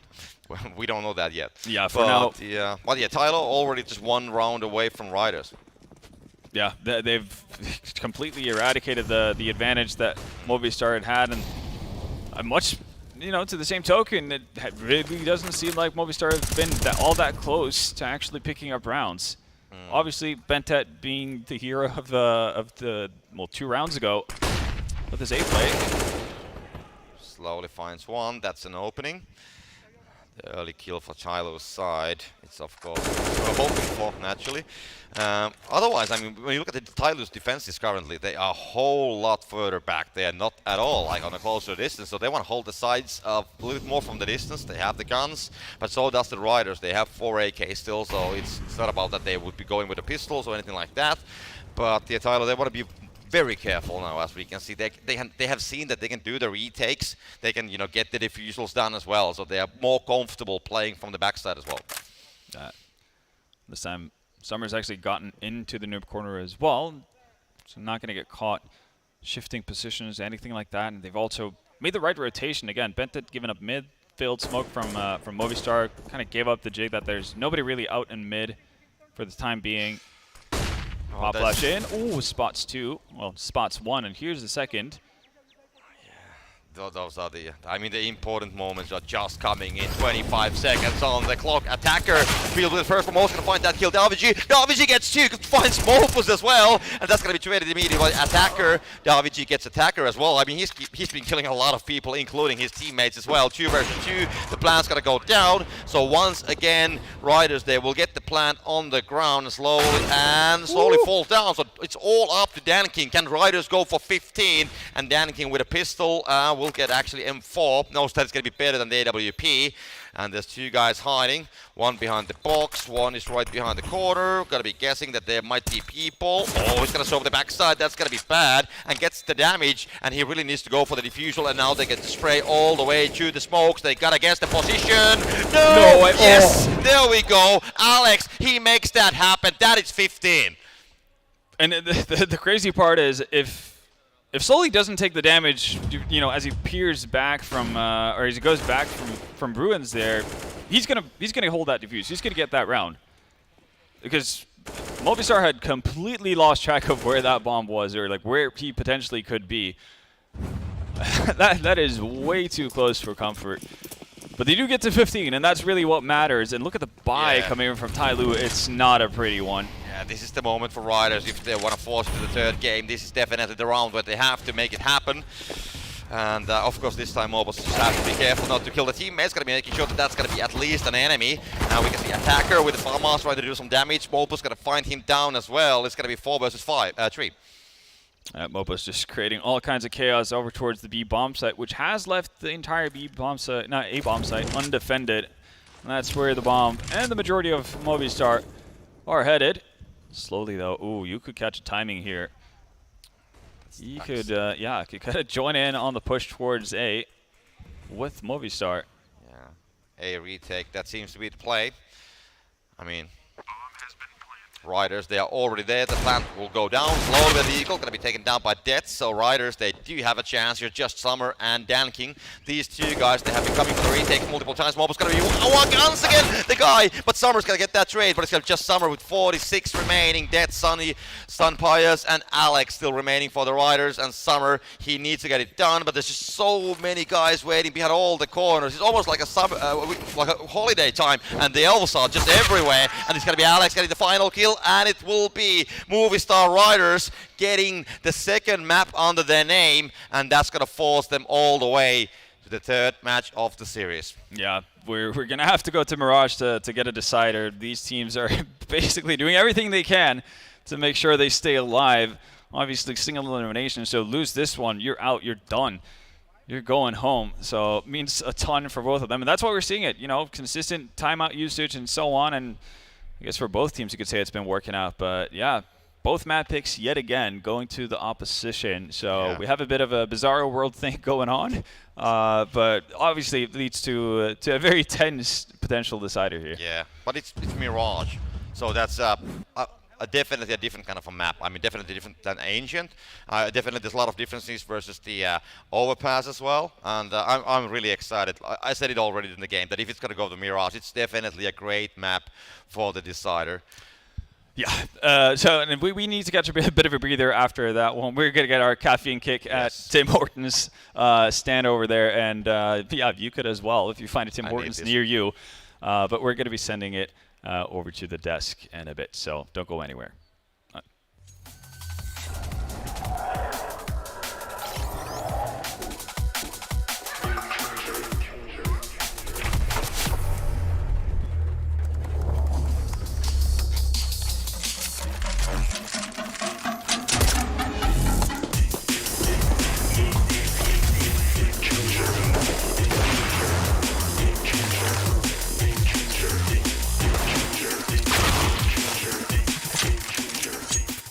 Are you sick of just opening cases?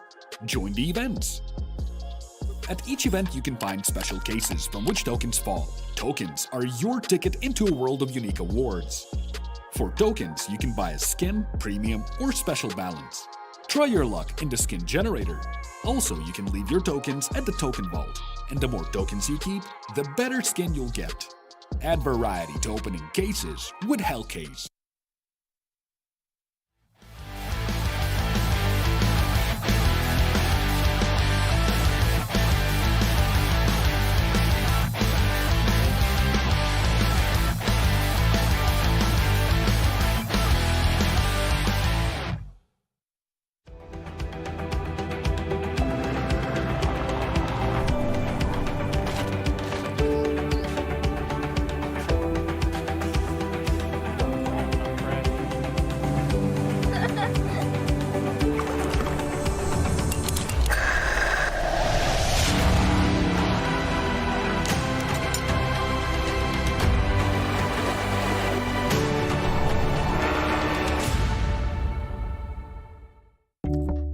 My old phone used to freeze with the apps that used a lot of power. They keep loading in the background. Then almost definitely there's going to be a lag. With iPhone, I haven't experienced that. My name is Amandeep, and I switched to iPhone.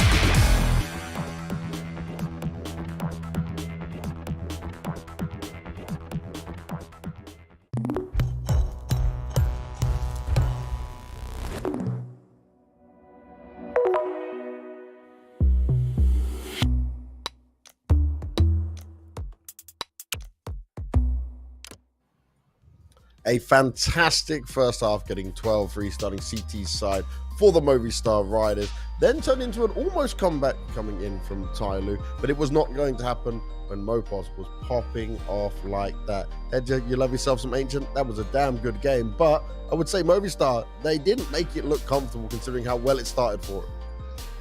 No, absolutely not. They had, especially Alex and Mouz, they had that B-side under complete lockdown. They were up 10-0 before TyLoo even managed to get one round on the board. And what an absolute phenomenal start by them. I mean, I think, Devil, you were doing the mathematics on the ADR of the two players combined compared to TyLoo. So TyLoo, before round 11 started, well, the whole first half, there's two things here. There is TyLoo before the 11th round started. They had 5 AK kills and a 9 Deagle kills. That's all their kills. With one Glock kill as well, right?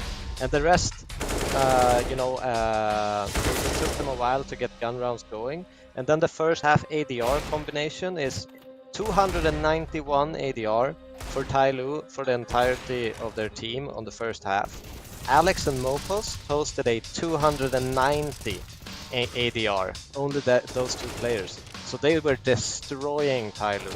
It's basically they have 3 extra players on the server at that point because they were just completely in control over that B site. Yeah, doing it absolutely fantastically as well. And the thing is, right, considering TyLoo made this comeback, if you look down the stats and how this went down, TyLoo players like you mentioned, Devil, weren't doing so good at all. But had Mopoz not had that performance, he went, what, 38 for 21. Plus 17 in that game, 1.76 rating. If he was not able to step up like that, and that's not something you can rely on, TyLoo probably would have won this game, right? Yeah, Definitely. Yeah, I mean, TyLoo was playing better Counter-Strike. It was just their individuals that were shining on Movistar, right? So you could see them having, you know, a lot of struggles getting those T rounds. There was a lot of moments where I felt like they got hesitant.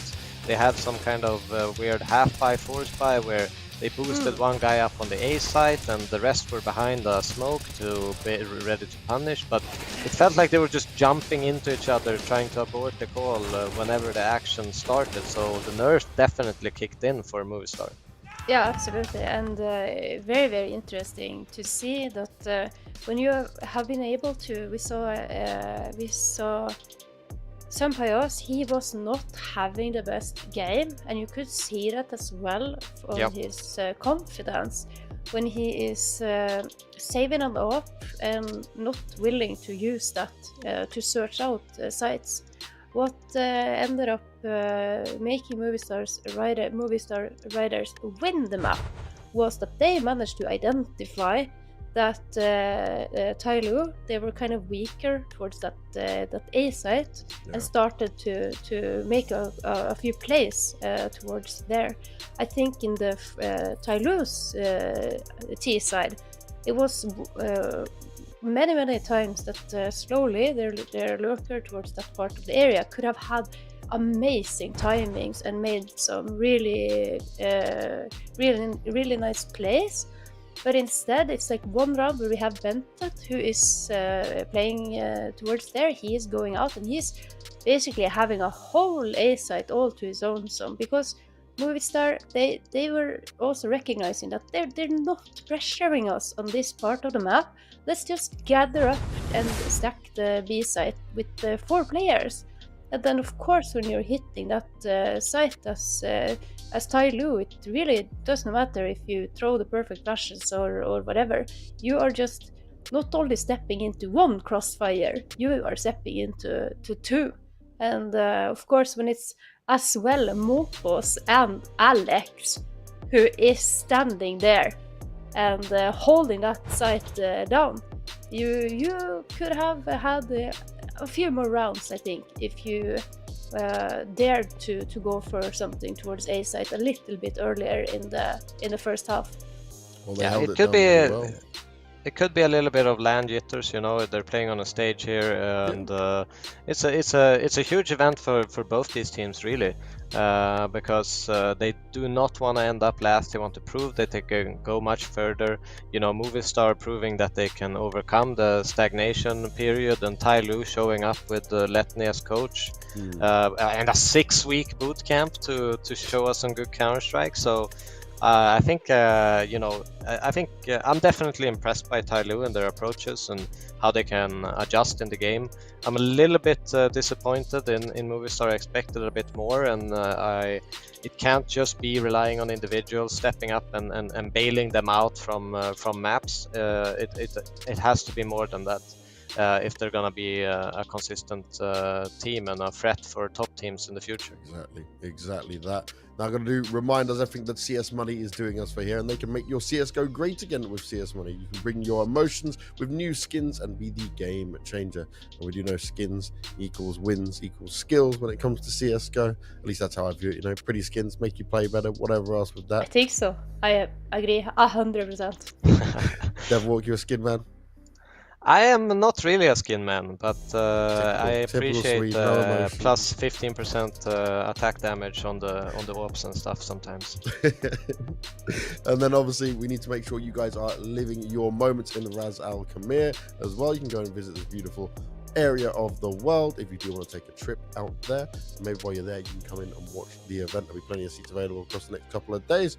And I will just say, when it comes to this next map, right, we're touching on the fact that another thing we looked at when it came to that ancient, right, like you said, Devil, you think TyLoo like played better brand of Counter-Strike. We've seen it now across both maps. They actually had the first kills in the multiple rounds, and they were winning out the clutches at the same time. They had 4 of the clutches won playing in their favor. And like again, this really did rely so heavily for Movistar, and Mopos was playing like that. Now we're going into Mirage, a bit more of a scrappier map for sure. You can look at win percentage and go, oh yeah, Movistar are favorites when it comes to it. But actually still going to give the edge to TyLoo here on Mirage. Yeah, I do agree with that. And the funniest is that last time they played each other on Mirage, that was a crushing victory for TyLoo. Yeah, for me, I just want to see Movistar continue, you know, with their aggression throughout the game, not stop, not become hesitant and back off like they've done. Where we've seen on Overpass, and we saw it as well here on Ancient, when they got time and space to run what they want to run, they're doing super well. So for TyLoo, they need to slow the game down and just go into that kind of lurky default way, and it's going to be difficult to do that on a Mirage, but it's still possible. Well, let's hope it's going to be possible enough for them to try and get this win. But for Movistar, this is where they need to prove themselves and keep this momentum going. We spoke about Movistar being a momentum-based team. It nearly got knocked out of them when it came to Ancient, if we are going to be honest with that. Is a good start here going to be absolutely vital for them, Devilwalk? I think especially like you know, we've seen them both. They had decent T sides, but here they struggled massively on the T side. And I think Mirage is one of those maps that can kind of go both ways, kind of like Overpass. Like you can have a good T side if you're well structured on it. It's a map that I think Letney knows very, very well. So I assume they're gonna make a lot of good plays, TyLoo, just because of Letney. I'll give him the benefit of the doubt there. We'll give him a lot of credit, yeah. But I mean, I know the guy. He's a very, very good CS brain. He's lovely to talk about. You can always learn things from him. Even I and I'm sure the rest of the tier 1 people in Counter-Strike. But yeah. I've seen what he's done. I see his pauses have been great. They figured out the system as well with the translation, which just makes it even more impressive what they're doing, because obviously Letney is taking a pause. You can see Bentet is taking it in, and then he's using half of that pause time to translate the pause. So it's a few extra steps, and that makes it complicated, but they're doing a good job so far. Yeah, they definitely are. Now, what a job though. We said right, Movistar the favourites coming into this by ranking, just by what we've seen. But what do you think is missing for them in the fact that this has not been easy, right? You lose your pick. Ancient was still very close, despite how much of a lead you had when you got the 12-3 first half. Have you been satisfied with what you've seen from Movistar here, Hedja? Not really, no. I've been expecting more. And I think who I wanted to see more from an Ancient, and who we definitively need to see step up on a map like Mirage, is Sumpayas. I think he fell off a little bit on the energy, perhaps, or of course when you have Mopos and Alex just mad fragging like they were, then it can be difficult to make an impact. But we saw on the T side that he was anxious and scared to go for the early peaks, and that is very worrying when you are the person who is building the most powerful weapon on the server. Well, let's see which team is going to be the most powerful on the server in this one, because it's do or die and elimination time. The loser will be going home early on. Let's get ourselves back with Vendetta and Copter. Take it away, boys. Thank you so much, James, Hedja, and Devilwalk, as we get going with, as you said, the third and final map of the series. Loser goes home, winner stays on in the tournament. TyLoo taking on Movistar Riders, and it's TyLoo who will get the benefit of starting on the CT side. Yeah, there we go. The utilities are coming in. A side, 4 guys on the side from the both sides, and Dan King watching that angle. David G is gonna find that one. Dan King still gets the kill. It's gonna be traded both sides, 3 versus 3 situation. It's the peaceful madness happening as we speak. Alex gets the angle. Then it's gonna be Guy who's gonna be trying to make all the shots count, as just Deaths remaining, who was actually lurking on the B side, gonna be coming from the CT spawn. Gonna be expecting that there's a guy coming in, but slowly with that super fast fast reaction, gets the kill, and TyLoo, they will take the early lead. I have no idea how Danking managed to squeeze out one extra frag out of his USP, because it looked like he was struggling heavily with this duel right here, and then he pops him and just instantly follows it up with the frag onto Alex. Excellently done. And obviously some extra cash in the bag as well for the offer of TyLoo, but that's a fantastic start. Movistar Riders not even getting the bomb plant in, so no force buy, no shenanigans. It seems like they're setting up for, well, more or less an identical one. Might be a bit of a waterfall drop out of apps and hoping that they can get the bomb plant down. Yeah, but Danking, the man on point, once again from the ticket booth, gonna find that kill. There we go, Mopa's gonna be taken down as well. The plans have been revealed, and that's already game over, to be honest. TyLoo gets a very fast win, 31 seconds, the total length of the round. Yeah, the only kind of only thing you can kind of detract from that was the fact that they did lose an M4. Attacker not being able to pick it up after the round was concluded, so a little bit of money lost in that sense, but grand scheme of things shouldn't be too much of a problem to deal with. I'm actually a little bit surprised that we're not seeing Summer or Bentet potentially buy an M4 for others if they want to keep the MP9, simply because they should know that this is a buy coming in from Movistar. Yeah, AKs are there. Timing. Oh yeah, they're gonna come all the way from the basement.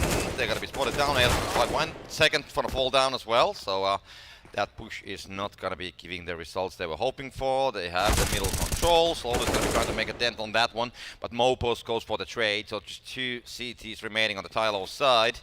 And Movistars, they haven't yet picked the bomb. So they're trying to find the players.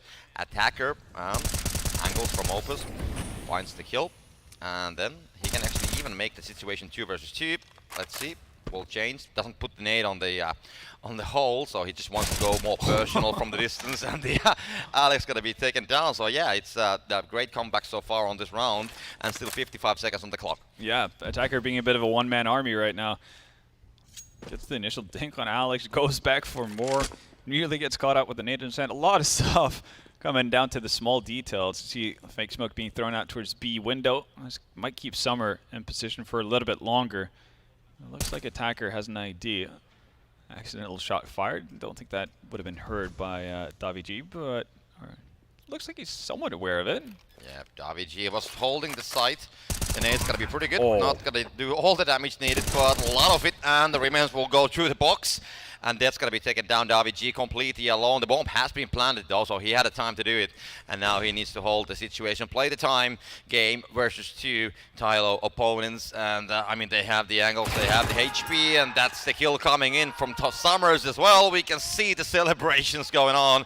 They are just happy about the performance. And of course, it's not like a huge gap, but definitely getting the early control of the whole situation, denying the first gun round for Riders as well. It's a huge one. Yeah, it's got to be a really good feeling, especially because you took such a beating on your, in the first half on Ancient, right? You didn't really ever get into the game, and then instead of having this feeling like you're doing well, you're distancing yourself from your opponent, you had a massive and really stressful comeback affair, right? On Ancient, that doesn't even, end result is not a win still. So just getting off to a good start, being able to get into the right track, that's got to be a fantastic feeling.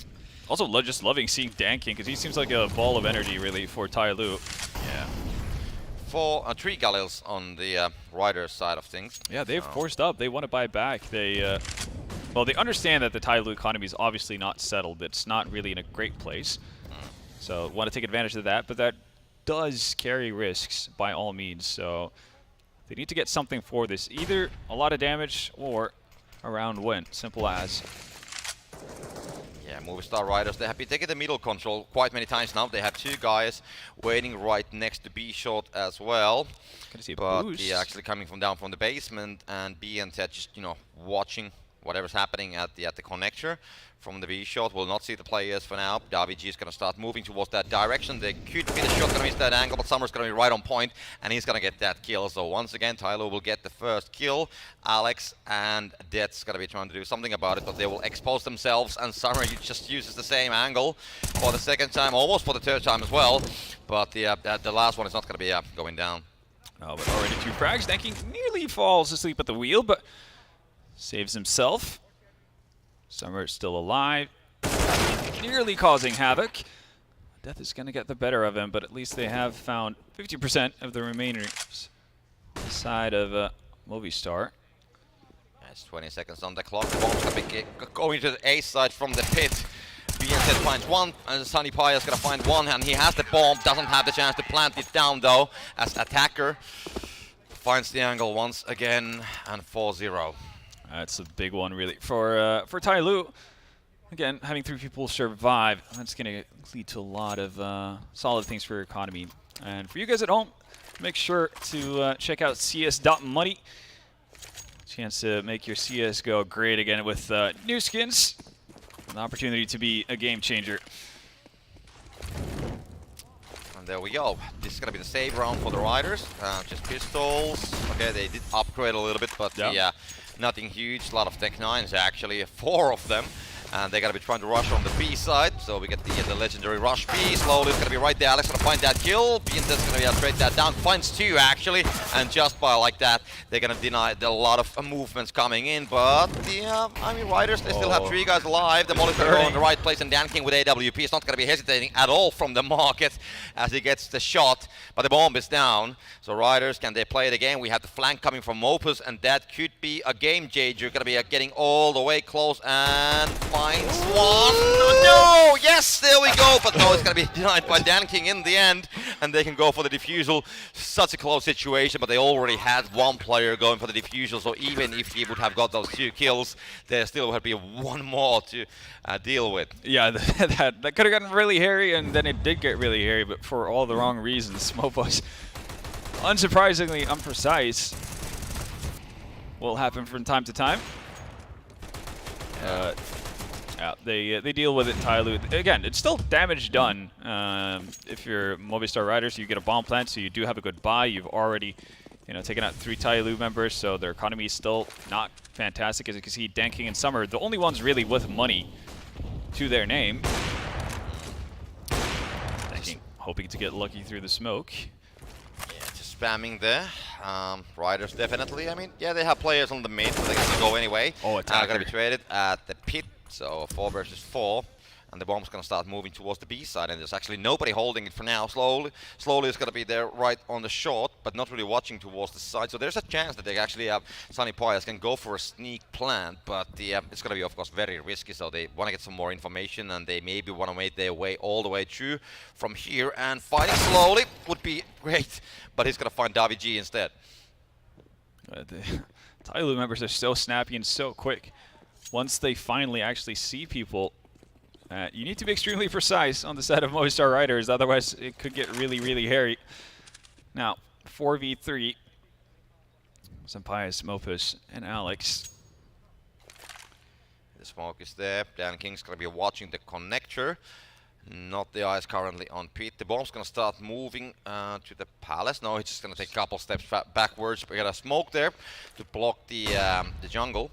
So they will get a small, well, a little bit more area to play, to be honest. Yeah. And, well, they do have some people waiting there. Attacker on the corner. Mopus going to be trying to get out down from the palace, but he has been identified. So it's going to be hard, but it's going to be Sunny Pias with the no-scope. Jan's going to be trading that one. Alex going to be burning Ben Chet. And it's going to be, in the end, Movistar Riders claiming the first round. Quite hectic situation. Yeah, no, that's solidly done, honestly. Smoke there that they put down actually gives space for Alex to find the duel on Catwalk. And as freeze time ticks down, you guys at home, if you're tired of having boring skins, you can go to hellca.se/getdubai. Get a bonus for opening modern cases. This time it's TyLoo's timeout, if I'm not mistaken. Yep. So again, starting early with timeouts here, which has become a bit of a theme between these 2 teams. Yeah, and quite often it's actually happening since they have been winning a round. This is, of course, the opposite way around. It's going to be Riders getting their first round, but this time it's going to be TyLoo just going for the tactical pause and just, reassessing the situation. They're still nicely on the lead, but yeah, I guess they want to make sure that they can just, come up with the best strategy to counterfeit whatever Riders going to be buying now. Yeah, no, they want to make sure that this doesn't slip away. Obviously, they've gotten a fantastic start to the half, so they want to make sure that they can continue it. Obviously, you don't want to end up in a rough spot with their economy, which is at risk right now. Danking, if you stand up, could have been in danger to some Pious, but everybody comes away from it unscathed. But this is a lot of players over towards A. Yeah, I mean, TyLoo's money is not the greatest. I mean, Bentet doesn't have a gun. They have the Wests, but not all of the guys have the helmets. So it's a very little utility too. Yeah, they'll play with what they can with. And the Riders, they're like wondering how we should play this one. They had a lot of players like stacking there on the A pit. The bomb is still on the spawn, so they haven't like made the call. They have the time, 1 minute 10 seconds, so it's plenty of time to go for any of the sides. It's just slowly holding the B side once again completely alone, and we can see the smokes blocking at least the B. The mid is gonna be the sniper's nest also being blocked with the smokes. The mid execution comes in, so this could be a B short execution on the side if they will be successful getting slowly down. Tiny little gap there for Benta to potentially play around if anybody were to walk on that side of connector, at least while the smoke is still up. Not going to be the case though. Actually moving back towards A, and there's still a ton of TyLoo players in the area. Oh, the feet get spotted, but Summer actually falls down from the window. Not what you wanted to see out of TyLoo, unfortunate. All the utilities going to go down. So A, that is the target. Still once again, attacker hiding still under the balcony. There's going to be Daviji spotting him down. Bender's straight that done immediately. So TyLoo just 3-man standing, but they are coming from the spawn and from the connector. Danking cannot deny the bomb plant from that angle. The bomb's going to go down. Mobb's going to find one, and then we just have only Danking remaining with the AWP, watching from the spawn, just watching if there's anything down for the picks. But he just might withdraw, and then maybe we'll see Riders actually hunting for that gun because they know TyLoo's situation. They don't have the money, and getting the AWP down, that would be like a cherry on top of the cake. Absolutely. So, and again, because like Danking on an op, even if that's all they have going into the next round, if he finds the first opening pick or maybe the first 2 picks, that could spell disaster for you, right? So you're absolutely correct. Getting that op out of the hands of Danking would be massive for the Spanish side. Oh, yes. The shaking from the bomb definitely didn't do Danking any favors right there. And Mopas, he does get the cherry on top of the cake. Yeah, I mean, Danking, he was watching that angle. Just for a split second, he was watching elsewhere. Mopas was able to move on the other side of the corridor and just, get that shot. It's just a great play from Mopas, to be honest. And of course, I mean, Danking, he had a time to react on that one, but Mopas, I mean, he has been just spot on with the rifles today. I mean, those frays, which he does, and the heads just with the single taps as well. Just it's so hard to play against him when you have like an equal situation with the angle. It's been really tough, and happy to see that TyLoo are not missing much of anything at all. One flash sent out into mid, hoping to find something. Danking's actually going to find one at the very least. Okay, doubles up. So the Deagle investment did pay off. Yeah, the MAC-10 is definitely, I mean, when you have just pistol guys in front of you, it's a very, very strong. It's like putting a hot knife in a butter. That's how it feels with the MAC-10. Yeah, it could be super proficient. And for Benton, now, if you can find one more frag, that would do wonders, really. See if you can find somebody unaware. Well, does find a timing, but those railings just lining up, well, perfectly imperfect for him in that situation right there. Blocks a couple of bullets, gives Davi the time to turn around. Movistar to land a third. Yeah, definitely. I mean, TyLoo getting the first 5. Now Movistar Riders, they have turned the situation. 3 rounds in a row, yeah. Yeah, rounds in a row. And we'll see. I mean, definitely an interesting series building up from this one. It's still the desire, so this got to be the... well, now we're back to the normal, right? You win and you take timeouts. Yeah, there we go. They understand, though. It's an important round. Again, this is going to be TyLoo's attempt to get back into things. They will have... not necessarily a low buy. Obviously, they will have M4s, etc., but they will be very limited on utility. So what we saw in the last time, or in the last scenario where TyLoo had a bit of a broken buy in that sense with low utility, Movistar took things very, very calmly. They were happy to take their time, hoping that TyLoo would be kind of reckless with their utility usage, spend a lot of the smokes early on, which would obviously make an execute a whole lot easier, or potentially retake a whole lot harder for TyLoo's end. We'll see if there's anything like that now. Smokes out into mid.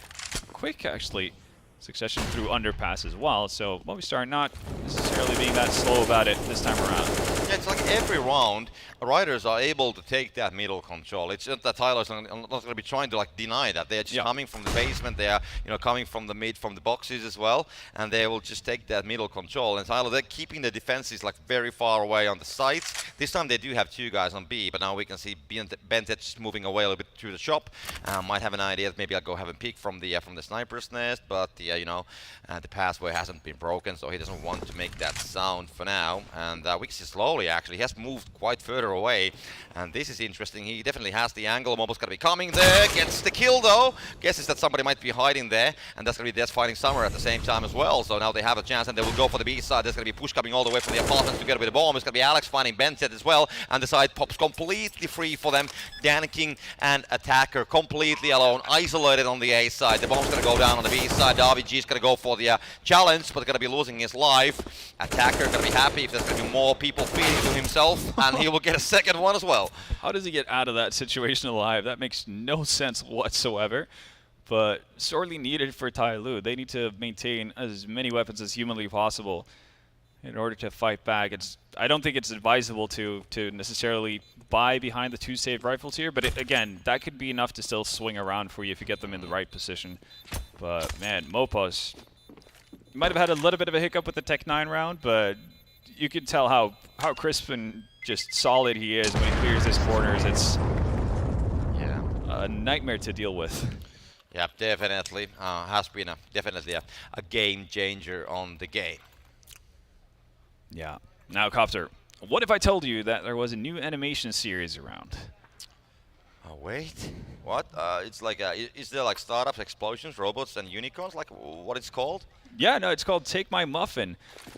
And definitely worth checking out. Yeah, maybe it's the nade. We can call the nade Muffin. He's going to put some utilities, aka muffins, on the play. Oh, and a cheeky boost late into the round. Not going to be there from the start, and that's going to catch Alex off guard. The execute still coming through. Summer with a perfect angle. Mobo's going to be who else for the trade there? Yeah. So they will come for the B side. They have the bomb. They still have 3 versus 4, but they have penetrated the side. And it's going to be 3 versus 3 as Sunny Paya is going to find that kill on Slowly, who has been kind of like the king of the van so far. But yeah, this time going to be playing in a little bit different angle. But now, yep, they will get the bomb on the ground. Sunny Pie is going to be holding that very important angle. Going to miss that very important shot as well. The pre-fire is not going to go. It's going to go right between the players. Had a great idea. And the AWP, now you need to get those shots on board. And finally, there we go. Dank is going to fall down. Ben is going to fall down as well. And just Attacker remaining. But even him is going to be taken out of the equation by Deaths. Damn, yeah. I felt like Danking expected Senpais to just completely commit to holding behind B-Apps even after finding that first kill. And if only he knew that there was a large period of time where that was completely unchecked. He could have had the golden route, really. To backstab the entirety of that Movistar Riders team, but not to be the case. Timing works out for the Spanish team. We go at it again, 5-5. So it starts off with TyLoo taking 5 in a row. Movistar Riders answers right back with the same. And another buy round is at hand. Again, mid-control gained for Movistar Riders without too much contestation. As you said, doesn't seem like TyLoo have much interest in actually fighting for that early on. I mean, they're going to leave, let like Riders to come very close. They can just come to the palace, they can come to the connector, and then they want to hold it from there. But when you come close, I mean, then you have the angles as well, as Dan is going to be proving with the AWP. Finding the head of Alex. Mopus just watching the situation. Davig is going to find Summer. Mopus gets the excellent, exactly what was needed there. And suddenly they have the A side once again for themselves. Silo having 2 guys like far away, one on the mid, one on the B side. And the retake, even if they're going to go for it, it's going to be very complicated. And based on the movement, they're just going to hold it. We can see already Bendet parking right next to the van. Going to go all the way to the apartments. I don't know what they want to do there. Maybe go all the way to the T-spawn, but definitely the movement is not towards Davig. I mean, he might be able to get 1 player down. Might be able to get a good timing here. Bentet hasn't made any noise, though. Mopus is, I guess, learned the hard way as to where the TyLoo players are headed. And Bentet might have been caught checking a radar or something like that. definitely gets caught out. So slowly, only man alive for TyLoo right now wants to hold on to that AK. Movistar at this stage, having won, well, about to be 6th in a row, they're going to have enough money to potentially throw people at the problem here. Senpai's a little bit more careful, seeing how he has the AWP in hand.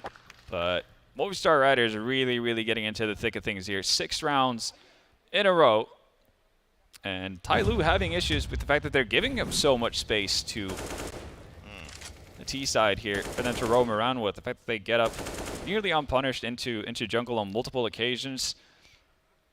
That's it's not working out too well. Well, there we go. We do have something going on. Tactical pause is going to be happening. We have the, well, coach is having a discussion there. We'll see what's going to happen.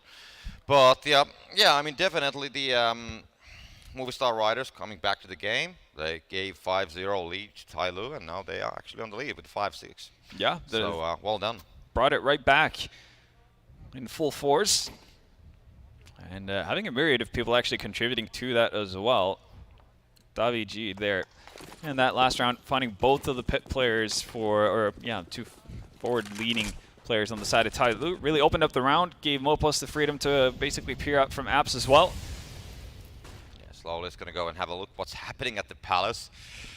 Because Mopus, he's still there. I mean, he has been there for many times, and he has been able to surprise TyLoo guys a couple of times. You know what? Yeah. Sneaking there, getting the kills, the angles where the player's got to be safe and try to find the distance for the AWP, for example. And now the mid control is a little bit different as well. I mean, there's nobody holding from the TyLoo side, but the Riders, they haven't yet gone for it. They're definitely looking to have a little bit different kind of an execution. The utility is going to be put there, and now Davi G is going to take that middle ground. And but I mean, TyLoo, I don't think that I have even once seen those guys on the sniper's nest on the other side. They're not really like trying to have a look at all. Yeah, no, they haven't really been interested in contesting mid much at all. And I guess, to be fair, at the start that was working out, but Movistar adapted, adjusted. And now it's on TyLoo to kind of do the same. They have decided to fully commit to the stack here, and well, judging from the radar, that might be the right place to be. 5v5 on the A-bomb site about to happen. Yeah, it's all the 5 players on the same side. We know that it's going to be busy in a matter of seconds as Daniking holds the anvil. Attacker finds one. The second's going to fall down as well. Because Daniking is going to be right on point. Slowly is going to get one down as well. And Movistars, I mean, they're just falling one by one. Sunny Pius tries to battle all he can. Takes the AW. Can he get the shot? Yes, he can find one tag, but not a kill. No, they're going to be coming for him. He's just to run away. Going to be getting that knife on his hand and running away and trying to save the AWP. That was a busy action, and even though he didn't get the kill, he did a good job by throwing that away. He knows. He knew that his days were numbered and decided to, well, yeet that up far away. Definitely the smart option to do. He's got plenty of money to rebuy anyway, so he just doesn't want TyLoo to have that benefit. And speaking of benefits and stuff to give away, Hellcase are doing a giveaway with gifts specifically prepared for you guys watching the game. So follow the link in the description for a chance to win multiple different skins, a knife, and many other things. There we go. Round number 13 is going to be still tied, 6-6. So TyLoo, after a while, they will get a round on the board as well. Ben's going to find one, so they will take that mid. Look at who's been talking about there. that so many times already, and that's going to be, of course, like giving some results as well, because the Riders, they haven't been challenged there at all, so I don't think that they were expecting much of resistance, to be honest. And slowly he's going to be still hiding there. Let's see, just going to find that one though, but they do have more players on the mid as well. Ben is going to be squatting down. Alex coming all the way from the basement, and just San Payas and Mopos remaining, and they are right there on the other side of the mid, but they do have the AWP. And Benjet from that window position, he could be the one that can make the difference. Bentet's already done a massive amount of work to get them into this situation. 4v2. Opos carrying a connector. Only thing he's going to find is Danking on top of Ticket. That's an easy pick for the Chinese offer. Yeah, San Pius, the last man standing. does he have the chance to hide the AWP once again? Or what's the play here? Just very suspicious about what's going on. Where's all the guys? Why I don't see them? But it's not a surprise. I mean, they haven't been much on the mid. Now suddenly they just like emerged there, and now they have to rethink the whole situation. Pius, he has the bomb. 25 seconds on the clock. It's gonna be very hard. So probably saving the whole AWP might be the play. Yeah. But yeah, just doesn't have the guts to go all the way to the television room because you know when you watch the movie, all kinds of bad things can happen around you. Exactly. You don't notice. I've seen enough like slasher films to know that that's a bad thing, right? Yeah, Jason's gonna come. We'll see. He'll at least make it safely through to this round. We'll see if Jason haunts his dreams or not. But regardless, TyLoo get a 7th round, and he said, yeah, mid, that's been completely vacant from TyLoo players for the better part of it. You can tell Davi is kind of just taking mid like nobody's there. Like, he's not worried about that at all. He doesn't see it as being a possibility and gets caught off guard. Pays massive dividends, really, for TyLoo to finally venture in there. And, yeah, if TyLoo can take a tactical, you bet your ass that Movistar can do that as well. Definitely. Yeah, I'm quite sure that Davi is not going to go to the mid anyway, the same way as he did on the first 10 rounds, because now he had a surprise waiting there. Yeah. And probably next time he's going to be watching a little bit more. I mean, he had the flashbang though earlier as well, so it wasn't that he just ran away there. Yeah. But still, I mean, he was kind of just going through the motions of like, I'm going to throw a nade here and a smoke here and a flash there, and then I'm going to be out behind boxes in a minute, and everything's going to be great. Yeah. Yeah, Bentet wants it otherwise, and we'll see if they maintain trying to pressure towards mid. Danking, not going to go for the catwalk jump, which you see so many operators do, but with no smoke in window, I guess he doesn't really need to either. A lot of stuff on the connector, and also right next to the B apartments as well, so the utility is going to be put into use. 5 versus 5, nothing has changed so far. The buy is going to be fine as well. Plenty of time. Sun Pius gets the mid smoke, going to be getting the B shot. No, Sniper's Nest actually going to be smoked away. And now they're just going to wander for a while. Mouz coming in. They want to get a jump, so they got to be definitely more careful with the mid control. But yeah, there's nobody there once again. They've been bamboozled. Been taken for a ride, and it's a minute past into the round, and Movistar Riders haven't really done much of anything. They have some utility left, and looks like it's going to be an A execute. They will have 2 potential lurks as well. We'll see how optimally TyLoo can deal with that, if at all. Somewhere in a nicely tucked away position as well, and unlikely that the Molotovs remaining are going to go towards Sandwich. More likely that it's going to be towards bench, jungle, something to that effect. So we'll see if we can net them good results. Smoke timely put down as well. Exactly on point. So this, yeah, it's only going to be like 15 seconds left when that smoke dissipates. So Movistar are either going to have to really push it to the edge or go through the smoke. Yeah, this is looking very hard. I mean, attacker right on the right place. The execution start right now. They're gonna come for the A side. This is the attacker getting those 2 kills on Pius and Alex. They will get the job done though. Attacker's gonna be taken by the no scope. They have 2 guys on the side. They have the bomb, but they don't. Do they have the time to plant it down? No, they don't. TyLoo finds the kill before the counter is gonna run out of time, and of course before the bomb's gonna go all the way to the ground as well. And TyLoo, they will increase the gap with 1. So 8-6. That's the scoreline, and yeah, TyLoo, they have found the mojo. Yeah, no, that's a big one, and actually one of the Molotovs did go down into the gap where Summer was playing. So I'm curious if that's like a common thing, because we've seen Summer basically go there to Sandwich on multiple occasions. So it might be something that Movistar have picked up in demos and planned for. Summer gonna drop it one way. Yeah. Does spot one person going to Delpan. Yeah, definitely spotted the player. Mouz just with a Mac-10. We'll see if the trade is going to be as successful as with the M4s, for example, or the AKs or the Galils. But yeah, definitely an impactful gun if you can just get on right next to the skin. But yeah, so far, still 5 versus 5. Utilities going for the A side, so they're still once again building from B towards the A side. David is going to go inside. Attacker once again hiding on the same location. They're not going to check that out, and that's going to be definitely backfiring heavily as that's going to fall down. 2 guys hiding there on the smokes. David gets the molly on point, but there's going to be a smoke that's going to deny that. But the shot, the smoke's not going to be helping on that. It definitely isn't. Danking hasn't been smoked up in spawn, but there's not a whole lot of T's really showing themselves on Mopuz. Yeah, well, he made that spray work. Executes Summer when he rotates in, but look at slowly. He's gone all the way around the world, denies the bomb. Did he spot Alex, though? Look at it. There we go. Danking manages to get the surprise from the backside angle. Still 1 versus 1 situation. Can he make it happen? Gonna change the gun. Alex will have the peak, and Danking, he's gonna be the king of that round in the end. Just one more amazing play coming out of that guy. Yeah, no, he's getting it done, and it was a little bit labored. The Deagle didn't want to connect quite as much as he wanted to, but he had the level-headedness to actually just pick up the Galil, take that fight. Knew that the last remaining player on Movistar had been tagged up. Didn't want to risk it with an off shot that potentially misses and gives an opportunity for Movistar to actually win that round out. TyLoo, they managed to bounce back. It was looking a little bit dicey once Movistar had gotten 6 rounds in a row, with TyLoo being able to secure themselves 9.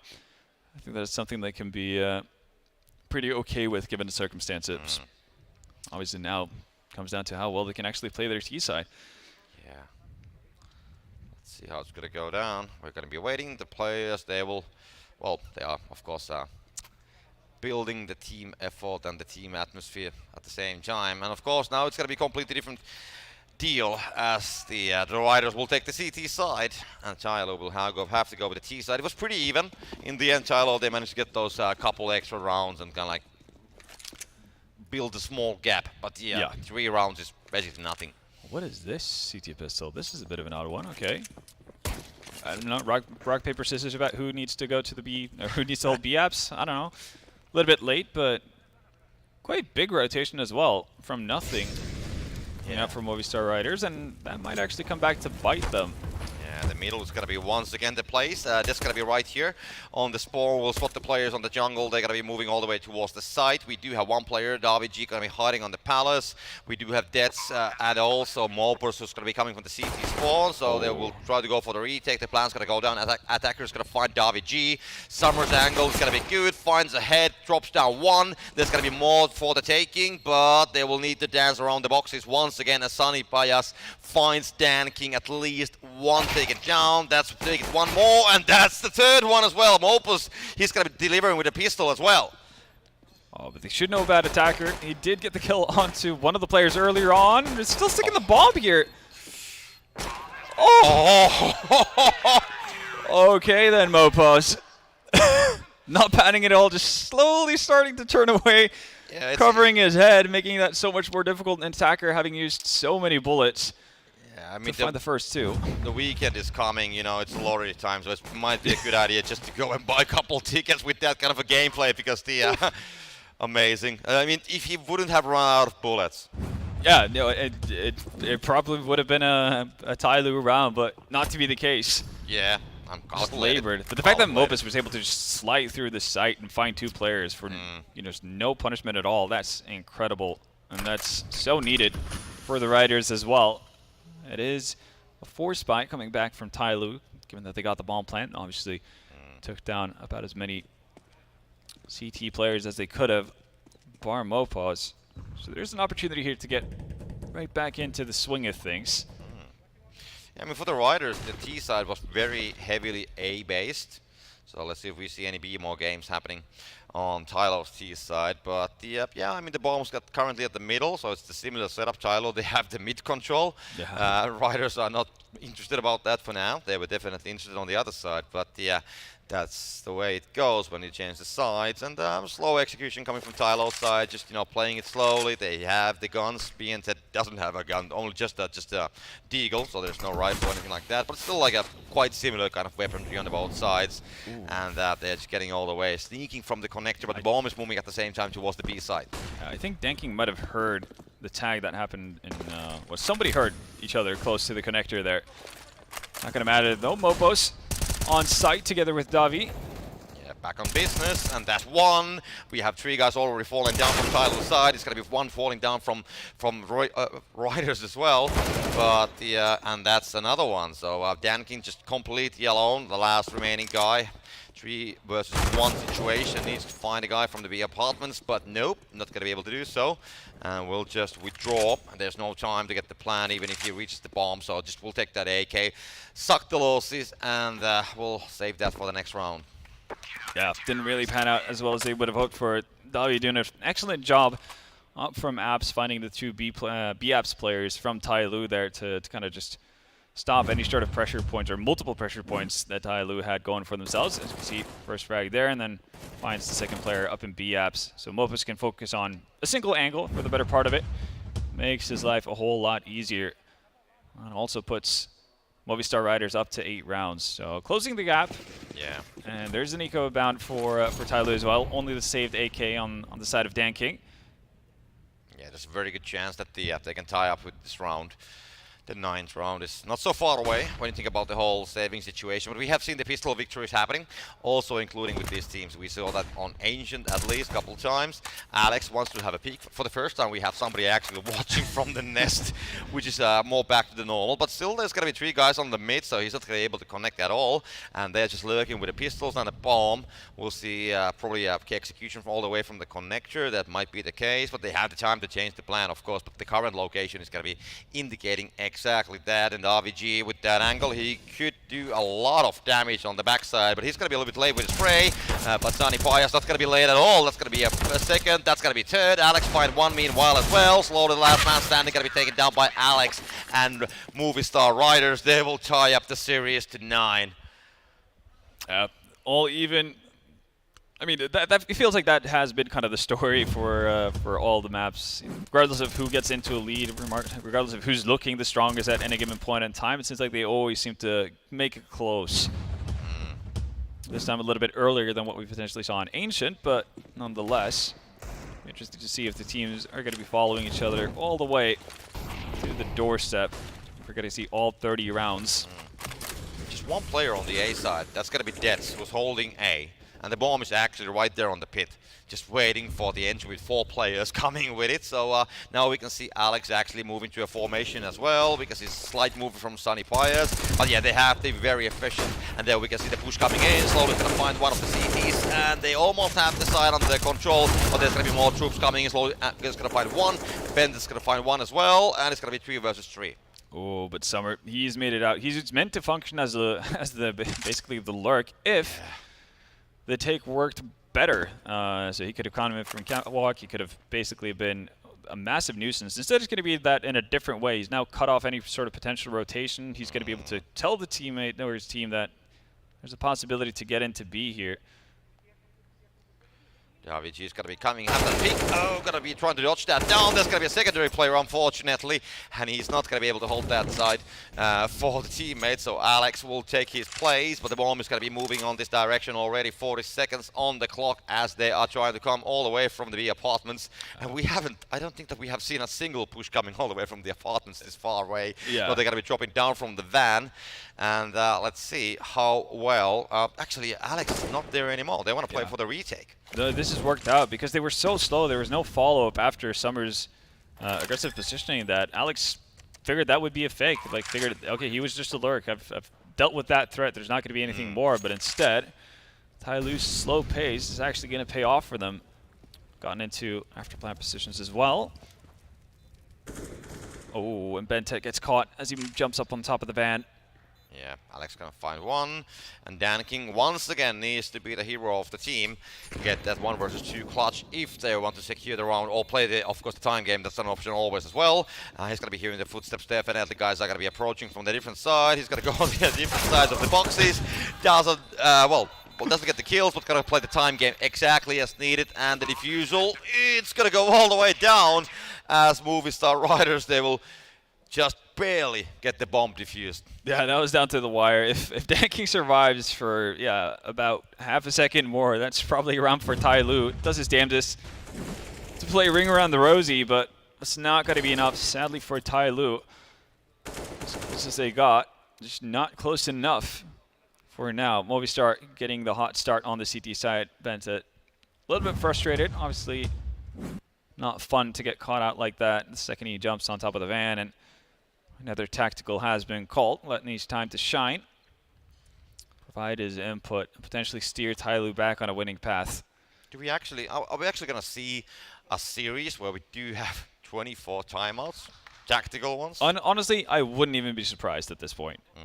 It just seems like that's the nature of these teams. And to be fair, like there's a lot of teams who kind of devalue the timeout and they kind of just go about their way, or they're figuring to themselves like, oh, well, we've talked about it, you know, while we were dead or whatever. We're kind of figuring it out as we go anyway. And they don't like the disruption in the game, but both these teams seem to value those 30 seconds quite a bit. Yeah, nothing wrong with it. Absolutely not. That's why we have the rules that's going to allow 4. So, of course, you can use all of them, but just that often you don't see like all of them, like in all the maps going to be used. But yeah, it is what it is. Anyways, we do have the round going on. 1 minute 20 seconds remaining. The buy is going to be quite fine. TyLoo, they don't have the AWP, but they have the AKs. And on the T side, it's going to be completely fine to play without the AWP as well. But yeah, Sunpias definitely holding those angles on the A side currently. But TyLoo, they are a bit wondering how they should play this now. They are going to go for the mid control. They have the bomb waiting right next to the ramps as well. And then we'll see where they're going to start moving it. The B short definitely is one of the options. The bomb's going to start moving there, but they can still always like drop down and try to do something else, go from the ladder room to the A. So many options.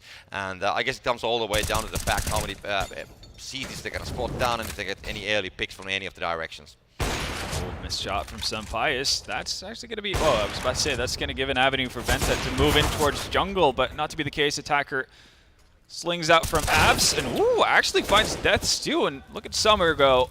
Mopo's down, Alex all alone on the A bomb site.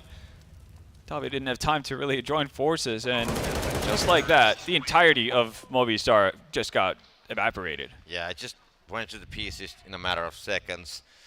They even find the last player actually like wandering next to the spawn, like, oh, I should go somewhere. But yeah, no, you're not going to go anywhere. That's what they are telling. But yeah, definitely a great round from TyLoo. I'll be honest. I mean, just a pretty good execution there. Getting all the kills, getting all the way to the side, and just all the challenges. Attacker, of course, like making a huge amount of room on the A side as a whole. Finding the timing really to make that happen. Massive for them. And again, we're back to equal sides. Mopo's going to get boosted up. Get inside the window. So might have gotten there a little bit quicker than TyLoo players would expect. But they don't seem to be pressuring at all right now. Probably have a pretty good understanding of where the economy of the CTs are. That's why they're taking things slow. They don't necessarily want to throw things away by doing something silly, running into a stack, anything like that. Just crazy buy, like AWP for Sunpias. And then the rest of the gang is going to be with the pistols. But we'll see how it's going to go down. Someone's going to find the Mopus, so that is one player down from the Riders side of things. It's even. Double digits on the both sides, by the way, 10-10. So definitely a very tight series, and now they're going to be trying to benchmark it. Can they make the gap? And TyLoo, they seems to be getting the better hand out of the situation, but the AWP needs to deal some damage. Did the op spot slowly? I think the answer is yes.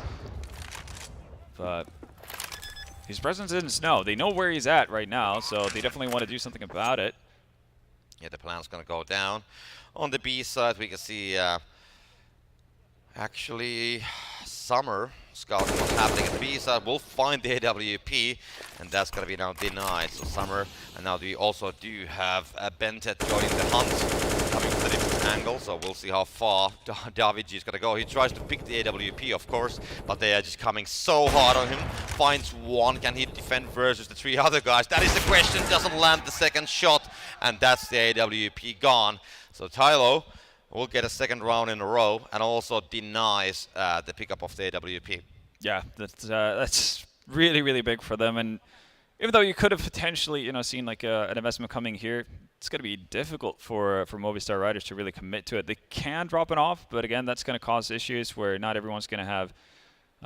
Well, they might be able to have head kev, just normal kev, but not utility, that kind of a thing. So I think they're taking the discussion here to figure out whether or not it's worth investing or not. I think just one of those 2 weapons saved would have been enough for them to kind of give the green light and go for it. But unlikely that they'll have an op. If they do have an op in play, one of the riflers will have, throwing themselves on the sword. And that's going to be the case as well. Yeah, you could see it.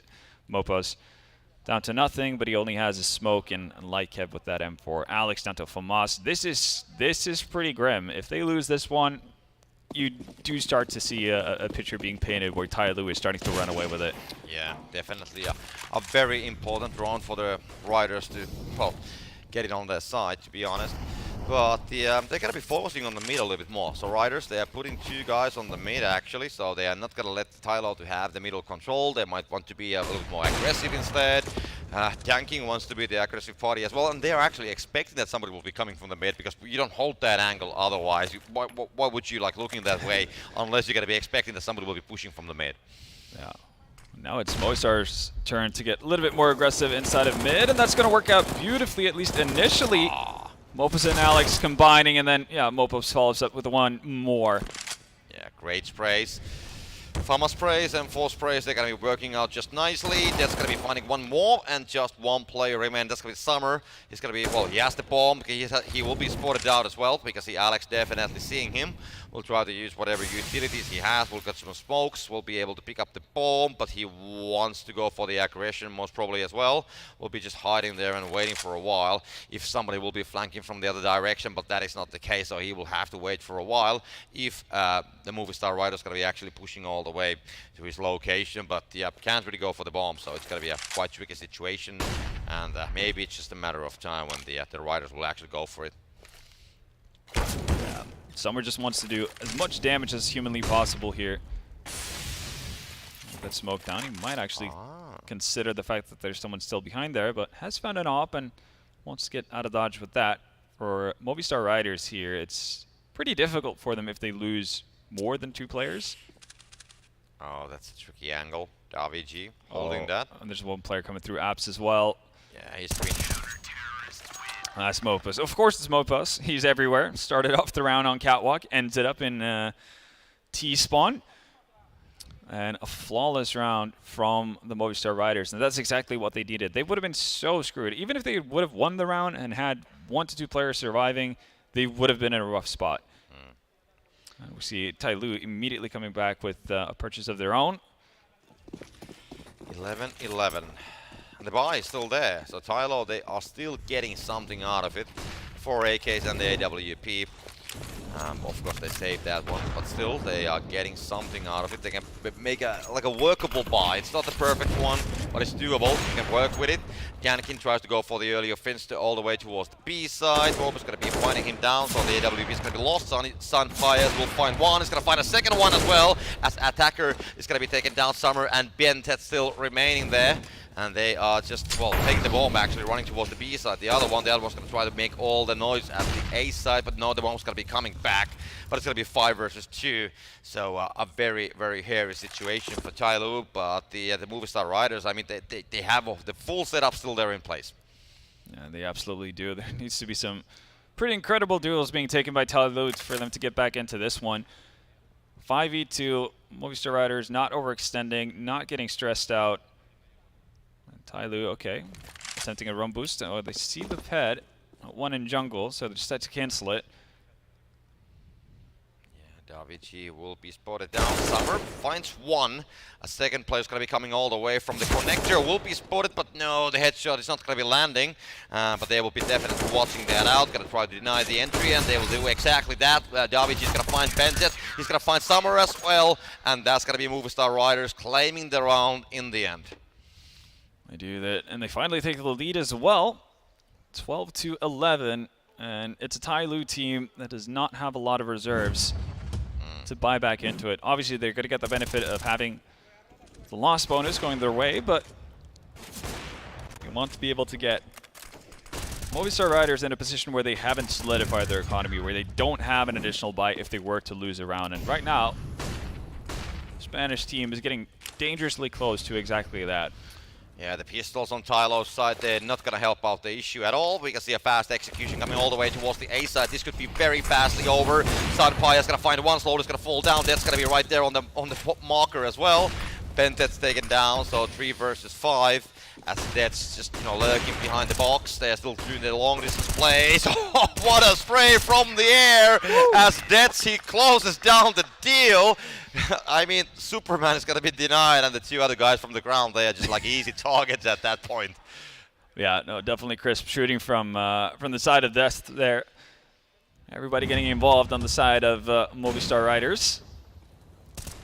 See a little bit labor at first, and this is where it kicks off. Easy does it. Now we're going to see what could be potentially the final stand of TyLoo. Going to use their last tactical timeout. No surprise there. Need to get the most out of this by as humanly possible. Now they need to win 2 rounds in a row as well if they want to have a hope at actually impacting the economy of the CT side. As you can see, a lot of healthy green numbers over there, but obviously that can dissipate pretty quickly when playing on the CT side, especially if you're looking after that op. But ops in play on both sides. Healthy buy, I'd say, from TyLoo as well. Only Danking really lacking in utility. It's gonna be tricky, definitely. But the guns are there. They have some utility. Slowly's gonna open up the game by dropping down Deaths, and that is a great start. I mean, that's exactly what they need. Alex, Summer, let's see, they are kind of like playing on dangerous ground there. Alex right behind the corner, and Summer, player on the opposite side, finds the head of Alex, so that is a great opening. A second one already down. An attacker's turn. Is he going to be patient enough, or the question is itself, if he's going to be impatient enough to actually push forward? Patience? What is that? Yeah, no, I mean, I've never heard of it, but it seems like these guys have found something extra. Mopos, okay. Doesn't get caught out after missing the first burst. Finds the head. We can see TyLoo now entering on the A side. We do have Daviji hiding on the palace. Mopos going to be fighting one from the backside who's going to be trying to come all the way from the connector. Danking gets the AWP duel, and now Mopos is going to be once again the player who's going to be playing the very important role because he is the one guy who can actually deny the plan. The RVG is going to be also flanking from the backside, but it's going to take a while, and he's going to try to join the battle from the pit points. One, that is a good start. There's going to be 2 versus 2 situation, AWP on the TyLoo side of things. Danking just behind that box, and let's see, Danking finds Mopos, and just Daviji remaining 1 versus 2 situation. Does he have what it takes? Danking with that AWP, and still the backup player right there on the balcony, but Daviji, no. I mean, he needs to move, and that's a problem. Yeah, time is really not on his side, and Danking, yeah, gonna have no problem being able to finish him off. The second Davi actually moves forward towards the bomb. That's the 12th round for TyLoo. That sorely needed one. And now they need to do it again. They need to do it again if they want to bring the economy of Movistar Riders to its knees. Well, I mean, one thing is for sure, this series has to be very tight. If you think about the previous maps as well, and now we have 12-13 on the decider, so that is definitely a series that has been, the teams are very much on the same level, whatever's going to happen here. And still the buys are coming in. Both sides, they have, the money for it. But I think both sides actually, they don't have the greatest situation. If Riders going to be losing this one, TyLoo, they have a short time frame, momentum building up, and it's going to be the other way around as well. Exactly. It's a massive swing around really for both sides. And Davi right now is fairly alone over towards that B bomb site. Surely Mopos is going to be able to swing in from ladder to help out if needed. And Davi is staying alive. Look at that. Mopos chiming right in the second he rounds the corner.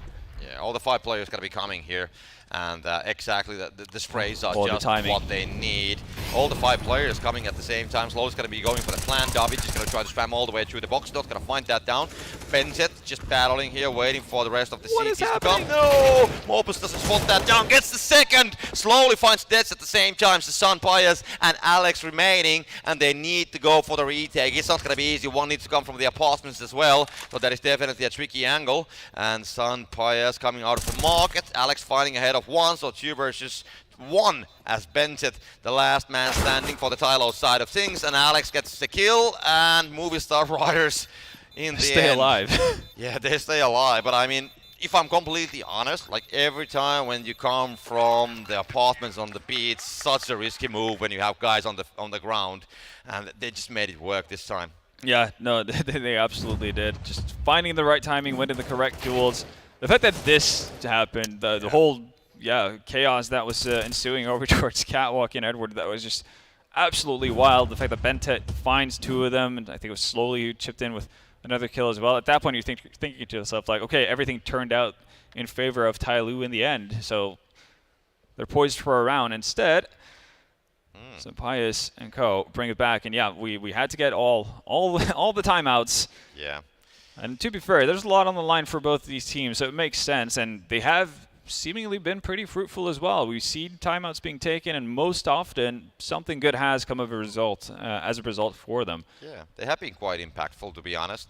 I mean, tactical pauses, they're just like Pokemons. Like, you gotta catch them all. Yeah, exactly. And they're definitely, getting their badges for this one. TyLoo, with that bomb plant, means that they will have the opportunity to get another buy-in, which is big.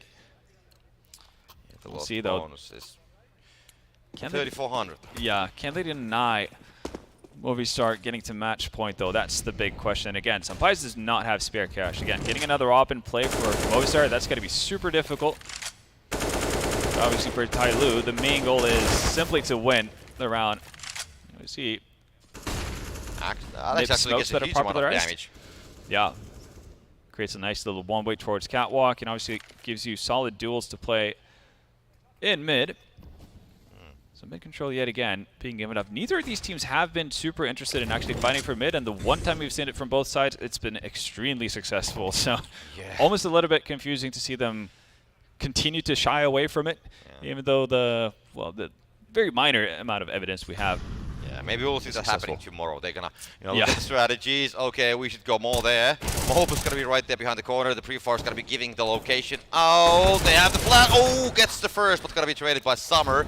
I mean, great chance to get both of them, but yeah, I mean, getting one, that's gonna be a good start, definitely. The RVG, the B-side execution seems to be the case once again. Bentet finds the RVG. Meanwhile, Slowly is gonna be make sure that the guys from the A side will not be rotating on the B as the plant goes down right there on the middle of the B side. Yeah, you shall not pass. Slowly taking the role of Gandalf for this one, and he's going to be successful as well. And the more people he sees actually bailing out, this should be the big signal for TyLoo to actually start going hunting, because it's going to be so painful for the economy of the CTs to actually lose even a single weapon right here. And Alex is down to 8 HP, so he's living dangerously already. Yeah, TyLoo knows that. They're going to be hunting these guns, definitely. They know that nobody will come for the defusal, so they want to get the guns out of the hands of the Movistar Riders, and they're kind of, they have holed in on the A-pit location. Slowly's going to go and have a look on what's happening at Palace. Alex is hiding right here, but I think that the Movistar Riders, they're going to be keeping the guns, so they will manage those hiding holes, and yeah, they don't just, like, TyLoo, they don't dare to go to have too much of a look. That otherwise, they're going to be losing some guns as well.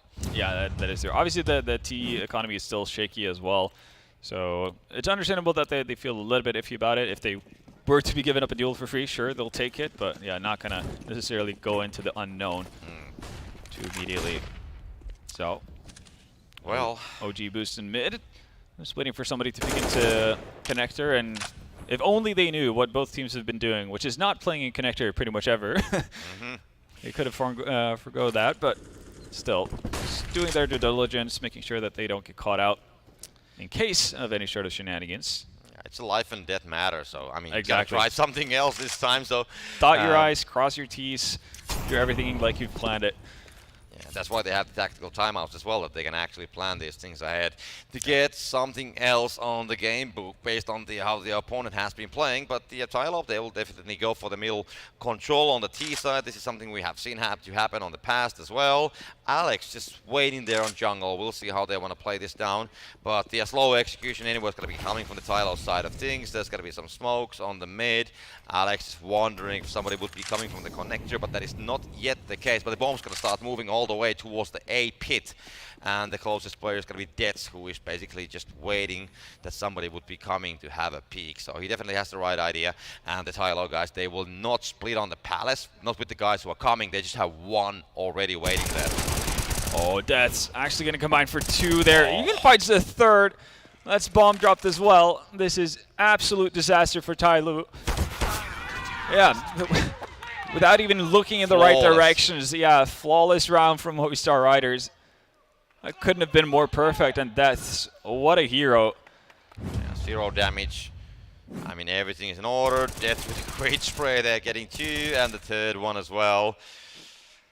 And look at the faces. These guys they're just screaming for more. They want to play tomorrow as well, and that's why where they want to go. It's going to be just one round which they need to win. It's going to be round number 29, so they have 2 chances to get that done. And let's see if it's going to be already the scoreline to 16-30. It's going to be 16-40. Mouz going to find Danking. That's one player fallen. So now they have the advantage. Bendis wants to trade that. No, it's not going to happen. Alex finds the kill. It's going to be finding a second one as well. Someone's going to find Mouz, and it's going to be just only Attacker and Summers remaining. All the action is going to go down very early. And one AKM4 AWP is going to be picked by Summer, and we can see Attacker going for the bomb. This is a really, really deep hole to dig yourself out of if you're TyLoo. So many unanswered frags. Alex still alive on 5 HP. It all comes down if you can find a sliver, a pocket of space to maneuver around it. Could be all you need. And right now, nobody's actually keeping an eye on mid or catwalk at all. Nothing new on that one. 55 seconds to go, and TyLoo, they need to make the decision. 2 guys on A, 2 guys on B, more or less currently, and of course they can very fastly rotate as well, so it's not just about the numbers, but if you want to penetrate something, B seems to be the target. B short is going to be the play. Sunpias holding that market location. They do have a guy on the backseat as well, and there we go. They will be spotting down the enemies. Daviji is going to find that angle, will drop the bomb carrier, and the last guy, he's going to fall down as well, and that is going to be Movistar Riders, my friends. They will claim a very tight victory. Yeah, that was about as close as you could get in a series. These teams followed each other, you know, from start to finish. And you got to give credit to Movistar being able to bounce back, and also, obviously, commiserations to TyLoo. Fought valiantly. And I don't think really you could, you know, argue that it would have been a bad thing, regardless of who went through. These were so evenly matched that, you know, there couldn't be like a wrong winner in this sense. Obviously, you're sad to see TyLoo not being able to move forward, but again, it's exciting stuff to see. Obviously, they've gotten a new flair with Letney coming into the team, and I think that's just going to develop more and more as they move forward. But for now, just got to focus on Movistar Riders and the solid job that they did to be able to bounce back after losing their own map pick, doing a solid job on Ancient, and then withstanding the pressure as well from the potential or the building comeback of TyLoo to make it through to the next day. Yeah, I mean, definitely. Both winning the map picks of the others, and then just the decider gonna be so close, but still so far away from TyLoo, unfortunately. But just like you said, I completely agree what you said, that it could have gone for any of the teams, and definitely both having an amazing performance on Mirage, getting their great moments, not so great moments, and points on the board as well. But the TyLoo, they gotta go packing, and Movistar Riders, they gotta be advancing for tomorrow. Yeah, they are. And for our sake, we're going to be getting a little bit of a more caffeine injection from Tim Hortons, but we'll leave you guys in the capable hands of James Banks and his merry analysts.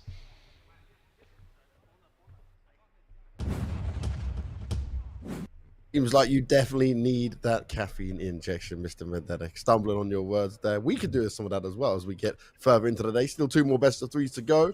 But Movistar Riders do finally take down TyLoo in this series. They will be the one going forward and sending the Chinese team back home.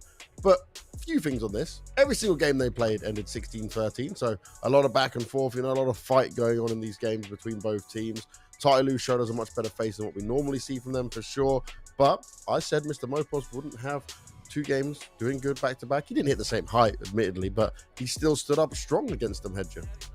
Yeah, him and Alex both actually very impressive. I think that if Mopos can continue this moving forward, he is definitely the one to watch out for in the future. I mean, just that defuse that he stuck in the their CT start when Attacker ran out of bullets. Had Attacker had 2 more, 1 more bullet in the magazine, we could have been looking at a completely different game here. TyLoo, they've been exceptionally good at converting that pistol round win. And yeah, but just hats off really to Movistar Riders and Mouz in particular. Yeah, I mean, from my point of view, I'm almost a little bit sad we don't get to see more TyLoo in this tournament, because I was kind of excited watching them play and seeing their approach and how it stylistically changed a little bit, and I wanted to see more of it. Obviously, great job from Movistar. I thought it was the end after that 9-6 half from TyLoo on the CT side. Yeah. Because it can be very difficult to get rounds, especially in high pressure situations like third map. You're facing elimination in a tournament, and here we see that pistol you were talking about, where it runs out of bullets. Devastating, right?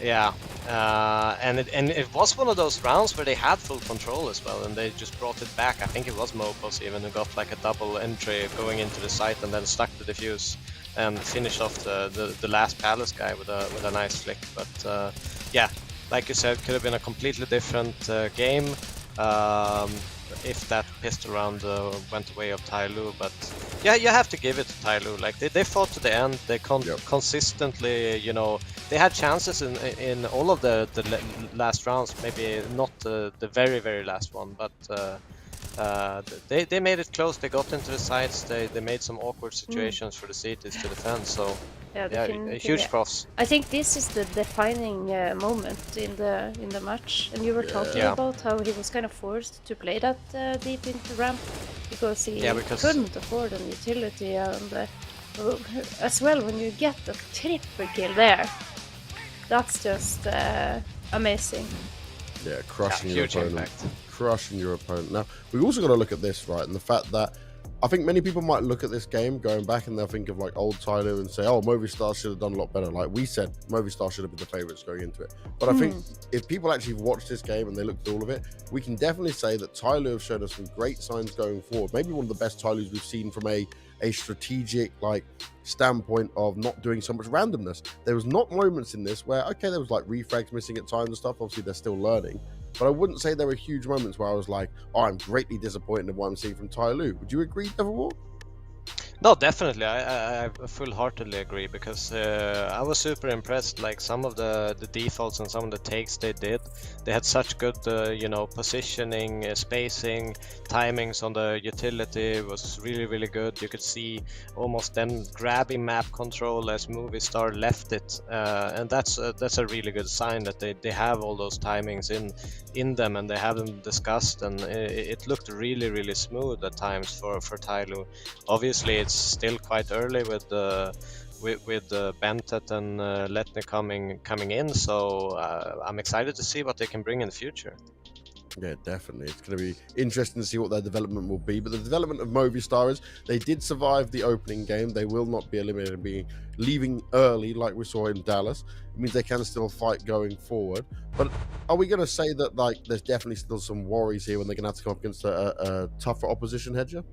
You know what? I am not entirely sure, because for me, TyLoo has been one of the most impressive teams that I've been watching all day. And we just casted a Complexity OG match prior to this with two teams that definitively should have a bit more control over their CS than TyLoo did. So no, I think that Movistar, that the Riders, that they have, they've established now that okay, they definitively have at least the mental fortitude to have their, or maybe that was like Devilwalk's point earlier, that they are playing better when they are the underdog. Yeah, so, when they have everything to lose, yeah. they bring it. So I think that Movistar is always going to shock people when they face like a tier 1 team. You look on paper, or even like in the tier 2, because they have that shock potential. I think they really enjoy being that underdog, and really I'm sure you've been in the situation where you're the worst team, Hedge or James even, and you just know that these guys are better than us. So everything is just a bonus, and every round you just get so happy, so motivated, and high energy. So I think it suits them with their personalities they have in the team. It certainly does. Well, we need to keep things moving. We also need to change out the analyst desk just a little bit, guys. So we're going to a quick break. But then when we come back, it's going to be Mouz taking on the Falcons. Quite an even game in terms of what we might see coming out from here. It's one I'm certainly excited to see go down, because we don't too often get to see Falcons at events like this. So we'll see if they can do some damage. But we'll change our faces around. We'll remove one person, bring another one in, and we'll see you guys in just a few minutes.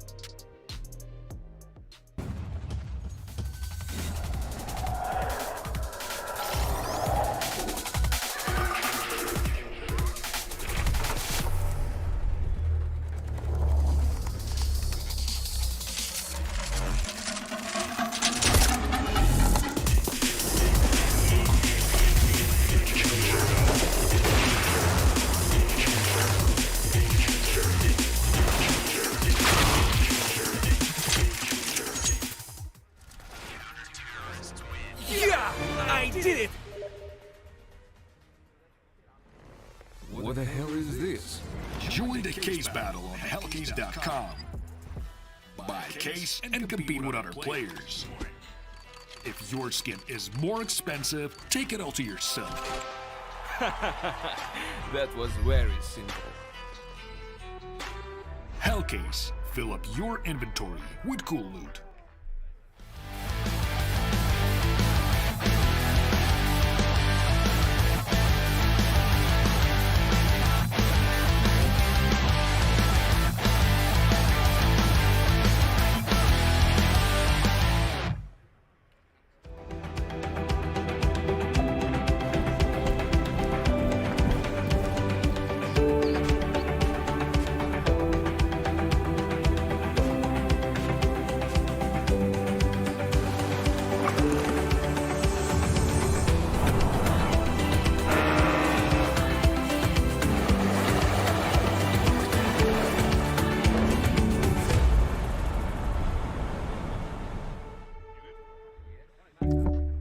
My old phone used to freeze with the apps that used a lot of power. They keep loading in the background. Then almost definitely there's going to be a lag. With iPhone, I haven't experienced that. My name is Amandeep, and I switched to iPhone.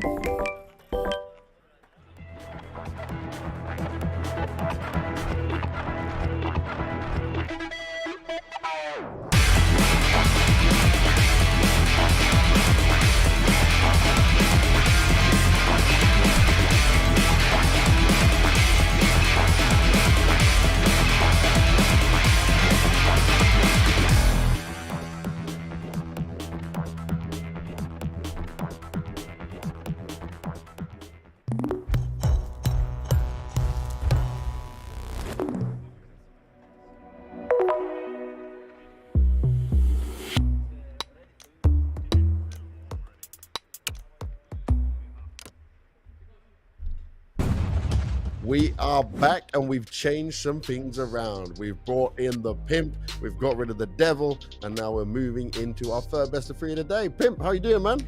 Doing good, I'm doing good. Enjoying a couple of the games played so far, and yeah, a little bit tired from the rehearsal this morning, but still doing good, James. Yeah, you jumped in very early then to just chill for a couple of games. Hedger and me have been keeping trucking throughout all of this. We've been enjoying it. Now we get to see Mouz take on the Falcons. Now, on paper, right, we'd be looking at this and we'd be saying, okay, yeah, Mouz, like, surely you are going to be the clear favourites in a matchup like this. But it hasn't been pretty good for Mouz as of recent, Hedger. No, and I think it's also shown the previous games today that the clear favorite kind of situation that we've been having hasn't quite lived up to our expectations. So I for once think that this one as well could potentially go all the way. Ooh, I agree, and man, just the fact that I do agree is a bit of a problem, right? For Mouz, the fact that they have been so underwhelming as of late, they can't really seem to get it going. I actually initially liked the lineup. I like the players they have to work with as well. JDC James is a player we've watched a lot during the Academy League. Oh, yes. We think highly of him. I think Torsi as well is a great player, but they just haven't seemed to click together just yet. And I can't help to think that this will be one of the last chances for Mouz in the current iteration of the lineup to actually show they have what it takes in order to make damage and be one of those teams that can win a tournament like this. I'm looking towards Dexter primarily. I want to see him, bring something out of these boys. Otherwise, there may be a conversation to be had about him, staying in Mouz or not. Yeah, very much true on that side of things, Pimp, because we need to make sure that they can kind of live up to the high profile around them, right? They're a team that gets opportunities to play in a lot of the big events here, and we're just waiting for these things to happen, waiting for things to evolve. But you know what we're also waiting for? To win more amazing skins, to get yourself some prizes. You can get yourself some valuable skins from our partner CS Money. Remember, all you have to do is go and follow Starladder CSGO on Twitter to participate. A lot of opportunities for you guys to grab your stuff in there. And also, you guys might want to discover Ras Al Khaimah. Now you can find out more at visitrasalkhaimah.com. You might be able to take yourself a lovely little holiday, a trip over there, and enjoy the sights, enjoy the nature, enjoy the beauty of it all. I'm sure that's what some of our eliminated teams are going to do. Enjoy touring around Dubai and get themselves some sun, sea, sand in their feet, chill around a little bit now that they can't play any Counter-Strike, because it is single elimination. It is tough games for sure. I want to talk about this Falcons team though, guys, in the sense that there is some very notable names in here, right? We look at Hadji, we look at Sixer, Kyojin, obviously recently on Vitality coming into this team. Okay, they're only ranked 65th in the world right now, but they've got some talented players on there. And an event like this is a time for them to really shine, to show us, look, you guys are still a competitive team. You can do some damage here. Surely, Hedger. Yeah, and I think that when we're looking at who has a favor of the home crowd right now, maybe that is actually Falcons, because of the organization having a risen in the Emirates, and yeah, I think when you look at them on paper, like the majority of all the DLC lineup, with the addition of Python, who sadly could not attend this event, and instead we have Sixer then, who was kind of the guy that got left out while the team got picked up by Falcons. He is back at it, and this might be his opportunity to, step in here and show that he can still compete at the very, very highest level of Counter-Strike. But with the Mouz lineup that we can see in the shots here, they have, like you were touching upon, a lot to prove as well. Yeah. Huge pressure on the Mouz lineup, and I want to see how that pressure is affecting them. So let's meet the team. Let's take a deeper look at them.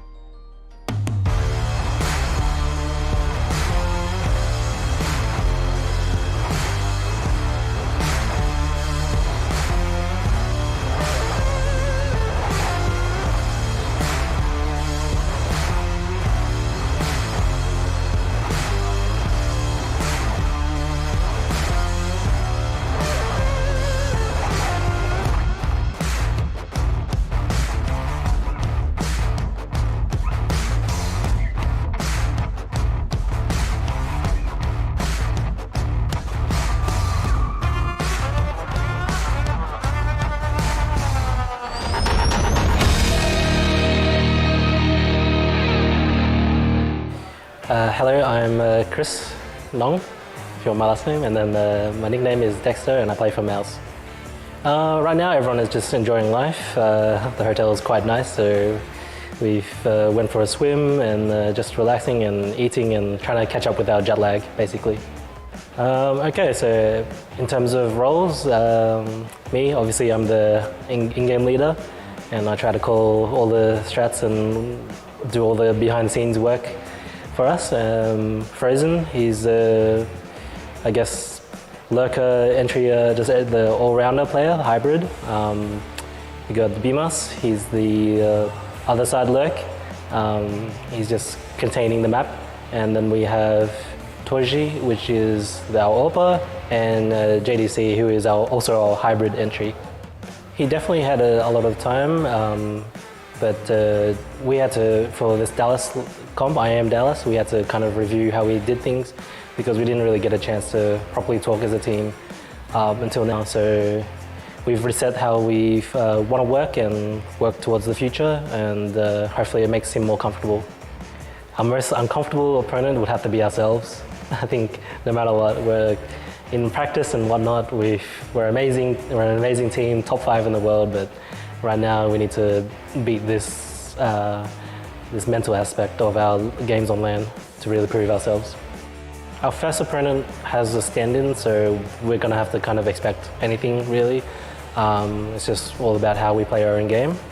Other than that, we're just quite chill with everything. We're just going to do our work tonight and prepare as much as we can. I have to say us. I think there's no other way of saying it.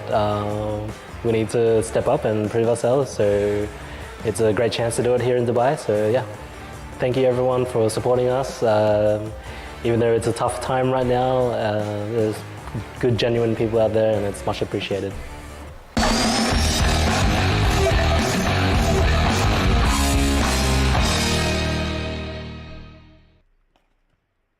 Eating them fat, but they want to be encouraged on to win this game. Now, the interesting thing about Mouz, right, is they are a team of, the average age of the team is 22. Now, Dexter's like 27, 28. JDC is 22, even though he's the new one coming in from the academy roster. He's still quite young. Then Torzi, 20. BMAS, 18. Frozen, 19. But the thing is, we've seen Frozen and BMAS for so long, you know. Dexter is the experienced one in terms of, yes, it was in the Australia events, but he's always coming through the qualifiers. But it's like, ever since obviously losing Robs, there's been a significant drop-off. And I just think more time is needed, but also, like you were saying, Pimp, it's like, how long is an organization going to put with that time not being there for them to find success? You know, they're in such a weird spot right now. They are in a weird spot, especially when Dexter is saying that in practice they're like a top 5 team. They beat good opponents. And yeah, I like that, you know, but it also gets to show that there's potential when they line up. I'm pretty sure that if you're Dexter right now and if you're Mouz, you think to yourself, okay, we can play well, because if you're good in practice, you have the potential to be good in real games as well. But obviously that mental hurdle of getting over that is the next level for Mouz. I'm curious to see where it's going to go. And I just want to note what you said right here, you know, mentioning the players and the ages right here, James. It is actually quite interesting to think that Frozen and Bimis are two of the most experienced players within Mouz, despite being the two youngest guys. And I can't help to think that the dynamic you have in a team where the youngsters are the experienced ones are most likely not the optimal way of having it. Yeah, it's not the best for sure. But Falcons, they're not in the best situation. They do have a stand-in for this event. They're going to want to show their best they can when it comes to this game. But let's find out how they're feeling.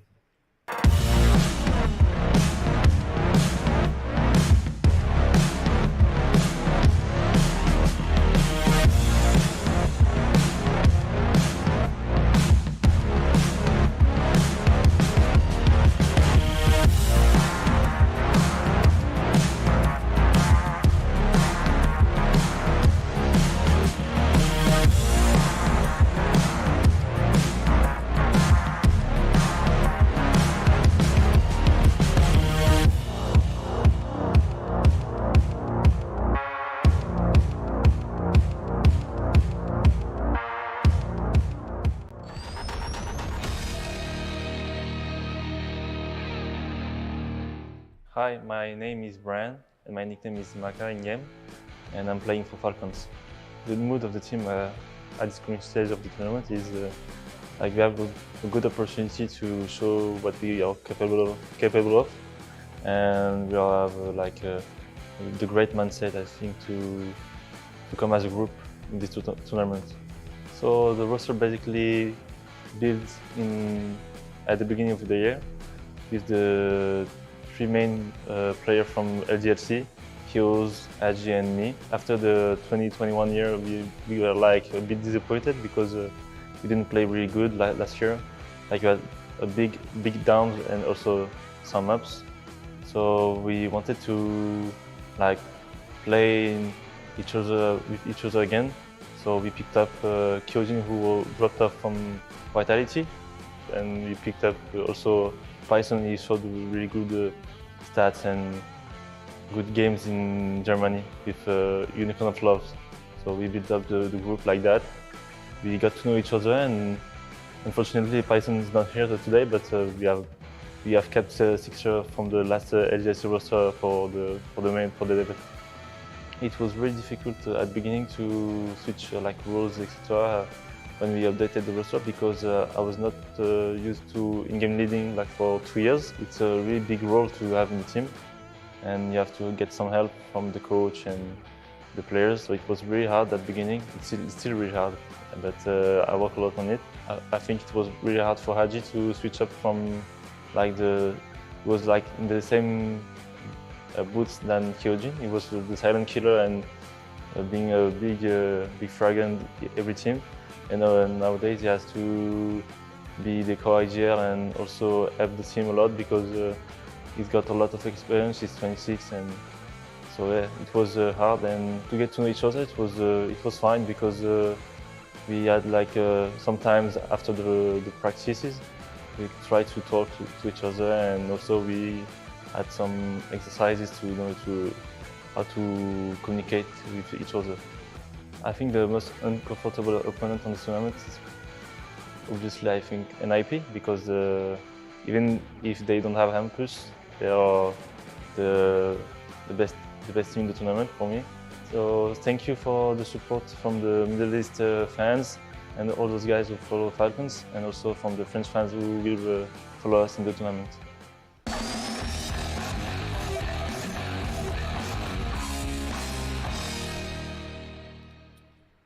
So the Falcons certainly are an interesting team, and there's some things to note on this lineup. Now, I spoke about average age when it came to actually looking at the other side of things for Mouz. The average age of this team is 23 right now, but the difference, right, if you did add a coach age to it, good old Striker. Now, he is a legend from the French team. He was on Against All Authority, he was on Millennium, stuff like that. This dude's 43 and he's still involved, still rocking it. Heavily experienced when it comes to Counter-Strike through and through. Luckily, his age wasn't included in that. But Falcons, they got some good skilled players on here. And I actually think, like, it's not saying they've got the most experienced players in here. That experience can certainly benefit them in a game like this, especially against the Mouz that's struggling. Like, this would be a big scalp for them to take.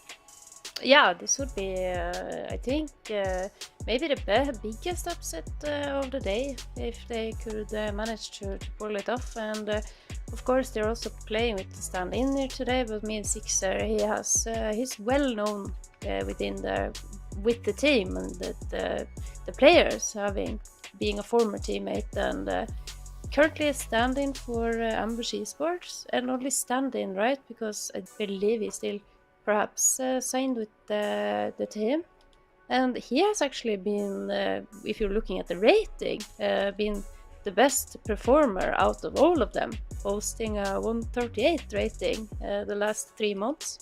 But then again, you have to be looking at what kind of opposition that he has been facing compared to the rest of the squad as well.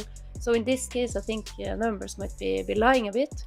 He is currently 30 or 31 years old right now, so he's definitively a big part in like dragging up that average age for the team. And yeah, but tons and tons of experience on his back, and being a part of that LDLC lineup, I think it's going to feel very familiar for them to have him in particular as the stand-in.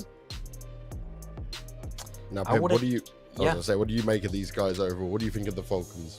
I think it's a good team. I think there's a couple of interesting players within the squad. I think Kyojin, his bounce back from Vitality. It's not a secret that when he was in Vitality, he was the weak link, right? We always looked towards Kyojin, and we always looked at him thinking, okay, he doesn't have the level in order to be up there with the very best. But what often happens with players like that is that when they then go down a level, they have all the experience from Tier 1 Counter-Strike, they get into Tier 2, Tier 3, and they start to dominate. He hasn't really dominated, but he's looking better, and it's still a player I have an eye on. And then I must say, Maka is without a doubt the player to watch for this team. I think he's a very skilled player. I think he's a great player. And as a matter of fact, last time I saw him, he played Nuke against AGO, and he pulled off 37 kills in a very convincing 16-10 win with a rating of 2.31 against AGO. That is a carry performance I have never seen in my entire life, to be completely honest. I think he had 29 frags in the first half only. So if he can replicate that kind of performance on lane, then they got a superstar in the making. And that's the player that needs to be elevated if they want to stand a chance against Mouz today.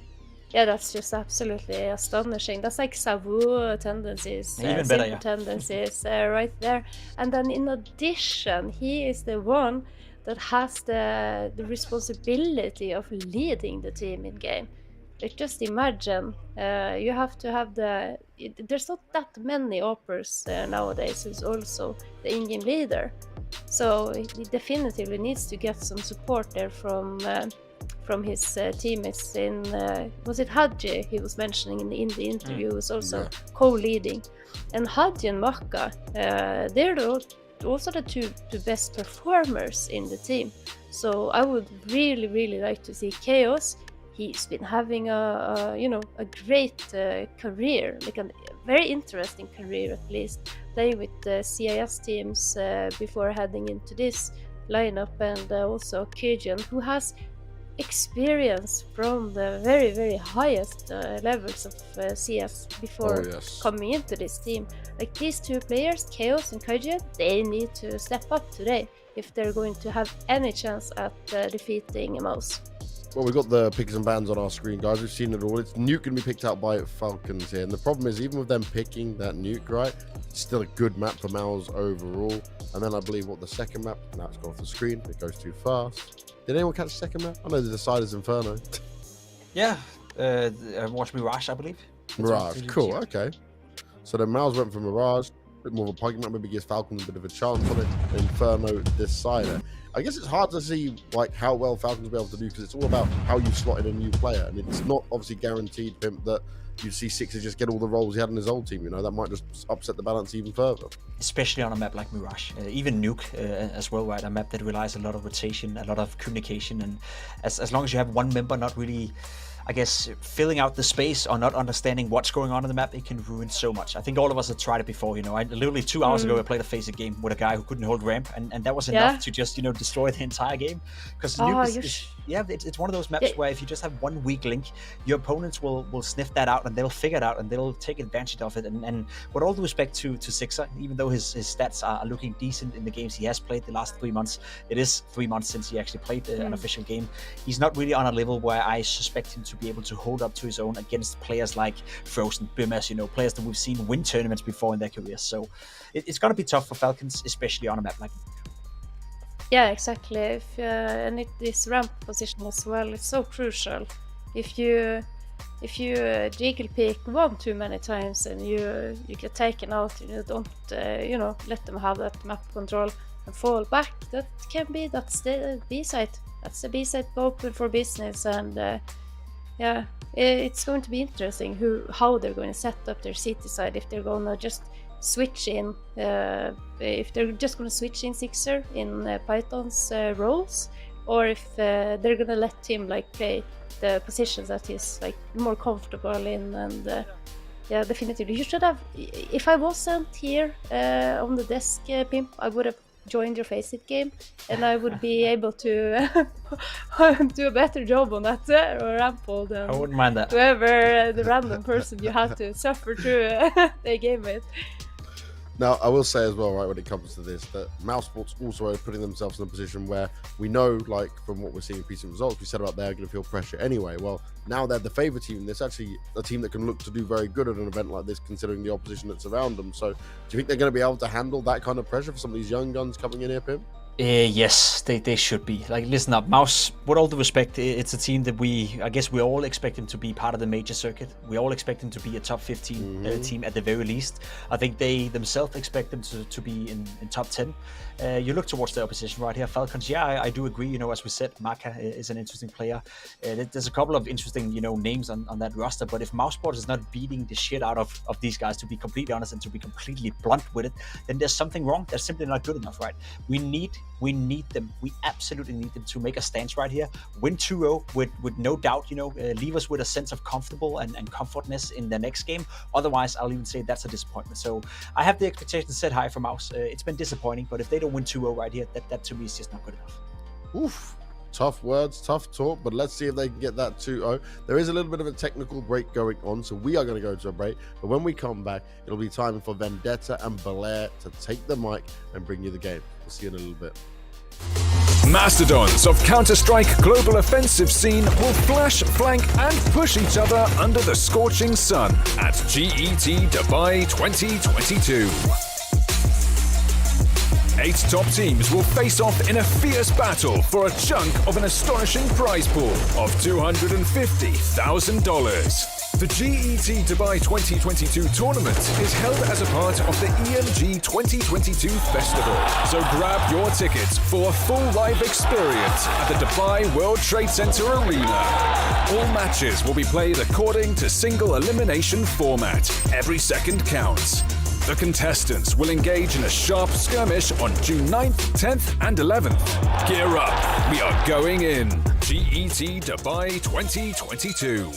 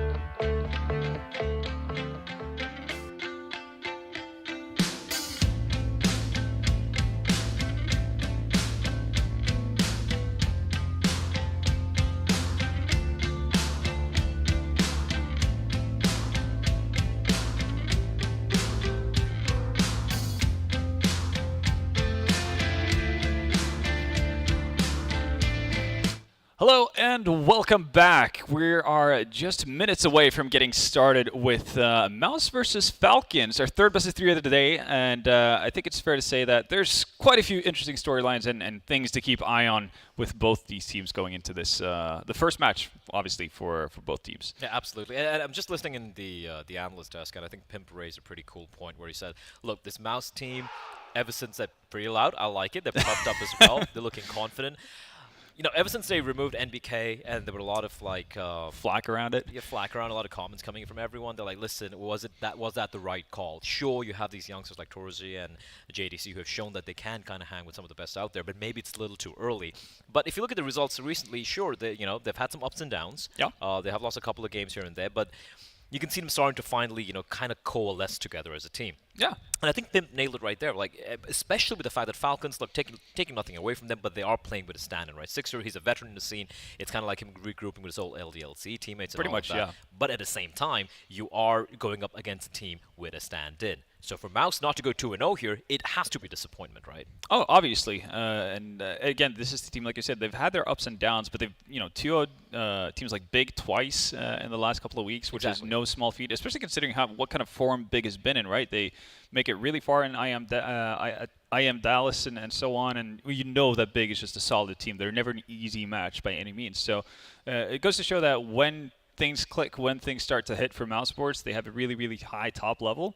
It's all about finding the consistency to it and being able to do that on a regular basis so you don't drop those games that kind of make you lose belief at times. Yeah, absolutely.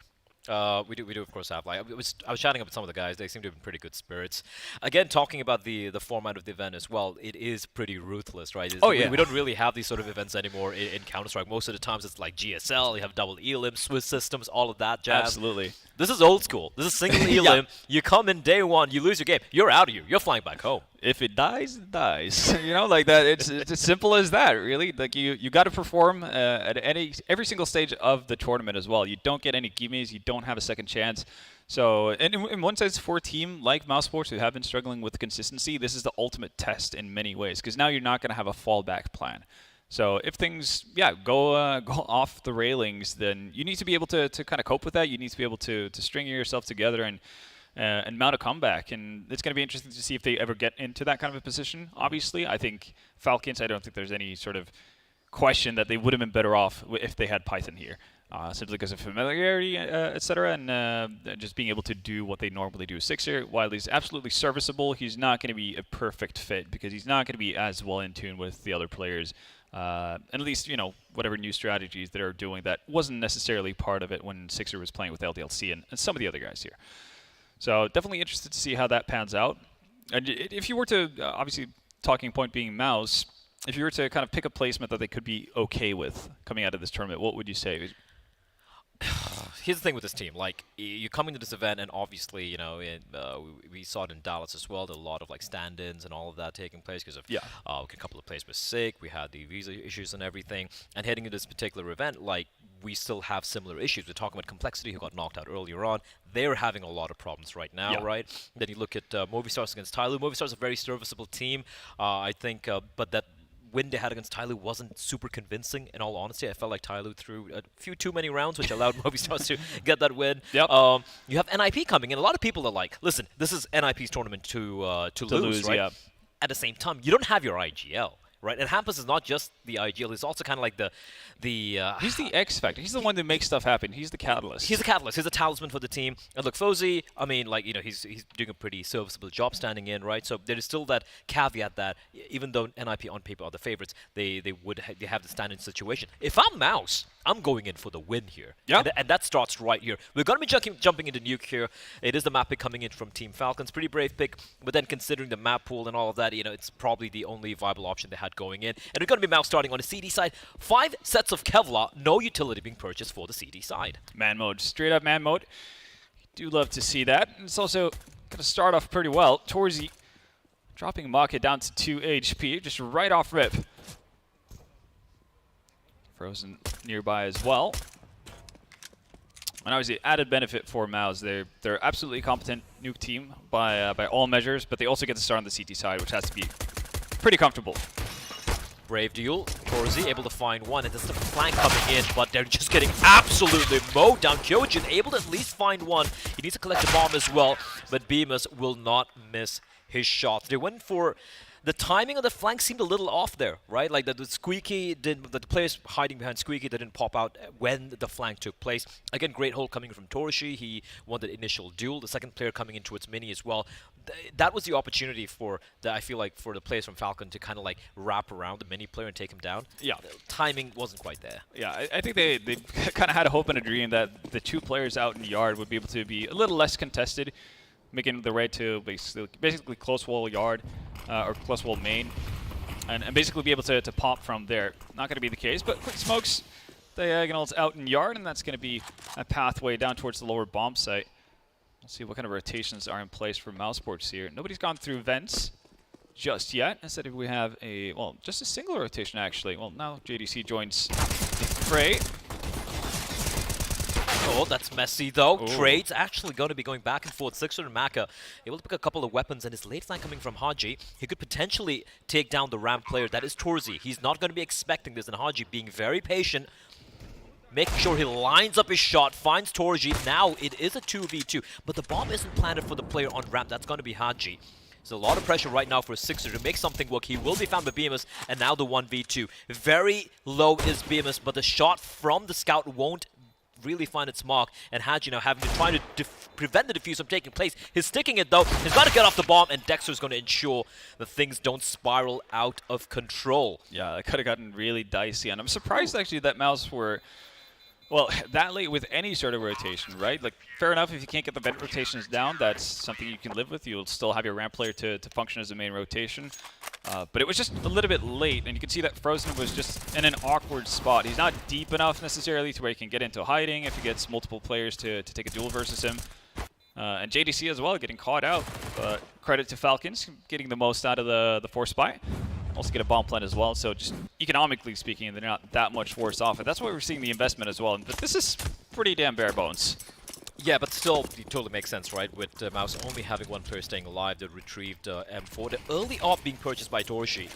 Yeah. For his team, and this is aggression from JDC. It's a two-man push, however, Kyojin able to trade, and Frozen kind of stuck in a corner here. He has a window of opportunity to slowly sneak away, and indeed, he will do so. And Incendiary as well, to prevent any of the T's from pushing any further. Kyojin down 15 HP. He will be taking this one a little bit more passively. So a little bit of early skirmish there towards the trophy area. And Dexter looking to be very, very aggressive here. Pushed in deep towards inside of Hut. And that's quite a bit of information being gleaned by the side of Mouse. Exactly. If he basically grows a big enough pair to actually go for a bit of a shoulder peek into lobby, sees it's completely clear, it's going to be so much information. They have gotten one person down. No secret already, and that's Kiosk. But yeah, it's going to be a problem getting everybody else there. But okay, that's one way of doing it. Sixer finds Torji, and that's the op out of the picture for the time being. Man advantage as well, and they've gotten pretty damn deep towards Secret. Only player downstairs for the moment is Frozen. Right now, Falcons have enough time to really decide whether or not they want to go upstairs or back down again. It's like Maka has made the decision of what the team is meant to do. Beavis in a very uncomfortable spot here, though. Yeah. All by his lonesome. They can hear the sound being made. Maka not going to check, but that's a giveaway. Now they know where Bimus is, and that's going to be the opportunity for them to wrap on around. But Maka's just going to take matters into his own hands. Finds Dexter as well coming in from hell, and the round is done. Frozen. He has it A1. He's got the kit, but really in a 1 versus 4, considering some of the damage. I do believe that. I think that was unconfirmed damage at least onto... No, actually, no. They do know how low Maka and Kyojin were, but at the same time, you have no idea what the other two are. So if I'm Frozen, I'm holding on to the A1. And Falcons, yeah, third time's a charm, right? The force buy pans out. He should stay alive here. Kyojin should be taken down. The Dink, they could actually potentially go for the hunt, but bombs ticked away. Yeah. Round's done. First round on board for the French side. Yeah, Frozen just needs to get behind the solo box on ramp, and he should be perfectly fine. I do have Sixer actually moving about there. Probably understands the lay of the land, and okay, Sixer. Why not? A couple of bullets through the boxes is all you need, really.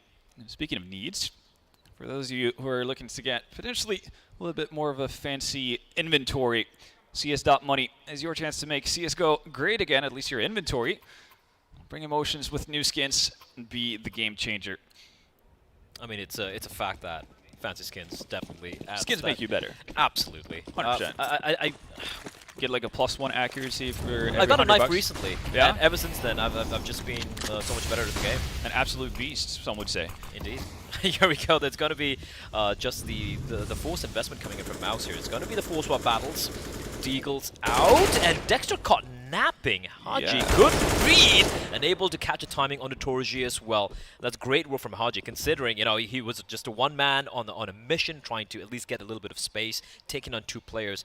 Still 2 players on the upper bomb site, though. Yeah, and they've forgot about the bomb for the time being. A lot of time. Yeah. Still 2 players around, and they're going to be picking up. But again, timing here. Oh, okay. Well, one of the timings have gone to the right side, and so there's the second one as well. Frozen and JDC not able to net a single kill. You can see the FAMAS being picked up as well, which gives away Bima's position. And a pretty clean affair from Falcons altogether. Yeah, just like keeping everyone alive, and that should be Falcons now, at least having a little bit of breathing space, right? It should be the full eco coming out from Dexter and his merry men. Yeah, now for Mouz, obviously, when you get reset in a manner like that, you know you're going to have to double eco, especially if you want an op in the hands of Torzi, so you just kind of have to roll with the punches. Force by here, maybe you get some damage done, maybe not. Doesn't really matter in the grand scope of things. It's also showing how Falcons are, why they picked Neok, right? You can see they have a game plan in mind. Their mid-round has so far been reasonably decent. Still very early days in the game, of course. Yeah. And Sixer, look, I know he's coming in the stand-in and everything, but right now he's hitting shots. We saw some couple of clean 1Ds coming out in that second and third round as well, and he's been pretty capable. And that's all he needs to do. Just slot in. Just play his role. Doesn't have to do anything crazy. This team has been around for a while right now. Kind of crazy, right? When we talk about a French CS, people still talk about Vitality, but this is the actual all-French lineup right now. And these guys have been around for quite a while, and especially for someone like Kyojin, we saw how it ended in kind of a rough note for him in Vitality late last year. And he's one of the youngsters, right? And he's been looking to kind of justify that he is a player who has a future in high-tier Counter-Strike. Someone is worth keeping an eye on, even though it didn't pan out in Vitality. Obviously, a bit of a shame that we don't get to see the second person that would be that, which is Python. But they'll do what they can. As of right now, a bit of a cleanup crew out in yard. Haji and Maka combining to find a couple of easy frags. And one of the players, if you want to recall back to what I want to say 2020, the RMRs around that period of time, the best player in Europe at that time felt like it was Maka. He had... I think throughout the RMRs, he was the highest rated for the first 12 matches or something insane like that, or that whole spiel, and just had an absolutely fantastic string of form, and kind of fallen off a little bit in terms of activity and also, I guess, the regular highlight moments in that sense, but always struck me as a player who has it in him to do really, really well. Very, very highly skilled, and an absolute beast on the op once he gets into the groove of things. So he can be a game changer by many different factors.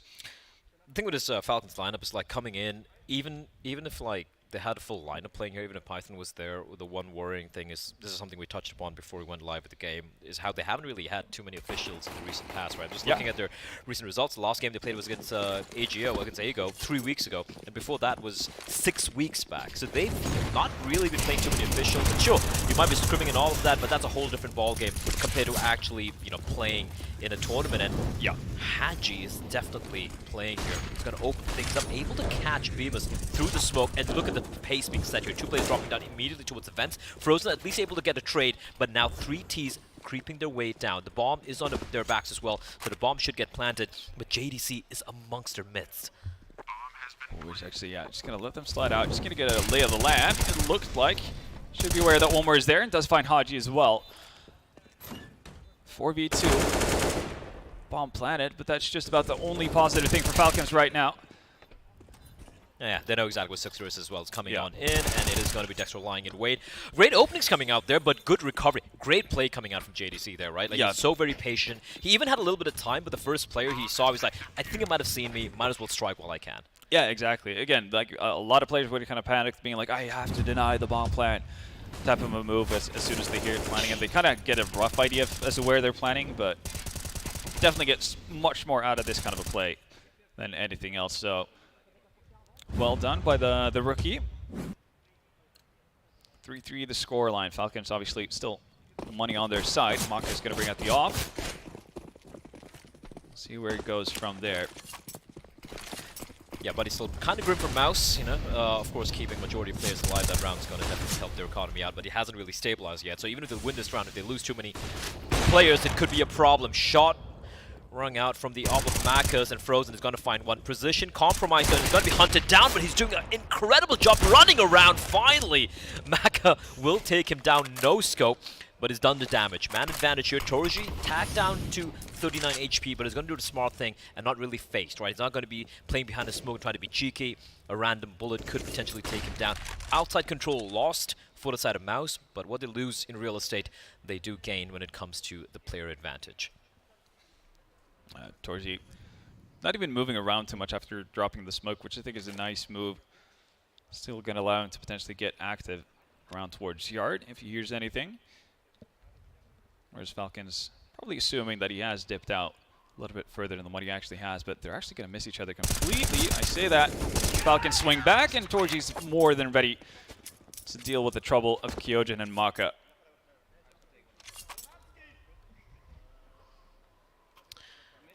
Well, are you tired of boring skins? I am. Yeah? Do you want some exciting stuff? Do you I want do. some? Do you want to like get some cool modern skins, Vendetta? I really do. Well, you need to go to hellcase.com. You can just look at the promo code, get to buy, get your fancy skins right there, up your game immediately. There you go. 10% refill bonus and everything. Solid stuff. Solid stuff has been shown by Mousesports as well in that previous round, locking things down. Looks like JDC is the one to be tested. Ooh. Okay, yep, that's a hopeful venture with the HE in hand. Still gets out of dodge without dying, though. Good Molotov.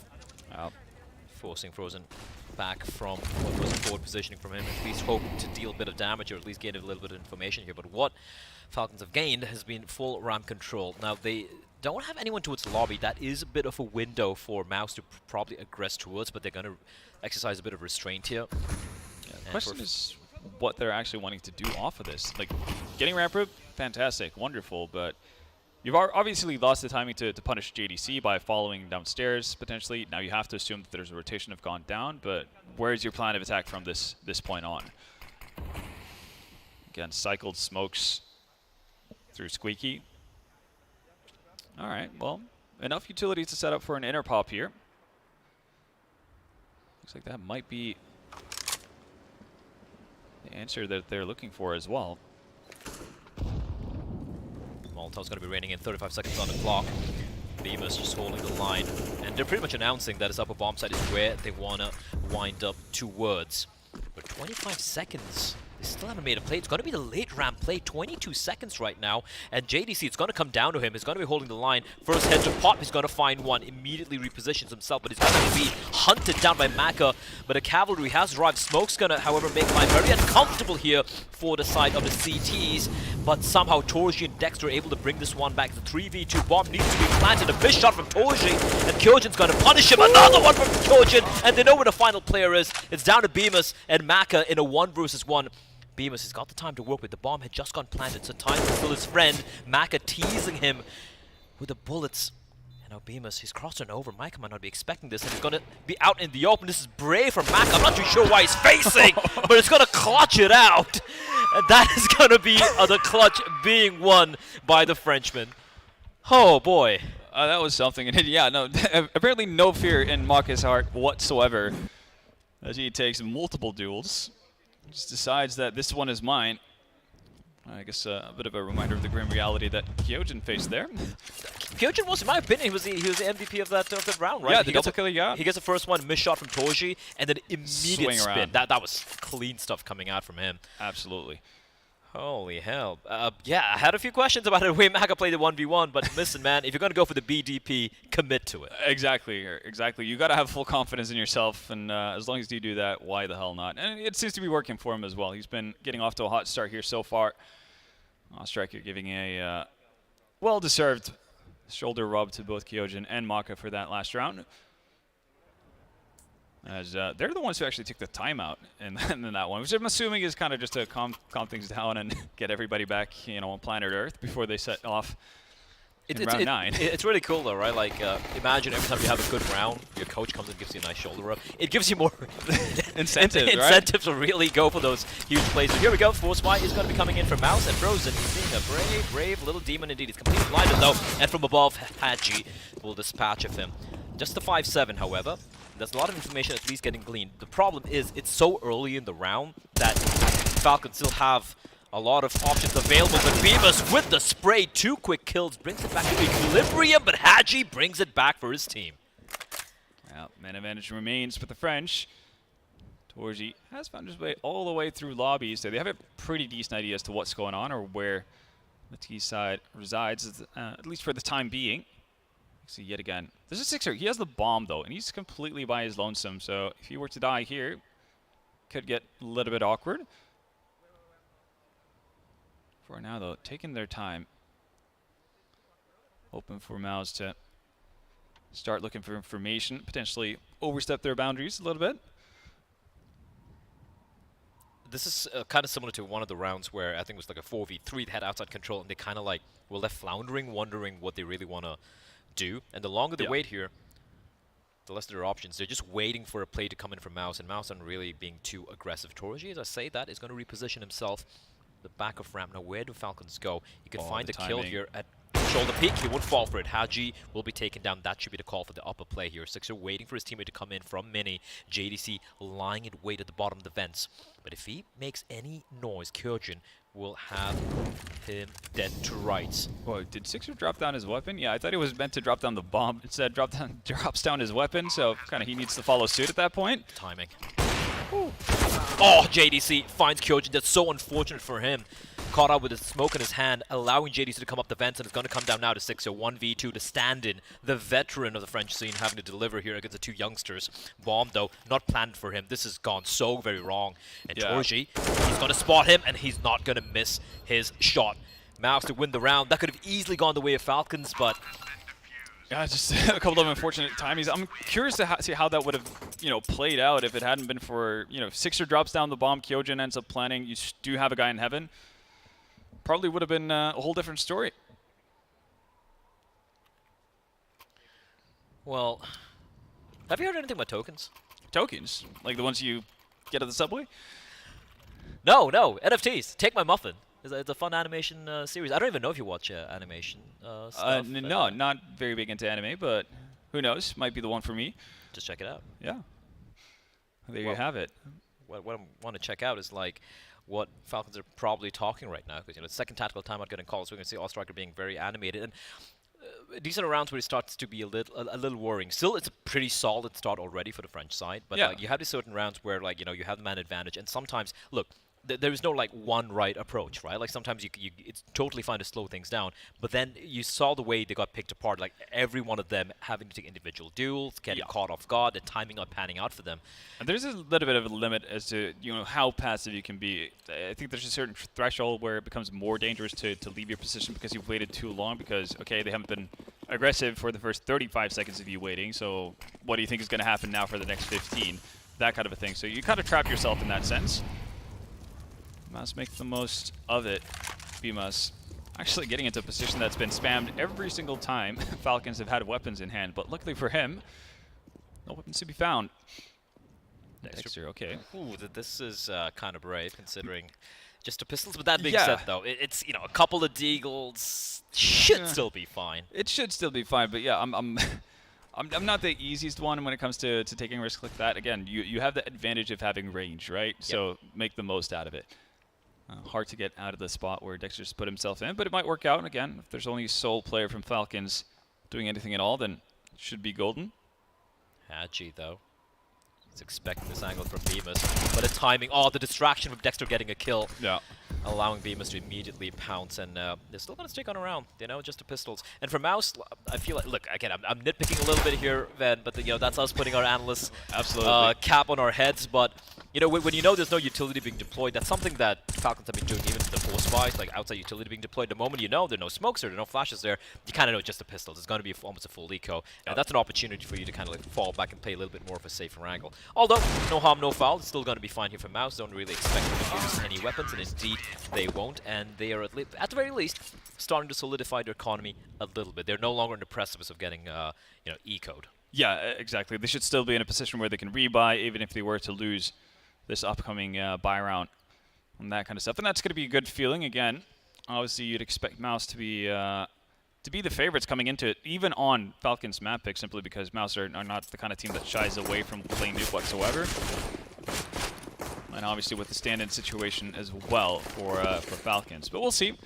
Still early days, and Torji, yeah. Okay, Torji, perfect timing on that shot right before the smoke blooms, and so they nice. go for the boost as well. He's looking for more. They know exactly where he is, so the flick shot lands on Haji. Torji, the nade, the follow-up, and Haji's going to go scampering away. Kyo's trying to be, Kyoji just trying to be a little cheeky there, but then he gets taken down by Frozen, spotting him. What is Haji going to do on one solitary point of fell? They're already hunting him down. There's already a CT on the roof. They might just walk on past him. No, Bemis will be executed. Yeah, that's a little bit, I guess, frag hungry from the side of Bemis. Not necessarily necessary. But either way, this is going to be a Mouz round, and it's going to be a pretty comfortable one as well. They shouldn't stand to lose too many players from this point on either. That just escalated really, really fast. The fact that Torji just kind of decides to take it to the next level, it's like, one thing is, okay, you get the opening shot through the door. That's great, fantastic. And normally you'd see people just being fine with that, especially when this lurk smoke comes down. Yeah. The fact that he just immediately has the reaction of being like, we're going to boost here. To find and I love that, right? Because like, he gets a first kill, and I think it was Dexter was just right next to him, and the immediate, instantaneous call to literally just go for the boost. He takes a shot, they stick around, and just the way they're playing around, and even they had Frozen towards heaven, right? Like making sure if anyone sneaks out. Kyo's actually snuck on out, but not able to get anything done. Pretty convincing couple of rounds here being won back-to-back by Mouz. It's going to do wonders for, whatever the shaky economy was for time being, right? That's a problem far gone at this point.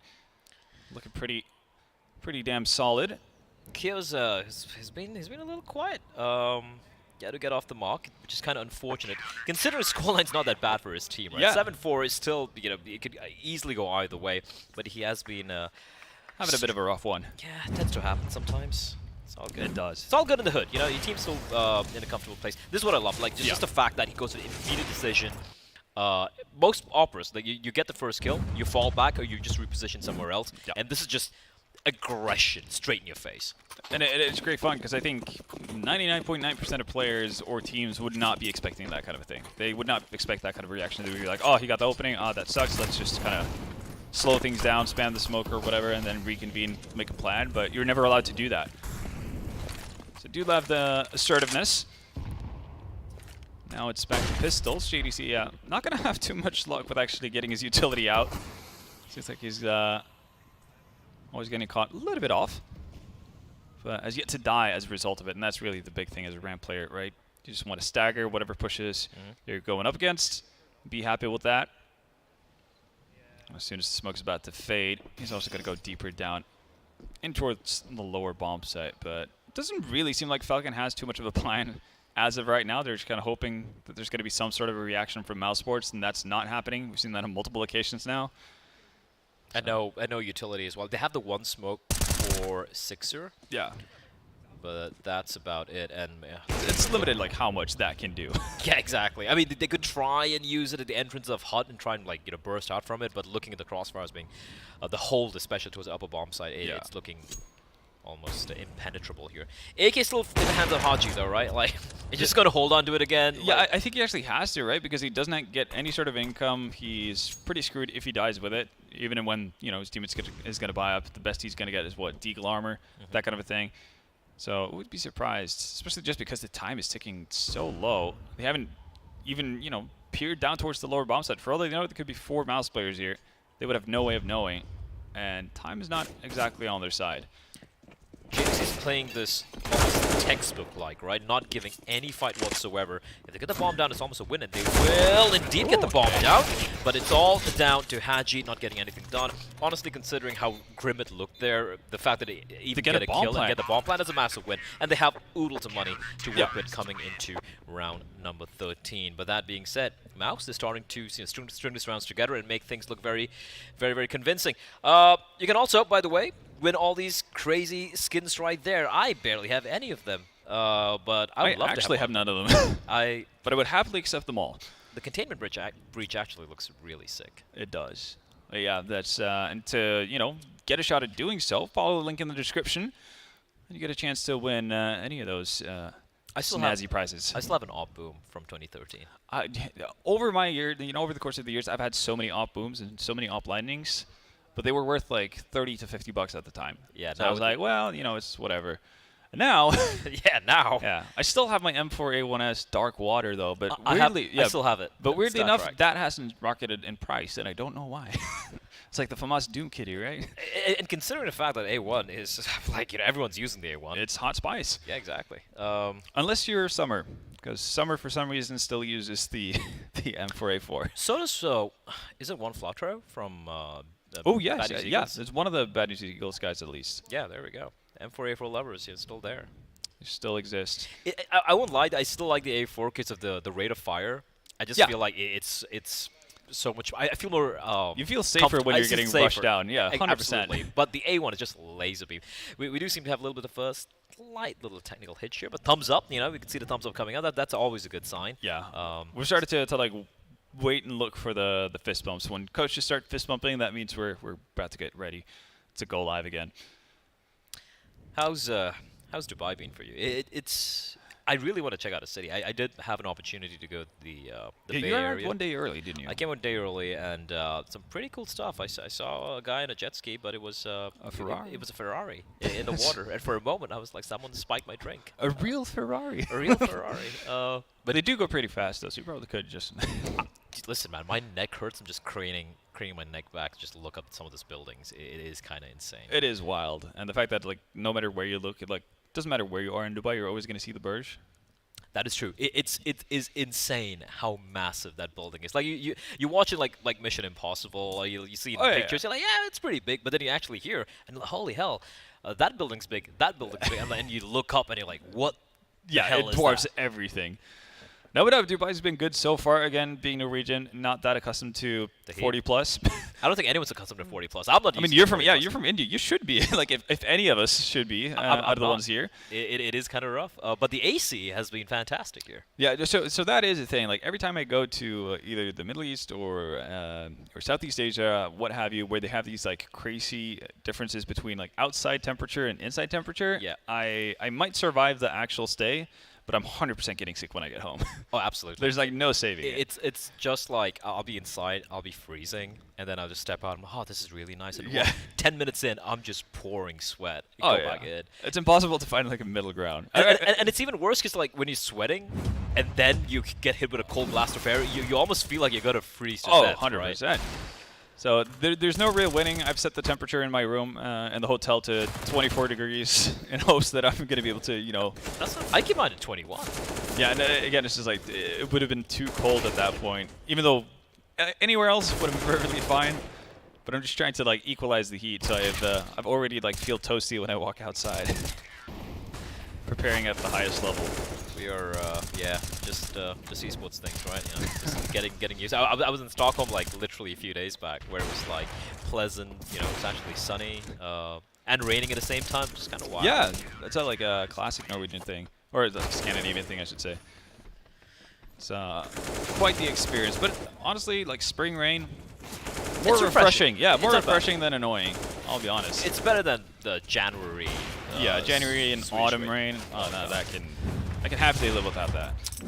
Well, here we go. Enough about the weather. 8-4 the scoreline, and despite the initial back and forth affair we had where Team Falcons they were able to break the money from Mouz, it has kind of been Mouz all the way. You can look at the money as well. 3 players around the $8,000 mark on an average. Yeah. JDC is the only one that's kind of low in funds, but that's also like 2K. It's pretty reasonable amount of money considering how many rounds have been played thus far. So they're looking pretty solid here. Mouz starting to wake up. Frozen might not be expecting the player here, and somehow Kios is snuck on in. Oh, and they didn't hear the shots actually connecting with Kiosk either. Oh, this could spell disaster. Even with 26 HP. Oh no, the guy in heaven. Oh, no, that is... It's just that day for Chaos, isn't it? He had everything going for him, and at JDC, the perfect timing.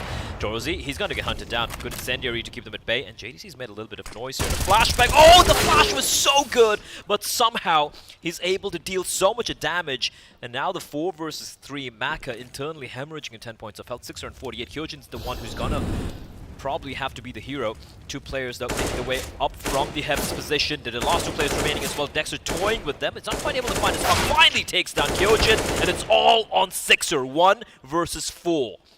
Able to bring it down to just the 2, Frozen and Torji.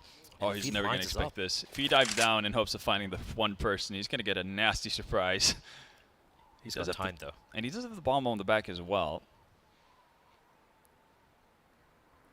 Slowly going to be sneaking on up. Is he going to be making his way all the way back towards Heaven is the question. It looks like that is indeed going to be the case. He's actually cleared out towards outside. If he makes his way towards Heaven, now he knows there's no potential flank coming in from there. He can plant safe at the back of the bomb site. Exactly. The problem is the retake, the 1v2. There is a wall where he can isolate this. And if he pulls this one off, I guess it's going to be one of the highlights of the day thus far. Molotov for Vents, that's perfect. And now, biggest up bomb will be planted with Frozen, getting ahead of the Molotov. And Sixer might not be expecting this. It's down to only 15 points of health as well. The reload position, very well known. Torji's going to be sneaking on up from the Vents as well. I like this from Frozen. He's taking his time. He's waiting for his teammate to arrive. Torji's potentially going to be the bait here. He's making a lot of noise towards the Vents position. Bomb still taking away Sixer. Completely unaware as to where the second player might be coming in from. They might just line up for him, but Torji is so quick, he's so sharp, and despite the attempt from Sixer, it is not to be. If he had pulled that off, that would have been a 1v. That would have been 1v5 ace. Yeah, 1v5 ace. Definitely nothing to scoff at from your stand-in. And yeah, Sixer's definitely doing his part. Again, putting them in a good position. Yeah, yet again. So a reminder to all of you viewing, Hellcase has prepared gifts specifically for you, the viewer. I haven't even seen some of these skins over there. Yeah, I've lost completely track of what exists anymore. It is insane how many cool new skins are. And I look back at my old skins, like we talk about it, the Bright Water, the Dark Water, and I'm like, man, they look so bad compared to new stuff. They do. Faster round, potentially coming out here from Falcons as Sixer, the nade and the bullet combo, brilliant stuff coming out from Bemis, and Torji as well, shutting it down towards outside. We saw a little bit of aggressive posturing, but it kind of felt half-assed from Falcons. There was no full commitment behind it. It was individuals looking to take early duels and catch something. And now that it's a 5v3, make that a 5v2. The Bemis finds one more. They've just given up ramp control. Never mind. JDC bringing it back, and Haji left alone here. And he is trapped, and he will be taken down. Mouz have strung a flawless sequence of rounds together, and this is looking like the Mouz that we wanted to see in the set. Oh yeah, absolutely. And it's funny, like you said, right? Falcons posturing for aggression or something quickly towards dinner, and it's like, when that doesn't happen, Mouz Sports take it into their own hands. It's like, oh, if you're not rushing, like, well we're going to be the ones getting aggressive. Bemis just thumping through into lobby to find an opening kill in towards the deep outside towards yard. Mouz, yeah, that's 6 in a row if I'm not mistaken.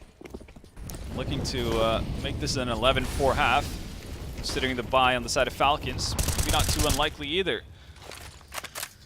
Oh, the woes of Kyojin continue. I take his name and has been already taken up 26 HP. And will be found as well. However, Bemis' day should be numbered. Somehow he pulls off the great escape, and they won't be expecting Dexter inside of the site. Somehow Sixer at least able to trade, but Torji dealing death with that Deagle, and now it's a 2v2 though. This is so winnable now for Team Falcons. If you can get to round number 5, it's going to be big. Flashback is good. The shot from Sixer even better. But JDC sneaking in from the lobby. Here's the footsteps. Maka. That smoke's a dead giveaway. Timing is everything, and he will be executed. The 1v1. Sixer with the AWP. He's been spotted. Going with JDC, and Sixer will decapitate him. And finally, Falcons will get around after what felt like forever. Yeah, and honestly, a fair few of these rounds have been off of the back of Sixer doing stuff, really. I mean, go back to the Force Buy round where they win, where he's the one to take out Torji in Heaven with the AWP, etc., to create safe passage towards the lower bomb site, and this one as well. Man's doing it all. Forever young, still at it. The veteran from France. It's nice to have like a guy like that you can rely on the side of Falcons again. Absolutely. And despite, he's got, if you look at the number of kills, it's 11 kills, 11 deaths. It's nothing too crazy special. But considering how they went on a big drought when it came to the rounds, a lot of the kills he's been getting have been just huge impact frags. Yeah, they've been leading to round wins. Well, a couple of the 5s that they do have. Oh, that's a thick-ass notebook, Frozen. Yeah, not that many notes, though. I will say. It looks very fresh. Yeah, it was like a quarter of a page there, but maybe that's only for the CT side, right? Like the things that he has to worry about, like his positions, his, I guess, work goals, if you want to call it that. And, yeah, Cyclone probably wrote in the notebook, like, Frozen, just kill. Yeah, go kill. Go kill. There we go. Kios, here we go. He's 0-14. He's had a rough time here, but finally it should be his time to shine. JDC gonna jump across it. Kios will get his first kill. Hopefully the first of many, but Mouz have managed to find himself to a lower bomb site. However, the couple of CDs towards the ramp position, Maka with the dualies, a 5v4. They have a kit as well, so this retake is very much doable. The smoke will be deployed so they can at least get the bomb down, and there is a late flank coming in from Torji, and he's going to find Kyojin, looking for another one, which he will indeed find on a 6er, and now the 3v3 on the retake. Beam is already having vents covered off, and Kios is going to have to find another venue in. Tries to fake it by running away, but I think Bemis is fully aware that you're not going to go anywhere by running back into lobby. This is so rough, right? Like, Maka, he's got a kid as well, but at this point they're like, listen, there's no time. We don't know where anyone is. Hadji's still going to be bravely capping the bomb. Dexter's going to finish him off, and Dexter with a double as well. Well put together round coming out from Mouz. They played those post plans so very well, like a tight unit, but at the same time not being stagnant, just being very mobile, working as a pack. Absolutely so. And the fact, again, like Bemis having the patience to kind of understand that Kios, you can't go anywhere else. Like you have to commit to vents. That's just how life is. Not necessarily doubting himself in that thought process. Works out brilliantly for them. And yet again, another loss to teams that buy dualies and pistol, which is great for all of us. Listen, I don't get with all the hate here. I'm with Jason on this one. I'm with Moses on this one. It's just you two in the entire world. More pistols, more guns in the server means you should be winning more duels. It's just unfortunate that he was in a rough spot, Vendetta. I don't know what you're talking they're about. also off-center, which means you will be less precise, right? If we're following like this kind of logic. And listen, look, if you want to be a real high-level pro, you ignore the gun model. You just look at the crosshair. It's like old school Quake. If you're gonna go all the way back. That is fair. I would much rather have a 5.7 than a dualies if I'm buying a different pistol. But to be fair, like USP rarely disappoints. But there are some people who somehow, okay, memes aside, there are people who actually make the dualies look so viable. It's kind of nuts. I just look at it, I'm like, are you actually controlling the recoil with spamming it? I feel like I see it. There's never been a scenario where I see something that the dualies do that the USP couldn't. Really, because again, what's the benefit? It's you don't have Kevlar and you have a bunch more bullets, but you're never actually going to have the opportunity to spam that entire clip. And that's why you get dropped by your teammate, right? Yeah, your teammate's like, listen, how just sacrificing another player for it. No, well, he's got to buy his smoke anyway. Well, anyway, it's got to be a free plan. It's still full eco coming out from Falcons as one of those. Full stack yard didn't really pan out. Yeah, what if only they had dualies. If only they had dualies. There was always a world they could have pulled it back. I kind of miss a CZ, man. Like, not many people use it anymore. Oh, you mean like the Hyper ZZ? Okay, not 2014, not JWCZ, right? Not the Fnatic CZ. Pasha, JW, Smiths. No. Main operators who just became main ZZers. all right, hear me out, right? Yeah. Hear me out. How about the R8? We make it exactly like... Look, you're going to take out the gun because obviously the skins and everything in the gun, right? You're not going to take out the gun there, but make it just like the Deagle, perhaps. Make a couple of tweaks here and there. Make it viable like how you have the A1 and the A4, Honestly, if I could, obviously it wouldn't make the weapon unique anymore. If you just made the Deagle look like an R8, but basically, well, you don't obviously remove the Deagle, but you make the R8 act like a Deagle 1-to-1. I'm rocking that thing just because it looks cool. It looks cool, right? Like the reload animation and whatnot. Okay, maybe like, you know... I can spin with it. Like, so many cool animations you can do potentially. It does look cool. And listen, when you actually get a kill with it, it's such a psychological warfare against it's satisfying. Your opponents. But here we go. Bai going to be coming in for Falcons. It's a pretty sparse utility-wise because they didn't, you know, obviously... Okay! Torzi, you're meant to be an AWPer. Goodbye, good night, Sixer. Maka, that is so very brave. The flash was so good, but it's so fortunate to stay alive. Molotov's going to keep that push at May, and ramp control rested by Mouz very early on. Haji has a lot to do here. He's going to spot the first player, but a smoke going to keep him at bay. He's just going to take the fight single-handedly, and he is going to find one, not the second though. I'm not too sure about the play from Haji, not even able to get the bomb, prevent the bomb from getting planted. Yeah. And now in a 4v3, no kits and just the one smoke to work with. This is looking very rough, and Frozen ensures that Falcons are definitely considering the save right now. Yeah, the problem for Kyojin right now is that he's trapped between two Mouz players. So yeah, he might have to scamper up through vents in order to hold on to his weapon, and that seems to be the path he's taking as well. But yeah, no, it's starting to get a little bit iffy here. Obviously, Falcons, they showed good tendencies initially on the T side. Then pretty significant Mouz Sports run, but at a certain point you need to start going for rounds, and it's not a given that you're going to get better and better situations the longer you wait and so on. So we're running towards, you know, the end of the line really for Falcons here. They need to get going, and rather quickly as well. Massive for Mouz being able to win that first proper buy versus buy round. That is just filth from Yoshi as well. And for Haji, it's kind of unfortunate he went for the hero play there. If he was able to, there was a world there, but he didn't go for the wide swing, and I guess in a panic he didn't see the bomb getting planted, right? But if he stuck behind the silo on the bomb side, got the bomb planter and just stayed alive there, that would have been brilliant. But unfortunately, target selection not quite being the right one here. The spam comes in through the smoke though, and look at Beavis just leading the charge for his team. Kyojin having to deliver something from above, and indeed he will find a couple kills as well with the deagle, able to find one and the second upgrade for the AK-47, and that is a massive round to be won by the French. That was clean, honestly. Could have very easily gone an awkward way. Now, Bleh, what if I told you that there's a new animation series around? There are startups, explosions, robots, and unicorns. Man, you know how much I love anime and animation. So, like, wait, what's this called? Take my muffin. Not take my energy, take my muffin. All right.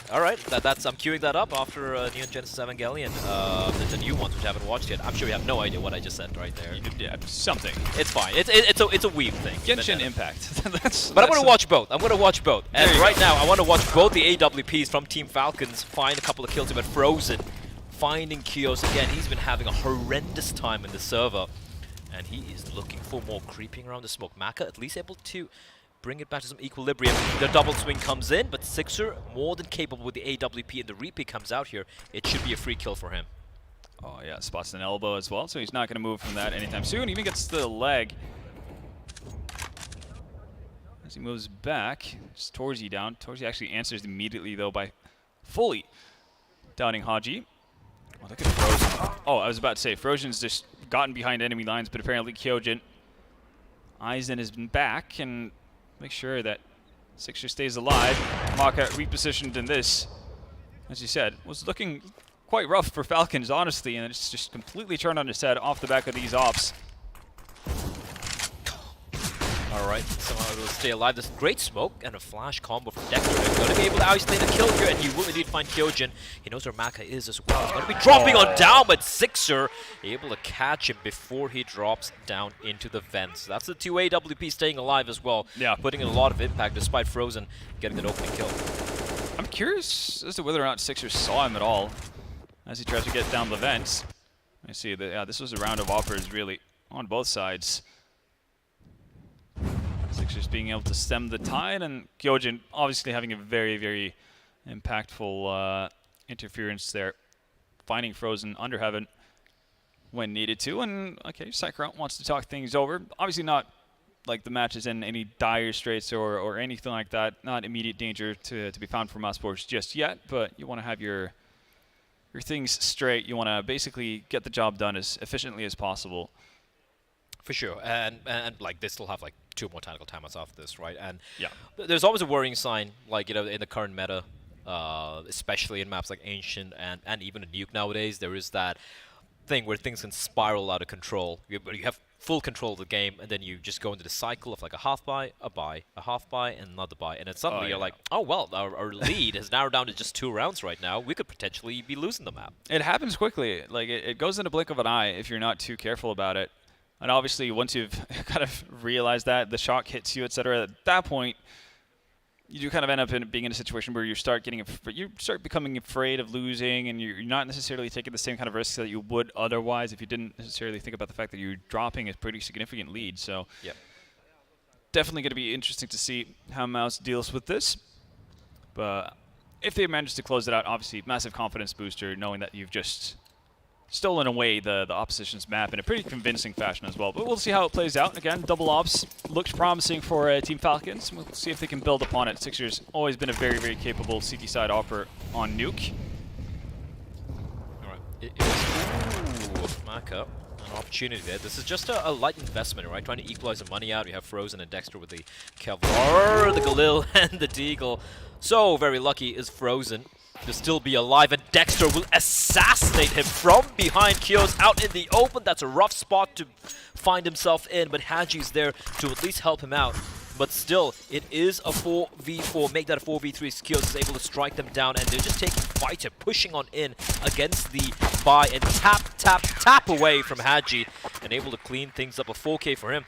That was starting to look a little worrisome there, but they're able to just lose one player. That's totally fine. It's all okay. A little bit if you, obviously, like, you do wonder how Frozen is able to just kind of walk about around Garage and remove Maka from the server. And I'm sure Maka had the same kind of thoughts, like, what the hell happened there?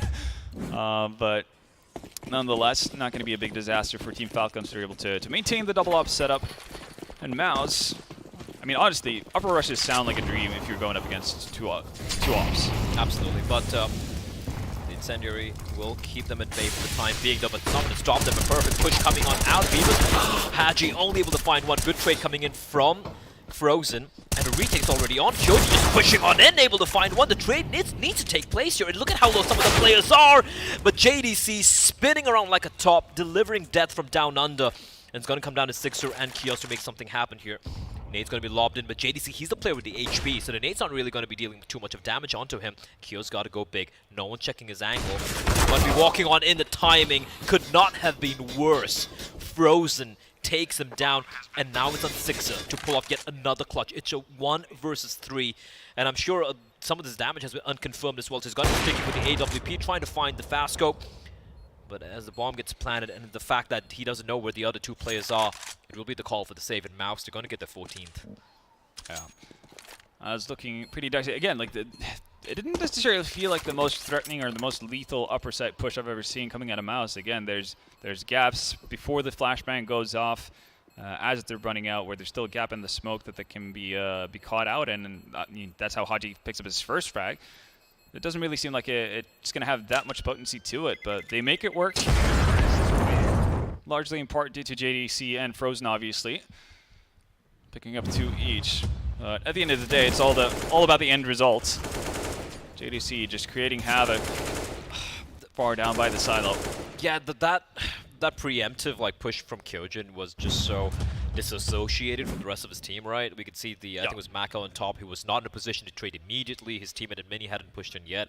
It just felt like the comms were really, really off there. Yeah, I can understand the thought process. And again, if everybody's on the same page, that makes sense what Kyojin is doing if you have more people willing to follow up with you, right? Because you don't want to let this, the T side actually establish themselves. Because once you get the bomb plant down, it's not the worst thing in the world to play after plant, even in like a man disadvantaged position as a T, right? So you feel pretty comfortable about that, and for CT it becomes worse and worse. Obviously, the more settled the Ts get. So yeah, just needing to be on the same page and kind of going in when everybody else says go as well. Yeah, like it's not the wrong play, right? Like you said, it's not necessarily the wrong play. You know, take it's it just down. that in that context, it becomes the round. I mean, the play that lost in the round, but still. Yeah.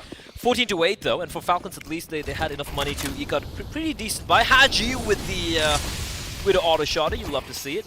And Mouz making no secret that they're going to be heading straight into secret. No pun intended. Absolutely not. And Frozen's just leading the charge, holding W. 3 members, make that 4. As JDC will stick on around towards secret to make sure no one's going to be coming in from behind. Now Sixer with the AWP, holding towards ramp, and Haji now clearing out the angles. It's all about the timing. He hasn't seen anyone yet. And that's a very passive hold coming out from Kios. Sorry, from Bemis. Yeah, they're actually going to be 2 players able to sneak past behind ramp. I guess it doesn't really matter all that much. They're just going to be able to join up, and now Bemis becomes a bit of an issue. The hunter has become the hunted. The CTs now have to fear for their lives and their backs. They might have to save. They might actually have to. Yeah, there's no diffuse kit. Well, there is a diffuse kit in play on Sixer, but again, very limited utility. They haven't really seen anything out of a Mouz Sports player for the longest of time, so you don't have the luxury of knowing where you're supposed to kind of focus in on. All right, Haji. At least going to be good for one exit frag. I'm curious to see if Bemis is going to try his luck towards ramp as we move further and further to the end of the round. I think they just want to ensure that they don't lose too many rifles as well. Although, yeah, there's quite a bit of fun for Mouz. Importantly, they have 7 map points to work with as well, man. Like, so they can pretty much just keep hurling themselves at the side. At this point, you do 7 upper rushes in a row. One of them is about to stick. At one point, it has to stick, right? And the double up setup is still very much in play, though. And I think that's something that Mouz have been able to exploit a little bit, right? So you have the op, and the ops in the hands of Falcons, they're not being very aggressive with it, right? Sometimes you see in a desperation situation when you're trailing so far behind you wouldn't be too surprised to see the op pushing towards HUD, maybe pushing towards outside, you know, being aggressive towards trophy room. And I say aggression, that's what's going to come out. Kios with the M4A1 in hand, he should catch Frozen here. Oh, they get off their nades. Oh, the upper rush is in. Hyojin, though, trying to be Hodor. Just charging on in, but they're getting absolutely wrecked.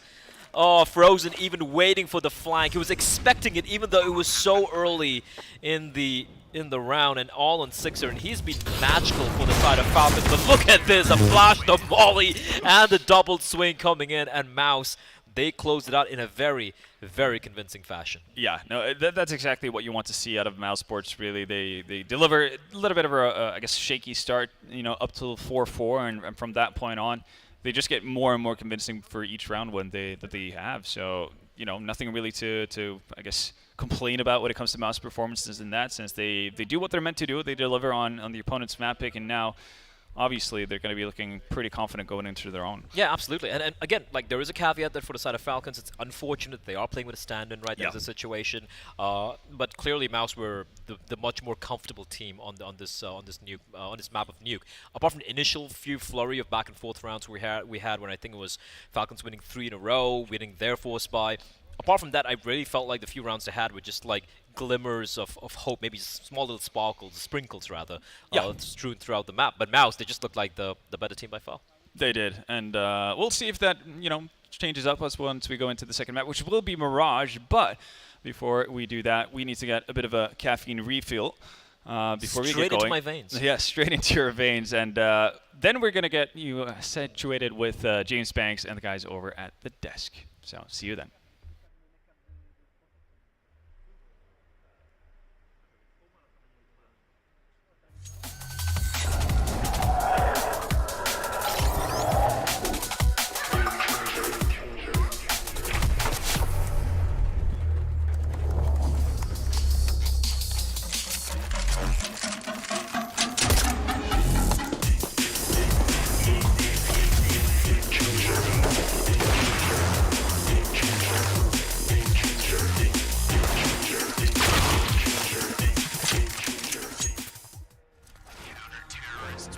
Yeah!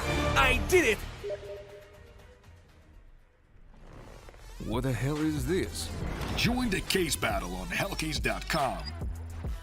Buy a case and compete with other players. If your skin is more expensive, take it all to yourself. That was very simple. Hellcase. Fill up your inventory with cool loot.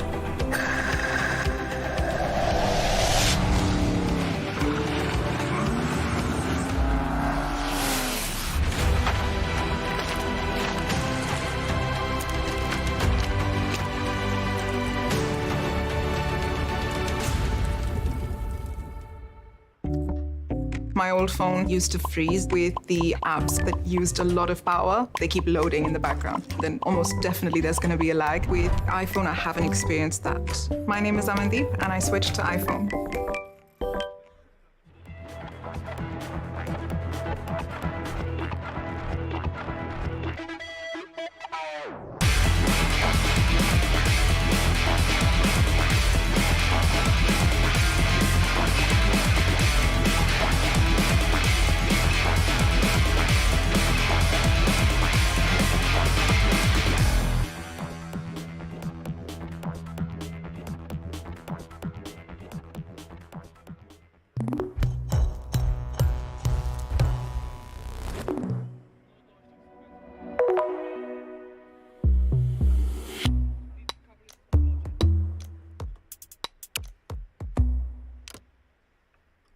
A great team performance. These Mouz Sports take the opening map of Nuke, and they're looking good to potentially 2-0 this series if they can pick up their map pick up Mirage. It's coming up next. I've got Hedger, I've got Pimp with me here to break all of this down. And okay, this is the pick of Falcons. We knew this was going to be tough, and we said, like, yeah, Mouz Sports can certainly play it, but at the beginning, there was certainly a while where we're thinking, ooh, okay, look, Falcons getting a few T rounds in there.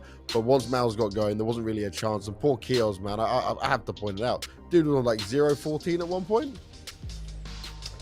Yeah, it was very, very rough start for him. And if you're going back to the Devil Watch statistics, I believe that if not every single one of his frags, at least 3 out of 4 that he ended with total was pistol frags.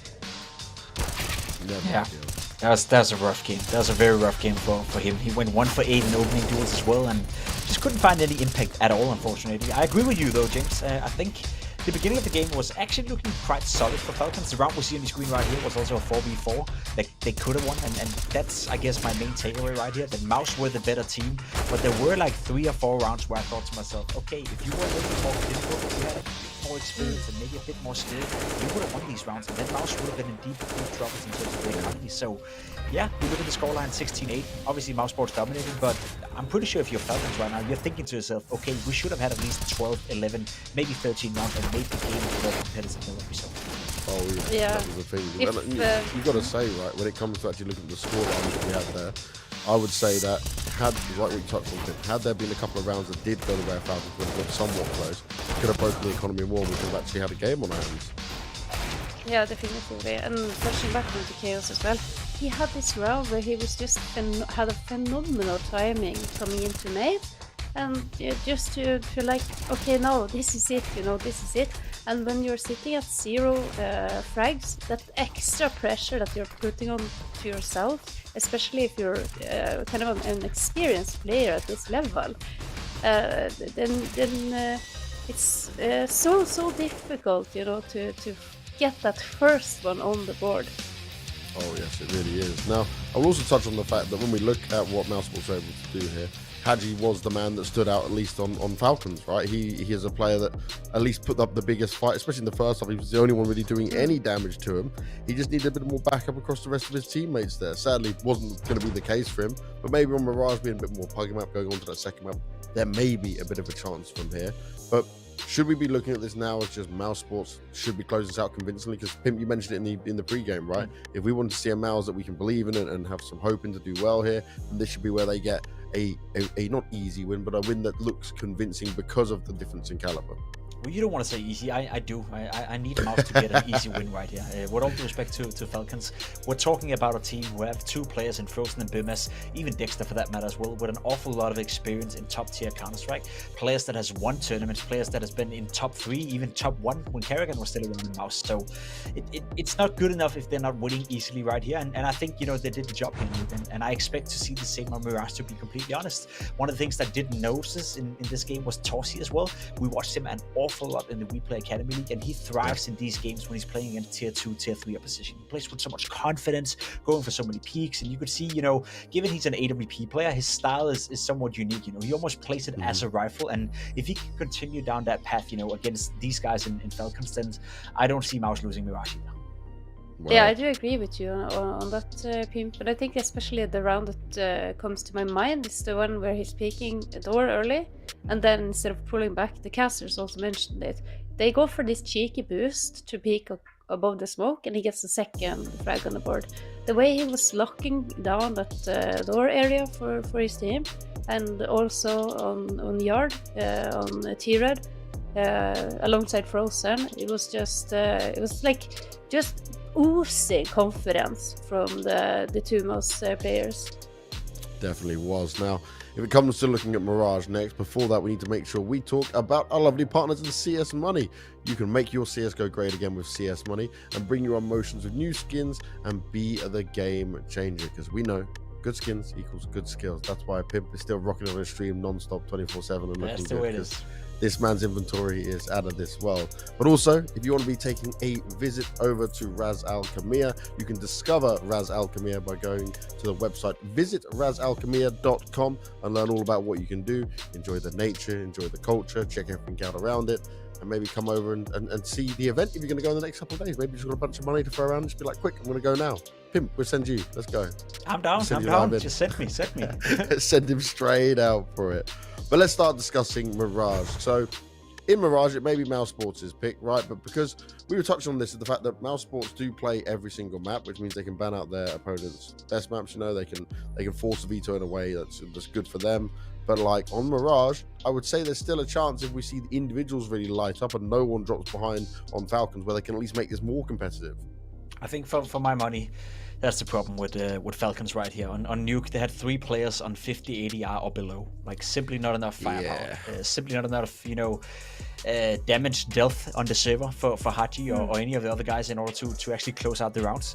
I agree, Haji had a great game, but there was no one close to him, right? I don't know if any of you guys saw Astralis beat Imperial earlier today, but BlameF had a 1.50 rating, and the next guy on the scoreboard was 0.91. That's almost how it felt right here, right? And you're not supposed to win games if that's the disparity between the top fragger and the second guy on the scoreboard, for that matter. So while I do agree with you, James, Mirage is a map that allows for more individual brilliance. I just didn't see any of that individual brilliance from Falcons on Nuke. So what makes me believe they can do it on Mirage? Well, I hope they played a lot of Face It on it, because I think they should bring out the puck style. Oh, that's a little bit. It's a lot of truth to what you're saying, Pimp. They really need, like, Haji is playing out of his mind. He's playing with such confidence and such. It's like he's feeling that it's like kind of on home turf, and it shows. Like, he really wants his team and himself to win this match. But you can't simply play 1 versus 5. The game doesn't work like that. On the Mouz's side, every single player is pulling their own weight, and it's just it does not seem like Team Falcons is going to be having a flying start. What do you think can be said, Pimp, to the Falcons though going into this one, right? Considering how bad Nuke was, like, what do you reckon Ozstrike is going to be able to just try and say to them? Maybe go away from whatever the plan was coming into it and loosen up a bit, I would say, because that's kind of really your best hope with this one. Because compared to the other series and games we've had throughout today, where it's been a bit closer, where we've seen some fight in the other teams, this one now, I feel so bad for the Falcons in the sense that, like, you guys are just looking down the barrel of elimination. Well, they're playing the favorites to win the entire tournament, so I'm not sure I'm too surprised. You're putting Mouz as the favorites. What? I'd say Mouz are one of the favorites to win the entire thing. Them and NIP on paper, at least according to me, would be the 2 teams going into the final. I'm glad you threw NIP in there. Just the way you like exactly. Mouz be favorites, mate. I was thinking, like, Pip just... NIP's playing with a stand-in, so I wouldn't rule out Mouz to do a good job right here.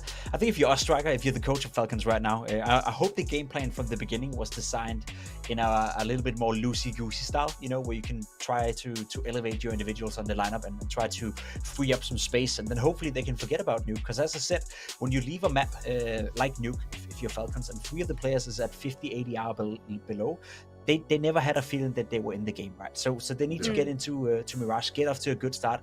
Hopefully Haji can continue his brilliance, and then we need to see more from Maka. I still believe he's the star of this team. He's the guy that can be the difference maker. If he's having a good game of Counter-Strike, I believe we get a competitive game on Mirage. But if he's missing from the server once more, posting below 50 ADR, and it's only Haji showing up, when there's just not enough firepower within Team Falcons to win, especially when we talk Mirage, which is a map that allows for a lot of opening duels and a lot of, I guess, space creating individually speaking. Well, that's certainly what it's going to be about. Now, the one thing I do want to see more of, though, is that the great performance that Mouz did put up, it wasn't one individual just going all the way, right? You mentioned Torzy having some good moments with it for sure, but it was a full team performance, even Dexter showing up at times, you know? And I will say, if they can keep that going, then that's something I feel is a little bit more reliable, because when we look back at Mouz in some of the other tournaments, right, their struggles have been where, okay, 1 or 2 players can be able to put up some numbers, but everyone else crumbles around it. And what was Dexter saying? He was saying they can only lose to themselves. So if they can stay strong as a unit, I think that's going to be key here, Pimp. I'd agree, you know, stay strong mentally, make sure that, as Dexter said coming into the game, right, if they believe they're top 5 team in practice at least, then show us on the server, you know, show us right here against Falcons, show us by winning convincingly, and it's too easy to, or at least too early to judge whether or not that's the case based on the first map right here. But if they were to win 16-5 now, or 16-8 for that matter, and leave no room for doubt, then I hope the both of you would also consider Mouz as one of the favorites to win. And I agree, you know, I think that's what I expect from them, and that's what I want to see. I don't want to see a 16-14 game or a 16-13 game, because that will make me, I guess, doubt whether or not Mouz is ready to win this tournament. Yeah, what I do like to see though is all the notepads and papers laying out on the tables besides the Mouz players. This shows that despite Falcons being like a significantly lower ranked team, they definitively put in a lot of hard work in preparing for the matchup today. Well, preparing for the matchup is certainly what Mouzsports are able to do in a bit of a better fashion for sure. And look, it's all smiles on their faces, which is always good to see before we get into the game. And this is a time for them to actually thrive in this, considering like they have been struggling. We look at like what happened a week ago when it was at Dallas, right? They managed to get a win over Movistar, who obviously got eliminated. Like they were last place at Dallas, then they lost out to Vitality. It wasn't actually really that competitive. They kind of got trounced on. And I remember talking to Dexter during the event, and he was very much saying like, we just need to find our groove, because whether he's like, you know, the whole I'm best 5 in the world team kind of thing, that's one side of it, but it's like you've got to also believe that, and while you're taking the knocks, while you're taking the punches the whole way. But it's time for us to get into the game. I've spoken too long on that point. We'll move things forward. We'll go and see how Mirage is going to go down, and we'll get back with Blair and Vendetta. Go do your thing, boys. Woohoo. Thank you so much, James, and the rest of you two, Jacob and Hege. As we wait, how do you pronounce it? Hege. I've been calling her Hedgie all this while. Well, Hedgie, yeah, but that's her nickname. Never mind. But Jacob's name is Jacob. That is true. Not him. Pimp. Or maybe Jacob. Never know. Here we go. That was going to be a fast short play coming out from the side of Mouz, and it's going to be Kios. He had a struggle on the first map, but it's a 3 CT hold towards this B bomb site. And first they need to get past Kios, which they will indeed do so. Haji with the dualies. He's got Sixer as well alongside him, but now he's all by his lonesome. And the dualies at that range isn't going to be quite impactful. He's going to play a little bit more of a passive angle, as Maka at least able to find one, but instant trades take place. B250's in place here for both teams, and they're going to peel away. The bomb on the back of Frozen is still going to stick around, and now he's going to rotate, leg it straight towards that A bomb site, off finding that kill, and Torzy not even allowing Kyojin to rotate back. Yeah. A fast and furious attempt at the B take, and in the end, Mouz come out on top. Yeah, those B250 is putting in a ton of work there, and you can see how beneficial it is just to have that little bit of extra oomph at range. Makes your life so much easier. Frozen doing spectacular work there to find 2, and Torzy obviously with closing it out. Torzy with the instant window smoke. Obviously unlikely to find a Molotov on the CT side in this kind of a round, but we do find it from Mouz. Dropping down into mid, and Chaos is, well, not going to be as lucky with the attempt. Down to 24 HP, and has to give up mid control as well. Look at the pace, really, from Mouzsports here. Oh, Kios is just so unfortunate, right? Instead of flying from Frozen, at least he will be found, but that's information gleaned, even though he gets taken down to a couple of CTs inside a jungle. And it's Magden and has a Torji, he could just shred through them. JDC maybe getting a little too over-eager to just run on top of him. That is so unfortunate for Kyojin. JDC just looks down. Oh, hello there, finds a second kill as well.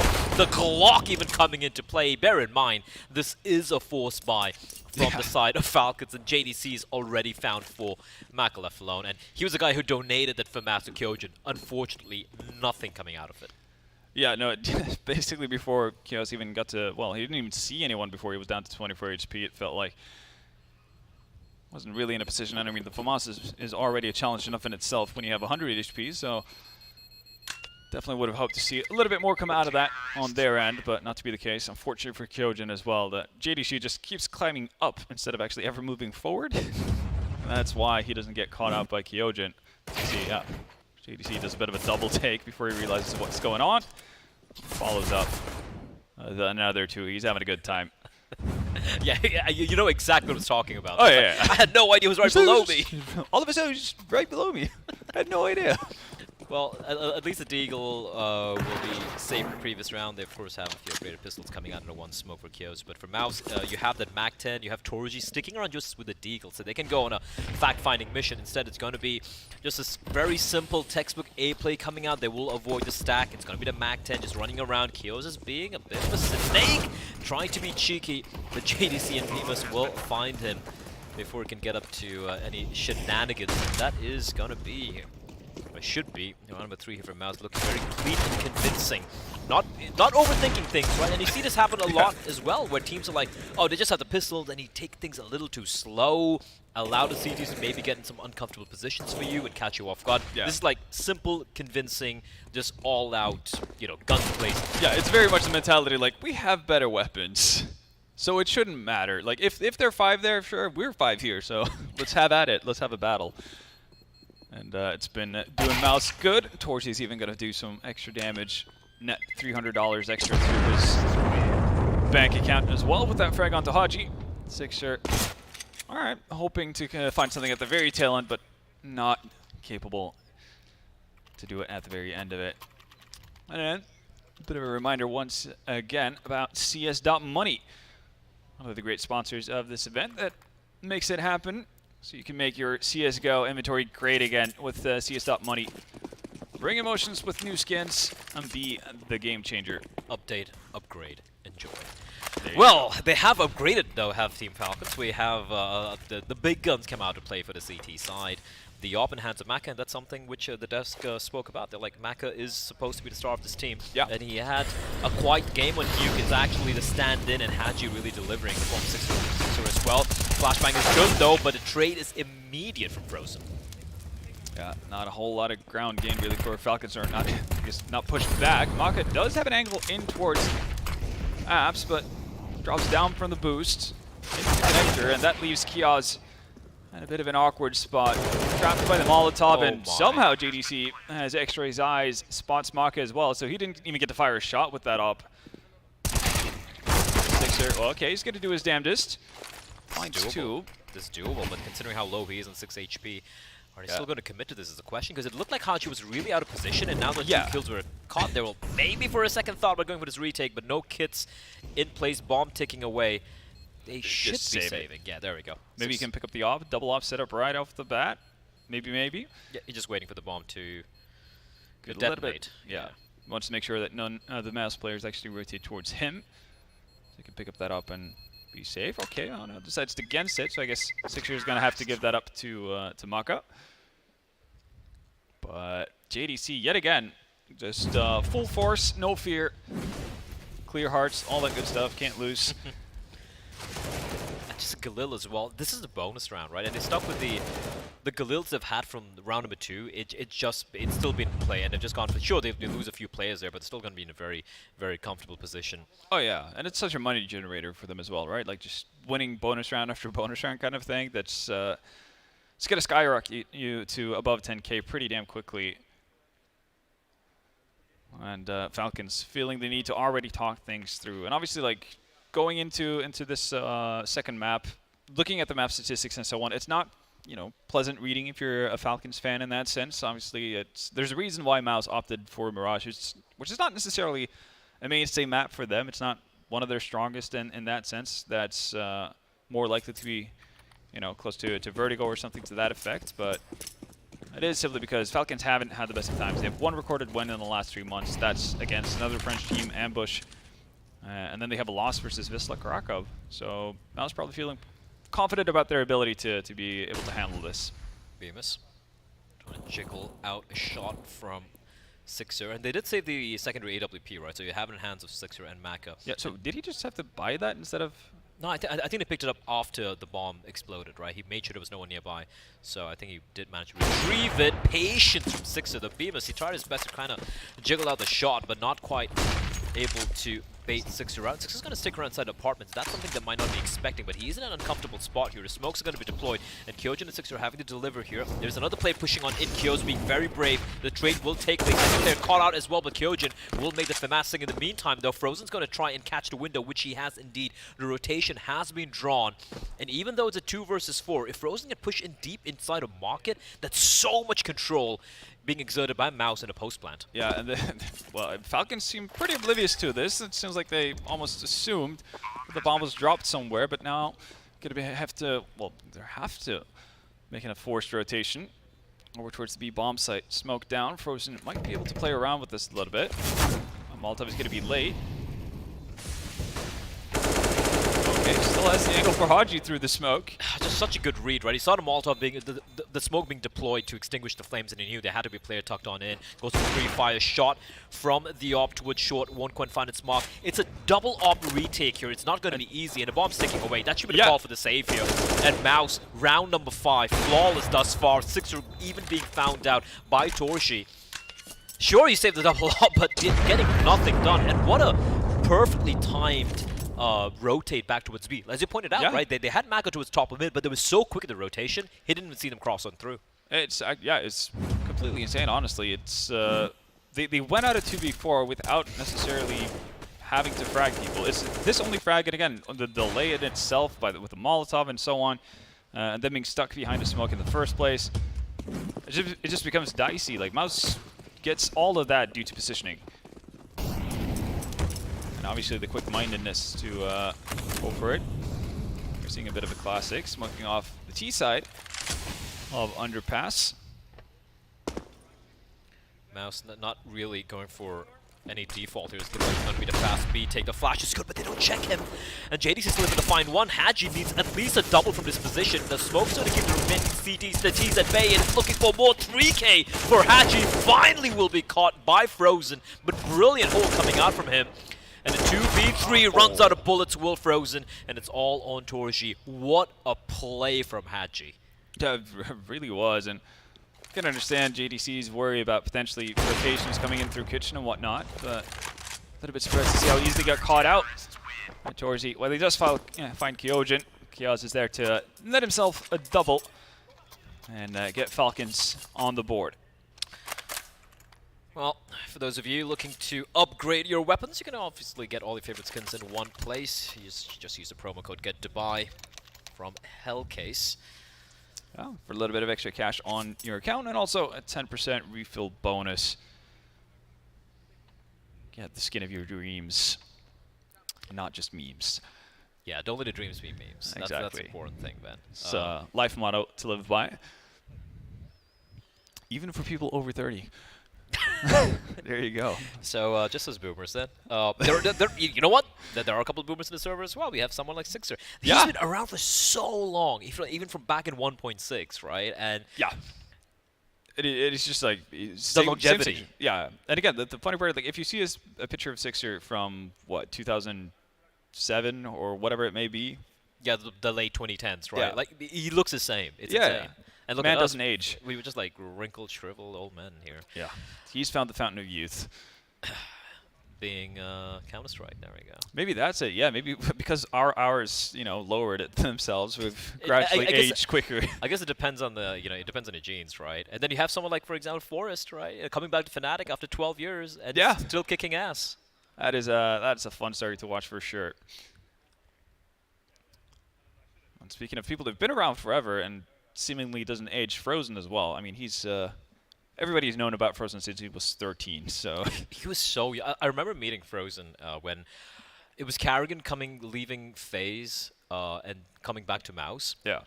And it was, I remember this line. It was Walksick, it was Frozen, it was Chris J, Carrigan, and who was the fifth? I'm forgetting the fifth.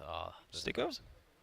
What's Sticko? No, it was Rops. Oh, yeah, Yeah. Obviously, yes. And the first event they won together was the DreamHack Open Tour in 2018, if I'm not mistaken. Yeah, it was Open Tour. Sounds about right. The first event they won together as a unit and everything. I remember seeing Frozen there. He was already been around the scene for a while. And I look at him now and I'm like, oh, he's been around for such a long time. Yeah, And I realize like he's so young. 24, 25, right? At this point, right? Surely. Surely, but no, he's still so young. This entire team, right? This Mouz lineup. What's so exciting for me is just how young everyone is in this team. Yeah. And even though, yeah, sure, you inevitably lost drops, right? It's obviously going to be going to a top-tier team. Here we go, winning the major with his ex-IGL. But even then, just the amount of depth they had in the academy team, able to just upgrade players and look so very good. Bemis is kind of like the veteran at this point in this team. Yeah, At Frozen, which is weirdly kind of enough. nuts if you think about it. Weirdly enough, he is in many ways, and that's not to say that the newcomers that have necessarily disappointed. Again, already in this match, we've seen JDC on multiple occasions get them off to a good foot. And while Torzy might not have had his highlight moments just yet, he's, again, always going to be serviceable, always going to be doing good stuff to get his team in the right spot. We're back after a bit of a technical snafu. It's all good. It's all good. Yeah, in the hood, though. Here we go. Plenty of money, obviously, on the side of Mouz. Patient BMUS, but not a precise BMUS, and that's going to net Kiaz a kill. So already off to a much better start than what we saw in Nuke for the Belgian. Oh, Kios going to be aggressive as well in the lineup for it. Doubles up. Kios is going huge. You're making up for what was a very quiet game, and they won't be expecting Sixer sneaking in as well. This apartments push has completely decimated that A play, and even though Frozen's gonna at least get a trade, like the bombs drop in no man's land, the round's done with still a minute and 15 on the clock. This was all a part of the plan. They've set Frozen perfectly up for the 1v5 clutch, and for some reason Frozen decides not to follow through on that. But yeah, a much needed round for Falcons. Obviously, the worst case scenario with where they found themselves was obviously being reset right after they pick up the first buy round. Like at that point, you can start writing off their chances to having a successful CT side. It's all doom and gloom. You get one half-decent buy every other round. And it's going to be hard to convert, especially versus a good team like Mouz Sports. So very much needed. They do it in a clean fashion. JDC even getting a bit of a run boost here. So he's going to be at lightning speed, headed either towards BAPS or Underpass. And looks like BAPS is going to be the name of the game. But on the opposite side, Kios. He's everywhere. Yeah, he's getting the Voxic boost up into Apartments. Ooh, okay, yeah, he's a little bit taken aback by how far forward JDC was. Oh, this is getting messy here. Dexter and Torch in the meantime finding a couple of kills. We have the player that is Sixer having to keep the push towards B at base, able to find one, has to go for the reload, and Bemis is going to catch him. And that should be the round here. We already have Haji, he knows there's a player nearby, sneaking on around. That's, of course, Frozen. And all Frozen has to do is just stay alive, cut off the rotation, and ensure that, hey, there's no one coming in from short. You guys can just concentrate towards the market position. Yeah, absolutely. And again, once he gets confirmation that, okay, we've got both people here, that's when he gets put into action. It's also planted for Catwalk, so he has many, many opportunities in terms of where he wants to go and take this. And, yeah, might as well find Haji in window. Easy does it. And now you can see the importance of actually being able to win that previous round in such a clean fashion that Falcons did. They do have the opportunity to actually get a rebuy in here, and it's going to be sorely needed as well because Mouz are starting to pull away on their T side. Oh, that opening from Dexter, though. Filthy. It's so unfortunate for Kios, right? I like what he did there. He was all over the map. He pushes into apartments, the BAPs, and the Torch is spraying through the smoke, catching him there. And at least for Falcons, they have enough funds to still eke out a pretty decent buy. Mako with the op once more. He needs to deliver. He's been comparatively very quiet. Unscopes at the worst time possible because he's aware there's a player nearby. That is going to be Torji. No off for the T side, though. Flashbang is perfection. I think Torji's on the barrel there. Spins around, looking to duke it out with Sixer. And Sixer needs to be careful, and he's going to do one better. Finds Dexter. Great recovery there. And look at the aggressive posturing from the CDs as well. They're not really allowing Mouz to get a lot of real estate. But that being said, there is Torji perched right outside a window. Yeah, question is if he's going to find the timing to drop into window. It seems like he actually dropped down instead. Mouz on their end. They need to recover the bomb at one point. See what they can do from that point on. Not all too much utility. A fair bit of Molotovs, 2 smokes, so it is enough to set up for a pseudo execute. Question is just where they decide to take their talents, and it looks like A is going to be the name of the game. Question is if they're just going to ignore smoking off spawn and then focus rather on smoking off stairs, jungle, that kind of a thing. Or if it's going to be deep jungle smoke connector. Plenty of opportunities. Spawn is at least going to see some love from one of the smokes. To be fair, that is probably the ideal option as well. Maka peering above the smokes. Is he? I think he spotted something. Not able to connect though. Kyojin was maybe a little too overeager. Maka at least able to recover by finding Bemus, and now Kios has to go big. It's out in the open, and Torji is going to make quick work of him. Now it's a 3v3. Even though Torji has been really battered down to 9 HP, they can't get the bomb down. 8 seconds, numbers getting punched in, and here comes Sixer charging on out. Catches Frozen inside of the connector, but Torji still able to trade on 9 HP. He's still deadly, and he's going to fade away towards the ramp position. And he's going for the long rotate. This is so ballsy from Torji, leaving JDC all by his lonesome for the time being. You're putting a lot of faith into JDC just being able to stay alive, not get overeager and take some unnecessary duels. And okay, Maka apparently doesn't need to see the full extent of JDC, but the rotation has been made. But so has Sound. Haji apparently having a bit of a inkling as to what's about to happen. And it works out for Team Falcons. Much needed round on the board. Obviously scoured with them as well.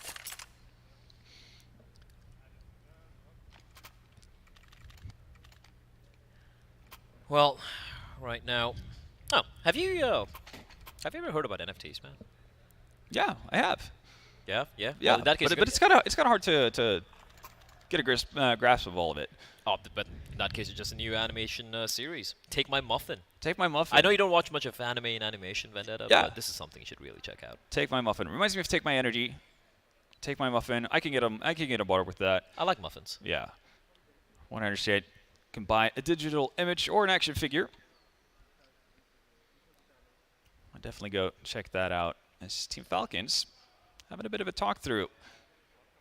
It did get pretty expensive that round, right? And they are aware of the fact that it could still, they're still in a pretty precarious position. Bear in mind, Mouz, their map pick, they have the one map lead as well. 6-3, they're still in a very convincing, comfortable place here. But they're going to exercise quite a bit of restraint and just going to be sticking with the pistols. Yeah, I like that as well. I feel like that's the Danish influence from Cyclone. I say that, and Dexter is okay. Dexter, 2 kills. Torji with a 3rd. Oh, this is going so very wrong. Kyojin able to somehow kind of recover, but now Haji left alone, but he's the B player. And it's all the way to a short, and somehow Mouz, with barely any investment, have managed to make this to a 3v1, an empty bomb site. They should eventually get the bomb down. They don't even need to. Dexter has been unleashed. He's been doing stuff with that Deagle on many occasions so far on Mirage. And leading by example, Australian game leader. There you go. 2 quick headshots, and yeah, Torzi and Bemus don't want to be left out either from the highlight reel. Oh man, like we were literally talking about, hey, you know, they're going for the safe route, they're just going for the pistols, Yeah. there's going to allow... Falcons are going to be able to establish your economy. Yeah, well, no, not really. They got absolutely wrecked, and Dex is going to be leading the charge, and why the hell not? It's going to be a bit of a stack coming in here. Might be caught off guard. Will Dexter, but Torji able to reply back. Now they have an inkling it could maybe be a stack. There's at least a couple more players, but JDC catching play towards mid, and now they're like, you know what? Screw it. We're feeling really uncomfortable here. And then M4 also has been salvaged by Kios. And he's actually going for the hunt here. He spotted the player. He spotted the bomb. Well, surely Bemus has heard this, right? Well, he's definitely going to hear Maka showing up right in his face. And yeah, he knows that people are on the hunt around him. Question is, how is the timing going to work out? It seems like Sixers just committed himself. He wants to deal with Bemus. Kind of just let the rest of the players be up to Kios. He does, after all, have a weapon. Bemus is kind of stuck Bemus, here. you're going to be that guy, aren't you? He is camping that it guy. out, a-holes. Ooh, the dink. But Torji, he's so very clean with that AWP, and now Sixer. Oh, the timing. Yeah, it's Bemus, he's such a rat. I love it. I love it. But, oh my. Oh, that is. Yep. I need to wash my eyes. Yeah. I need to wash my eyes. Yeah, time for a timeout. Bemus just in the corner of shame. Never happened. We didn't see anything. So fine. If only we'd seen it from Sixer's point of view. Well, Sixer's somehow still alive. There's an entire magazine of the M4A1 and almost all the shots from the Deagle, and it's somehow still alive. It's he's able to hold on to his USP. What a great save. But yeah, no, that bit of an odd one, but end result is still around for Mouz Sports, so they're not complaining whatsoever. And yeah, we do get the replay of it. Oh, goddamn. Yeah, even Dex is having a laugh. He's like, man, I'm better than you than this. Well, all right. The buy is going to be coming in for Falcons, though. The op out for Maka, meaning utility will be spots for him. They have a number of players with just the Kevlar.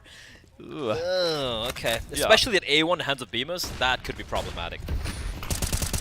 See though, Kyojin good enough to find JDC to start things off, and that's usually pretty we get when Mouz Sports are out and about. But two nice responses coming in from Frozen and Beamus. The A site looking to be in control of her for Mouz Sports. No bomb plant just yet though. Oh, this line coming in real quickly as well. It's going to be making its way from inside of Palace, and that's so fast. Oh wait, Torzy, you're making a ton of sound here. Biding his sweet time, Sixer will finally take him down, and that's a bomb dropped at his feet. Now Frozen's on 19 HP, so he has a lot of work to do here. Yeah, and it doesn't really have a comfortable spot to kind of camp out at either. The timing though. Oh yeah, decided to walk further into jungle, and somehow have managed to dodge everyone on the side of Falcons. Haji's no idea where Frozen's gone. I guess he might have an inkling, but... Oh, the vent's open as well. Frozen has a lot of opportunities here. There's still time to play around with. A lot of it in the end, though, is going to come down to Beamus and see what he's going to be able to do with Sixer. From Falcons, you're kind of confused. You're like, wait. Yeah, it's just like question marks all around. Full-on anime style. Popping around all over your head. And to be fair, I do think Mouz are starting to get a little bit confused as to where everyone has gone as well. They have to save now. It's too late. 15 seconds. A little bit surprised to see Mouz not even attempt anything.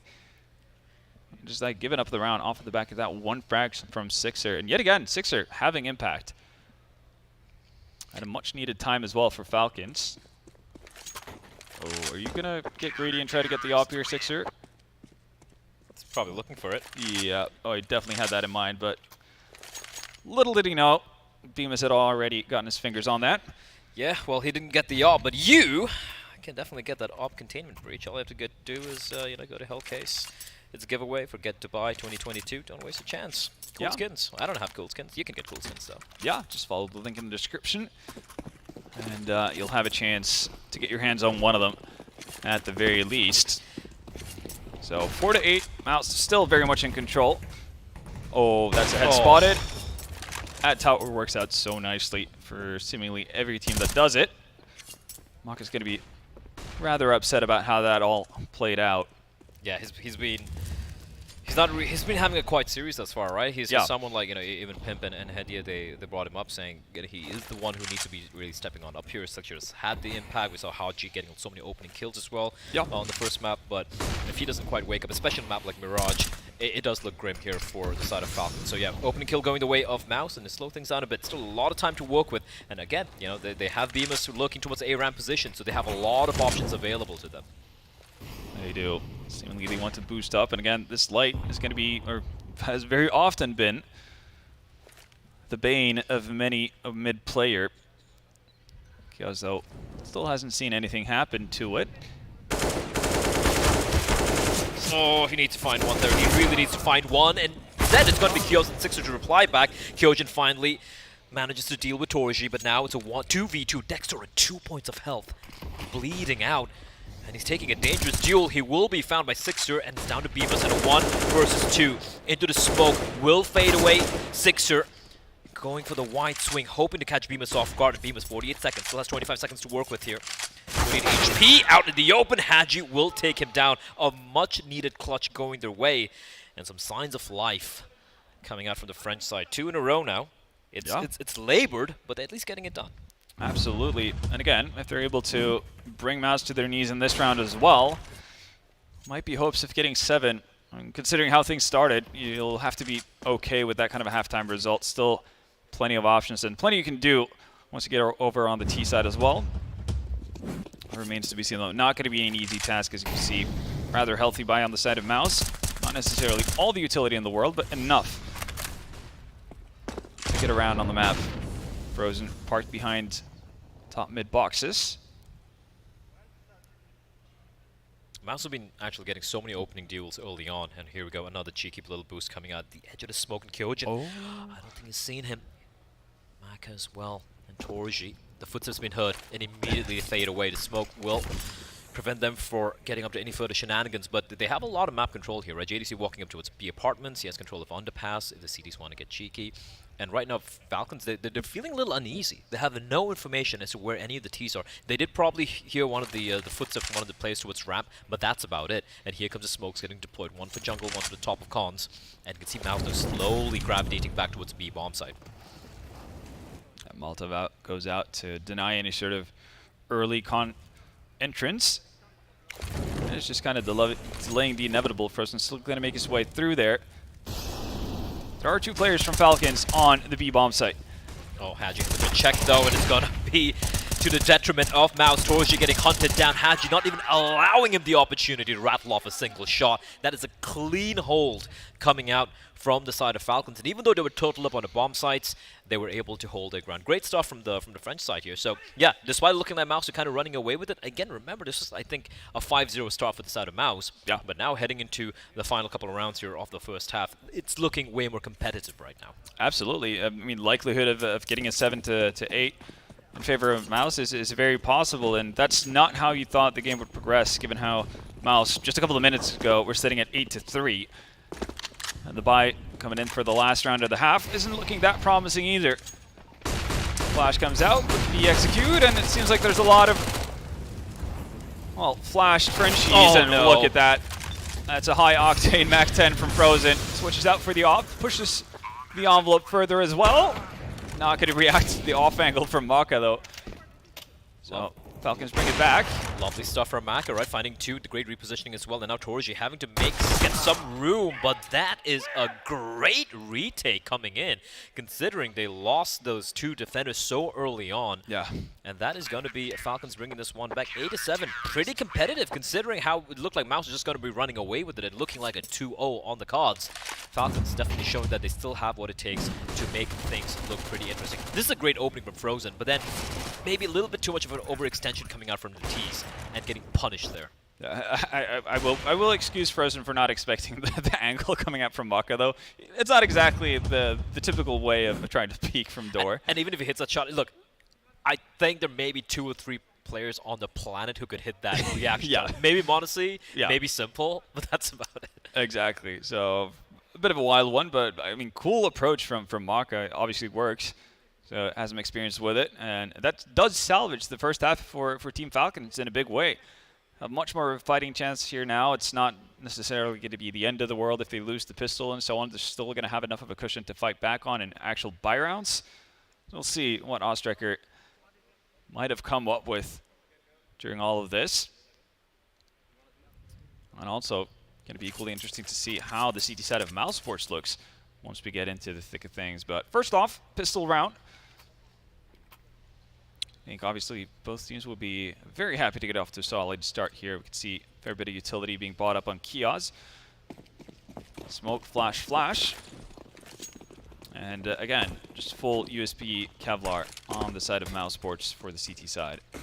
Mouz looking to just fight fire with fire. The double man push up towards the top mid while they have Torji all the way back. Maka needs to be careful here. He could get caught off guard, and there you have it. Frozen's going to find the first, and that's going to force the hands of Falcons. They're going to come charging on in with JDC. The cavalry is arriving, but it needs to stay alive here. They're making a lot of noise jumping around, trying to avoid the headshots, but it is going to be JDC to still strike. And Kyojin trying his best to turn this one around, which he will indeed. 3K for Kyojin. And he's making this happen pretty much single-handedly. Torji, 2 HP, still able to find 2 kills! That is massive! And now the 1v1, the IGL against the stand-in. Sixer is going to be legging it for the A-bomb set, but he needs to cross on over. And Dexter, he could be waiting for him to just march on past his crosshairs, but Sixer with a jump. Gonna cross on over, gets the bomb down, and Dexter having to clutch this one out for his team. Remember, he doesn't have a kit though, but bomb just gets planted, and Sixer's playing this so very well. He's walking on around. Dexter has no idea where Sixer is. He might even be going for the knife. No! He wastes no time, takes no chances. Brilliantly played by Sixer. Yeah, no, I don't think, especially as a stand-in, you're not going to take that risk of pulling out the knife. too much experience on his hands to really play around with that kind of route. JW would have gone for the mine. 100%. But not everybody can beat JW. But man alive, that was looking like such a clean round for Falcons once Kyojin finds 3 just at the snap of a finger. And then immediately it's brought back. 2 solid shots from Torzy. Luckily for Falcons, Sixer with the experience proves to be vital as Falcons get off to the best start possible here in the second half. Again, right, the impact from the kill Sixer gets, he's been so very clutch. We had a couple of great clutches from him as well on Nuke. He's continuing that trend. Scout, though, in the hands of Torzy. Oh, that's a missed Molotov. Actually going to limit Falcons, I guess, exit paths quite significantly, or entrances to the back of the B site. Tag comes in from Torzy. JDC follows up. And yeah, Torzy's tagging a whole bunch of people. Even Sixer dies to the flames as a result of that scout tag. 2v3. Bomb not yet planted. There is at least an AK and a Galil in play. I love the cam of Striker here. He's so stressed right now. They never mind. Dexter with the Deagle is continuing his reign of terror with the hand cannon all in Kyojin. He was a hero the previous round. 2 huge kills to turn it around for his team, and now he needs to go 1 and above. 1v3, bomb planted, finds the first, looking for the second kill, but Dexter's gonna find the wall bang, and that's gonna be Mouz winning their force. Dexter, it feels like every time we've seen Dexter come in with some crucial kills, it's always been with a Deagle in this match. But it's making his the most out of having not that much to play around with. He's made up for the lost 1v1 from the previous round. Exactly. You can see JDC 2 great frags, and even though Torzy doesn't end up getting frags, I think he's responsible for 2 kills at the very least. Obviously the first tag that nets the JDC opening kill, and then Sixer dying to the flames after getting tagged while jumping out to car. So Mouz bring it right back. Again, this was meant to be the opportunity for Falcons to get back into the swing of things, establish a bit of a lead, and also a fair amount of money. Not to be the case, and ooh, Torzy. Cheeky little one-way, not gonna actually find anything from it. The timing here is just perfect. I don't think Maka heard the drop down though. Bemis being very, very silent indeed. And Kios. It was actually Sixer to get the frag as well, so look at that. Haji expecting the unexpected. Torzy down, 5v3. And Bemis, they know his position now, the jig is up. Maka is trying to make it uncomfortable. Goes for the swing, but Bemis, a spray, able to find a shot. The white screen for JDC, but not quite able to find a inside a connector. And Frozen's gonna, in the meantime, find Sixer. That's a bomb as well. They need to retrieve it. And Haji's in a very uncomfortable spot. 34 HP. He can pick up the C4, but how does he make his way out is the question. The Deagle shot from Kyoso takes care of Frozen, and now this is doable. He's gonna make his way from underpass, head probably towards apartments, and there you have it. They're going to be grouping up together. The problem here is Haji is so very low in health. Kios, though, is going to reposition himself towards short. Mouz, JDC, and Bemis, they got a kit, they have a nade, and a couple of smokes as well, and of course the rifle. So this is still a very, very doable retake for the side of Mouz. The great thing that has bought them a lot of space at the very least is that smoke from Kios. Mouz seemingly thinking that he will rotate that direction, and Haji, even though he's on low HP, still not afraid to take up and hold his angles. Oh, that nade. Dangerously close to actually netting results. Flashbang one found its mark, though now he knows who the player is, and Haji is trying his best to play distraction. Bemis has already used up his smoke as well, so this is pretty much unlosable for Falcons. Haji even finding the kill at the very end. Great stuff there. Great stuff, because it looked like, I mean, they got the initial picks, and then it was Mouz almost able to turn it around. Yeah. But then able to show quite a bit of composure. Playing it the right way, and Falcons able to clutch it out, not really allowing the 2 seniors to even get a single kill at the very end there. Huge work. And this is very similar to the beginning of the new game, where it was just like the force by was, where it was the French side coming out on top then.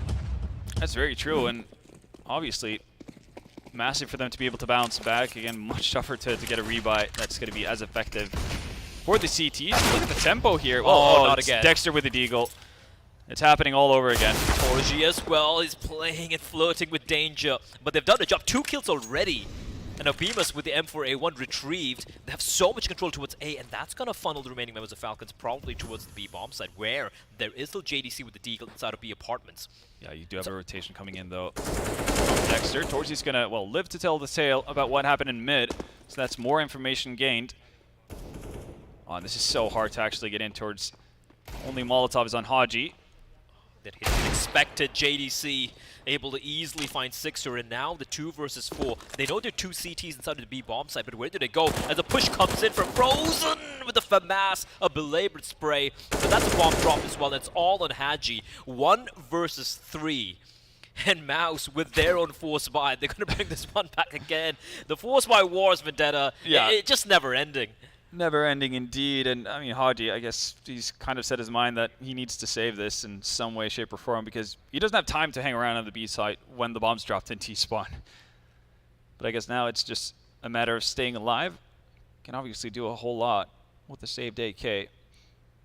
Other than, I guess it remains to be seen whether or not Falcons want to rebuy into this, obviously, afterwards. But I think they should be able to buy up here. So Haji, he'll have this AK, and with the 450 bucks remaining, can maybe purchase a smoke, right? And then I think Kyo's can also have the AK. Yeah. Mac and Kyojin maybe some light buy, and Sixer, unfortunately, maybe having to just work with the Deagle, perhaps. So they still can go for the force buy wars, Vendetta. It's never gonna end. and I mean, they are French after all, right? Yeah, you have to live up to the legacy. Exactly. You got to carry on the spirit of Envious. Titan. All of them. So they have something to live up to. We'll see, though, if they decide to kind of betray their French origin in that sense. Look at that. Crisp shots from start to finish, really, from the Mouz Sports gang. And again, Dexter just being really tone-setting and a bit of a trendsetter when it comes to these Deagle shots. Yeah, it's a good sign, I feel, overall for Mouz. Like, even when you go back to the new game, it wasn't like a one-man show, like a two-man show, right? Everyone was chipping in. Everyone had their moments in that win. And even here, sure, Frozen, Torushi right now top fragging. But I'm just looking at the frags. It's like 15, 14, 13, and 12 for Frozen, Torushi, JDC, and Bemis respectively. Yeah. And Dexter, sure, he's only in 9 kills, but still, some of the frags like is 6 impact Deagles. Yeah, like they've won round just based off his Deagle, so yeah. that's more than enough. As Mouz, they will steal it back. And for Team Falcons, yeah, the save AK-47 for Haji, he's going to buy the smoke as we kind of predicted, and they have the double AKs to work with. And hoping to replicate would be Kyojin, the Deagle work for Mouz. Yeah, Maka actually dropping an AK-46er. So he's completely emptied out the bank. Let's see what they can make use of right here. Again, not a single flash is a little bit worrying, but in many ways they are relying on just being able to win a duel with one of these weapons and take it from there. Slowly but surely creeping up mid.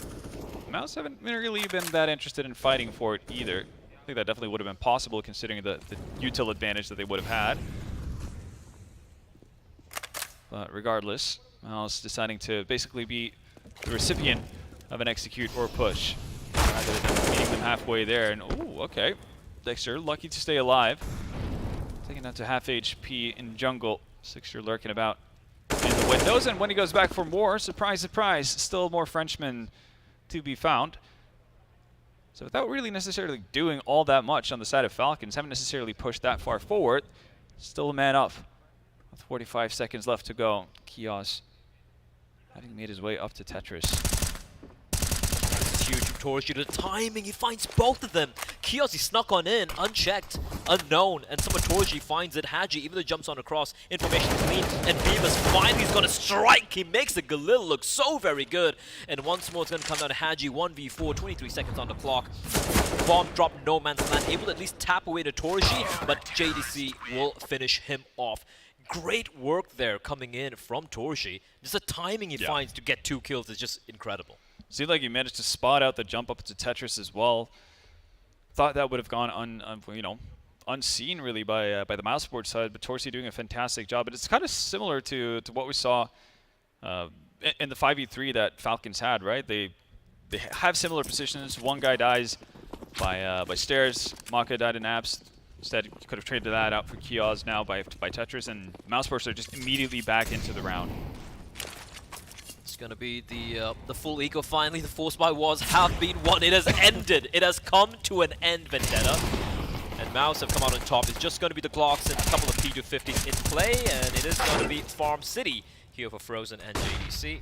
6 are left alone, and should be around number 12 here for Mouz. Casually missed smoke by Frozen, just to make sure that JDC can't. Yeah, just to make sure that JDC can't get more frags.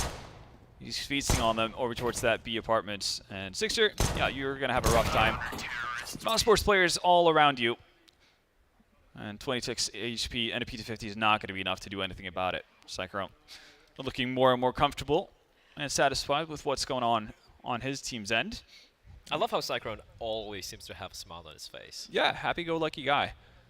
Absolutely. He's just so proud of the academy kids. It's like, I'm seeing these kids grow up, and right now they are indeed firing on all cylinders. The money is looking pretty, it's solidified as well for Mouz, right? Winning that round after winning the Force by Wars, and also, more importantly, keeping everyone alive as well is going to definitely help their money, as we're looking to close this out as quickly as possible. Haji trying his best to find an opening as Beeman's shaky Kirby-esque spray able to net him one. Sixer down to 39 HP as well, but at least able to trade. But then so much information getting gleaned, and the smoke and the molly combo keeping the two players in Palace pinned down. Frozen towards top of mid as well. There's so much control being exerted by Mouz here. It really is, and it feels like Falcons really don't have a clear idea as to what they want to do from this point on as well. Only one smoke really on the side of Sixer and 3 flashes. It's not going to be an easy task of getting towards any sort of bomb site, right? So you're kind of dependent on finding a frag, whether that is going to be through, obviously, you advancing or towards a what have you, or Mouz over regressing. But we've seen a clear tendency with Mouz as well. They're very content with playing their man advantages without necessarily forcing the issue. Just staying back, playing crossfires, playing off of each other, which obviously makes the lives of Team Falcons a whole lot harder. Oh. Is that going to be enough? Oh, yes, it is. So unfortunate. It was waiting for so very long then. And then Nade with his name on it. Eventually find it smart. And if you're Mac and Kyojin, you have absolutely no control of anything. At least the Sixer stayed alive with the C4. They could maybe find an opening. He could come on in with the bomb, but time, it's not their friend. And the round has to go the way of Mouz. Yeah. Problem now is obviously mocking Kyojin. Sure, they're going to have AKs going into the next round if nothing drastic happens. But the kind of buy you're going to get around this is not going to be too fantastic. They will have the opportunity to drop a little bit of this and that, which could help the cause. But again, you're always going to be light on util, and we've seen that it has become a bit of a problem, right? Like, it's hard to get these Mouz players off their angles. It's hard to kind of catch them by surprise as well, or force them out of position if you don't have Molotovs, if you don't have flashes. See, around 3.3K in the bank for Falcons. So it could be Galils to supplement the existing AKs, obviously, on Maka and Haji, but we'll see if they actually want to go that route. They could always pick up Tech 9s and that kind of stuff and have plenty of utility as well. But regardless, not an easy situation to be in. This is the final tactical timeout as well for the side of Falcons, right? And one thing we've noticed so far is Allstriker has been the one speaking the most for the team, and this is his final input he can give. And he clearly has a lot to say right now. and considering that things are starting to